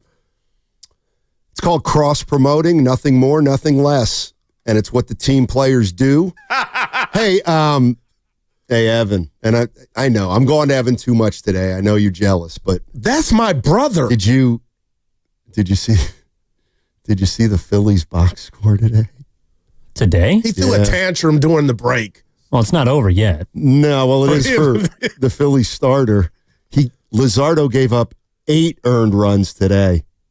We got a problem. You better drop him. You can't get crucified twice. Man. You know what? That tells me... It's over for him, Stoney. That tells me there's a problem. Yep. So Luzardo's last start in Philly, he gave up 12 earned runs, and I said to Evan, how do you keep a guy in when he's giving up 12 earned runs? Is that just trying to save the bullpen? And you said with their manager's Thompson. Maybe Thompson just wanted to... I don't know, something. He was screaming in here, Evan. What happened? How can Luzardo not be hot that he was left in to give up 12 runs last start? I think it might have been 13, but this is a very simple explanation today. Give it to us. Luzardo didn't care. Wow. That's what I'm worried Said about. My manager threw me out of the Wolves last game. I don't give a crap. That's what I'm worried about. Do you ever question, like, it was 12. Sport gods, like the baseball gods? There was about a month ago, and I mean this, it might have been 9:30 at night. Got a late night snack, some pineapple, cold pineapple, poured me a shot, and I text Evan. And the text read, Steiny, he can back me up, watch out for the A's. And since that text, Evan, what has happened to the Athletics? They're winning today. But overall, Evan, it's like 99 out of 100 they've lost since I sent you that late night text about watch out for the Athletics. Dude, yeah, they've won like 2 games. This is cruel. May 14th. Make it stop, Stein. It's not cool. They don't like where they're at, and I get it. You know my they don't like prediction. What's going on. It's an unforgiving land. They will not be playing in Sacramento. I hope you're right. But what's that mean? San Jose? Come back to the town. What part of they won't be playing in Sacramento is hard to understand. I need a new locale. I can't give you that right now. Oh, okay. I got you. The wheels are in motion. We don't know yet. That's incredible, man. Let's go to Steven in Oakland. Hey, Steven, how you doing, man? Hey guys, how you doing? Hey. I hear you talking. Yeah. I hear you talking about all this money going around, and I just had a burning question I needed to ask for you guys and Willard and Dib when they come on. If you guys, think about your Madden career or whatever, you lead a team to the Super Bowl. It's time for your first major contract. What type of player are you being? Are you being the Andre Iguodala, I need the most amount of money possible? Are you being the Kevin Durant, I'll take money to help the team? And I'll tell you, I think, Steiny, you're won't take a lot of money if the team's doing bad because you'll feel bad about the production. But if the team's doing good, you're the first person in the GM's office asking for top dollar. And I think Guru's the exact opposite. Oh, my God. I think Guru is asking for top dollar on a bad team, but if the team's winning, he's smiling. He might go along with it. They might be able to, sweetheart him into taking a deal. And I think Willard is always going to take a team-friendly deal. Dibs, I have no clue. Let me ask you this. God, this you is couldn't great. be more off base. Because if you listen, how about Evan? Evan seems like he's by the book. He's letting his agent ream the office for everything he can. Oh, my man, that's beautiful. Thanks, Steven, except you're way off. You give it a boy. He's got you guys down. No, he doesn't. Well, who? I can prove it. He's got it wrong. I can prove him. How long have I been here? Well, longer than me. Just give me a number. 8 years. 8 years. Okay, I've been here 8 years. Yeah, 2 tours. Have you ever heard me talk about a contract? I've never heard any of my comrades talk about that's not true. I'm being honest. Now, we do it privately. There you go. Well, we don't talk about it on the air. Yeah. I will now. So, explain this. Explain this. I'm the lowest paid guy of the 6 of us at this station, and you've never heard me complain about it. You know why? You're not because we win. You think I'm not? That if that were think true. I don't know what you make down to the penny? Please. Now, if you've been in my computer, I'm going to be mad. But listen, there's no way. Your name I know alone, all your salaries. I know them all. And there's a part of me that believes him.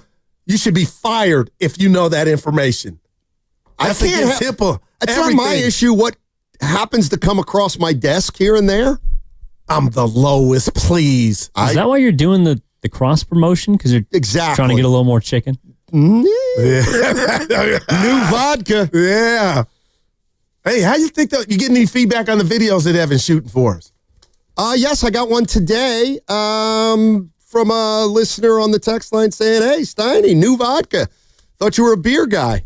I said, "I love them all. I like beer. I like vodka." And we should rotate. Well, obviously you, because that's your baby. But tomorrow, Evan's in there, and I'll film. And you two, you know what I mean? Oh, right. Because the great ideals I have for us outside of the show never come to fruition because you guys, you don't want to stay. But I want to put that out to people, what it's like, what we really do out before the show. Because we could be rich. What we talk about and how we talk. I don't understand. We also could be fired. Well, yeah. So wait, you want to film it, tape it occasionally, and Evan and I do the banter. Yeah. Okay. Yeah. And then, but since it's, you know what? Why don't you do this? You like to do this. Why don't you ask the boss during a meeting that lasts too long? Do we have one today or not? I think we do. We do. I thought I was called off. Let's go to Bobby. Steiny tried to call it off. Bobby in Los Altos. He doesn't understand something. Austin in San Jose. Nobody cares. Bobby. Hey guys. So I guess Brock Purdy just needs to do what he's been. I want to talk about Brock Purdy. Mm-hmm. He just needs to do what he's been doing in terms of pressure. I mean, I think the pressure's off personally because even when he was making whatever 800, 900, it's not like the fans or the media were nice to him. You know, they were still like talking about his shortcomings, what he was and what he wasn't. So I don't think that sentiment is going to change. Obviously, the salary that he has now takes a bigger implication on the team's salary cap. But as it relates to pressure on him, I don't think so. I mean, personally, for me, there's more pressure if I'm only quote unquote making 800, and I got to perform so I can get a big contract and have financial security for my family. But now that he's got that, it's not like the fans are going to get any rougher on him. I mean, it's not like we were that nice to him last year. Bobby, I couldn't agree with you more. What about inner pressure of living up to the contract? And Bobby, thank you so much for the call. This is one where that Guru consistently gets wrong. You don't have proof, but go ahead. Like, I agree. This kid ruined him. I agree. What do you mean ruin him? It's just natural as a human. He's getting paid. Okay. He'll go out there and play ball now and be the most expensive he's ever been in his life. And I'm not saying he's not trying. Sometimes you put more pressure on yourself to live up to the contract he got. And maybe he might not. I he don't could have a believe mechanism. that. Well, what about Barry Zito? He was going to stink regardless, in my mind. I mean, to me, but all guys that have gotten contracts and maybe tried to press too much or whatnot. I could see that. I'll ask you this again. I'll ask you this again. Yeah. So, week 11, whoever the Niners play, week Seattle. 11. Yeah, I'm making that. Okay. Week 11, the Niners are 6-4. 49ers, they're in shambles. They're 6-4, or whatever they are. It doesn't matter. It's the first drive of the game, week 11. Brock Purdy takes the snap from center, and we're starting to play football. Gotcha. How is that play any different than a play last year just because he's making more money? Again, he may not feel what I'm telling you is a human emotion. That inner, I got to live up to something. He's never had that thought. He's had to prove himself. But I'm just saying, Stoney, I'm not saying it's going to happen, but you seem like just blown away that people sometimes when they get paid feel like they have to go prove it, have a complex, and now the mental game is different than what it was before. Yeah, that's all. I don't believe that Brock Purdy will shrink or become a worse quarterback because of some pressure that he's now feeling. Okay. I just is this because I do not. Meet me halfway. I don't believe that. All right, gotcha. Meet me halfway. And it's not about examples. There may be an outlier here and there, but when Brock Purdy quarterbacks for the Niners this year, I do not believe that any dynamic changes between this year and last year just because his paycheck is 10 times more. Now, what I want to ask you, Stoney, and I hear you, what if his name was Dan Dibley or Mark? Is this because of what you think you know of Purdy? Or can you say, Goo, I could see how some guys that's happened to? I think it's more likely that you get paid and you mail it in than you get paid and you succumb to the newfound pressure. What's the pressure? You're set for life. I agree with Bobby. It's the more pressure was when you're making $800,000 and you might not be on the roster. Donnie, there's a natural pressure to live up to it though. I just think we overblow that with pro players. But so Zito, you're saying he was finished when they gave him why doesn't that apply? Why you all right, Goo? I got you on that. Derek Carr. I mean, how many times? But I don't Derek Carr was who he was. I don't think he got worse because he was feeling the pressure of a contract. Zito's an interesting one, but I just think Zito was pretty much done. Yeah. I'm not saying it's going to happen. It was a bad signing. I'm trying to think of something in our life to where, I don't you got your new vodka. Evan's filming it. I gotta believe the guy that you are. You know that the camera's showing and it's going back to them and the people are going to see it. There's a little more, you don't tense up because you're a natural, but you're under a little pressure, Stoney, to be the best version of you because people are going to see it. Okay, maybe I take it a little more seriously. You know what I mean? Right. However you take it is not how we do. But you could feel an emotion of, a guy like Brock Purdy who hadn't been paid, I could honestly understand a guy trying to overdo it. And sometimes in life, Stoney, at a craft, when you try to overdo something or overthink it, you get, lesser results than what you got before in the past. Yeah, Damn, Austin and San Jose lay off. I don't see. Stoney, there's nothing in your life, Guru, that compares to making $53 million a year.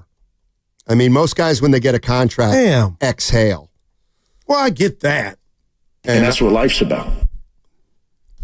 I get that, but I'm talking about on the field. The bank account, you got it. It's all good. Cut me today. I don't know. I mean, the whole idea of pressure to me is bogus in a way. I'm not saying guys don't feel pressure, but we always assume pressure is a negative. And most of the time, it's a positive. And I don't want to air your business because, I mean, you shared it. But I wish, because I listened to everything we've talked about over the 8 years, and I wish you allow me if I'm doing too much. But you talked about when you were on TV, how that morning or that afternoon was, because you were so dialed in thinking about that night being on TV. And Steiny, just me listening as you shared those stories, I thought that was pressure. And not that it was bad, but that was pressure. But that had nothing to do with how much money I was getting paid. That particular but you made it out to seem like, you're Roger Maris chasing the home run record, and like your hair's falling out, and you got people on your back, and you can't sleep, and you have restless nights. Pressure, That's all. Right. And that comes from within. I just don't think that Purdy is going to be any different because his pay, he's his. I mean, you want to just do the rest of the show? Now, but why did that upset you? It didn't. All right, I got you. I look upset. The only thing I'm upset about today is the meeting that got rescheduled. And your pitcher's performance. Yeah, that's right. Yeah. Steiny, we made it to the finish line. We're basically there. Yeah. I guess so. Oh, you wanted to ask me about... No, seriously. I care about let me give you my prediction. Thunder and 6. Evan, what's yours? I'm writing it down. Thunder and 6, Goo. Gentleman's sweep. Wow. Thunder and 5. Damn. No respect faces, Steiny. This is when you pick a team. Oh, I'm gonna. And definitively, you give us how many. Who's going to win it? You know what? Just because I don't give a rat's ass, I'm going to say the Pacers in 6. Hey, who else said that that's in the business? Might have been Perkins, I think. Purdy? No, he's a big Perkins, Kendrick, my friend. I don't know. I mean, I wouldn't bet against Oklahoma City. If they lose this one, break up the team. It would be disappointing. There it is, and you just did it again. Let's be Steiny, honest. this team is on the verge of a dynasty. I'm right, Steiny. If they lose this one, hey, and I'm taking people remember Steiny episode whatever, Evan. I did say, and I'm not ashamed, that the Nuggets had all the ingredients to run it back and be a dynasty. I then said the same thing about the Celtics. So I'm just like, this is OKC's to lose here, man. I like the Indiana Pacers, no shade, but the Thunder, I'm thinking that defense is... Let me ask you this. Man. Let's just say hypothetically the Pacers win in 5. Oh boy. Okay, oh boy, what? How the line would be around the corner of the world of we got it wrong with OKC. We thought they were ready. Okay, but they weren't ready. And the Pacers will show everybody if they win in 5 that Oklahoma City was not the best team in the league. I guess the question is, partner, this is how I look at sports. How many times do we always adopt a team? It happens. Oh boy, it's their turn. And they take it and run with it. The Warriors did that. You have 14-15. They did it and ran with it. You, day after day, could prove the points that I make. This is when you're putting the internet on my shoulders. And here it is. And here it is. We're talking about the NBA Finals. Okay? And you bring up, what if the Pacers win? Okay? You know where my mind went? Tell me. I'll tell you what, Pacers win this series, that's an all-timer. I mean, this Pacers team, you would have to really look at them and celebrate them. Holy cow. But you right away go to, what would Oklahoma City choke? But that's exactly where you go. You use all-timer. That's a two-way street. We celebrate the Pacers because it was like, whoa. But then we got to double back and talk about what happened over here on how the favorite. Right, and you'll spend 90% on that. See, now you're praising. It's true. I got you on that. 10A round, Goo. No, it's true. No. It's the world we live in. Okay, if the Oklahoma City Thunder lose in 6 games, let's say they win in 6 games or they lose in 6 games, how much different do you think their offseason will be? No, it'll be the same. Okay, Yeah. so... Well, within the building, you mean? I'm talking about from the people are ready to give them what they think they've already... Their flowers are waiting. They are... The bouquet, it's ready. So they have flowers waiting for accomplishing something they've never done before. But why would you do that? Because why would you do this that? season where they look like they're younger? Well, that didn't matter 3 weeks ago to you. But that should tell you need therapy because you have your partner wrong. I was just waiting and asking the question of, are they going to be able to do it? And guess what, partner? They're 4 games away. And when they cash that ticket in... Well, what if they don't? Then it's going to be hell to pay. No, there's not. That's my point. There's not going to be hell to pay. There's going to be disappointment, and then they're going to... But nobody's getting fired. No, I got you. Will roll. Verbally, Evan. Yeah, nobody's going anywhere. Verbally from the garbage that is the media, I don't know how which you're in means this nothing in the grand scheme of things. And I never said it did, but we're here to share our opinion. Scotty, honestly, if Indiana was to, and they're a damn good team, I can't wait for tonight. I see I just, what if they sweep? What if the Pacers, it's like that series we talked about. But then we got Lakers, something. Pistons. Okay. All right, everybody had the Lakers winning. Pistons ended up beating them in 5 games. But something internal was going on so bad with the Lakers that helped Detroit. There's no doubt in my mind, but that is an all-timer, that one for me. Kobe would not pass Shaq the ball. That's your guy. A saboteur of an NBA Finals. God rest the dead. I didn't like what he did against Phoenix. Oh, there you go. Thanks, Jim Mole. What did Jim say? And I agree with this. This is the finals. Both teams are great. You can't choke at this level as a team. LeBron against the Mavericks. I'm not done with the text, Goo. Oh, okay. That's my guy. Someone has to lose. Jim Mole. Thank you, Jim. Everybody wants to make it bigger than it is. Sun after that, Jim? Boy. We're the Skittles. Shea Gilgeous-Alexander, he choked. Okay. All right, yeah. And you can say that. I thought you were from the cloth of Vesey. Choke artist. Guys that would just break guys over the fire. Yeah, exactly. Now you're like, you don't like it. Well, when it's completely unfair and it's talked about by non-athlete wannabes who never played the game and actually have no understanding of what pressure is and how it affects anybody or doesn't. Have you ever grabbed 10 rebounds Saturday morning at a 24-hour fitness with 30 dudes waiting to play? You don't know what pressure is. Yeah, Goo's got pressure in his knee right now. I'm not giving the number. We got the crossover on the other side. On 95.7, the game. Hey, Steiny here. If you are wrapping up the workday like me, it's time to flip that metal switch, time to unwind, and when I'm off the clock, it starts with New Vodka. That's N-U-E. New Vodka is American-made and award-winning, 7 times distilled for that clean, crisp taste. You want to...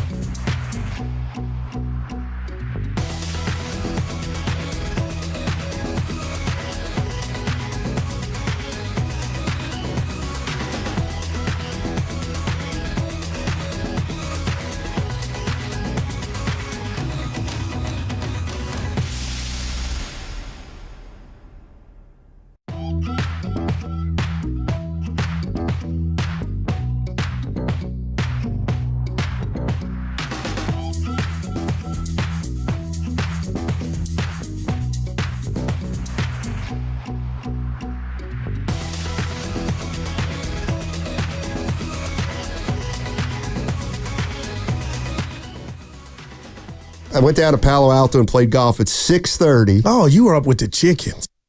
Straight cash, homie.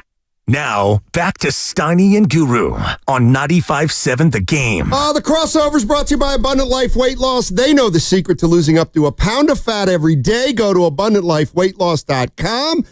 And let's welcome in Willard and Dibbs. Hey, guys. Hello. What's going on? Hey. Not much. Well, that's not true. Man, I can hear it in the other room. Dibbs, what would you do in this? And Willard, I can ask you this too. Guru, it's about golf, so you can sit it out. Wow. Plus, look at him. What?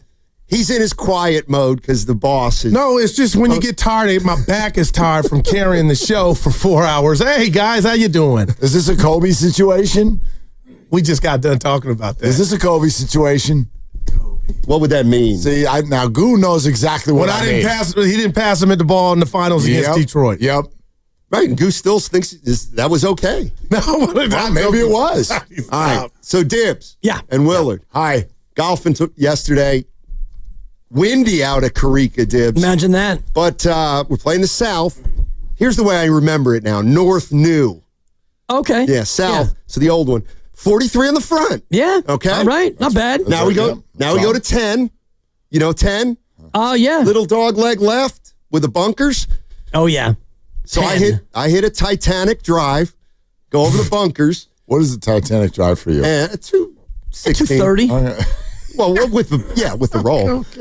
Well, and this hole is probably playing 30 miles an hour downwind. Yes. With the traditional wind direction. So it gets over, but we see it kicks left, or we think it kicks left. We look. Can't find it. I take a drop. I hit it on the green. And of course, as I'm walking up to the green, you find it. There's my ball. Yeah. What do you do there? Oh, that's easy. In a casual, it's a Wednesday afternoon playing with friends environment. Yeah. Correct. You just forget the ball that you just dropped and hit, and you play the ball that you found. Exactly. Yeah, I didn't. Why? I'll tell you why. He's a stickler. That and the shot I hit it was a pretty good shot, so I still had a par putt. You know what I'm saying? It was a par 4. So it was a kind of, it was like a 15-footer. So you're playing the lost ball drop. Yes. So now you're hitting 3. And hitting 2. 1 in. 2 is your drop. 2 you hit out. your third on the green, and you got a 15-footer for par. Right. Yeah. So, exactly. I was taking you through those. So you're playing the penalty stroke. I am. And now you're putting for par. I miss it. I take a bogey. But you could have gone and hit your second shot, which was actually like a 90-yard shot. And there's no crowd. No, there isn't. The people you're playing with, there's not $1,000 on the line. Not a penny. No. Nobody in the world gives a rip about this. Correct. But you gave yourself a penalty stroke for a ball that you found. I did. You're nuts. Well, he's just you're a nut job. He's got good morals. That's past good morals. That's just unnecessary. Well, there was a selfish piece. There was a little self-serving part of this. Why? It was the shot I hit after my drop. Like, it was a good shot. It was a good shot. So it got me right back in the hole. And I was and as I actually was over the ball I found, and I thought about it for like 30 seconds. And I'm like, dude, just hit this ball. Don't be a goof. But I said, you know what? I don't need to shank this one because I'm sitting up. You don't believe in yourself. Well, that's what this says.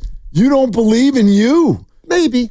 Yeah. Well, if he believed in himself, he would have gone further down the fairway off the tee and thought, you know what? I did hit that one well, and there's a lot of wind, and Carica plays a little firm, so maybe, just maybe it didn't kick left. Maybe it's 80 yards further down the fairway. Right, but that's belief in what's already happened. No, but that comes back to self-belief. I want the belief in what's about to happen next. No, I know. Well, the belief that he was lacking here was the belief that he was capable of hitting one 300 yards, because that essentially is where that ball traveled. See, but I would say the lack of belief is the belief that he can replicate another good shot to the green. I think that we've reached the core of the issue, and it's a lack of self-belief. Yeah. It's actually not. What's wrong, Steiny? I can tell you exactly what it is. Do you want to lay down?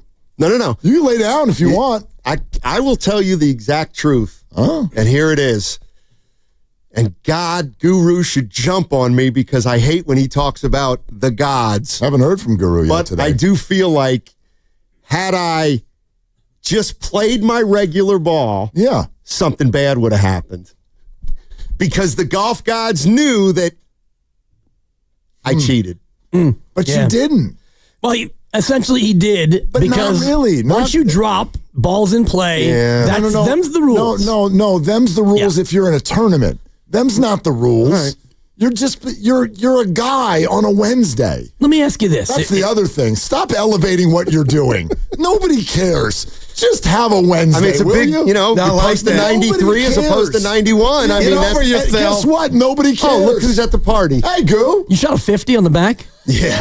Wow. It's really windy. And that 11th hole is one of my least favorite holes in the Bay Area. It's like a 217-yard par 3 with a narrow, multi-tiered green. Not to mention the one after that. You shot a 5-0 and blamed the wind? Oh, it was windy yesterday. I don't care how windy it is. Well, hey, Goo, how you doing, buddy? Hey, I'm fine. Good. Anyway, he's proud of his moral rectitude, and I'm proud of that too. It's awesome. You are? Well, yeah. I don't understand it. I understand it, and if that's the way you want to comport yourself, then by all means, do it. Yeah, obviously, do whatever you want to do, yet you went to bed, you woke up, you did a radio show, and then we walked in here, and you're still thinking about it. Oh, yeah. So, and of course, I was thinking about it on the back. Yeah, exactly. Yeah. So, I don't know how that morality's working out for you. You're still thinking about it the next day. I mean, I remember saying, should I just hit this ball? Most people would. No. I'm like, forget it. I already hit a second ball. You know what I would do? Just hit the second one and then take whichever one's better. There's that. Yeah. You talk yourself into either one of them. There is that. Yeah. All right. How are we feeling, boys? Fantastic. Yeah, feeling great. Absolutely feeling fantastic. Me and my sometimes, but not usually, other radio partner, we got action. He called me, Ephraim Salam, Sunday night Fox Sports Radio. He called me earlier today, and we don't call each other. Like that, I mean, we do a show once a week. We text each other. Right. We usually only text each other on Sunday. Like, what are we going to talk about? I don't think you and I ever really call each other either, now that I think about it. No, if we call each other, something wrong. No doubt. Right? This is kind of like when my dad does not use his cell phone. If I see him calling me, I pick up the phone and say, what happened to Mom? Right. Like, that's literally how I will answer the phone. So he called me earlier today, and I'm like, I was doing something, so I couldn't pick up, but I'm like, the hell was that all about? Right? So, and then he did something that nobody does anymore in this life. He left a message. What? Right. Like, he didn't just... Like a voicemail? He left a voicemail. I get voicemails every day. They're usually from spam people. This was a real person. And apparently he referenced something that we talked about on the show last week, where both of us felt like, based on the number available, that the Indiana Pacers are kind of an interesting wager in this series. I'm not telling you I think they're going to win, but I don't think it's the craziest idea. And based on the number you can get, I'm like, all right. Plus, I want to root for him because Shea's a foul baiter and the Pacers aren't. So, yay, Indiana. Go Pacers. And when sometimes I bet that way, like I want to root for that team. So let's put something on it. And then I'll really, really root for that team. So the man called me and said, we talked about that last week. I'd like some action. Let's go in on something halvesies. What do you want to put on it? And then go ahead and lay that for me. So we got action at plus 505 on the Pacers to win the NBA championship. Starting tonight. Yeah. And I was telling Stoney Let's go, Halliburton. about this the last time, Dibs, I said just liquidate all assets. It was when the Heat were at Atlanta for the play-in game on a Friday. And that worked out. Why are you laughing, Willard? It worked out. Who cares? It went OT. No, I just remember. I remember but tonight, Hartenstein, and this is low, over 7.5 rebounds. I can see him getting that in the first half. So that's my play tonight. Nobody asked, but I'm sharing off of what you just said. Damn, 7.5? That's 8, baby. Yeah, that is 8. And those things about your prize picks and your underdogs. Yeah, right. And this is something that Mark and I talked about early on in our time together. If something looks too easy, too good to be true, go the other way. Wow, but that's everything. This is the line. Well, I look at some of these, I go, what? I mean, you telling me that only that many points for such and such a player? It's like, that's easy. And then turns out to be right on the number or below. And it's like, they set these things not so that people can clean up. They set it because they're really good at it. Yeah. Being built, huh? Yep. This, by the way, is the second largest win disparity in the finals since the merger. It's an 18-game disparity between Oklahoma City and the Pacers. Wow. Do you have the other one? I'm checking this article to make sure I have it right. Steiny raised his hand like you were a teacher. He wants you to call on him. I'm going to say Celtics Rockets. Celtics 80 Rockets. 1. I'm going Cavs Spurs.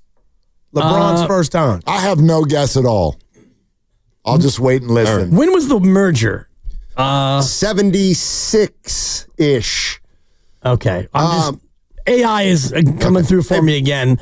The largest disparities were the 76ers and the Warriors back in 1967. That was a 24-game difference. 1971 Bucks and Bullets, 24-win difference. But those are you said since the merger, and those sound like those were pre-merger. The merger was 76-77. Here we go. This article does not have it does not have the largest disparity. I'll find it. That's AU. That's artificial unintelligence. That's ED, error on Dibley. Because I'll find the answer, Steiny, because ED has multiple meanings. Yes, it does. You're listening Eric to Davis. 95.7 The Game, KGMZ FM and HD1 San Francisco, an Odyssey Sports Station in the home of the Golden State Warriors and Valkyries. Always live on the free Odyssey app. Coming to you live from the Laughing Monk Studios, Laughing Monk Righteously Brewed in San Francisco. What's going on, Goo? I was trying to tell my partner that OKC are the darlings right now. And I get it. I think the darlings in regard to they're next. I believe they have the necessary players and skill set and cap situation to go on a Warrior-like run.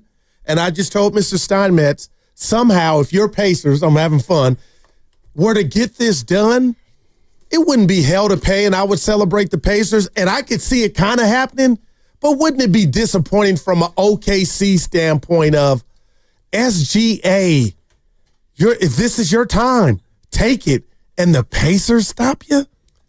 Nobody ever said it wouldn't be disappointing. Go ahead, Mark. No. People would say that. My mind goes immediately to the conversation. Was it 2 days ago where you did you're having a hard time finding joy? Right. Yeah, that is like that's how a lot of people view the NBA. That's what he said. We would focus on, but it's 50-50. Celebrate Indiana, but it would be 80% of the 20 for the Pacers.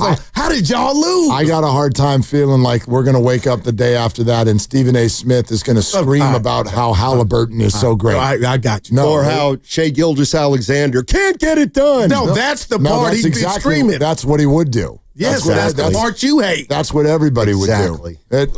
I mean, that's the cycle it is. That's he thinks I invented it. I didn't. And I mean, they did win 68 games. I mean, they're a massive favorite.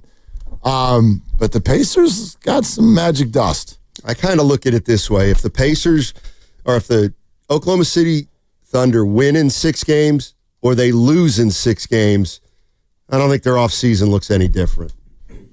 Probably not. No, they're set up for a while. Here's the one I did want to get your guys just input in, and I don't have any overarching theme here other than the number of games in the postseason and the injuries we see year after year. So, the fact of the matter is there was a point during the playoffs when the Warriors played 10 games in 19 nights. Okay? So I text Raymond Ritter, and I'm like, did they even have a stretch like that in the regular season? He said, yes, one. The last 17 games of the year, we played 10 games. So at the end of the year, the Warriors played 10 games in 17 nights, then went to the playoffs, had some games, and played 10 in 19 nights. And my thing is, I get it. Injuries are a part of the game. This is the playoffs are an unbelievable grind. We all know that. But is there something we could do to tweak it a little bit and not make it less grueling, but just give more people a chance to make it through the playoffs? Are you catering to people in their 30s at the expense of people in their 20s? Perhaps. And is that the right thing to do? Well, like, for should example, you be given an edge because? Well, that's a good question. And you know, Guru brought up, Willard with Jordan and Magic. And I was like, well, back in those days, they didn't have 4 7-game series. Right. The number one team in each conference used to get a bye.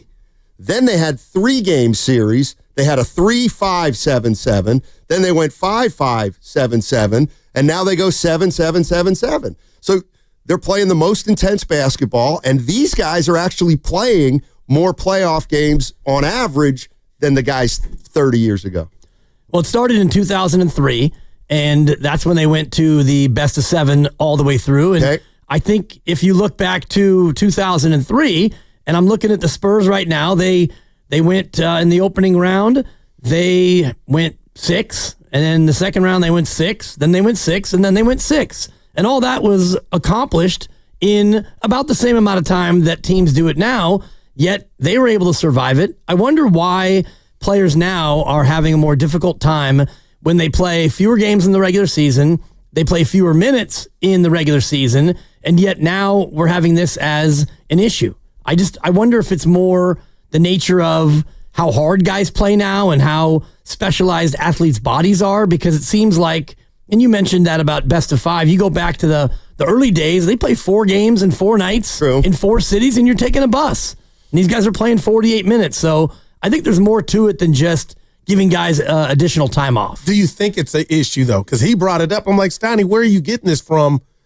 Like, are you looking at these playoffs like, oh, my God, Tatum's hurt? And I'm telling Steiny, is it really to that degree yet for a conversation? I think it's getting there. And if the players think it's an issue, then it's an issue. And I think that what it's going to lead to is, and this is kind of what Aaron Gordon was saying, like, oh, that's why you get all these blowouts. Well, you may not have more blowouts, but you will have mini load management in the playoffs where a team could be up 2-0, you fall behind 18-3, and you might just shut it down at that point in certain situations. You know what I mean? Yeah. Well, I mean, there was that thought crossed people's minds with the Warriors. Yeah. Game 5 against Houston, or well, I mean, they did pull early. Right? Yeah. Remember when you know Draymond? Should we just? But like even sort of the idea of, if you truly feel, it's almost as if people feel like you should have seen this Steph Curry injury coming, right? So you're forced to play Game 7 against the Rockets. We knew right then and there, this is not leaving them in a great physical space. Then let's say Steph doesn't get hurt in Game 1, but you win it. Is it the stupidest, craziest idea you've ever heard to just say, we're sitting him for Game 2? No, it's not. Based on the way the NBA works is now. because it's never happened. Right. Yeah, and it's the offs. But, yes, it's the playoffs, but how far away are we from that? Dibs just brought it up. I was like, damn. I don't think that we're that far away from somebody. I mean, then you would get the league's attention on. Well, we can't have but that. I think we're starting down that road because LeBron has brought up a month off before the end of the season. That's ridiculous. Draymond has said a month is too long, but you know what? 2 weeks? You know, guys, it's not long enough to get out of shape. It's more perfect time to get healed up. But if you'd go a month, like LeBron says, guys are going to get out of shape. You're saying between the regular season and the playoffs. Yeah, LeBron suggested it like with 12 games to go. Like, he wants a month after the All-Star break, and then, you know, you go down the regular season road. So there'd be a month with no basketball being played? Apparently, yeah. Come on.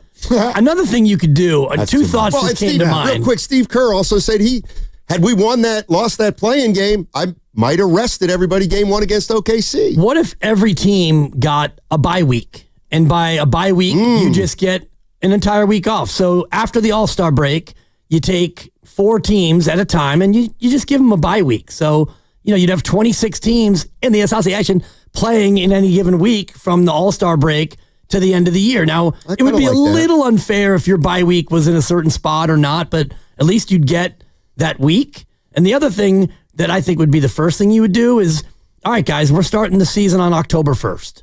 We're not going to start. It used to be Halloween. Right. Now they've scooted it up. You scoot it up a little bit more, and that way there's more built-in off time. Let me throw this out there, too. Like, to me, there has to continue to be an incentive to stay out of the play-in tournament. And this is one of them. Yeah. We said it during the end of the regular season. You need that week off. And then as soon as they didn't get it, we changed it to, okay, now you need to win the first game so that you can at least have half of a week.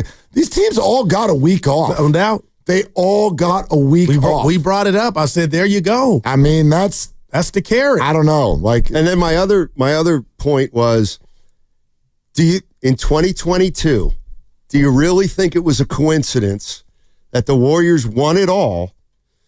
Clay missed 50 games.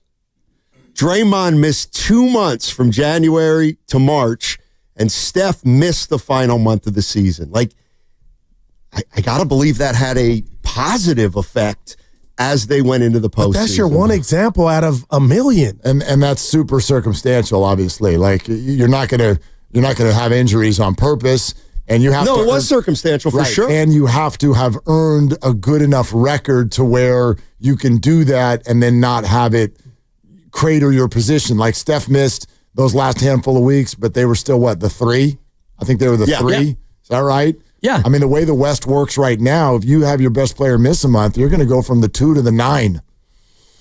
I mean, you could do that in a week and a half the way things look like right now. Yeah, it's to me, it's less about these guys are complaining. Because I don't really think they're complaining. They're just being asked. And to me, it would be more about the quality of the playoff product. Perhaps. Although, like Guru, I agree. We love the playoffs the way they are now. And I kind of do love the portion that attrition is a major theme. And I get it. I like that too. But then you get robbed of seeing some players. You do. But you can't do anything to I don't know if turn injuries off, dude. Well, yes, you can. You can schedule so that the likelihood of injuries decreases by giving guys maybe an extra day. Yeah, and they've done that, doing away with 4 games in 5 nights. Yeah. That no longer exists. And although the Warriors played 18 or 19 back-to-backs this year, so did you give them the? Oh, sorry. No. I was just going to say the season this year started October 19th. Yeah. So could you start it October 1st? Then you'd have an additional 18 days for everyone to have rest. You gave them the Ritter notes the beginning of this, right? Yeah. The 10 and 17. Yeah. That's the But before you guys go, I want you to tell me the Ramos hit last night. To me, I'm trying to think of the last Giants moment that felt that exhilarating. Wow. The last Giants moment, because for me... And I'm going to the 107 year. It's got to be 2021. A lot of people have said that was the win of the year. I would like to change it to that was the moment of the year. That was when you factor in what yesterday was for the Giants. The start of the day, the DFAs, all of that, the emotions, and then there's not a human being on planet Earth that when they fell down, apparently other than my son who made fun of me, after they fell down 5-0 and I went, ball game, and then he was there to troll the hell out of me after the Giants won the game. They weren't going to score. Of course. I would have bet money that it didn't just lose, that they would have lost 5-0. For them to suddenly find that in the last 5 innings of the game and do what they hadn't done in 3.5 weeks, but more so many Giants fans I constantly hear from want to see the team show emotion. This is even back in the days of Brandon Belt, Brandon Crawford, Buster Posey. Everyone wants him to wake up. Like to have him people like Brian Wilson. Yeah, to have him standing at second base and just let it out 27 cuss words at his team like that. That was the moment, man. Yeah. I'm extremely happy for all of us right now. I hate to do that this. That felt very, very good. Exactly. But can I add the Johnson catch too? Dude, please. And I asked Steiny, would Jazz, and no shade at Yaz, and I asked Frankie Bonte, would he have caught that? They were like, no way he would have caught that. Yaz? Probably not. You think? That's a really good, it was. Just imagine the feeling had that fail after the emotion from Ramos. Oh, it would have been brutal. Oh, brutal. Like, the catch was incredible, a blown save after all. I mean, oh my God. How about this? They have 3 closers. I don't know if they have 1, but they have 3. They have 3. Go ahead. So what's How about the Tachman catch? Oh, yeah, the That Dodgers. was pretty great. That was in that season, though. That was in that season. Yeah, it had to be. That was the Bucko 7 season. Like 7 Lamont Wade at bat. That was at L.A., right? Yeah. Yeah. All right. Seeing Dodger fan faces do that is pretty orgasmic. That was great. incredible. It's Well, pretty speaking great. of orgasmic, we've got a meeting with the boss. It's our weekly meeting. So- Wow. Yeah, You we guys had ours today, too. We're still in a good mood. Look at us. Oh, yeah. We already had ours. Well, he shot a 93 yesterday, didn't he? Yeah. I heard 50 on the back. Yeah, it was windy. We've You been need to dealing get with it. him.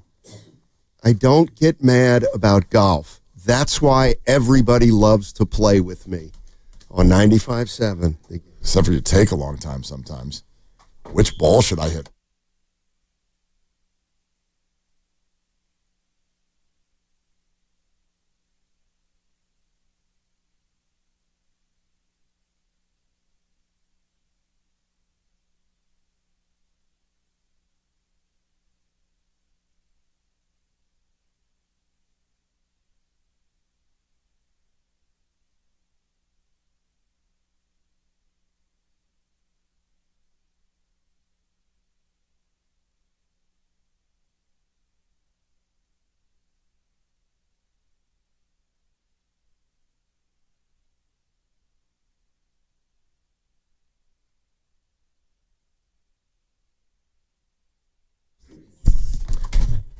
Let's go. Come on. Come on.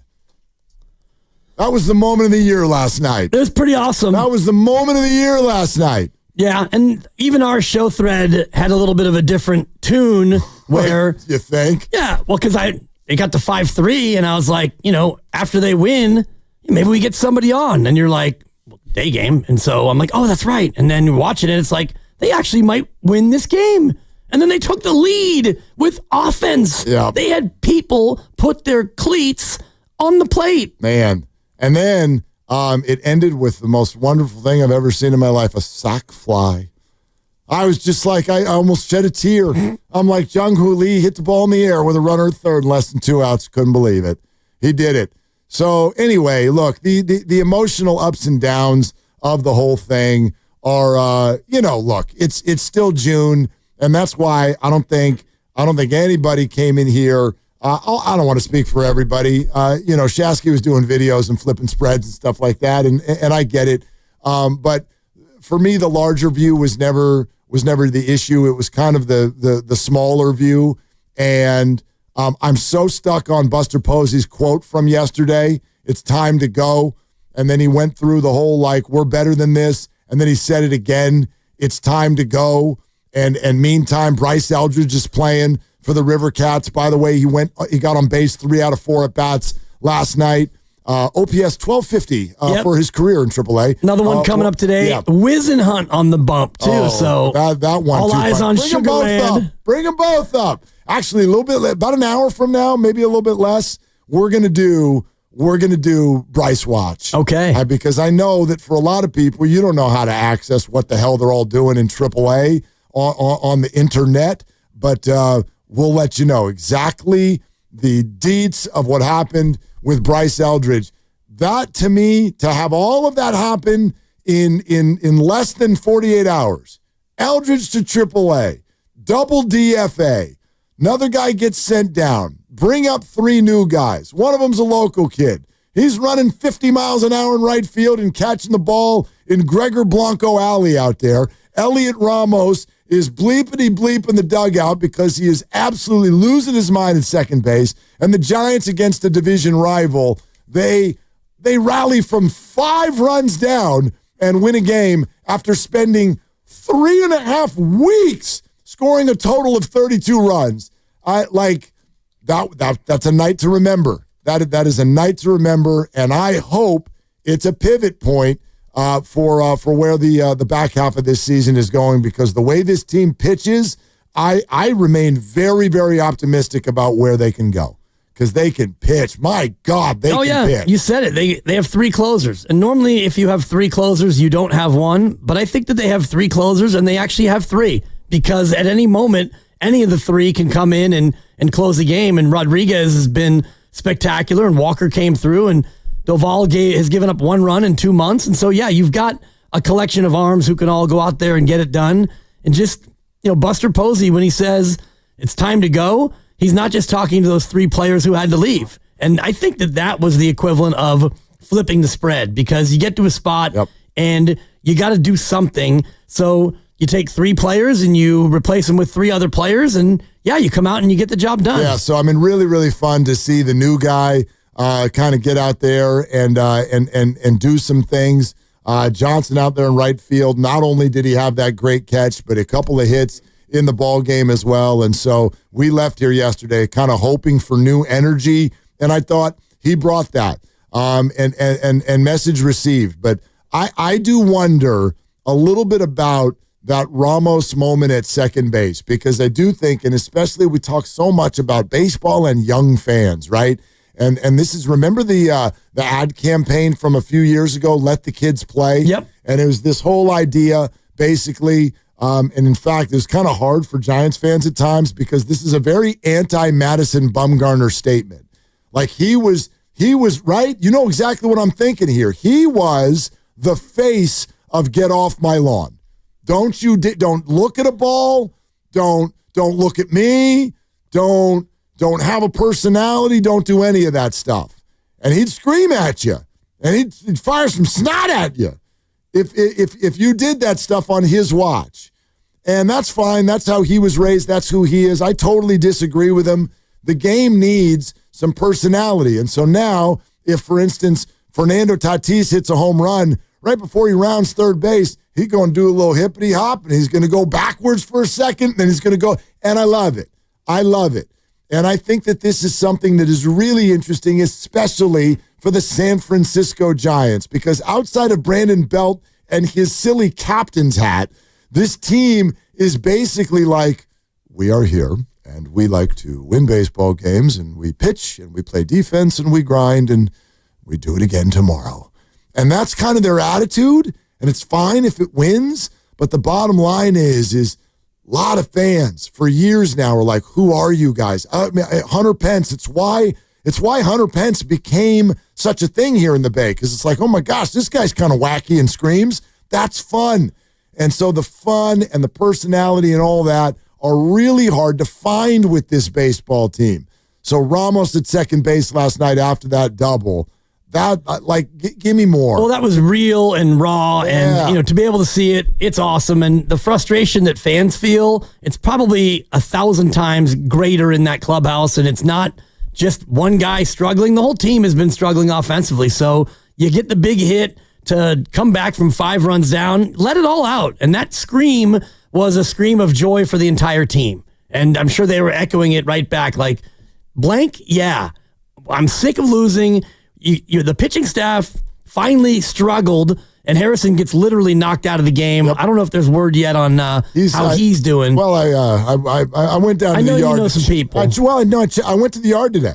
I went to the yard and checked in with Bomel, and there's a little soreness there, but they are optimistic that Kyle Harrison will make his next start. Sounds like it was more soft tissue than hard elbow. He's got a bruise. He's got a bruise. Good news. Yeah. But he was not great, and he's in a spot where he's just a one-pitch pitcher. And so you get knocked around and you fall down by 5 runs. It's like, okay, like you said, ball game. And ball game. You're not usually negative, and I don't even think that's negative. I think that's just realism. Yeah. You don't win those games. No, we made burgers last night. I was clearing the table. That happened. And I looked at the boys, and I'm like, ball game. That's ball game. Nobody looked back at me and went, oh, Dad, they can do it. Nobody did that. They were just like, yeah, you want to take the dog for a walk? So we took the dog for a walk. And then we came back, and it was 5-3, and there were ducks on the pond. And then they brought him in. And so I just think that the Giants, they need to lean into that more. And in his own way, Mr. Straight face and dry personality, president of baseball operations, future Hall of Famer, in his own way, he did that yesterday too. I know that it doesn't scream like a bat flip, but when that guy, twice in the span of 3 sentences, looks at reporters and goes, it's time to go. That's Buster showing some moxie. And so to me, yesterday is a very, very significant day. June 4th, 2025, in the arc of this season, very significant day because there were moves, there was a come-from-behind win, there was personality. And these are the three things that need to be driving the Giants right now. Yeah, and you had your phenom in waiting play for your AAA team. Yep. So all those things happen on the same day, and you didn't resuscitate your season, but you definitely helped to keep the fans interested and happy about what this team has been, because record-wise, they've been great. Yeah, they're fine. Of late, though, it's felt like, whoa, boy, that great start looks to be more of the mirage than the actual reality, and then you come back and win a game in that fashion, it just gives everyone a little pep in their step today. Yeah, no doubt. Look, they're half game out of a wild card spot right now. They're 3 games behind the Los Angeles Dodgers. The unbeatable, unreachable, unworkable Los Angeles Dodgers. They're 3 games back.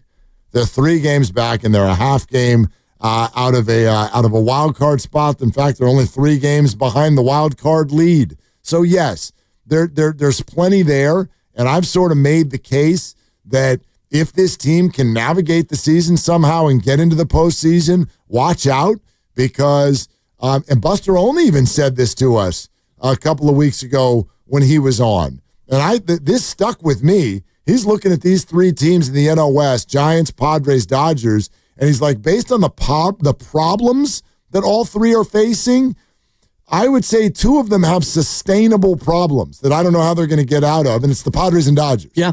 The Giants have the one that's fixable, which is you could either, like, whether it's your snake bit or whatever is going on with your bats, but you can do something about that.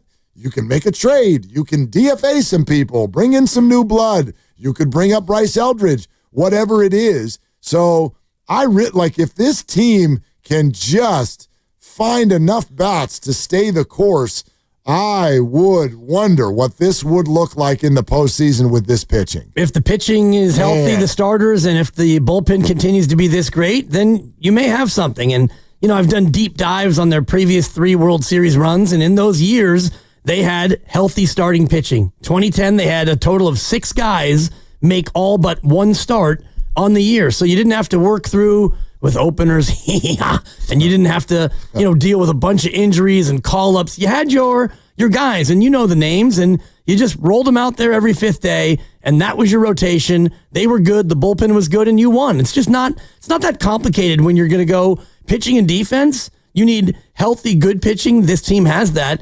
And you need good defense. And for the most part, this team has that. All right, we'd love to hear from you. 888-957-9570. I thought it was the moment of the year last night. Ramos at second base. Coming up tonight, 7 o'clock, Valkyries and the Phoenix Mercury. You can hear the game right here on 95.7 The Game, and also on the Valkyries channel on the Odyssey app. Just download the app. You search Valkyries. Poof, there it is. You can also watch the game on KPIX pregame at 6:30. We're also sponsored by Safeway. Matt Cain joins us next. Matt Cain joins us next on Willard and Dibs.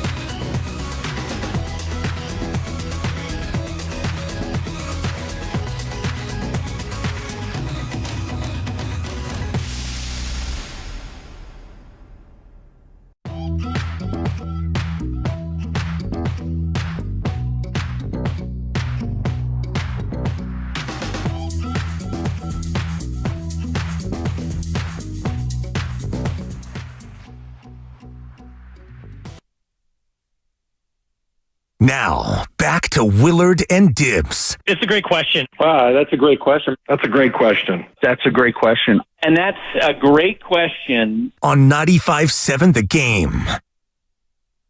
All right, continuing here on a Thursday on Willard and Dibbs at 95.7 The Game. We always love when we get a chance to catch up with this guy, forever Giant, of course, joining us on the River Islands guest line. It's none other than Matt Cain.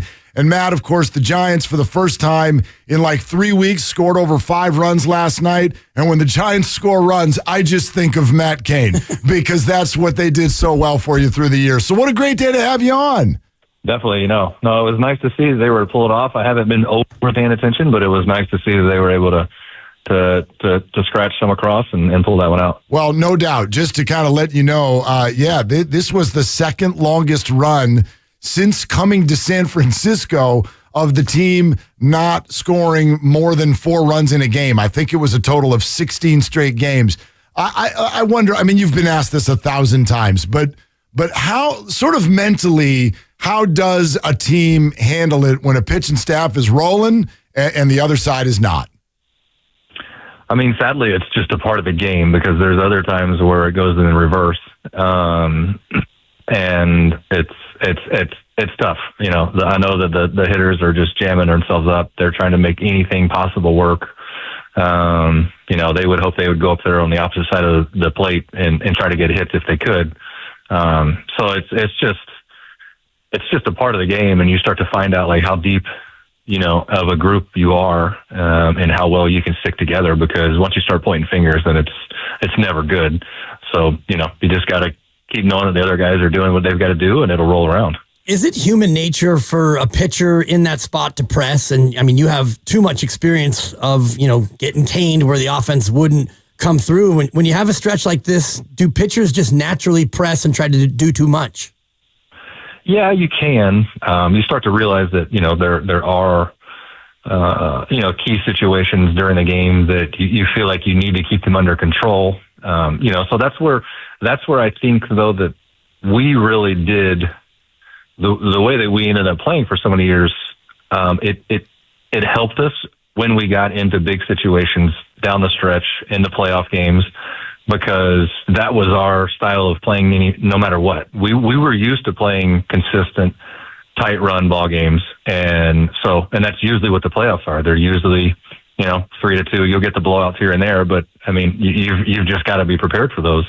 And that was our lifestyle when we played. So I think it really benefited us when we got into the playoffs. Matty, you just heard Dibbs do it. He said when someone gets Matt caned, how does it grab you that your name is a nickname for losing a game 1-0? I mean, it is what it is. I mean, it's funny now. It was now. It was semi funny then, but I mean, it was. Hey, we got the job done when we needed to get it done. Yep. So hey, it all works out and totally fine. Hey, this is a big thing with the team right now. There's a young hot shot who just got called up to AAA, Bryce Eldridge. He's only 20 years old. In a general sense, what is sort of the moment that you feel someone is ready? Like how do you go about judging something like that? I don't know. For me, I felt like I was closer to being ready, is when I could actually start making the adjustments, pitch to pitch within an at bat, with guys. And I could start to see that they were trying to adjust, with me.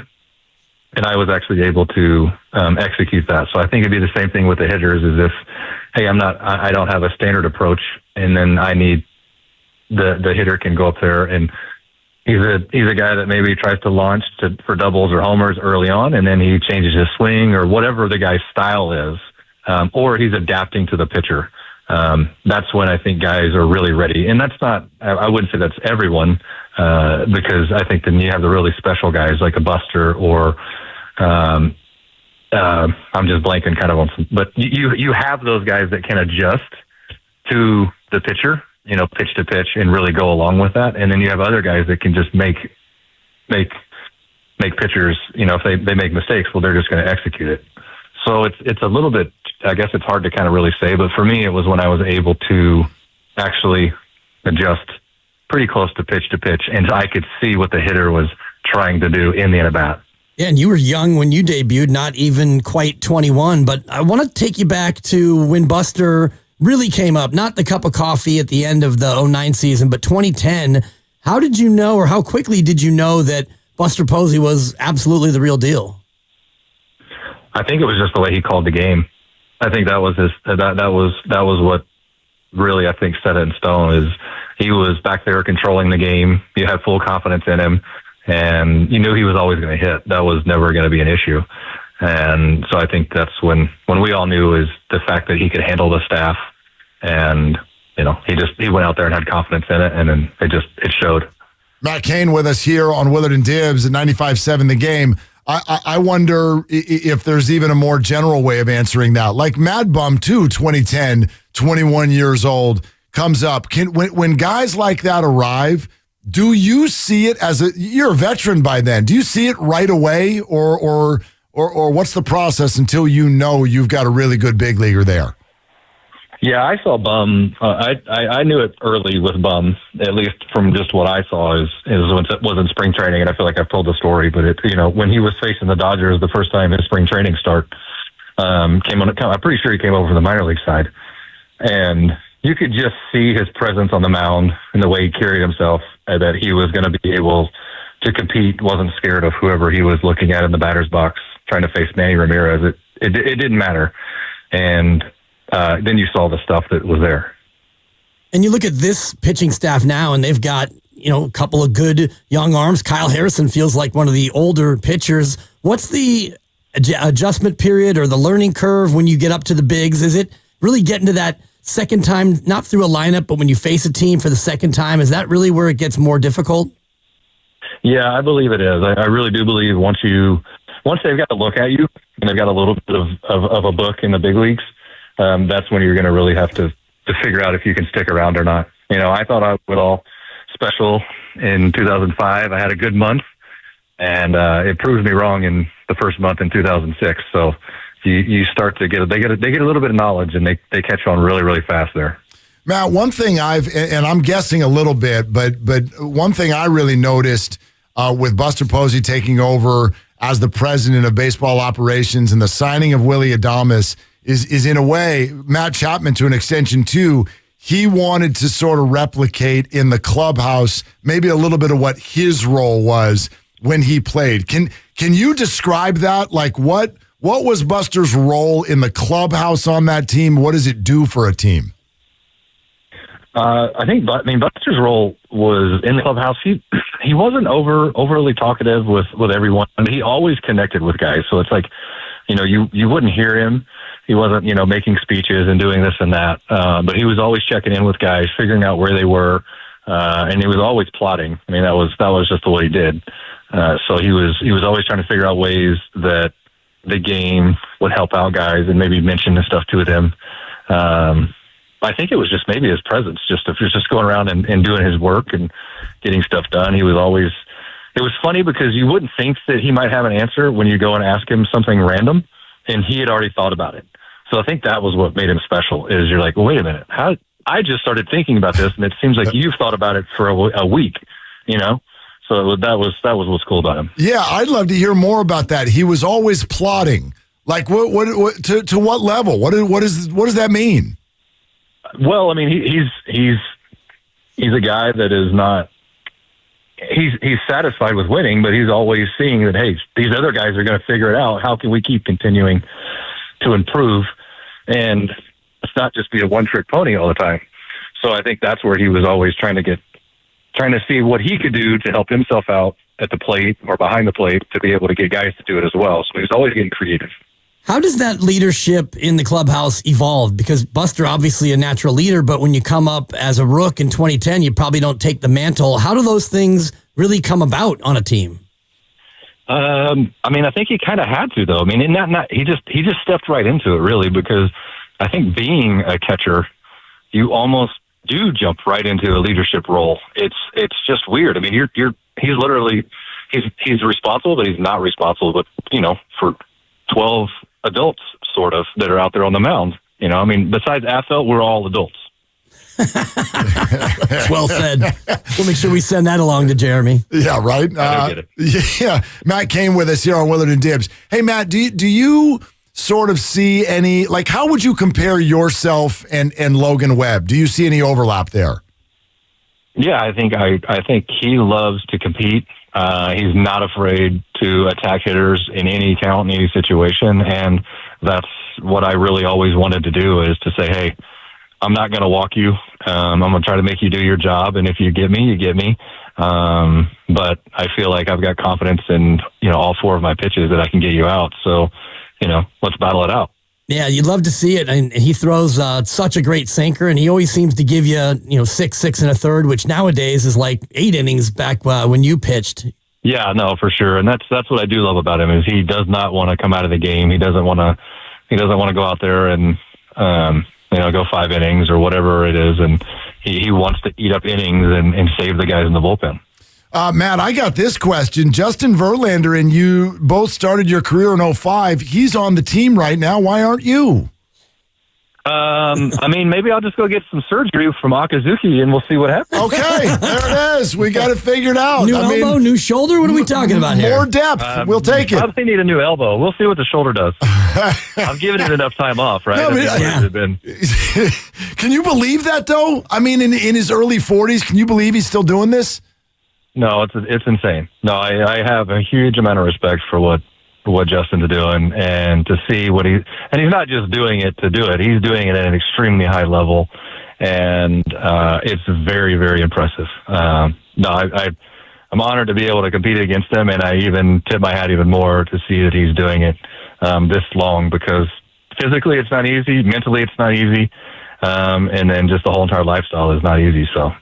And what's that like for a young staff to have a vet in there? How much of an impact can he really make as far as, helping these young guys learn the ropes? I mean, he can help a ton. I think he's got so much knowledge, and he's seen so many guys. He's played with so many guys. So he's got a wealth of knowledge. So I think it's just a matter of if anybody wants to go up and chat with him. He's probably, for the most part, seen it all. And he's continuing to learn, and that's what makes him impressive.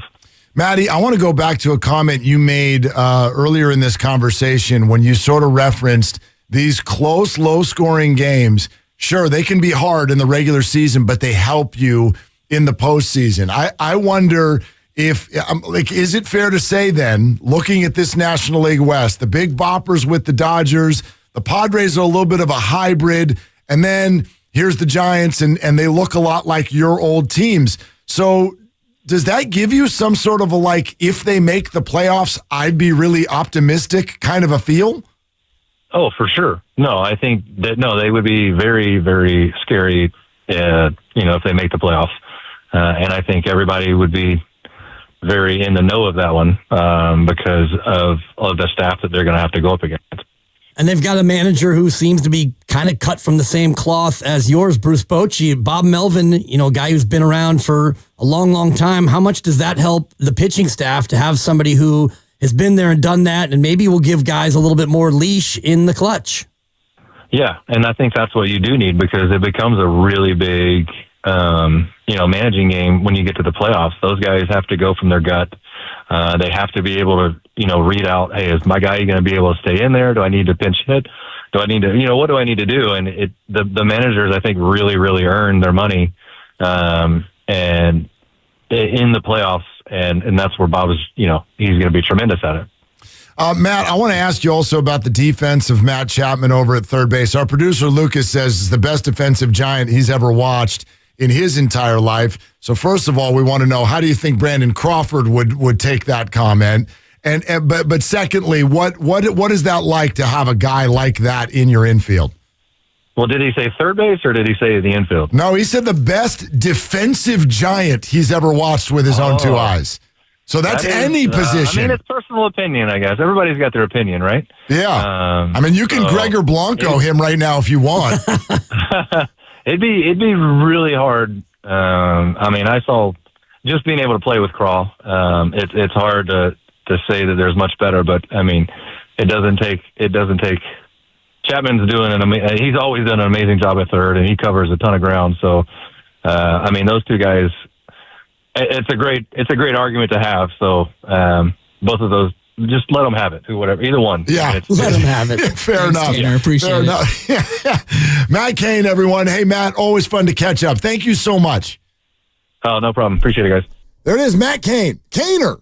But you got to be careful saying people get Matt Cained. Yeah. That is a weird, I loved his answer when we're like, how does it feel that, your name means to lose 1-0? And he's like, well, it's funny now. Right. Probably wasn't funny then when it was happening. Not so funny then. Yeah. Anyway, really fun to catch up with him. And then along with that, just kind of in the Giants conversation. And again, let's open it back up to you all if you want to weigh in on last night and Heliot Ramos over there at second base. 888-957-9570. I'd also throw this out there. Baseball needs to know, and I don't think there's any going back, and so it's really, really too bad, but baseball needs to know that the balanced schedule sucks. Oh, yeah. I've thought it from day one. You have. It's ridiculous. You've said it all along, but I would like to now give people a tangible reason as to why. You have probably noticed, we have probably noticed, all of a sudden this week, there is an uptick in... It's an uptick. There you go. There's an uptick. An actual uptick of engagement, of interest, of excitement about the San Francisco Giants. Gee, I wonder why that is. Now, you could think of multiple reasons. One, it's the frustration that was taking place because of the lack of runs. Two, you've had 3 games that have all been one-run games, and 2 of them went to extra innings and all of that. But I'd offer a different reason. It's because the Padres are here. The Padres are here. And the Giants will go to L.A. next week and play the Dodgers. And it's bananas that as of June 5th, you know what their record is against the Dodgers this year? I know exactly what it is. What is it? It's the same as the Dodgers' record against them. That's true. Oh, no. It's 0-0. That should not be. That should not. We should not be sitting here in a J month having had the Giants and Dodgers not see one another yet. And so you could talk about the geography of it, the fairness of it. You can do whatever you want. But what baseball, to me, needs to be thinking about is the interest in it. And when the Giants are welcoming, whether it's the Twins or the Marlins, or how many times did who came the here? Reds. The Reds. They played the Reds in 6 of the first 12 games. Was against Cincinnati. Yeah, this suddenly, and you can see it in the stands. You can see it in the stands all week long. The crowds are strong.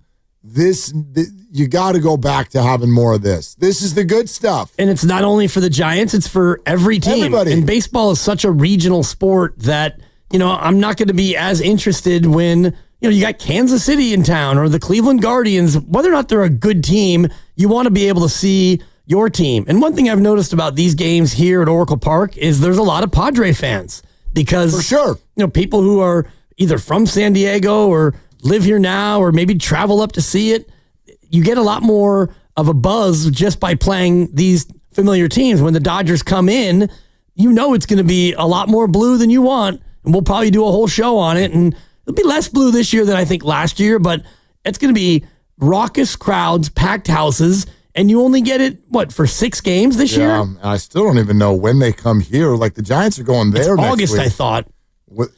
It's August? July 11th to 13th. There you go. That's what I'm asking. Yep. When do the Dodgers? July 11th. And then September 12th, 13, and 14. And that's it. Oh, and then you do go forward to L.A. at the end of the year. Yeah. Okay. Yeah. Yeah, I thought it was 12 games that you played against your division, but I guess it's a little bit more than that. Must be 13. Yeah, 13 against some of them. Because it used to be 19. Right. You'd play 19 against the other 4 in your division, and that'd be 76 of your 162. And then, you balanced it out every year. I do think it's good that you get to play every team every year. Like, you don't have to wait 4 years to see the Yankees in that interleague, but I got you. They've got to find a way to balance it out in the other direction so that you get more than 12 or 13 games against your division. No, yeah, I get it. Like, a couple weeks from now, Boston's going to be here. That's going to be a big deal. If you're a Boston fan, I know that they're going to be very, very well represented in the ballpark that weekend. And so that's a circle type series. And so you're right, you'll get more of those. But bottom line for me is like through the first 60 games, this is not the only reason, but one of the reasons, because I think the crowds have been good. The crowds have been good. The record has been good. So I don't think the Giants are like suffering, but the buzz is lacking a little bit. The engagement is lacking a little bit.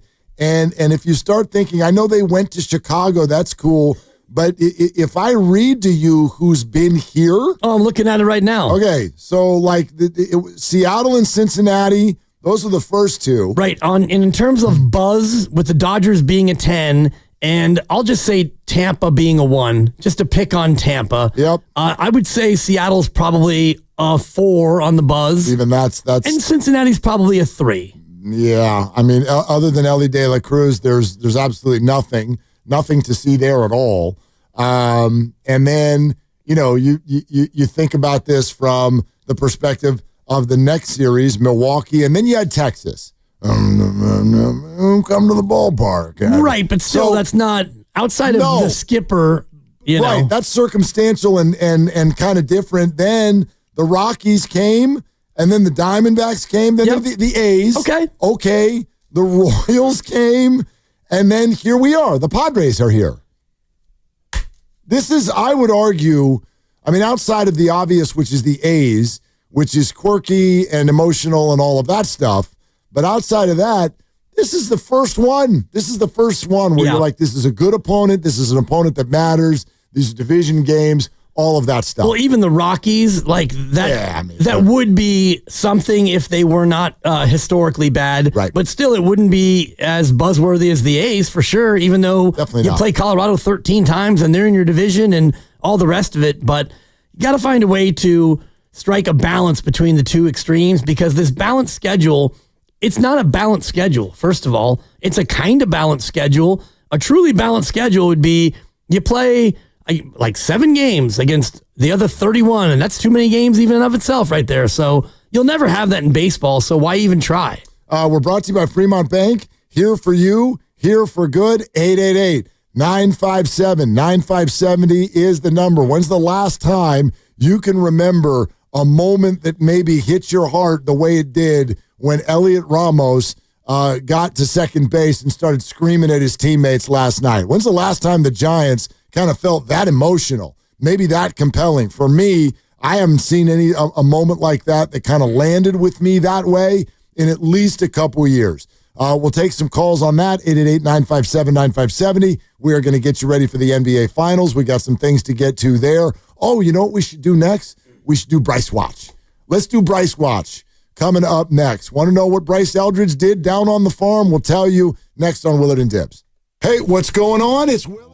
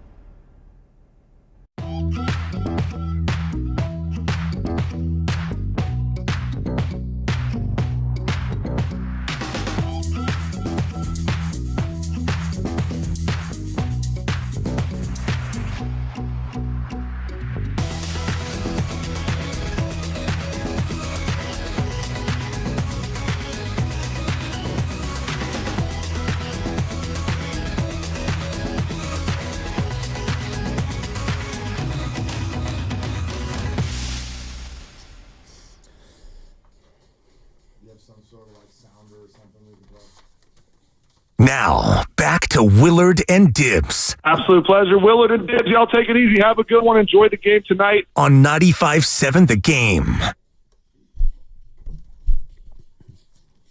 All right, last night was a little bit different. Bryce Eldridge is a little bit different. A lot of talk about him. Yep. I don't know if y'all heard Zach. I want to get it right. Manassian, right? It's Manassian. I wanted to call him Manasian, but I think that's wrong. It is wrong, yeah. Yeah, Zach Manassian. Wasn't it Bobby Valentine who knows him really, really well and told us that's exactly who it was. The pronunciation sensation. We were calling him Manasian up until that point. Yeah, Zach Manassian. So, Cha-ching! He was on the morning roast. I got it. And they asked him 37 questions about Bryce Eldridge. And there might have been one question about the actual major league team. But the rest of it was all about Eldridge. So let's see. What do they want to see from Bryce Eldridge to prove he's big league ready? The biggest thing is still getting better defensively at first base. I had the privilege of seeing Bryce in high school, actually, scouting him, and the day I saw him, he pitched.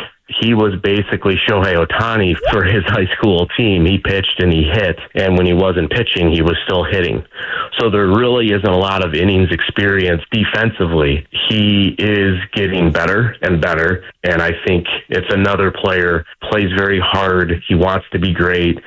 He himself has come out and talked about his defense and how it needs to get better, how he wants it to get better. We don't want to do him a disservice by bringing him here and you basically can't play him in the field. And I think our minor league people have done a great job with him, coaching staff in Double-A, and he'll get some new voices at Triple-A that he's familiar with. But also people like Will Clark, Joe Panic, Ron Wotus, our major league staff put a lot of work with him, put a lot of work in with him during spring training. So just continuing to shore up that defense, and then the pitching from Double-A to Triple-A, probably see a little bit more spin. You get a little bit more of the crafty veterans as he just continues to round out, his offensive game and making more contact, because when he makes contact, he's obviously very dangerous. Okay, that's the GM of the Giants, Zach Manassian.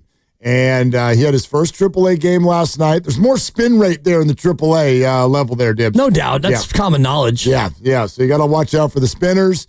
And, of course, we had your boy Eric Burns on yesterday, and we brought this up with him. And he's like, there's this thing in the bigs now, National League. It's called the DH. Yeah. So you can't play first? No problem. Why don't you be the DH? So, hey, Zach. What about DH? I think we have to stay open-minded to it. Whether we get there or not will be dependent, obviously, on a lot of other things. I think when you add it all up, if as a group collectively feel like, nope, this is a risk worth taking because it's going to help us win, then yeah, possibly we get there. But part of the reason is getting him to AAA. It's just I think the right maturation and process for him as he climbs through the minor leagues. And I think the biggest thing is let's see how things go there, and then we keep going. But certainly happy with where he's at offensively right now. And look, I think he's 20. He's undoubtedly going to get better. There's no doubt in my mind he will improve. And I believe he could improve even he's at the big league level. It just might be a little steeper curve. Okay, that's from the roast with the Joes, except for only one of the Joes was there, one of the Marks was there, and one of the Joes was there. And then they talked to Zach, and he's the GM of the Giants, and that's what he had to say about Bryce Eldridge and DH. And yes, I brought up yesterday, we all kind of talked it out. Wilmer Flores could go play first base. But the Giants would like, this is funny to say about a professional athlete, they'd like him to stay off of his feet.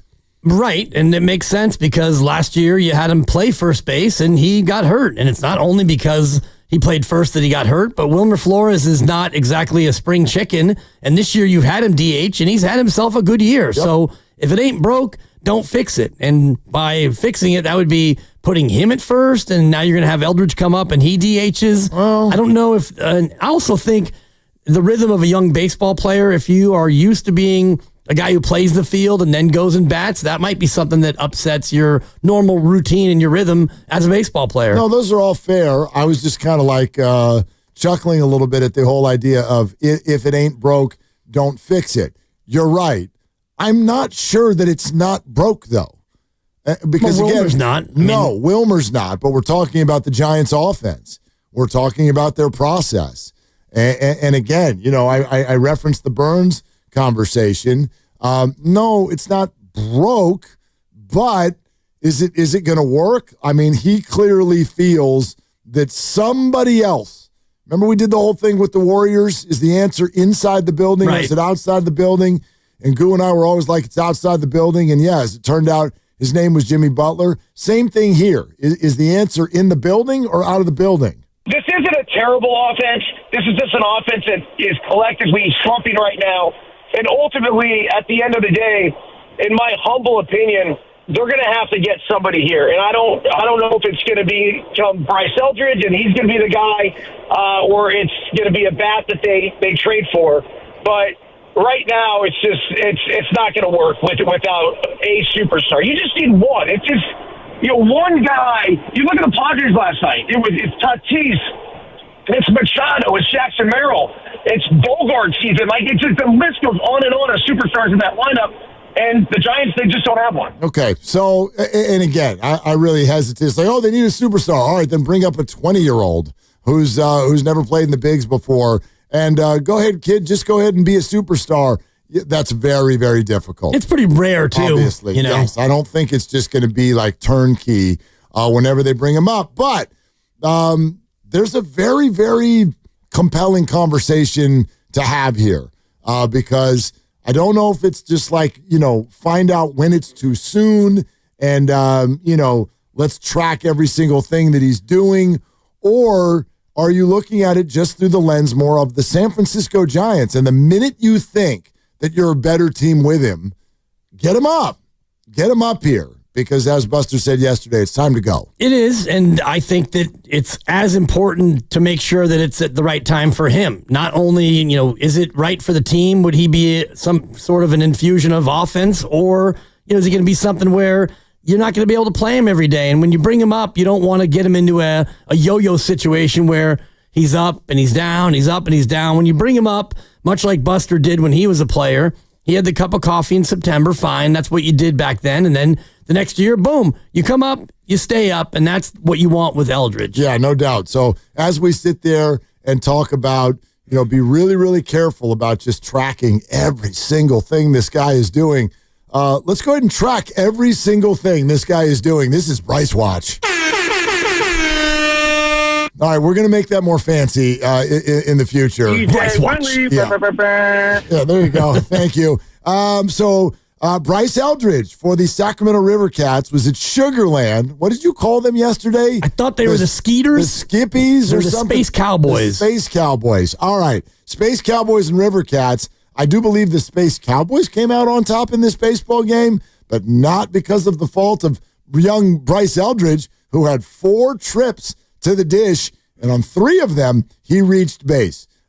He was walked his first 2 times up, and then in his 4th at bat, I don't know if you went and watched the highlight, he wrapped a line drive into right field for a base hit. 1 for 2 with 2 walks, and I'm going to, on the daily, track his AAA OPS. Okay. As for today, it is 1250. It's pretty good, Mark. 1250 for young Bryce Eldridge. There's your Bryce Watch. I love it. So far, so good. If in the lineup today, he goes up against the pride of Menlo, California, Jason Alexander. Oh. Who throws right-handed. You'd assume he'd be in there as a left-handed stick. I thought he was in Seinfeld.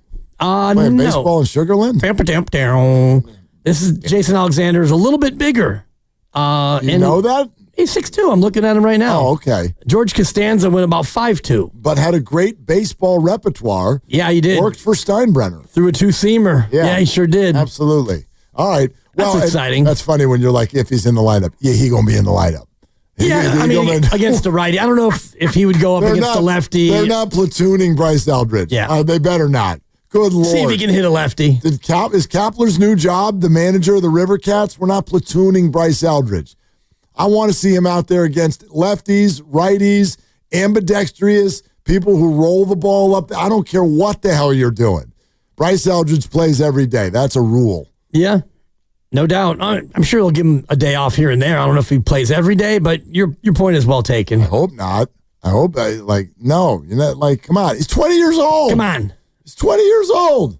So anyway, looking at this, I know it's kind of hard to track down information on what's going on down on the farm, but we're going to do that for you. And on the daily basis here on Willard and Dibs, we will let you know exactly what Bryce Eldridge did the night before. So far, so good. As you said, 4 trips to the plate, 3 times. Getting on base. And we might actually give you real-time updates. They have a 5:05 first pitch tonight from Constellation Field. Constellation Field. You know what that is, right? I would hope it's a Constellation sensation. I was thinking just a baseball field. Ballpark. Whatever. They were the Skeeters until 2022, and they rebranded to the Space Cowboys. So there you have it. Sugarland. What's that, Lucas? Tracy McGrady played for him? For the Skeeters for a moment. He did? Mm-hmm. Tried to make a comeback and play baseball after his basketball career. Oh, he did it after his basketball career? Like MJ. He tried to go play. Why don't I remember that?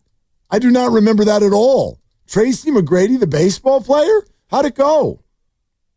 I'm looking at it right here. It was recent, fairly recent, 2014. It's not that recent. He was a pitcher. I was in my 30s. He went out there and threw. He was a pitcher. How did he register on the gun? Well, I don't have his numbers here, but I can say that he was 0-2 with a 6.75 ERA. It's not great. In 4 appearances. Oh, so they only gave him 4 looks? 4 starts. Oh, 4 starts. 6 2/3 innings. Maybe total. He was an opener. Yeah. There's some quick hooks in there. Yeah, he's an opener. All right. There's your Bryce Watch. Coming up tonight at 7 o'clock, the Valkyries take on the Phoenix Mercury. And you can hear the game where? Right here on 95.7 The Game, and also on the Valkyries dedicated channel on the Odyssey app. Just download the app, search Valkyries. You can also watch the game on KPIX pregame. Starts at 6:30. 888-957-9570 is the number. Brock Purdy with some interesting stories to tell. NBA Finals only hours away. Stay right here on Willard and Dibs. Hey, it's Willard and Dibs for Safeway. Enjoy these.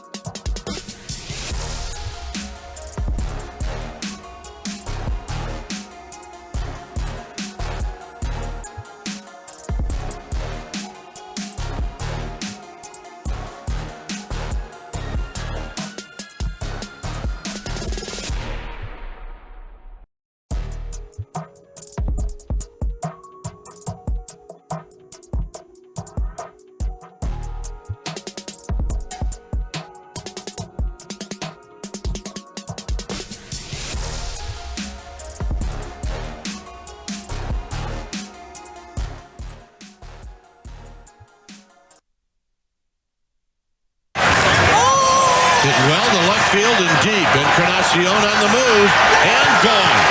So Machado hits his 8th of the year. Hit high into right center field. Merrill on the move. And he can't get it. Up and over the wall. The Giants take the lead. All right, a spirited at bat. What a great at bat. He does it in 2-strike, 2-out situation. Did well to center field. Starting to carry. Jung-Hoo Lee's got it on the track. Tatis is staring out there like, what happened? He thought he had it. He can't believe it didn't go over, and he just got oracled. 1-2. He struck him out to end the game. They don't come easy. And that's his 100th career save. How about that? Now, back to Willard and Dibbs on 95.7 The Game. Hey, Dibbs. Tell me, Mark, what? It's so funny. I'm so conditioned that when you say, hey, Dibbs, you're supposed to say your picks stink right after that. Hey, you like that one? Hilarious. But that's not what I was going to say. Hey, Dibbs. Yeah, Mark. The Giants won. Yeah, they did. Yeah. Pretty awesome. Yeah, 3-2. They were behind, and they came back and won again. Again. It's kind of fun when that happens. It's nice. It's nice. And again, it's yet another 3-2 game. This seems like half the games are 3-2. But once again, an early Machado home run. But Robbie Ray, say it with me. Robbie Ray's an all-star. Say it with me. Robbie Ray's an all-star. Thank you, Lucas, for chiming in. So Robbie's going to be on the all-star team. That's a done deal. Guess who pitched the 8th inning? His name's Randy Rodriguez. He better be on the all-star team.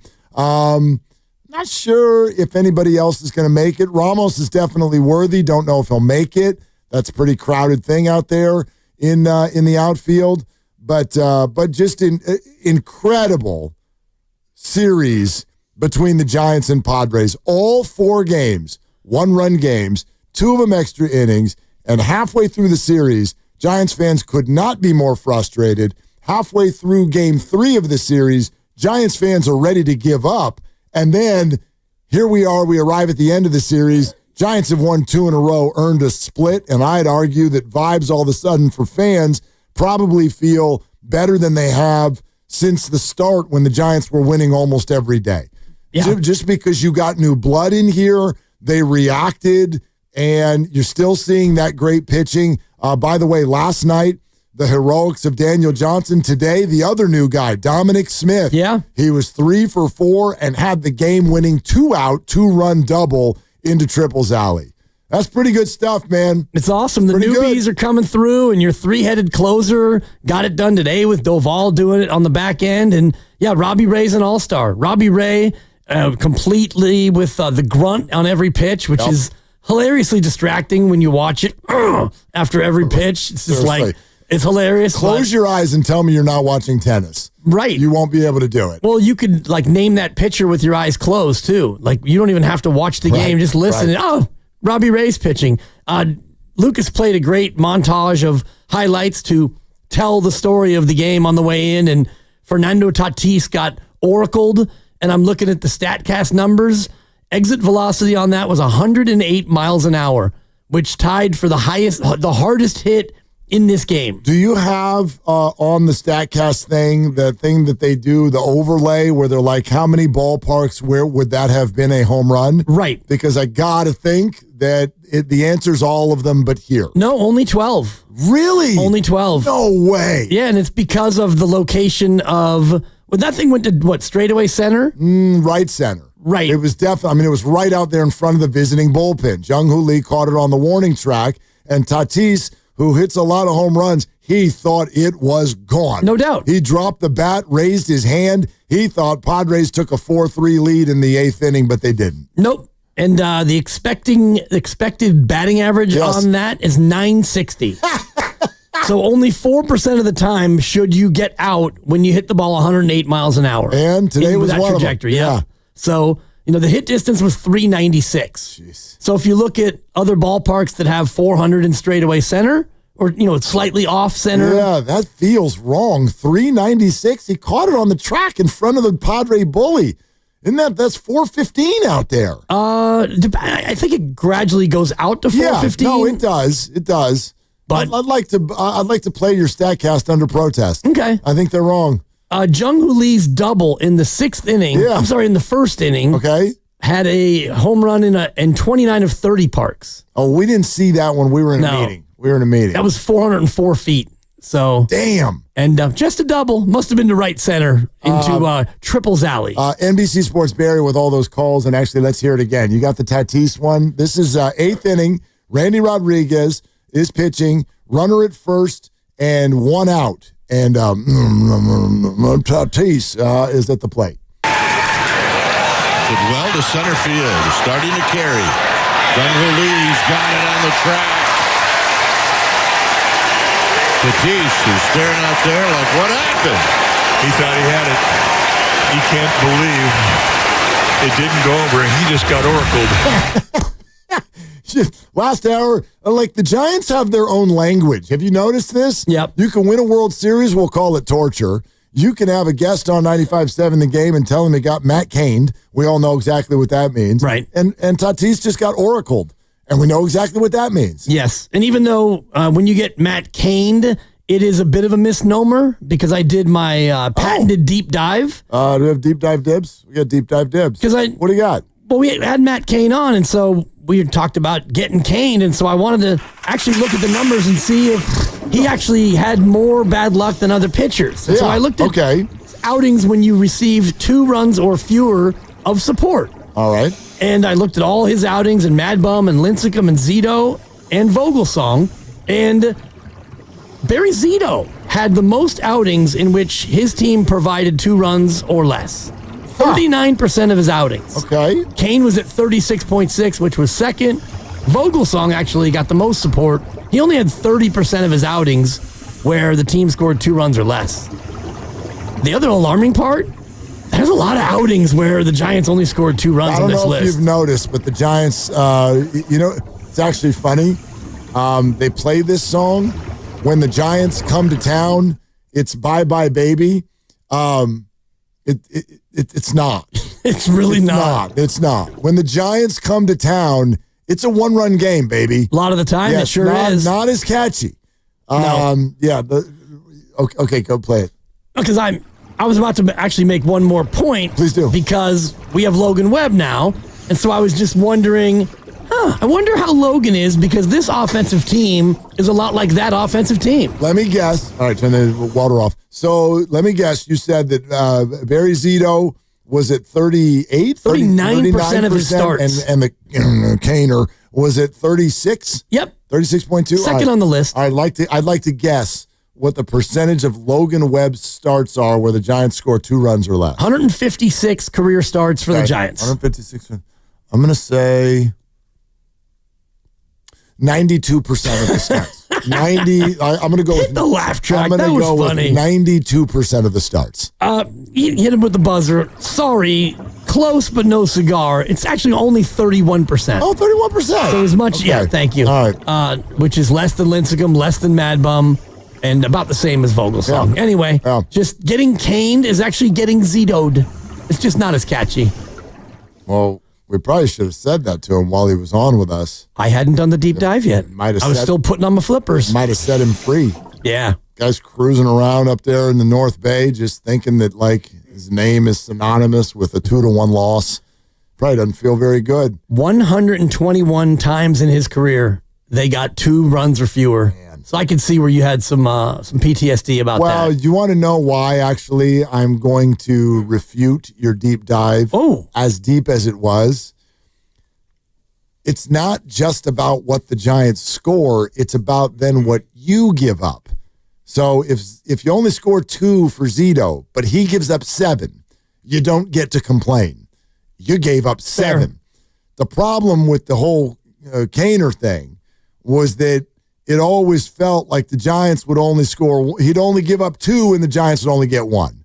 Or he'd give up 2 and the Giants would only get 2. Now we're going to extra innings. or he would shut him out. And still they'd lose. But then the Giants would only have 1-0, and then he'd leave after 8 innings, and somebody in the bully would give it up, and now we're off to extra innings or whatever. So, yeah, like Kane was a way better pitcher for the Giants than Barry Zito was. Yep. Right? So that probably has something to do with the nickname as well. No doubt. Yeah. And it's an interesting dive, though. It's an interesting dive, but Barry didn't hold up his end of the bargain. A lot of times, no. Yeah, and that's where Logan Webb, his ERA is better than Kane's, and he already is on track to have way more wins than Kane if he pitches, 5 or 6 more years. Even though wins are harder to come by, he benefits from better run support statistically. Well, I think he's going to, in the end, be a better pitcher than Matt Cain. I think that's hard for people to sort of swallow. People forget that over the last 5-6 years of his career, like once they won the 2012 World Series, Kane was kind of done. And I know injuries had a lot to do with that, but Kane was not a very good pitcher for the Giants after 2012. He went through a nice 4 to 5 year stretch where he was one of the most, like maybe the most underrated pitcher in the entire game. And then he got that huge contract extension. And then shortly after that, he battled injuries, was never really the same again, and retired at a young age. Yep. As we talked to him about. Same age as Justin Verlander, or they started their career at the same time. And Kane's been out of the league forever. And Justin's been out of the league for, a week and a half. That's about right. And he'll be back. Yeah. To your point about the deep dive being a little flawed, here's just 2010, some of Kane's games. He lost 2-0. He lost 3-1. He lost 1-0. He lost 3-0. He lost 4-2. And he lost 3-0. So those are games where he's pretty sturdy. Yep. He kept him in at least. Yep. And, took the L. Well, the Giants recover from whatever the hell was going on Monday and Tuesday, and all of us were ready to blow a gasket, and now they've rallied back, both of them in come-from-behind fashion, and they defeat the Padres both last night and today, and now they earn a split, and they're not going anywhere, by the way. They'll stay for big weekend at Oracle Park. Weather's supposed to be pretty good. Atlanta Braves, Ronald Acuna are going to be in town. I'm going to go out to a few of those. Should be a whole lot of fun. I'm definitely going to go out tomorrow night. A bunch of us are heading out there. Very, very much looking forward to all of that. But this is a little bit quirky off of what happened with Tatis today. You know what I'd love to hear from some Giants fans about? 888-957-9570. How do you feel about the idea of getting, quote, oracled? And I don't mean like, oh, it's a hitter's park. I specifically mean right center field. Now, you and I were in the middle of the show yesterday, and they're getting ready for the game last night, and MLB Network was doing some stories on the Giants and the Padres. And I'm watching this over your left shoulder, and they're doing a story on Willy Adames. Willy Adames's struggles. What's going on with Willy? And they put a bunch of highlights up. Now, hold on, before I'm not making an excuse, and the guy's hitting below 200. So, yes, he's struggling. It's not a ballpark thing. It's not an anything thing. It's a he's struggling thing, both offensively and defensively. However, he came here as a guy who hit over 30 home runs last year, and they're showing all of these clips of Willie hitting the exact same ball that Tatis hit today. It's the exact same ball. And if you're a right-handed hitter, and your thought process, like Buster Posey's was, by the way, is at all kind of like bring the ball the other way with power into that alley, dude, that thing is a bear. It is a bear. And so watching Willy Adames hit fly balls out to the warning track in right center field and have they be, these are seeds. These are 104-mile-an-hour seeds like Tatis hit today with an expected batting average of 960. Yeah, it's pretty good. And they just careen down into players' gloves. They just, it's a nothing. It's a nothing. Like, I get if it's a big ballpark and you get a double out of it. It's an absolute nothing. And I think it's part of what JT Snow, for example, was talking about when he went on the roast on Monday and said this. They got some new players. Adames is new. He signed a huge contract. Him and Chapman have huge contracts. I think if you ask them, they would probably say, they're underperforming right now, hitting 235 and 208. And I think Adames is learning how hard it is to hit in San Francisco. He's learning how hard it is to hit in San Francisco. Brandon Belt's career at times got defined by this. We always wanted him to hit 25 or 30 home runs.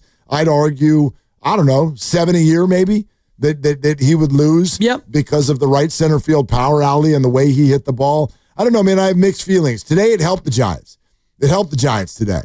But it doesn't always help the Giants. And when you see a home run hitter tattoo a ball like that, I got to think there's a mental side to this where it really starts to get to them where you don't get rewarded for when you finally just absolutely crush a ball. It can, and the fact that StatCast had that as a homer in only 12 of 30 parks tells me that he probably didn't get oracled per se, although when you hit it 108 miles an hour, you usually would expect good things to happen, and the stats would prove that out. As far as Adames in the ballpark, I'm not ready to give him that yet because just looking at some of the advanced metrics, his hard hit rate is way down. His strikeout percentage is up. So he's not doing enough of the regular Adames things for me to then look and go, well, he's just been snake bit by a ballpark that does not reward any hitter. 100%. No, I agree. Right. But I wonder if that seeps its way into your soul, And I'm just looking at his expected batting average this year. It's 207. And his real batting average is like 199. 198, yeah. So his expected batting average is only a tiny bit higher, which tells me that, you're not doing enough to snap out of it and if I can't wait till I get to Colorado and all of a sudden all these hard hits now are going to turn it into damage. Well, that's actually where they're going to go next week. They're going to Colorado after this weekend series, and I wonder what it'll look like. I don't argue that. The guy's not playing well. There's no two ways about it. But I'm more sort of thinking about the emotional side of it, and a lot of players who've played for the Giants for a long time have talked about this, about it's not just the physical aspects that you need to figure out. It's the emotional side of I'm not hitting well, and then when I finally tattoo one to right center field, and I think I'm going to get a homer or at least a triple out of it, and all I get is a fly ball into some guy's glove, like that, it can really work on you. And so, I don't know, that's kind of why I had that quote that I said earlier in the week, and Lucas sent it out, and everyone got very mad at me because they're like, oh, you're blaming Adames' struggles on the ballpark when he hits better at home than he does on the road. I wasn't blaming it on the ballpark. As we talked about that day, that whole comment, that whole conversation was about perception. And here's what I know. Agents and other free agents around baseball are not going to go to Baseball Reference and run the splits. They're not going to do that. The perception is it's very hard to hit in San Francisco. I happen to know for a fact that some of the free agents who have not come here, and they'll say it's for other reasons, it is because of the ballpark. It's 100% because of the ballpark. I think that was absolutely a piece of the Bryce Harper conversation. I know it was for the Ohtani conversation. I don't know if they were ever really going to come here, but that's a big piece of that puzzle for sure. Now, Adames is the first quote-unquote 30-homer guy. Right. Sign the big deal, I'll go be a Giant. And all the world is going to see, they're not going to go run the splits. What they're going to see is Adames went out there and forgot how to hit. He's below the Mendoza line, for crying out loud. And so it feeds the perception. That's all. That's all. And so, look, I love that place. I love that place, kind of second place behind my own home. I love being in that building. I think it is good for the soul. I think it is just wonderful. It's one of the best fan experiences in the entire sport of baseball. It's a chef's kiss, and I don't want to change a thing. But it is, it's a bear. It's a bear, and not a Larry bear. It's just a regular bear. And when we start in the future to have conversations about hitters coming to San Francisco, it is unequivocally, in my mind, the number one thing to discuss. It's why I got so upset 2 years ago when we started talking about the city. This has nothing to do with the tenderloin when it comes to these players. And it has everything to do with, if you're an offensive star, it has everything to do with the ballpark. Well, it has to do with the home run. If you look at all of the park factors, because just as a hitter, straight up hitting, Seattle is worse. And Oracle and Wrigley and American Family Field and Milwaukee, they're all tied in terms of park factors. It's when you start thinking about the home run, Oracle Park and PNC in Pittsburgh are absolutely dead last. So if you're a slugger, yeah, and that's what everyone is now, right? Everyone wants to come out and slug. No one's trying to, get a guy going from first to third anymore. So in terms of those factors, yeah, it's the worst. If you want to hit a triple, Mark, Oracle Park is the 5th most friendly ballpark if you're seeking a triple or if you're going to get a triple. So you talk about the ballpark, and we love it. It's an absolute jewel. It's a work of art. But those two factors are too far out of whack, where it's the hardest place to hit a home run, yet it's the 5th easiest to hit a triple. So the solution is it's very simple in theory, but it's unbelievably difficult in terms of what you actually would do, because you move right center in about 25 feet. Problem solved. And they already did it once. That was like deep center and a little toward right. Right center. They shortened Triple's alley once. But the big problem is like true right center, where you've got, the 7th archway and you've got a wall that is 70 feet high. So I guess what you could do is put like a little rinky-dinky fence down there and make that the new home run. But yeah, you don't want to do that. No, so the place is too beautiful. Yeah, I'm not. By the way, every time we talk about this, I'm like, there's nothing you can do about it. There's nothing you can do about it. Pretty much. That's what this is. But fans understand that when the hitters won't come here, that's the deal. I think that's the number one deal. It's also the weather. And, today, beautiful day, but it can't be warmer than 65 degrees. And you've got the cold, heavy air. This is summertime. And if you're in other real summer cities, it's 95 degrees with an 83% humidity, and that ball's flying everywhere. No doubt. I got some fun stuff for you. Yeah? I got 2 fun things for you. First of all, I want to thank the person who texted in 650ACU. Thank you for listening.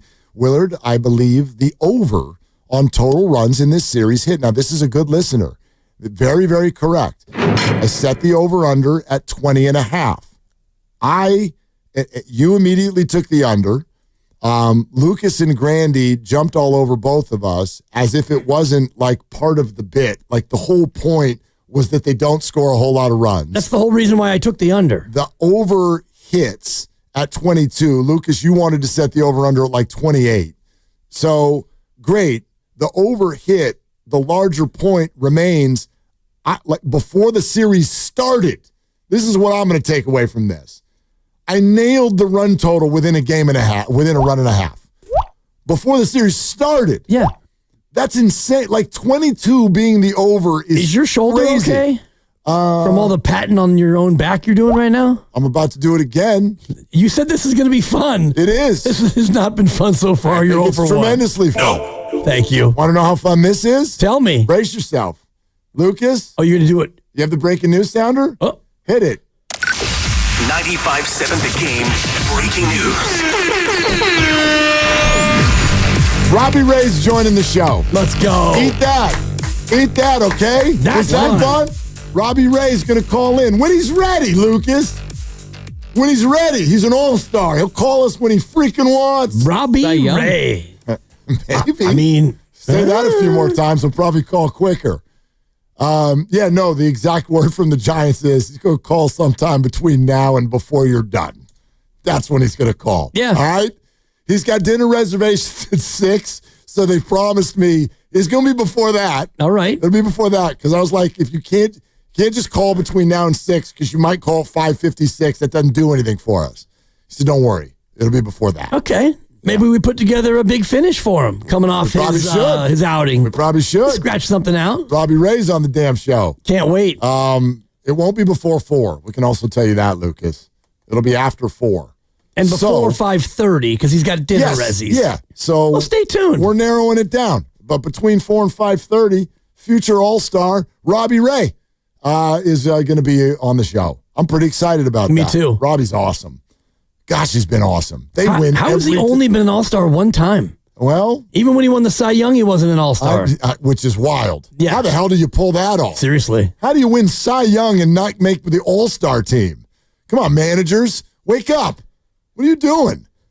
We're brought to you by Fremont Bank, here for you, here for good. In anticipation of us all not knowing when Robbie's going to call, we wanted to share a Brock Purdy story with you, which was shared on the TK show, our buddy Tim Kawakami. So let's play around with that a little bit next. You want to hear a Brock Purdy story about his contract? Can't wait. It's kind of fun. Giants win. They split with the Padres. Robbie Ray is going to join us on the show at some time over the next hour and a half or so. 888-957-9570. This is Willard and Tibbs. Hey, what's going on? It's Willard and Steiny for New Vodka.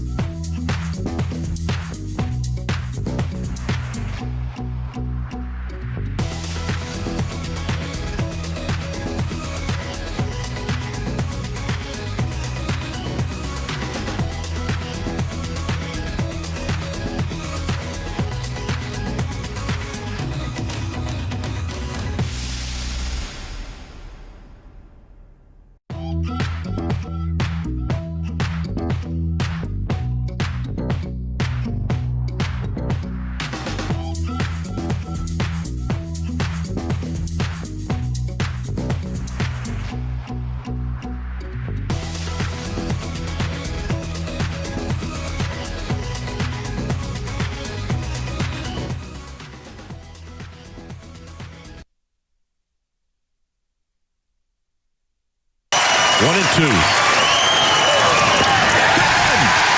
He struck it out to end the game. They don't come easy. And that's his 100th career save. How about that? Now, back to Willard and Dibs. That's a great question. That's a great question. It's a great question. That's a great question. On 95.7 The Game. I should have known. As soon as I got that starter, that's a great question from Pavlovich yesterday, that the fortunes for the Giants were going to turn.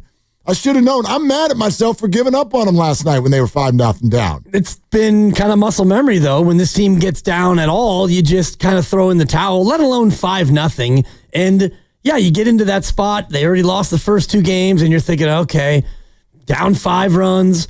Guess they're going to have to salvage one tomorrow to avoid the sweep. But no, you rally up, you find a way to get it done, you hold on, and then today you turn right around with another clutch hit and another victory, and all of a sudden now you got a little bit of that Uncle Mo, not the horse, momentum. I like it. And now the Braves come to town, and apparently they suck. That's what you're telling me. Well, the word on the street is that the Braves are not good. The Braves were up 10-4 today, going to the 9th on a getaway day for Atlanta, and they gave up 7 runs. 7 runs. Like Scott Hansen. Yeah, by the way, does anybody else have that problem? Quick aside, the number 7 is completely different for me now. You said something about it earlier. I can't even remember what it was. You were referencing the number 7. I can't hear the number 7 without going, 7 hours exactly of commercial-free football. Why are you looking at me like you, Lucas, like you don't know what I'm talking about? Do you Dominic not? Smith. What's that? Dominic Smith, number 7. Yes, he is. Yes, he is. I don't know if that was the reference earlier, but you're looking at me like the whole 7, like you didn't understand what the 7 hours thing was. No, I get it. Okay. Like, I hope you're not one of those red zone people that shows up at 10:15. Like, I'm there at 9:59. I like the countdown. Yeah. The kids dance. Yep. There's music that starts right at 10 a.m. and they dance. They dance all over the living room. The dog starts getting freaked out. Like, why are they dancing? What? The whole house goes completely bat bleep crazy at 10 a.m. on Sundays in the fall. And then Scott comes on at 7 hours. Right. And it is, it's our favorite moment of the week. But first he lays it out with the, week 3, we've got 6 divisional games, 4 regional games. Yep. And he goes through the whole thing. Octobox. Then we get to the Octobox. Dun, dun, dun, dun. That's pretty good. Dun, dun, dun, dun. Yeah, it's pretty good. Yeah, it's coming right up. Not to get us sidetracked off the boys of summer. It's coming soon. We're in the J months. Yeah. It's coming soon. And this is kind of laid out perfectly, other than the Warriors not winning the championship. Nice run. Couple of series. Steph got hurt. Bummer. Got wrapped up basketball into a nice little package. And then you turn around and you got Giants. And now all of a sudden, they're back, baby. 2 wins. I tell you what, our mood earlier in the week versus our mood right now. We're so annoying. It's just, and I mean you, I mean me, I mean all of us, and I mean all of you listening. We're insufferable. Listen to us. Like, we are insufferable. Like, honestly, what time was the 5th inning last night? It was probably what? Maybe 8 o'clock? Yep. All right. At 8 o'clock last night, done with this team. I'm done with this sport. I'm done with clocks ticking on Buster. I've had it with Bo Mel and his chill attitude. Done. 3:53 the next day. Okay, we got action. Yep. 3:53 the next. 20 hours later. We're like, hey, I kind of like the direction of the Giants right now. Oh, yeah. I mean, the infusion of new blood on the team, both of whom have come through. Totally. I mean, one last night, one today. Yeah. You got Robbie Ray pitching like possible Cy Young guy, and I was looking at ESPN's Cy Young tracker, and they've got him 3rd right now, and that was before today, 3rd in the tracker. So his candidacy is real. And he'll join us at some point today. Robbie Ray on the show. Robbie Ray's coming on the show, yeah. Right. So, Man, you're right, though. 20 hours because last night at 8, you're getting scolded by your kids for giving up. Yeah. And I'm watching with one eye and thinking, I should probably just close the laptop and focus on Below Deck Mediterranean and, spend some time with my wife. Wait, what did you call it? Below Deck. They're in the Mediterranean. They go down under. They have the sailing yacht. Is this a show? It's a pretty fun show. I don't know it. It's a show on Bravo where Below Deck Mediterranean. Rich people rent a yacht for a couple of days and you get to look behind the scenes with the crew, and there's boatmances with the crew, and then they have the crew night out, and all these kids in their 20s go out and get smashed and hook up with each other, and the charter guests are always pains in the rear. It's a pretty entertaining show, but you don't have to lock in. So we've got that on, and I'm watching baseball, and last night I'm watching baseball, and I'm thinking, I cannot wait till tomorrow's show. My partner's going to flip the spread. It's going to be Gasket City, and then they rally and win. They win again today, and 20 hours, we're feeling better, feeling fine. Well. So there you go. You fickle fans. No, I mean, and us too. Us too. Oh, for sure, us too. Yeah. Like, all I want to do, and maybe this will feel better if we just say this to Robbie. Mom, I get it. If you're a professional athlete, why you roll your eyes at everybody who watches you, even though we also pay your salaries. Do you know what I mean? Like, it is such a kind of a complex relationship.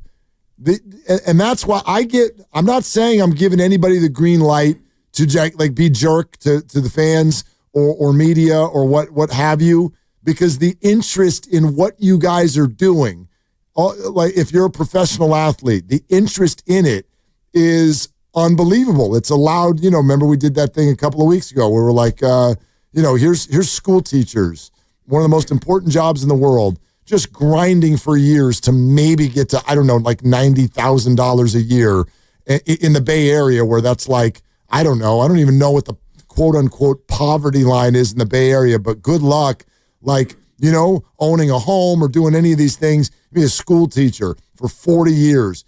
Good luck. You can be a professional athlete for 10 minutes and you got enough money for like the rest of your life in some cases. And so like we always love it when the athletes show that gratitude, right? Yep. But I also get why we drive you up the wall. Of course. Yeah. Up the wall. At 8:00 last night, we're done. Now we're like, I think we might win the World Series. Yeah, we're going to have to stick around in October, that's for sure, because they're going to be playing baseball, maybe even into November. And then you go out and, maybe Atlanta comes in tomorrow and they beat you 9-0, and it's like, I hope not. I'm going to that the game. Offensive woes are back. Guess that was just a blip in the radar. Stupid Giants. And baseball's not supposed to be this much of a yo-yo. It's supposed to be, we're going to play 162 and we'll see how it goes. But of late, the Giants themselves have made it difficult to be even-keeled. I have a weird request that just popped into my head when you said maybe into November. Because people forget that, yes, the World Series it bleeds into November many times. And so I don't know, when you said that, this just like, speaking of muscle memory, just popped into my head something that actually happened in 2010. I don't know if y'all remember this, but when Mad Bum had that Game 4 victory against the Texas Rangers, Giants win games 1 and 2, Rangers win game 3. Giants send a 21-year-old out there to see if they can keep momentum on the Giants side. Does anybody remember what the date was? I can tell you what the date was without even looking it up. I already know. November 1st? Nope. October 31st? Correct. Oh. There should never, ever, ever be a World Series game on Halloween. Ever. It should be over before then, or they should just skip the day? They should make that one of the travel days. I want you to, honestly, baseball, look at the schedule and make Halloween one of the travel days. Because in 2010, I had a 1-year-old and a 3-year-old. And let me tell you, one of the most excruciating moments of my life is when the 3-year-old and the 1-year-old cannot wait for daddy to put on a costume and go trick-or-treating with them, literally right as the first pitch is being thrown of Game 4 of the World Series and my favorite team has never won before. I'm like, you've got to be kidding me right now. I've got to go fold my hands behind my back and walk the streets of the neighborhood so my little rugrats can go get Milky Ways that I don't even want them to eat, and I can't watch the World Series. It's a problem. Yep. That was the third of 4 times that the World Series has been played on Halloween. 2001, Derek Jeter hits a walk-off. 2009, Alex Rodriguez's home run overturned on review. 2010, the Mad Bum, and 2015, the Royals rally to tie the game with an error against the Mets. Don't do it. Don't do it. Just don't do it, baseball. Well, and honestly, baseball, you shouldn't be playing that late in October anyway because... Why? We've had snow at the World Series. Well, that's true. I don't know how you fix that. Well, you just move the thing up a little bit. Well, I know you get rain on the front end and snow on the back end. You might even still get snow for opening day. Yeah. Depending on where you play. The way you fix it, and they don't do this anymore, is you have double headers. But even they used to do like split attendance double headers, right? They don't even do that anymore. I'm laughing because can you imagine getting a doubleheader by the Players Union? They won't even let you play the 11th inning anymore. That's a good point. I mean, honestly, the Players Union, a doubleheader, they won't let you play 2 extra innings. Runner at second. No, but like the whole idea is that they don't. I mean, you get to the 10th inning, and they're like all the seniors who are running around high school right now. Just let us go home. Seriously. Right. There's so many seniors right now that are so ticked. You teachers that are still giving assignments out this week, I tell you what, you are next level. You are something else. Some of you teachers that are like, oh, yeah, so here's what we're learning this week. We're learning nothing this week. Right. Period. My niece who graduated, shout out Viv, she had a final in chemistry on the day of graduation. She had already taken the AP Chem test. So I mean, you want to talk about double middle? Well, you're fighting a battle that you're going to lose. You're fighting a battle that you're going to lose. You want to know what I did for Cal Poly this week? I told you, Cal Poly class, they're coming to the Giants game on Saturday. This is their final exam. They're going to come up here and do lab projects around covering the Giants game on Saturday. Our classes are on Tuesday and Thursday. So you want to know what we did this week? Want to know what we did this morning? They took the written final exam. Multiple choice, whatever, 20, 25 questions. That's it. We're taking the test. So what do we do in Tuesday's class? We talked about going to the Giants game. Okay. Like we talked about the Giants. And we talked about how to find their way to the media will call and stuff like that. I'm not giving assignments. Right. Any questions? Over. We're done. Right, it's over. Yeah, we're done. I'll see you in San Francisco. Drive safe. Yeah, tell them where to go. Tell them how to get there, what to do, and where to be, and we'll see how you do on Sunday. Exactly. Or Saturday. Yeah. Whatever. Anyway, whatever. You're listening to 95.7 The Game, KGMZ FM in HD1 San Francisco, Odyssey Sports Station, home of the Golden State Warriors and Valkyries. Got a game tonight, 95.7 The Game. Take a listen, or the dedicated channel on the Odyssey app, always live on the free Odyssey app. Coming to you live from the Laughing Monk Studios. All right, Robbie Ray is going to join us. It sounds like I'm betting. I don't know where he lives, but I was given the note that he will call when he gets home.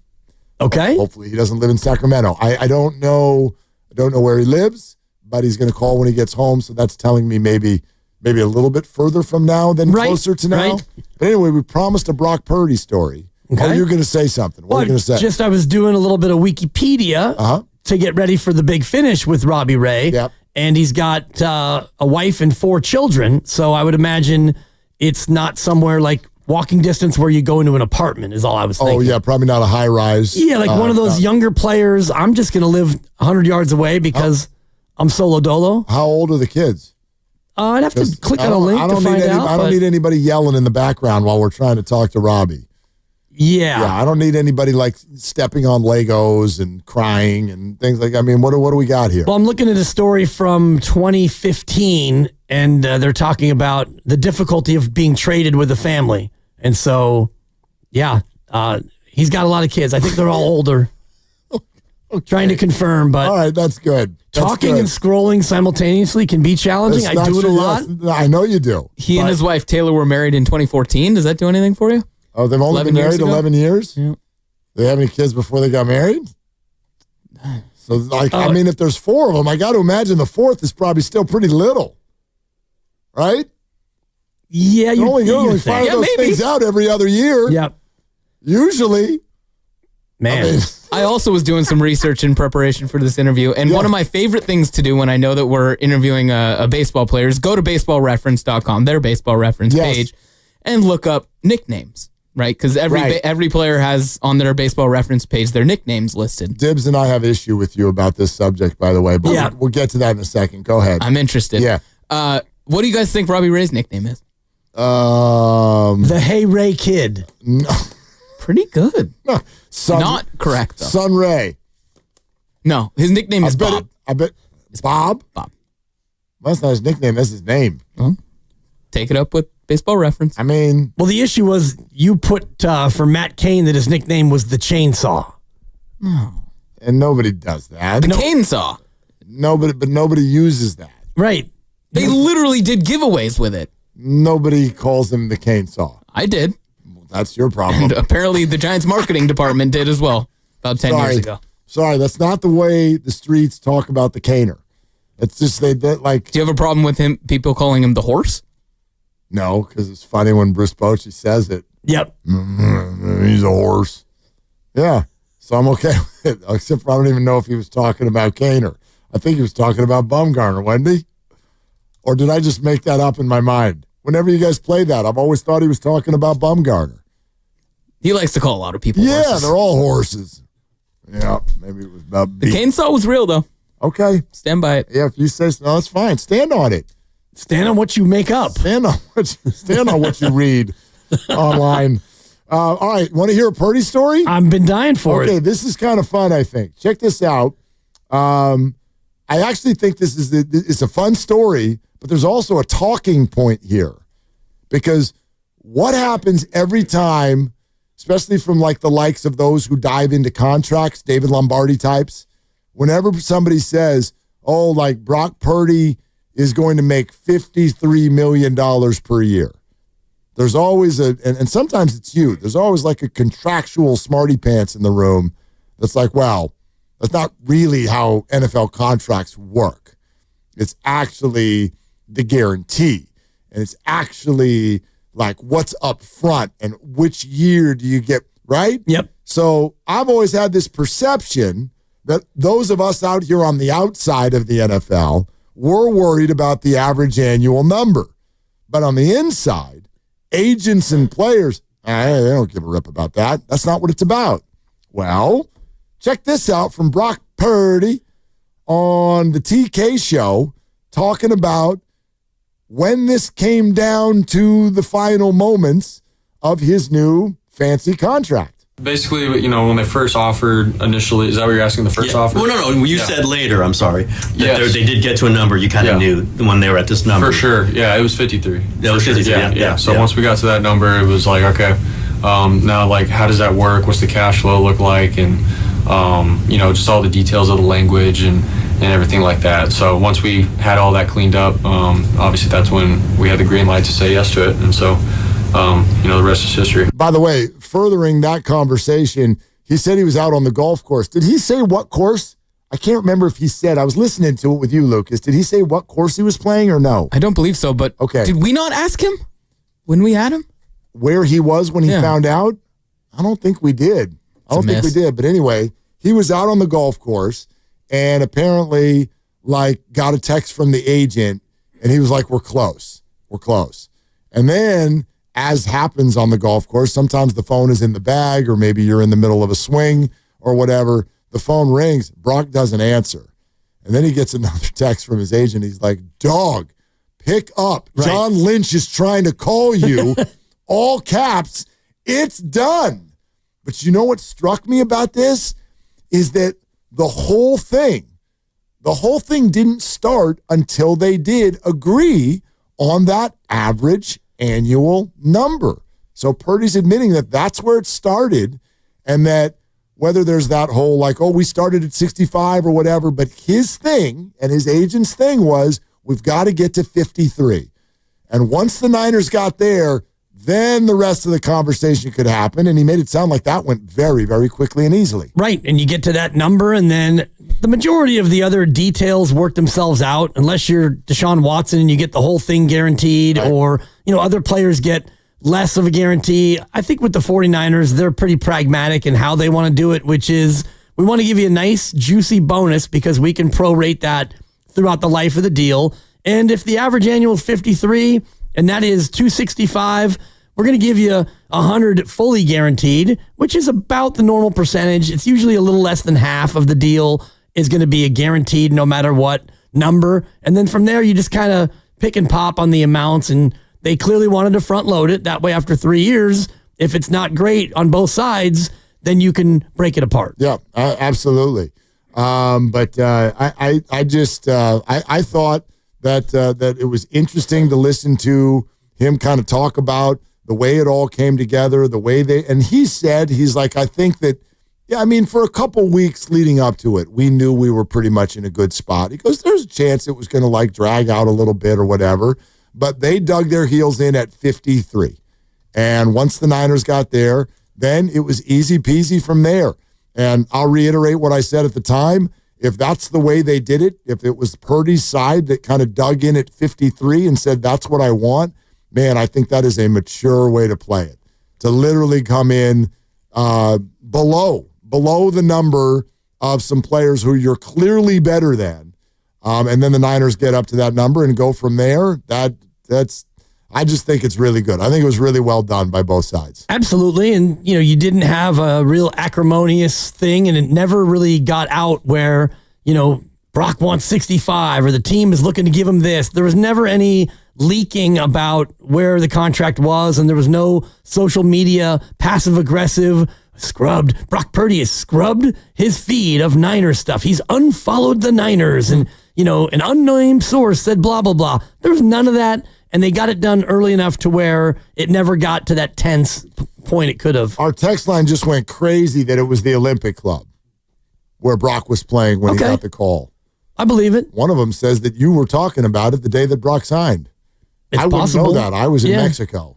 Were you talking about it? That he was at the Olympic Club? Yeah. I might have. Okay. You get to a point so long ago that you can't remember? Well, and all these shows, you do all these shows and this and that. And that was a show that I did with Grandy at the Valkyries game. Yeah. Right. So, if you ask me what I said on April 9th on a show, I don't know if I'd remember that either. So, okay. Yeah. No, I'm not as interested in April 9th. Yeah. I was much more interested in May 16th. It was May 16th. Yeah, my son's birthday. May? Was it May? Again, you don't know. You were in Cabo. No, it was May 15th. Yeah. That was a Thursday. Yeah. This would be the next day, the Friday. Then it was May 16th. Right. Yeah. I remember I was in Cabo. I don't remember which day of Cabo. Yeah. But anyway, whatever. Maybe. All right. 888-957-9570. That is the number. Robbie Ray is going to be on the show, I imagine sometime here in the next hour. I don't want to let this get away before it starts. The NBA Finals are just over an hour away. And I'd love to dive in a little bit to the dynamics in play with this particular series. So we'll get to that. Coming up tonight, 7 o'clock, Valkyries take on Phoenix. Mercury in town. You can hear the game right here on 95.7 The Game. Valkyries dedicated channel on the Odyssey app as well. Just download the app, search Valkyries. It'll pop right up. You can also watch the game on KPIX. Pre-game starts at 6:30. This is Willard and Dibbs. And Dan Dibley here to talk about Fremont.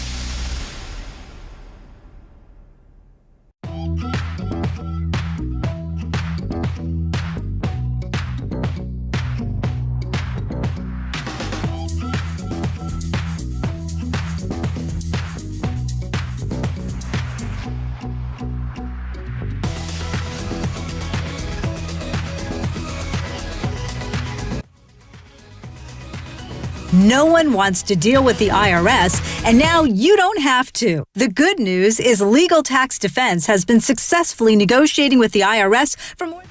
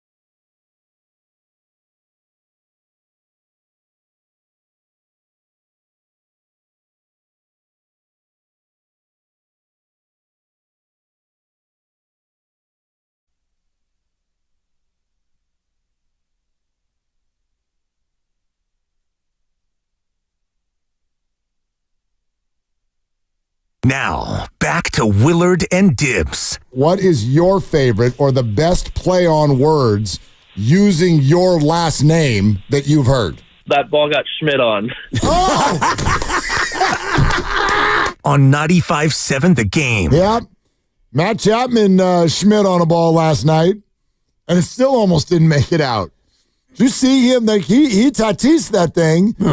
Well, he hit it, and he dropped the bat. Almost sauntered, dog. That thing's gone. And it cleared the left field wall by like 7 inches. I mean, it is ballpark's not. It is no joke, man. No complaints here, but the ballpark is no joke if you are trying to get a Major League Baseball hit.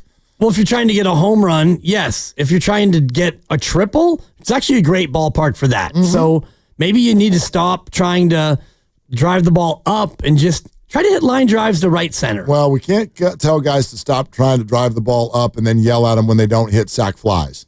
That's fair. You know what I mean? Like it's hard. It's very, very hard. Yeah, probably around 5:15. Probably around 5:15. Robbie Ray on Willard and Dibbs on 95.7 The Game. He's an all-star. Oh, for sure. He's an all-star. And if he's not, the system is broke. That's it. And how the system is that the team with the best record in the league gets the skipper, and the skipper gets to pick the staff. Is it who's got the best record at that moment, or is it from the previous year? I can't even remember, to be honest with you, who gets to make it. Because if it was the team with the best record, you wouldn't know who the manager's going to be until up to the minute, right? I think there's some build-up. There's some lead-up to that. So it might have something to do with the year before. Risotto, do you know? Yeah, the managers of the teams are the past World Series teams. There you go. Yeah. There you have it. Yes, from the year before. All right. So, well, there goes that all-star berth. Yeah, why? Dave Roberts? Yeah, grudge. Rivalry. No grudge. Dave Roberts and Aaron Boone. Dave Roberts is a former Giant. Forever Giant. Robbie Ray will be on the team. Does he lose his forever Giant status because he's now the manager of the Dodgers? Totally. Okay. Yeah. I hate him. Brian Wilson, same thing. No. He was a Dodger. I know. Sergio Romo. That's different. No, Dave doesn't actually lose. Like, it's two different lifetimes. You ever have those things? Like, yeah, hello. I mean, are you really asking me that? That's why a guy who spent 23 years in a marriage with 2 grown children and just is running it back with a 2-year-old? No, Mark, I don't know what it's like to have 2 different lifetimes. So Dave Roberts on the Giants is kind of like, the difference is, though, that was quick. So you're kind of the reverse Dave Roberts. Do you know what I mean? Right, because he's been a Dodger manager for a long 8 time. years? Yeah, Dave on the Giants is kind of like what you're doing now with Supper and Mila. And Dave Roberts with you just reversed it. You got to put the thing down, flip it, and reverse it.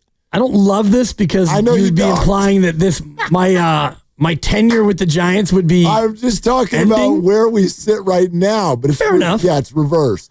Right. But yeah, we can do it the other way if you want. Doesn't matter, but I've been married for 26 years, 23 to one person, and then now almost 3 to the other. So coming up on 3? Yeah, November will be 3. Wow. Time flies. Sure does. Congratulations. Thank you. Yeah. The real congratulations should be the fact that we're doing great with potty training. Don't want to jinx it, but we might be wrapping it up. You shouldn't have said that out loud. Well, you sound like the Niners with a 10-point lead in the fourth quarter. Don't start. You know what I mean? Don't do that. Don't do that. Oh yeah, we're almost done here. We're trending. But then just checking boxes. They moonwalk that thing sometimes. No doubt. They do. No doubt. I've been through it. As I mentioned, I have a 24-year-old. So I keep waiting. because I'm worried about the dog. Like, my dog is phenomenal with that stuff. But people will tell me that sometimes, dog turned 5 and just decided to start pooping in the living room again. Yeah. I don't know, That's going to be a no from me, dog. Dog, literally. Exactly. Anyway, but congratulations. Thank you. I always told you that story. Well, I took a week's vacation from work to try to potty train Jude. I did. It was that bad. I'm like, we got to get this thing done. So I'm just like, it's kind of how I operate. Yeah. Like one of those, like, if you want something done right, do it yourself people. So I'm like, I got this. Taking the week off work, and I'm going to just follow this kid around, and we're going to get this thing done right now. And I put my tail between my legs and went back to work 9 days later, and I don't think we had achieved a damn thing other than wasting a week of vacation. That's a bummer. That's all that happened that week. Yeah, because you can start getting a little frustrated. It's a frustration sensation. You think? When you're, it's a cleanup on aisle, literally a cleanup on aisle 2. Dude. Cleanups on aisle 1 and 2. It's one of those things where you're just looking at people, you're like, I don't understand why this is so hard. Why is this so hard? Like, you know what I'm telling you. Yep. Just like, why? Yeah. Why is this so hard? But it's very hard, especially with boys. Oh, no doubt. Yeah. She's going to be earlier than both my boys were. Of course, because she's a girl. My guy could read the word toilet. He would walk up, he would look at it, and he'd say, toilet. And I'd say, Quest, what did you say? Toilet. Why don't you use it? No, thanks. I'd rather just rock this right here, and we're We're on to Cincinnati, but you, Dad, are not on to Cincinnati, unfortunately. Anyway. How did we get here? Because I don't know. We were talking about Dave Roberts. Yeah, Dave Roberts. He said, 2 lifetimes. Do you have any idea what that's about? It's his fault. Robbie Ray's joined the show 50 minutes or something. Good tease. Whatever. Forward promoted. He's going to join us right before the Pacers start playing the Thunder. How about that? Let's get into that. What do you got on this?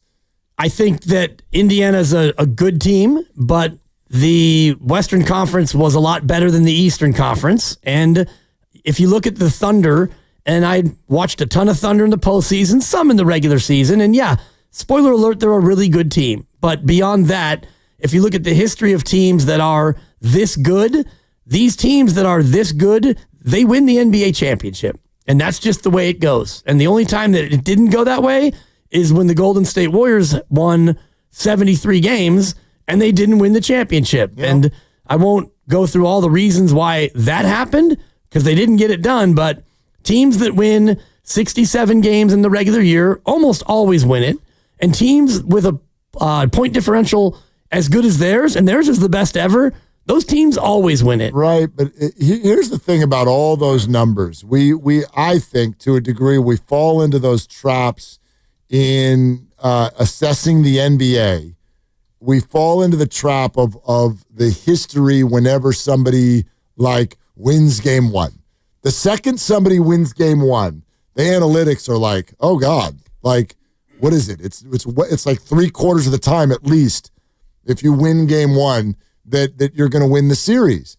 But the other team comes back and wins game two, and then you've got to reboot the numbers all again and be like, well, when the series is tied 1-1, whoever wins game three, 75% of the time. Why do I bring that up? Here's why. I bring that up because, sure, all of the analytics are going to favor the Thunder based on where we've been, where they've been, who they are. But the Indiana Pacers are flat out, clear analytics busters. They haven't lost game one or two on the road these entire playoffs. And they're doing crazy stuff out here, erasing 14-point deficits with 2:45 to go or whatever. They're nuts. They're erasing those leads, but the Knicks all but were serving them up to them on a platter. I don't know if I agree with that. Yes, whenever something like that happens, you need help from both sides. But I don't want to take all the credit away from what the Pacers are doing at the end of these games, and quite frankly, what they're doing at the beginning and the middle of the games too. Look, if you ask me who I think is going to win the series, I'm with you. I think Oklahoma City is going to win the series. But I have had, at least with my eyes, and then more so with my ears, enough conversations with people in and around NBA circles that tell me, watch out. Watch out. What the Pacers are doing is not an accident. And they come at you in a very, very unique way. They come at you in a way that is not normal for NBA teams. It is not normal to make the NBA Finals without a clear superstar on your roster. That's not normal. And they've gone through a bunch of teams that do have a clear superstar. And they have arrived here. And the way they go about their business is kind of the way that somebody, if you wanted to build someone to give the Thunder problems, it might be kind of like this. And so they surround the whole court on offense with a bunch of different options, come at you in weird ways. They're good on defense as well. I'm not trying to sell you on anything. I just think, put it this way, with two teams from Middle America that aren't the Warriors, I have sort of weaved my way to being pretty interested in this series just because of the dichotomy that exists with this massive juggernaut against a team that nobody thought was going to be there. Yet if you really look at what they've done, they've been dominant. The Pacers have been dominant in these playoffs. Yeah, they've been good. I mean, they stole a couple of games in fluky fashion from New York, and I do think that Coach Thibodeau, rest in peace, he didn't die, but he's no longer coaching. So were two of them fluky or just one? I think there was one was fluky and then one in the previous series as well.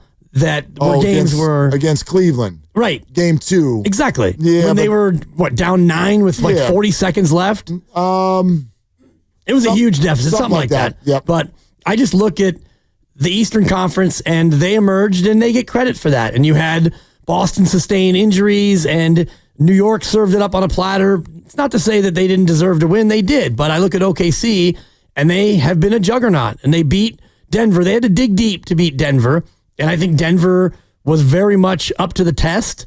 They are a former championship team. They've got that championship blood, and they had to go 7 to do it. So it's not that Oklahoma City is unbeatable, and I also think that they have better depth, and they have the rest advantage. Now, I know both teams are mostly rested because Indiana played Sunday. One day. So they had Monday, Tuesday, Wednesday off. I thought they had more than that off, but...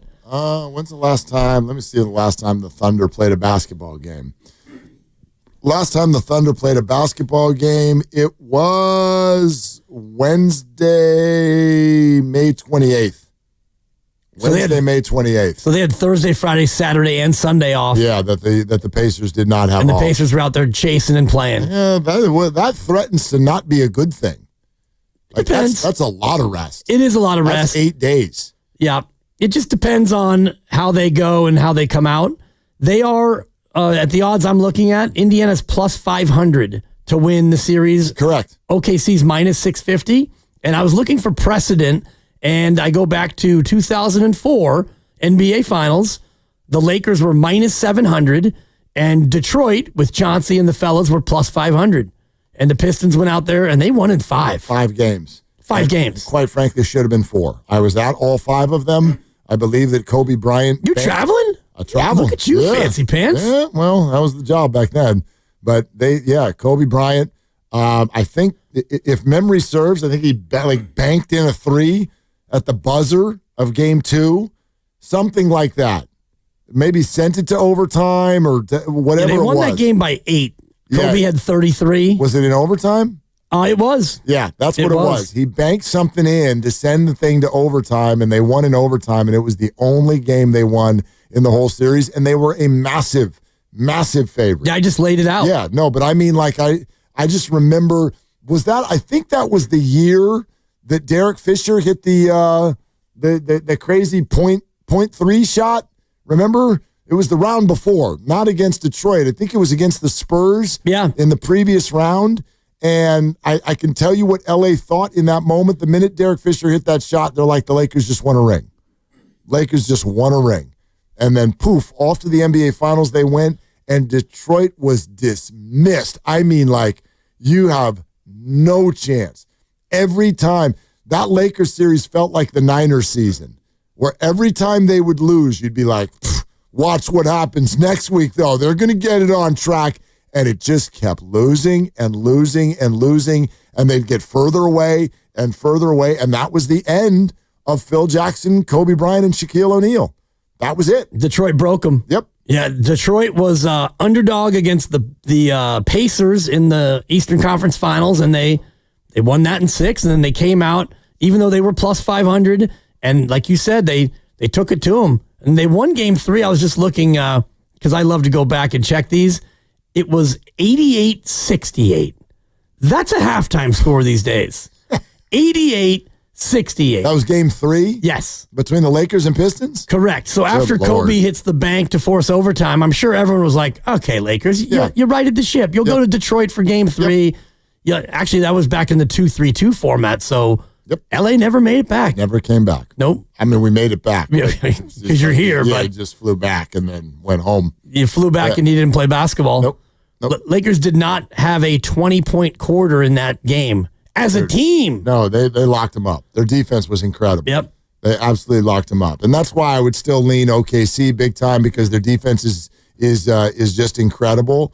But the Pacers have impressed me in a number of directions with the way they're going about it. I also think about it this way, and I'll admit it.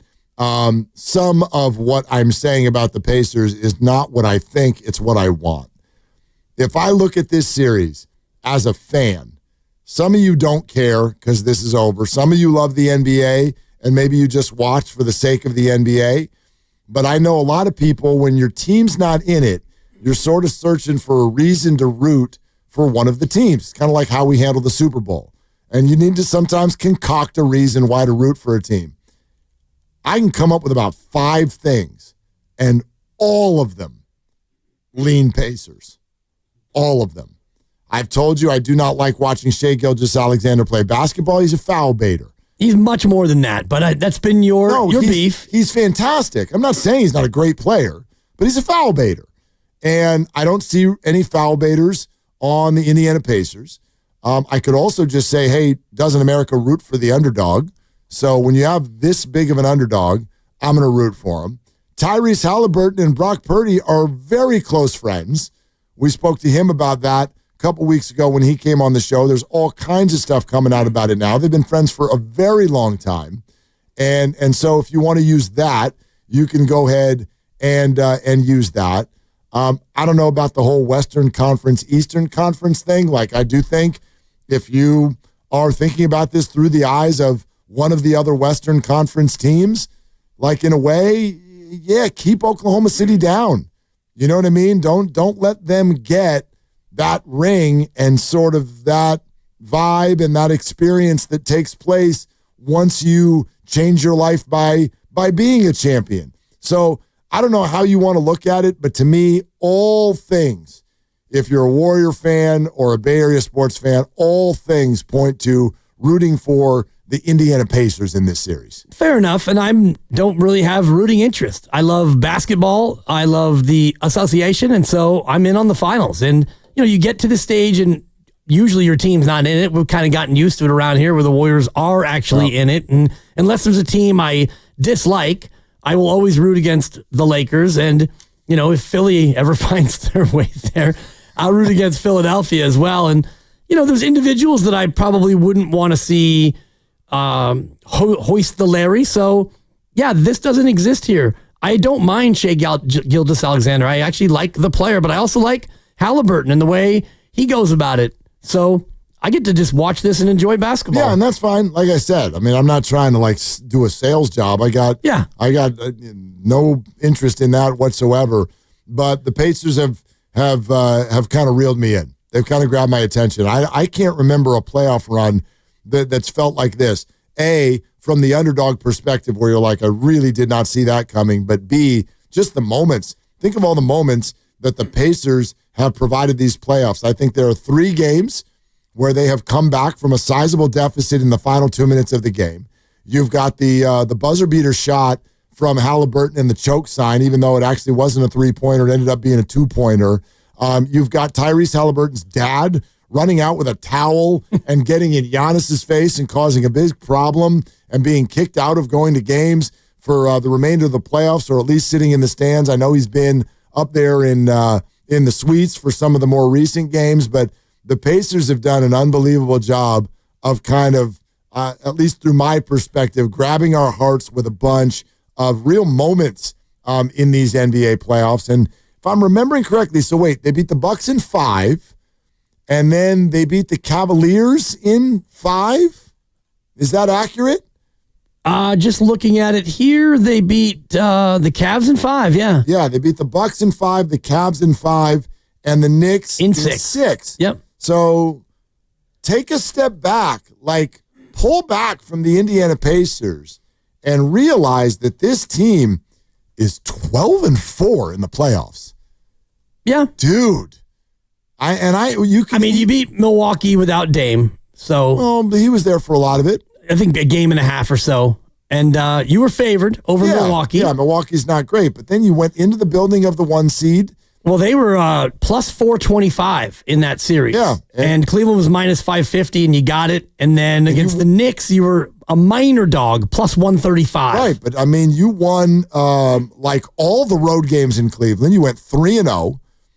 You went 2-1 in New York in that series.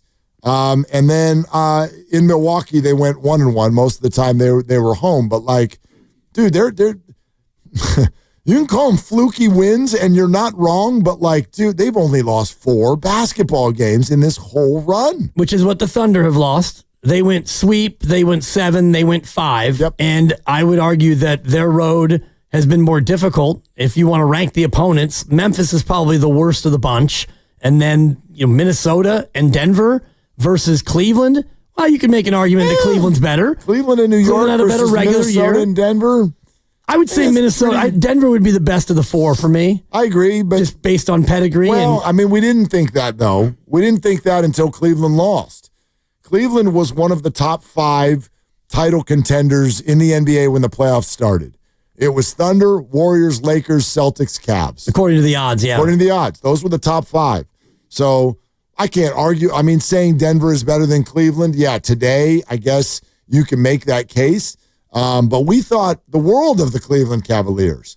They had the second best record in the entire NBA this year. They're very, very good. So I think beating Cleveland and the Knicks is comparable to beating Denver and the Wolves. Perhaps. Yeah, and they're certainly playing well, and they're not daunted by being an underdog, and they're one of the more sizable underdogs that you can have. Basketball Reference posts odds for the series going back to 1988. And so just doing a quick scan through 37 years of NBA Finals, only 9 underdogs have ever won the NBA Finals when they're underdogs. Yep. And only the one that I mentioned back in 2004 was this big of an underdog. The rest of them are all, borderline, coin toss kind of upsets, with the exception of Dallas, and that had to be 2011. They were plus 155 against Miami, so they were dog, but not a massive dog like this. I just think the Pacers are so interesting. You look at the 6 games against New York. Halliburton, their leading scorer 4 times. Siakam was their leading scorer twice. Go to the Cleveland series, a 5-game series where they actually had 5 different leading scorers in the 5 games. Yeah. How often do you see something like that? Never. And then you go to the 5 games against Milwaukee. They had 3 different leading scorers. This is not the way we are taught to think that NBA basketball works. It's just not. And so that's another one of the reasons I'm kind of pulling for the Indiana Pacers. I think that the NBA, I'm not saying that this is going to be this way in perpetuity, but I do think that right now with the parity, this is part of my Giannis take. Part of right now and the parity we have in the NBA suggests I am not going into one of those trades where you give up all the assets for one guy. I don't think it works right now. There's too many good teams. Exactly. So you need to have, even if you have a big 3, you need to have a medium big 4, 5, 6, 7, and 8. Exactly. And you look at these teams, and they're both really deep, and they spread the minutes out. Obi Toppin playing 20 minutes, and you've got a bunch of guys down the bench who you rely on. This is not like I got 3 superstars and we're going to make do with a bunch of slop. You got to be good and deep. 888-957-957 is the number. We'll take your calls. We're brought to you by Fremont Bank. Here for you, here for good. Sometime over the next half hour, Robbie Ray of the Giants is going to call in. They win again today. They're split with the Padres, a 3-2 victory, and they've got things going in the right direction. Again, it is all on the table here as we go for our 5 o'clock hour here on Willard and Dibs. Dan Dibley here to talk about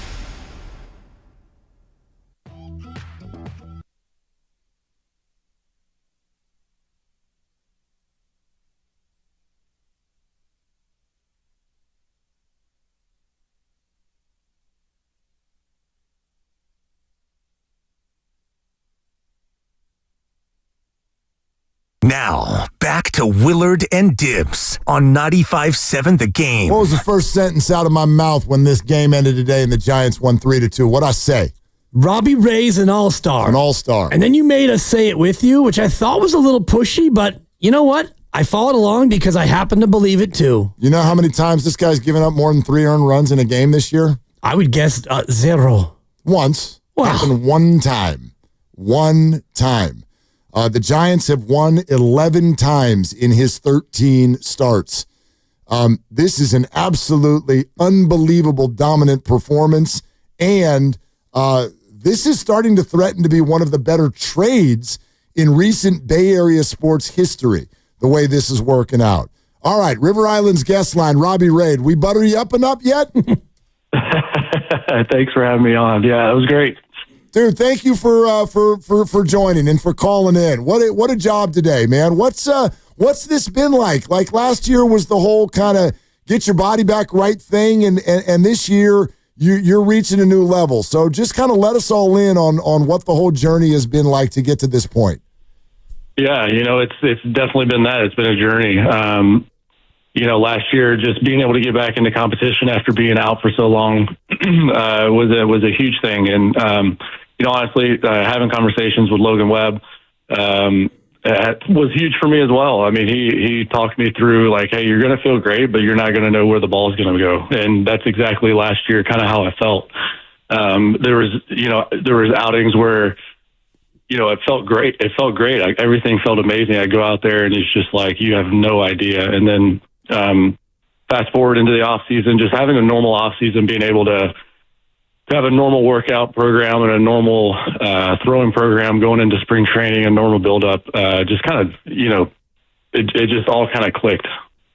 And it seems like Tommy John surgery is not only unexpected, but it's a rite of passage now for pitchers. It's just a question of when, not if. Do you feel now, starting to get into the midseason here, that you're feeling like you did before you had the injury? Yeah, I do definitely feel like that. My delivery feels pretty dialed in my last few starts. I feel like I'm getting stronger as I get deeper into the game. So yeah, I would say, I definitely I feel pretty good about where I'm at right now. Robbie Ray joining us here on Willard and Dibs. This has obviously been an emotion-filled time for you guys over the last 48 hours. So actually, let me start there. How did the team as a whole kind of gather and receive everything that happened at the start of yesterday, and then also then to go out and have an emotional game and rally back from 5 runs down? Yeah, I mean, that was huge. I mean, it felt like a must-win game. And, the boys, they rallied and they rallied. It was really fun to watch. And to be able to roll that into today's game and take a W and split the series today, it felt really monumental for us, for sure. Then I also wonder the mentality when you know how the games are going to go, especially at this ballpark. Every run matters so much. What goes through your mind when you give up an early 2-run homer? And I would imagine you're thinking, well, that's got to be it. So how do you handle that? Yeah, I mean, at that moment, you just have to buckle down and say that's all they're going to get. You leave a curveball up to a really good hitter and he parks it in the seats. It's tough. But we were able to come back from last night's game. So there's always opportunity to do that as well today. We talk a lot about Oracle Park being really tough on the hitters. Do you see it the exact reverse as a pitcher? Is it really enjoyable for you to pitch there knowing that even a hard hit drive can sometimes not be a home run? Yeah, for sure. I mean, it definitely gives you confidence to attack guys, pitch in the zone, and you don't have to worry as much about those cheapies getting out. It definitely gives you kind of peace of mind. And, we got great fielders out there too, so it's like you just let them do their work. I wonder if, am I hearing right? Like, do you pitch a little bit differently in this ballpark than you would in another spot? No, I mean, I've always been a kind of more of a fly ball pitcher, less of a ground ball guy. So it just kind of plays into who I am as a pitcher. And it works out here because, fly balls usually go into Jung-Hoo Lee's glove more times than not. What's it been like with the rotation this year, and the sense that everyone's pitching well? Does that kind of give you, I don't know if it's pressure, but added incentive to try to keep the line moving from a pitching standpoint? Yeah, I mean, coming into spring training, we talked about, the starting rotation, doing our best to carry the team each and every night. As starters, you want to get 21 outs every single day. So that's kind of been our goal is to kind of be the anchor of this ball club and keep us in the game each and every night. That's something that, we've been able to do, and that's kind of what we pride ourselves on. Robbie Ray with us on Willard and Dibs. I had forgotten this about you, and we were just reminded of it when you came up, 2014 season, Detroit Tigers. You only pitched in 9 games there before you ended up in Arizona. But when you came up to that Tiger team, guess who one of your teammates was? A guy by the name of Justin Verlander. What's it like to run into him in a different city 10 years later or more? Yeah, it's been kind of crazy to see, how our careers have gone and to reconnect and be on the same team again and get to share the clubhouse, 10, 11 years later. It's been great. He's been awesome. He's been super helpful for the young guys, and just having a guy around that's done it for 20 years, you learn something new from him each and every day. How's he changed since you first met him? He's got a little more. He's gotten a little more open. He was kind of. I was a rookie at the time, so you know how it is with the rookies. You don't really talk to them, and you kind of give them a little bit of I don't want to say rookie hazing, but like a little bit of hey, you got to earn being here, and he's opened up. We have great conversations, and he's a great guy. He's got a great personality, and he keeps it fun. And you look at him still doing it. The slight injury here set him back a bit. But do you think about your career in 10 years as something you want to still be doing out there throwing the pill? Yeah, absolutely. I intend to play until they take it away from me. I love that. Yeah, one of those guys. Well, and it's interesting. You talk about how Justin treated you as a rookie. So Robbie, how are you treating the rookies right now? The game's different. The game has changed. There's a lot more young guys in, and you want them, for me, you want them to feel comfortable coming into the clubhouse and competing every day because, if they're comfortable, if they're feeling good, they're going to go out and give us a chance to win. So, the game's changed a little bit. You want the rookies to feel comfortable in the clubhouse and, just be able to go out and feel loose. Is it a little different or a little strange for you when you've got a 23-year-old Birdsong and 23-year-old Harrison, players who are maybe almost as close in age to your children as they are to you? That's got to be somewhat of an adjustment. Yeah, they're two young guys, but they're two electric arms, and it's really fun to watch those guys when they go out there and pitch. Harry, what he's done coming back and filling in for JV, and what Birdsong has done, he's got arguably the best changeup in baseball, and it's just fun to watch those guys compete. Is there something? We always hear. I'm not a left-hander. I have a son who's a left-hander though, and you guys are, you're different, Robbie. You know that. So, is there a thing with you and Kyle where you guys can kind of connect and you help him out a little bit? Yeah, I just let him know that I'm here. I'm open. If he has any questions. Anything idea wise he wants to bounce off of me, that I'm here and I'm open to having those conversations. But when a guy's rolling and pitching well, it's kind of just keep doing what you're doing, kid. Have you suggested that any of the young pitchers adopt the grunt that you have in your repertoire? I think everybody should. I tell them all. It gives you a little velo bump when you really need it. So don't knock it till you try it. How long have you been doing it? And do you intentionally do it on every pitch so as to not tip a pitch? Like if you don't grunt on the changeup, then maybe the batter will know? I think at that point it's too late. They can't really make a decision whether you grunt or not. It's honestly something that just kind of comes out. It's just a way for me to put every max effort into every single pitch. Sometimes it comes out, sometimes it doesn't. But yeah, it started probably, I think it was 2016 when I was with Arizona. We were actually in Miami, and I probably threw one of the worst pregame bullpens I've ever thrown in my career. I don't think I threw a single strike.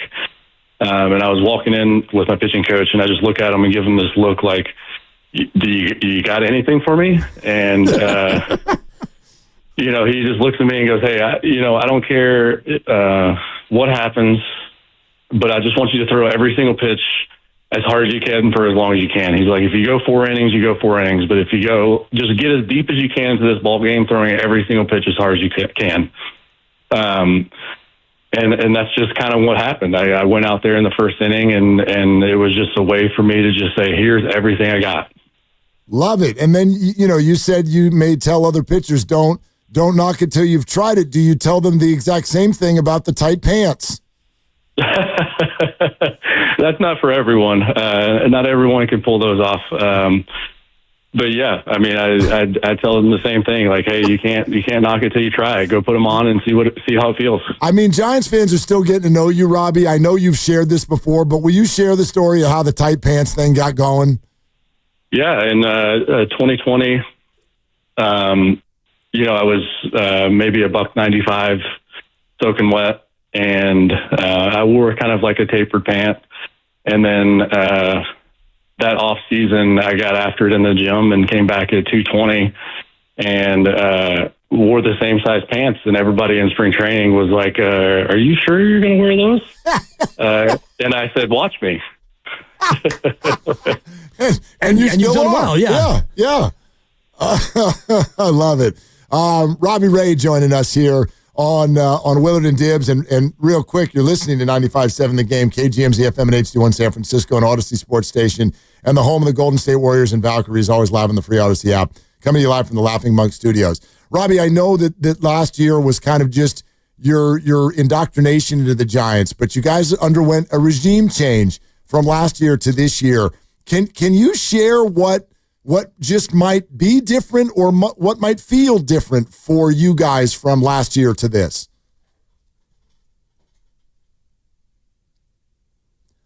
At the top, making all decisions, the guy that loves this city, loves this team, poured his heart and soul into it when he played, and obviously he won. And, having a guy at the top making the decisions for the team, with those credentials, it just kind of trickles down, and it makes you want to go out each and every day and give everything you got.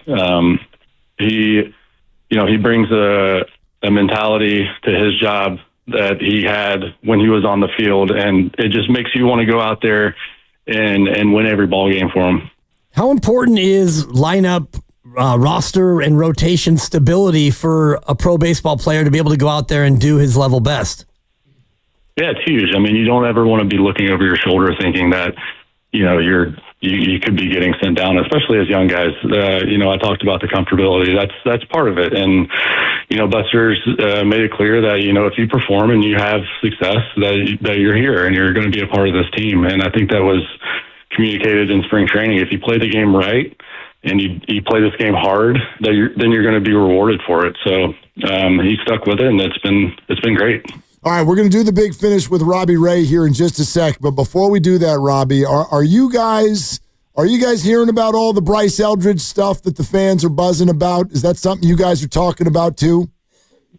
Not a whole lot. Obviously he's very talented. We got to see a little bit of it in spring training with him coming up and being with the team. And obviously, he is what he is, and it's a pretty special talent. But we're trying to focus on what we can here. But ultimately, if he can help us, it'd be great. Yeah, I get it. Second AAA game for him tonight, I think, starting here in a couple of minutes. So, Robbie, thank you so much for jumping on. You ready to do the big finish? All right, let's do it.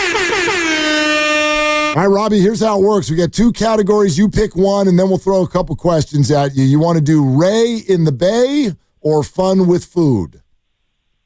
Ooh, let's go fun with food. All right, fun with food. First thing, favorite toppings to put on a pizza, and / is pineapple allowable? Ooh, this is going to be very controversial, but I do believe that pineapple is allowed on pizza. Yes. But my favorite topping is by far pepperoni. Now, will you mix the two? Will you conflate the pepperoni with the pineapple, or are those going to be two different pizza experiences? Those are two different ones. I'm going to go ham and pineapple, and pepperoni is just by itself. I love it. And I'm also in the minority with you, saying that pineapple is allowable, and hopefully fans won't turn on you now that you've taken the controversial side in this ongoing debate. Question number 2, what's your favorite restaurant or type of food to go out and eat right here in the Bay Area? I really love Italian food. I'm actually going to go eat some Italian food tonight. But I like to make food at home, but it's usually pasta and steak. But I would say Italian food is my favorite. Okay, that's a not controversial statement, by the way, Robbie. So that's good. All right, last one. What food or condiment is an absolute no for you? Mustard. I can't do mustard at all. Robbie? I can't do yellow mustard, but I can do like spicy brown mustard. I can't do the just straight up yellow mustard. Man, that's the best answer I've ever heard an athlete give on this show in the history of my career. You are absolutely right. Yellow mustard should be banned. It should. Oh, I mean, just straight up yellow mustard. It's interesting, though, that you'll go to the Dijon and the slightly spicy. What's the differentiator for you when you get to the spicy, fancy mustard? I can't put my finger on it, but it just doesn't taste all that much like yellow mustard. It has a little bit of spice to it. It has a little, some sweetness to it. It's not. It's something about yellow mustard. It's awful. I love it. It's gross. Yeah. Yes. Whatever you lost me on with the pineapple, you want it back with the mustard, Robbie. Fantastic, man. Go enjoy your dinner. Great job today. Thank you so much for calling us. I appreciate it. Thanks for having me on. Thanks, Robbie. There he is. Robbie Ray joining us here on Willard and Dibbs. Mustard! Robbie Ray is an all-star. Yeah, he is now. He lost you for a minute there. That's an all-star. By the way, pineapple lost you. Is pineapple allowable? Yes, but you don't have to eat it. Well, okay? Like you can put it on the pizza. What, you're just going to flick it off? I don't know. Didn't you used to deliver pizzas? Yeah, so many times. Yeah, so if pineapple's on the pizza, I'm going to just go deliver it. I can take it to somebody else's house. I'm not offended by it. I'd rather not eat it. There are people who are offended by it. I get you. I enjoy pineapple on pizza. My go-to would always be tomato and pineapple. Very sweet. Yeah. The sweetness. I can't do pizza. Not that I can't. I prefer not to do pizza that doesn't have a protein meat on it. Right. And you're salami and olive, right? Salami and black olive is the go-to. Pepperoni or pepperoni and olive but I'm not picky. I'll eat almost anything on there on a pizza. I've even had pineapple. Like I'll eat it. I would never choose it. Yeah. Right. But I'm so glad that you brought up that sometimes people are offended by this. Offended. Nobody should be offended by anything food-wise unless you're like, you have smelly fish and you're in a cubicle, like stuck in a place where you're at the office. You know what I'm saying? Like somebody in the bleachers last year was sitting next to my son Abe and was having one of those. It's like a crab salad or something. And she's one of these like close people that would just like, I mean, we're like inches away. Like get that out of my face. But outside of that, don't be offended by what other people eat. You want to know what one gets me all the time? People get very offended if you put ketchup on a hot dog. Mad. Yeah, They get mad. I don't get that. I'm not making you eat it. Right. Don't get mad. Just go ahead and put your yellow mustard on it that I think is gross. Right. I don't love yellow mustard. If I have a choice, I'll go to the spicy mustard. And for me, ketchup is only paired with French fries. In general, I think ketchup is kind of gross.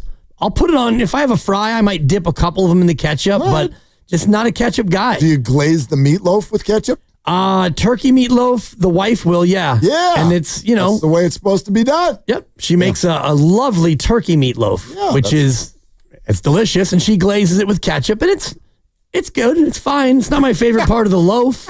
I can eat it without the glaze, certainly. Okay. Right. I don't scrape it off, but that question that I wrote in the Big Finish, and thank you for allowing me to co-opt your bit because I love the bit. No. Thank you for putting together those questions. Of course. They were fun. That question was set up for him to answer mayonnaise because a lot of people don't like mayonnaise. See, lovely Christy would agree with you there. Mayonnaise should not exist. Oh, I love mayonnaise. Yeah. I'm a huge fan of mayonnaise. Yeah, no, I think mayonnaise is gross, but it's less gross than yellow mustard. Okay. That's just me. And I was going to say what food really turns you off the most, but a lot of times the condiment can, bring us to a controversial place. Well, people get very, very hot and bothered about condiments. They are by nature, I think, gross. Like when you're in school, people used to do that thing with the little packets where they'd step on them and try to fire them at you a little bit. And they're just right. They get on you and they're gross and they stain and they're bright colors and mayo looks like it's just goop. Like it's just, you know what I mean? Like they're all gross. They don't all taste bad, but they're all kind of gross. They're just gross, thick sauces that aren't good for you. Well, they're gross. If you break it down, ketchup is tomatoes with sugar, right? Primarily, right. Mayonnaise is eggs that they let kind of go slightly bad with some oil in there. And the worst one for you. And mustard is just mustard. Nobody knows. And a bunch of yellow dye number 7. Or you know what I mean? Nobody knows. Yeah. One of my favorite texts, 510, I see you. You got to be kidding. Pineapple is the yellow mustard of fruits. I don't even know what that means. That means he doesn't like pineapple. Or maybe he loves mustard. I don't know. Perhaps. I don't know. I made a fruit salad today and brought it in, and the pineapple was the star of the show. Well, pineapple crushes a fruit salad because it pairs well. Exactly. Yeah, and it's very, very sweet. Yeah, you get a little blueberry in there, some watermelon, and some strawberry, and boom. Very few fruits that I don't like. I don't know much of a fruit that I don't like. Yeah. I'm trying to think of what even would be a controversial fruit. Some people don't like bananas. I got no problem with the bananas. I don't like a pear because... you gotta peel it. I don't yike it because you got to peel it. I love a pear. And then as you're peeling it, it's getting all juicy on your hand. I don't like the tactile experience of having stuff on my hands. You don't need to peel it. Why do you need to peel a pear? You just eat through the skin? Yeah. A pear? Yeah. You just cut that sucker and eat it. Yeah, I'm not buying it. Yeah. You eat the skin of a pear? Yes. Okay. Maybe it's just because I have a 2-year-old that you peel it. I mean, if you're cutting them up and you're cubing them and putting them in a salad, maybe not. But if I'm just going to slice a pear, you cut the skin off? You peel it. No. And then you slice it, and then you cube it for the daughter. It's just like an apple. You just cut that sucker and eat that thing. Yeah. There's got a pit in there, too. Everything's got a pit in there. There's no pit in a banana. Well, right. Yeah, not a banana. No pit in a blueberry. No, there's not a pit in a strawberry, but you got to chop the top of that thing off. Anyway, Robbie Ray's an all-star. Robbie Ray doesn't like mustard. No, he doesn't. So I like Robbie Ray even more today than I did yesterday. Man, that guy went all the way home and called us and spent 20 minutes with us. I'm touched.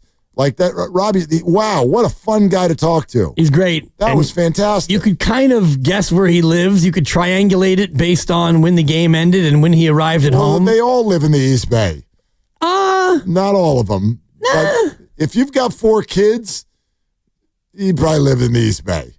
Maybe, yeah. Maybe through the tunnel. I got him for a Lafayette. That's a Lafayette guy. That's a multi-year contract. He went to Lafayette. You got a nice little piece of change in there as well. Yeah. You go to Lafayette. Get through the Caldecott. Right. It's possible. Possible. I'll look for him. We could have asked him. I'll keep an eye out. We're friends now. Next time he comes on, we'll talk about his kids and his address. Exactly. And then maybe we'll get his social security number as well while we're at it. Go full Creepzilla. Those are, I mean, he's making good checks. But yeah, like I see these things, these little things sometimes, and I like to bring them up, and I hope I bring them up without ticking you off. Kind of like pineapple on a pizza or yellow mustard. I don't want to be controversial here. That's not what I'm trying to do. But there are little things going on with the Giants. Little, not big, but little things where I do hope people go, oh, that was Farhan. That trade right there is turning out to be, like, I'm not going to call it the Jimmy Butler trade, but this, I'm trying to think of last 5 years. I got McCaffrey, I got Butler, and I might go Robbie Ray based on what's happening right now in terms of the 3rd best trade in Bay Area sports in the last 5 years. Is that fair? Do y'all remember what they gave up for Robbie Ray? I Googled it because I didn't. 2 people you hated. Well, one that you hated, and the other one who was Jay just wasn't that great. You didn't hate Mitch Haniger. You didn't have time to hate him, but he wasn't good. You wanted him off your team. Anthony DeSclafani, get off my team. That's what you do. Get off my team. He turned those 2 guys into Robbie Ray. You had to wait. He gave him cash too. Yeah. Cash. Straight cash, homie. They did. They gave him some cash. Yeah, Apple Pay. They probably sent him a little Venmo. January 5th of 2024, you traded 2 guys you didn't want for a guy coming off of Tommy John. Right, and you had to wait. Worth the wait. Look at this now. Looks like it's worth the wait now. The Giants have one of the best pitching staffs in baseball, and I would argue that they, right now in this moment, they have what you really, really need in the playoffs. And what I'm not going to say is an ace. I'm going to say you need 2. Like what you need in the playoffs to be a really good team is when you get to game 2, can you throw another one? Can you throw another one out there? And they can. Logan Webb and Robbie Ray. And this is why I know a lot of people laugh when it's the Giants in the playoffs. Oh, that's cute. They're not going to do. Hey, they're probably not going to win the division. They're only 3 games out, but they're probably not going to win the division. I'll submit that. But they may go to the playoffs, and if they do, I do not think that other teams want to deal with that to start games 1 and 2 of a playoff series. Logan Webb and Robbie Ray. That's tough. Really tough. And going into today, you had Webb with a 2.55 and Robbie Ray with a 2.43 ERA. So Robbie's probably went up a tick, and their ERA might be identical now. I'm sorry. People are very, very, very turned sideways by the idea that you peel a pear. Some are even asking if you know what a pear is. When you have a toddler, there are certain things you do. And if people would just listen, if you just listen. But you spoke about it as if that's what you do for you. I don't eat a pear. Well, but when I do eat a pear, it's peeled. I don't eat the pear skin. Everyone else does. Okay. Just so you know. You should try it. I'm not into pears. The reason why I don't yike it, and we say that because that's how my daughter says her L's are Y's. Yeah, people may not catch on. Yeah, some people get it. I don't like food in general that will drip and get on my hands. Maybe it's my OCD. Wait, but say it again. When you I don't like food or anything like on my hands. Do you like an orange? If somebody else is peeling it, yeah. Okay, because I was going to say, like an orange is more high maintenance on the hands than a pear. Right, I don't eat a lot of oranges. And pears, I would usually say, that's a knife situation. We're going to cut the pear into slices, and we're going to eat it like an apple. Right. It's the same exact thing. The only difference between that and apple is the pear is a little bit more wet. That's my point. That fruit is wet. That's my point. Yeah. And but I mean, I don't like to eat things that involve dripping on my hands. Okay. And that's a pear, even if you just eat it like that. If you just grab like a pear and you eat it, it's going to be on your hand. You like a juicy burger? Yeah, because you can hold it by 2 hands on the side and you bite it and it doesn't have to fall on you. Do you hold a burger from the bottom when you eat it? No, you put the 2 hands on both sides. And correct. So the dripping goes down. The dripping doesn't come out the side. No, but a little bit. You're going to get, I need a napkin. I made burgers last night. You need a napkin. After every bite, you need a napkin. If you make it right, medium rare, get that thing that's right. But if you have a plate, you can hold it by the sides and it drips on the plate. It's not dripping down your hand. Maybe. Depends on how sloppy of an eater you are. I'm not going to talk to the burger and be like, please only go straight. Like there's grease. We got toppings. You got cheese, maybe some mushrooms. I get it. Avocado. Yeah. I've had a burger. Yeah, things flying out of there all the time. What'd you say, Lucas? Oh, that we're learning a lot about Dibs here with this because I feel like a lot of these answers would lend your personality towards a spectrum. There's a spectrum for OCD and other things. Sure. Yeah. Is there a problem with that? Absolutely not. No. Oh, I mean, now you're spectrum shaming me. You're attaching a label to me. You're attaching a label to me that is not diagnosed, nor is it fair, and I resent that. And I'm not going to sit here and endure this. Definitely undiagnosed, but I do think it's fair. I don't know. There are certain things. There are quirks about all of us. I'm just being more open and honest about them. And What's for so one, funny appreciate now? that. No, the text line is just. We're trying to have a conversation, and all you're doing is laughing. Yes. Hey, listen. This is serious business if now. you can't handle my laughing, then we're going to have a problem. It's the 5 o'clock hour. It's not Friday. I am going to laugh if I want to. I'm not saying you can't laugh. Well, then you deal with it. It's hard to have a conversation with Chucklehead over here. Well, our listeners are funny. I'm sorry. We got a lot of people who don't like sticky stuff on their hands. There's also some people that are like, why on earth are you doing real pears for a child? They come in a can, already peeled, nice and soft, and then you could just give Mila the pears. Because we have chosen to feed her real organic food. That's fine. And I'm not going to name the company that is known for its canned and jarred food and fruit, but I would bet that is not as healthy for a young child as a real live organic pear is. Agreed. So we can all feed our kids whatever we want. Ask Dibs how he eats a grapefruit. A grapefruit? Yeah, how do you eat a grapefruit? With a spoon. Okay. You cut it in half. And first of all, I don't eat grapefruit. I just had a grapefruit LaCroix right here. They call it pamplemousse. Grapefruit is one of those fruits that I would not just eat. Like my mom used to eat those. I don't eat grapefruits either. Your mom is 81. She is. Yeah.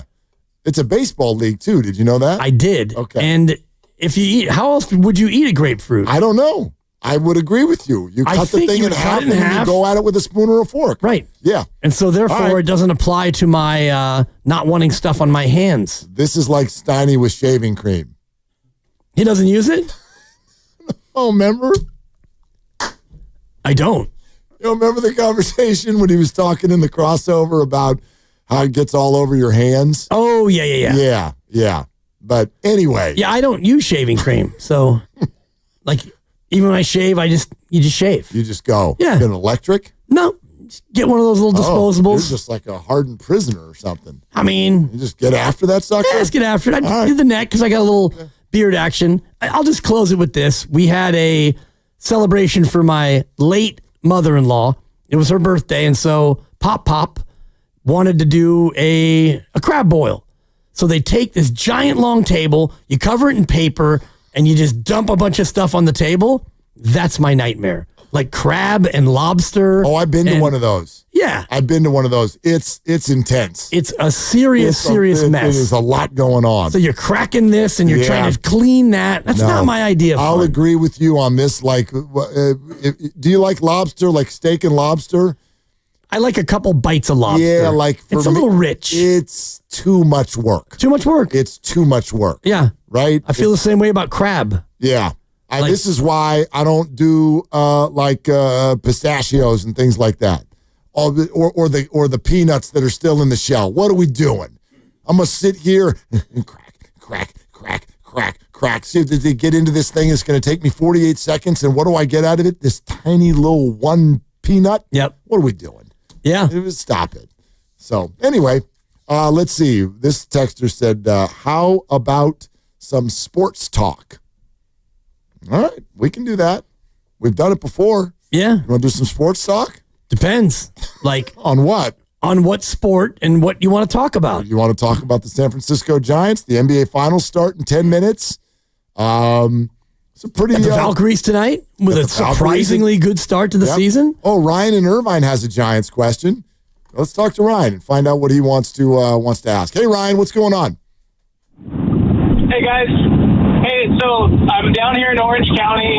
I'm a Giants fan. I wanted to get your guys' thoughts on Mike Trout. I know he's aging. His contract is huge, but I just wanted to see what you guys would think about potentially going after a player like Trout to add to the lineup. Yeah, I hear about this a lot. Hey, Ryan, thanks very much. Mike Trout has had sort of a lot of Giants fans' eye for quite some time. I know he's dealing off and on. He's just gotten back. He's dealing with injury again this year, which to me is the big thing. Like, I can get over the fact that he's hitting 228. He's still got a lot of pop. He's got 10 homers and 127 at-bats this year. So he's still a very, very productive player. Doesn't need to be a center fielder anymore. Sure, the Giants, you could argue, they've got space in right field. So could they use Mike Trout? I'd be open to it, and I don't care one bit about the fact that he makes a lot of money. The Giants have a lot of money. So I'm not worried about the contract at all. I don't know how many years he's got left. That's the fair question. I don't care about how much he makes. I worry more about how much longer it's got to go. Yeah, it goes all the way to 2030. 2030. Wow. That's not soon. So I'm a little hesitant there because it is $37 million a year every year between now and 2030. And he's already 33 years old, and I think his body is probably more like 36 or 37. Yeah. I get it. I wouldn't give up a lot for it. The money, that scares me for going that long. I don't think that they'll do it. The injuries are probably only going to get worse as he gets into his mid to late 30s. My take is there are better ways to improve this lineup. Agreed. I'm not totally against it, but I think there are better ways to go. I would say I'm totally against it because of the length of the contract. And yeah, you mentioned it. It's just a matter of not how it ends, but when it ends, because he's been injury prone throughout the second half of his career, certainly. And yeah, when he plays, he's great. He can still give you what you need in your lineup, which is superstar pop and superstar power. But the amount of games that he misses, to me, becomes the real difference maker in whether or not you'd want to make the deal. Yeah, I'll answer it this way too. This does not feel like something the Giants would do. It just doesn't. I know that Farhan's reputation may be different than Buster Posey's reputation, and so far Buster came in and he started giving people everyday jobs. And one of the first things he did was sign the biggest contract in the history of the Giants, and that was kind of the thing that Farhan, quote, wouldn't do or couldn't do. Then again, that player has come in and woefully underperformed so far, even though I'm going to give Willie Adames all the patience in the world. But to grab somebody at age 33 who seemingly is injured at least half the time and put him out in a position where they are starting to grow some homegrown talent, from Heliot Ramos to grabbing Jung-Hoo Lee early in his career. Those guys are both under control for a while. There's some other outfielders down on the farm that I think are interesting to them. Even Grant McCray. We could keep going with some other names. I don't know, man. I get it. I love the pop. Yes, right field, especially as a right-handed hitter, you could use someone out there, but that feels too rich to me. Absolutely. Too rich and too long. Yeah. And 35 games this year. He only played 29 last year, and the year before that he played half a season. He played 82. Yep. So the last 3 years have been more not than him actually being out there, and it's too expensive, and the deal's too long. And I do think you're right about the body seeming older than his age, and he'll be 34 coming up here in a couple of months. So that would mean you'd have him for his 35, 36, 37, 38, and 39-year-old years? Yep.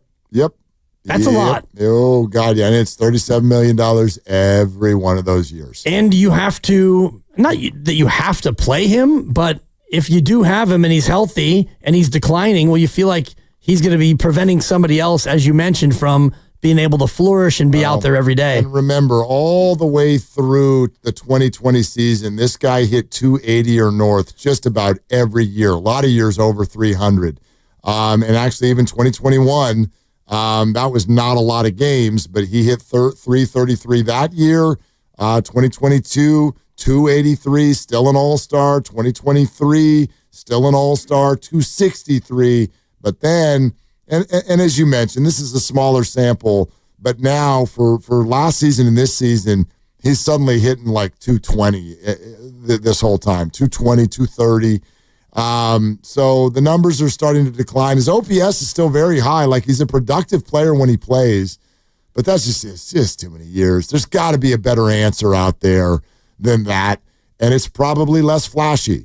The Giants are not going to go the flashy route. The Dodgers are going to do that. The Padres have had to do that. I wonder if people understand why. The Padres they did not decide to go flashy because they thought necessarily that was the only way to win.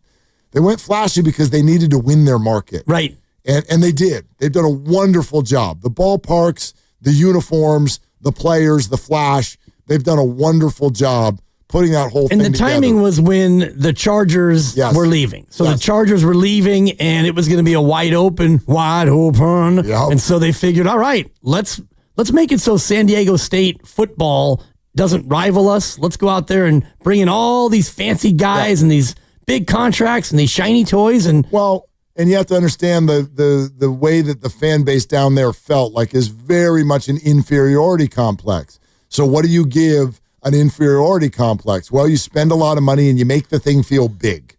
You get fancy players too. Stop feeling inferior. And so they got fancy players. And they surprised people by being able to land fancy players. Remember when Machado signed there? People were like, the Padres? You went to San Diego? And they did, and they gave him a humongous deal. And then they did it with Tatis, and then they did it with Bogarts. And so they started landing the fancy. I don't think the Giants feel the need to do that. Yes, you want good players.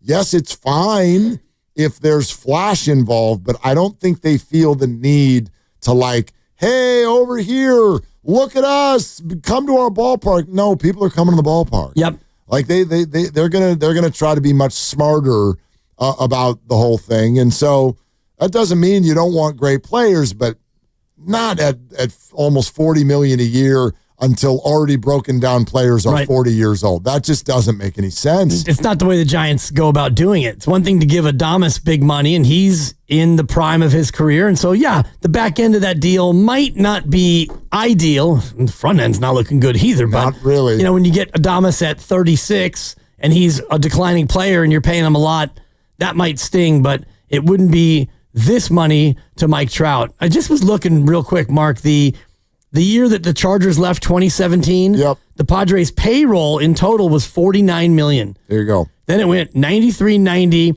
$141, $154, $192, $236. Look at that. And now it's this year, this is according to Baseball Reference, 188, second in the National League behind you-know-who. But in 2017, they doubled it, and within 2 years, they almost doubled it again. And they turned that ballpark into a party. It is a freaking party. You got the sunshine, the gas lamp. You got good-looking people. You got Tatis running around out there next to Machado. They have done a wonderful, wonderful job, even though they've not been able to really, really win at the highest level. Very, very different scenario. I would actually argue, I don't compare much the Padres and the Giants. The Padres are what the East Bay deserved the A's to be. That's what you wanted. The owner of the team that never spent. The Chargers leaving is the best thing that's ever happened to the Padres because they woke up and went, how about if we just quadruple our payroll? And that's what the dream scenario of somebody, Joe Lacob or somebody buying the A's and doing that with them would have been incredible because they have totally rebranded everything about the Padres. But the Giants just don't need to do that. Like you brought up, this won't really excite anybody, but you brought up the name the other day of Ryan O'Hearn. He's the first baseman for the Baltimore Orioles. He's a really good baseball player. He's very good, and it is a very manageable contract, less than $10 million, option for next year. So maybe you'd have him this year and next year, and then that's about it. You could DH him if Bryce Eldridge is ready to come up or what have you.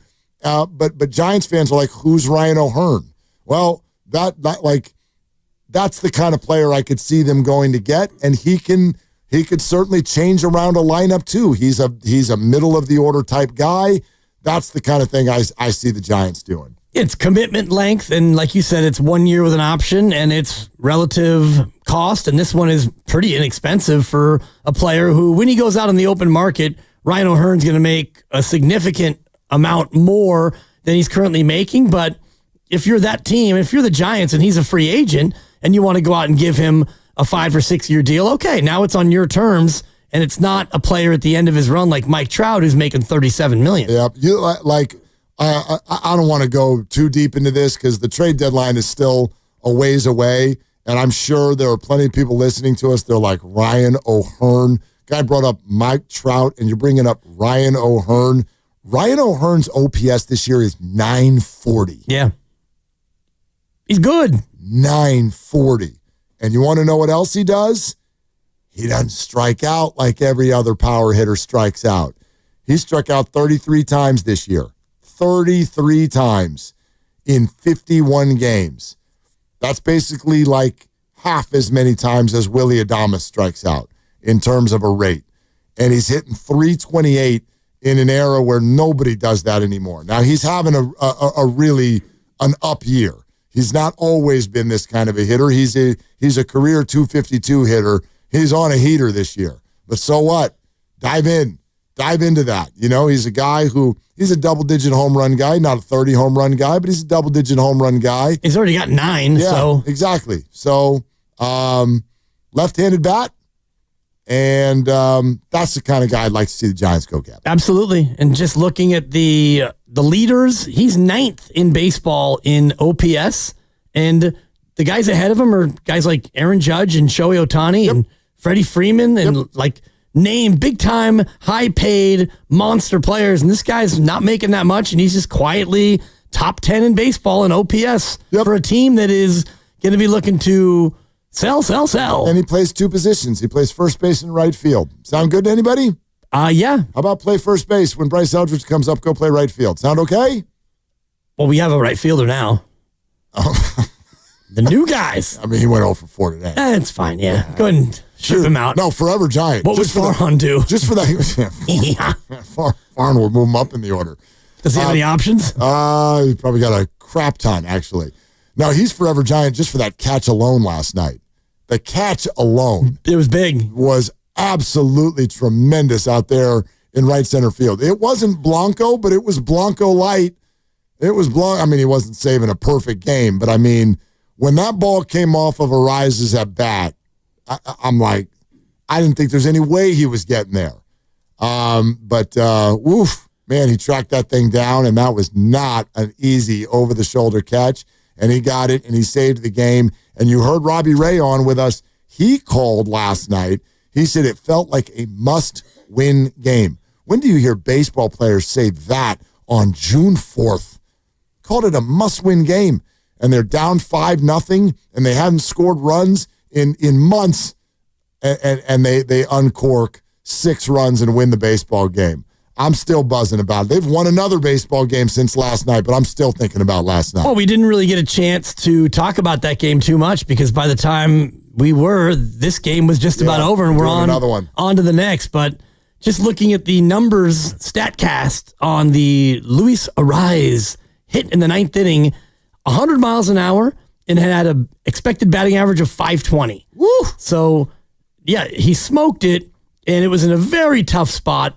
So the fact that he was able to run all the way out there and get it makes it even more impressive, especially considering what Robbie Ray said about must win. And you know I hold must win very near and dear to me. I don't just throw it around willy-nilly, but last night did feel like that because of what had gone on before. Sure, I would just, it's not, to me, not must win. Like I certainly wouldn't use the word must, but it's almost kind of an after the fact thing. It's like when you look back on that feels like a turning point game. That's an emotional overwhelm kind of a night. And there are certain nights in every team season that I think when the season ends, you really remember. Like the Warriors, and this wasn't a good night, but the Warriors remember. If I say that night in Utah, you already know exactly what I mean. You know, that night in Utah. And that night in Utah, the Warriors lost, but they acquired Jimmy Butler. Yep. And it was an emotional night. And Draymond and Steph had a meeting, and they were overwhelmed by the fact that the organization still believed in them, and it launched them. It launched them. I think last night might launch the San Francisco Giants into something because they needed to remind themselves. If you go back to the beginning of this year, they had a lot of come-from-behind wins when they were winning at a very, very high clip early in the year. That stopped. And they were falling again into one of those teams that when they fall down by multiple runs, you're like, that's the end of that game. They needed to remind themselves that they have this in them.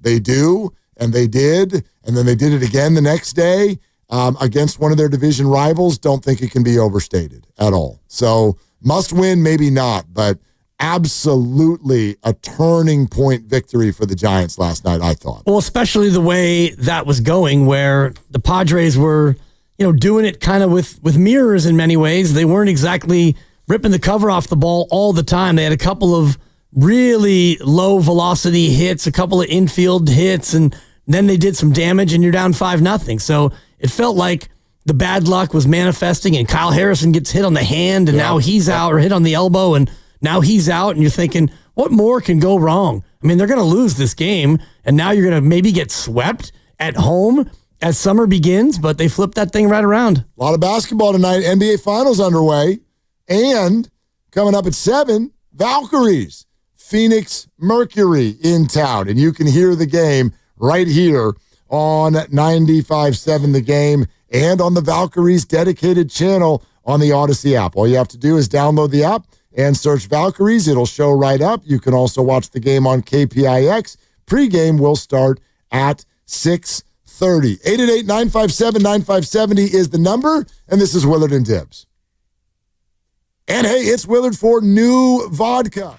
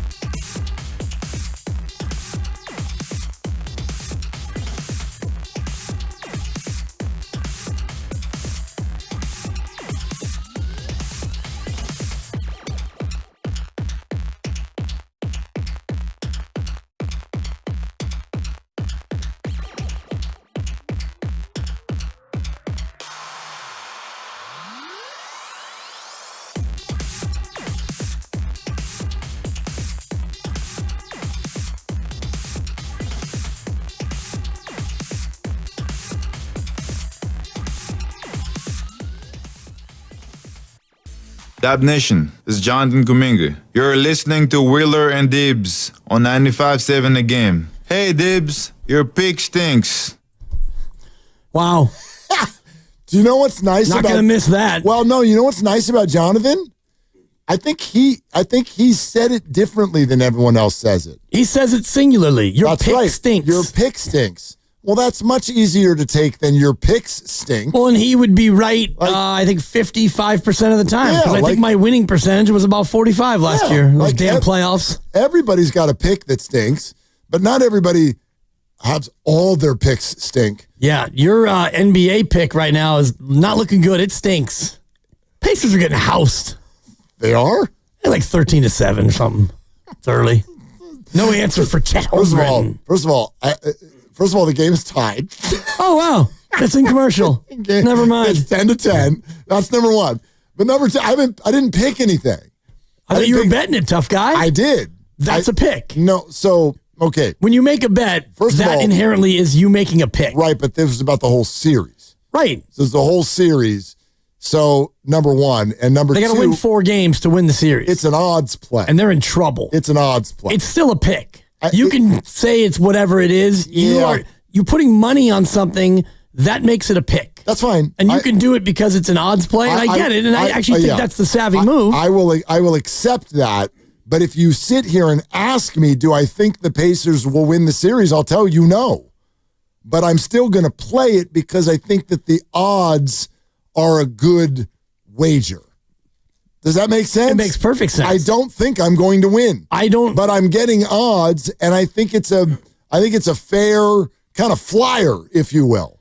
That's all. Well, it is definitely a flyer when only one team who's been this big of an underdog has ever won an NBA series since they started tracking the odds. Only 9 of 37 underdogs of any sort have ever won the NBA Finals. So it's a flyer.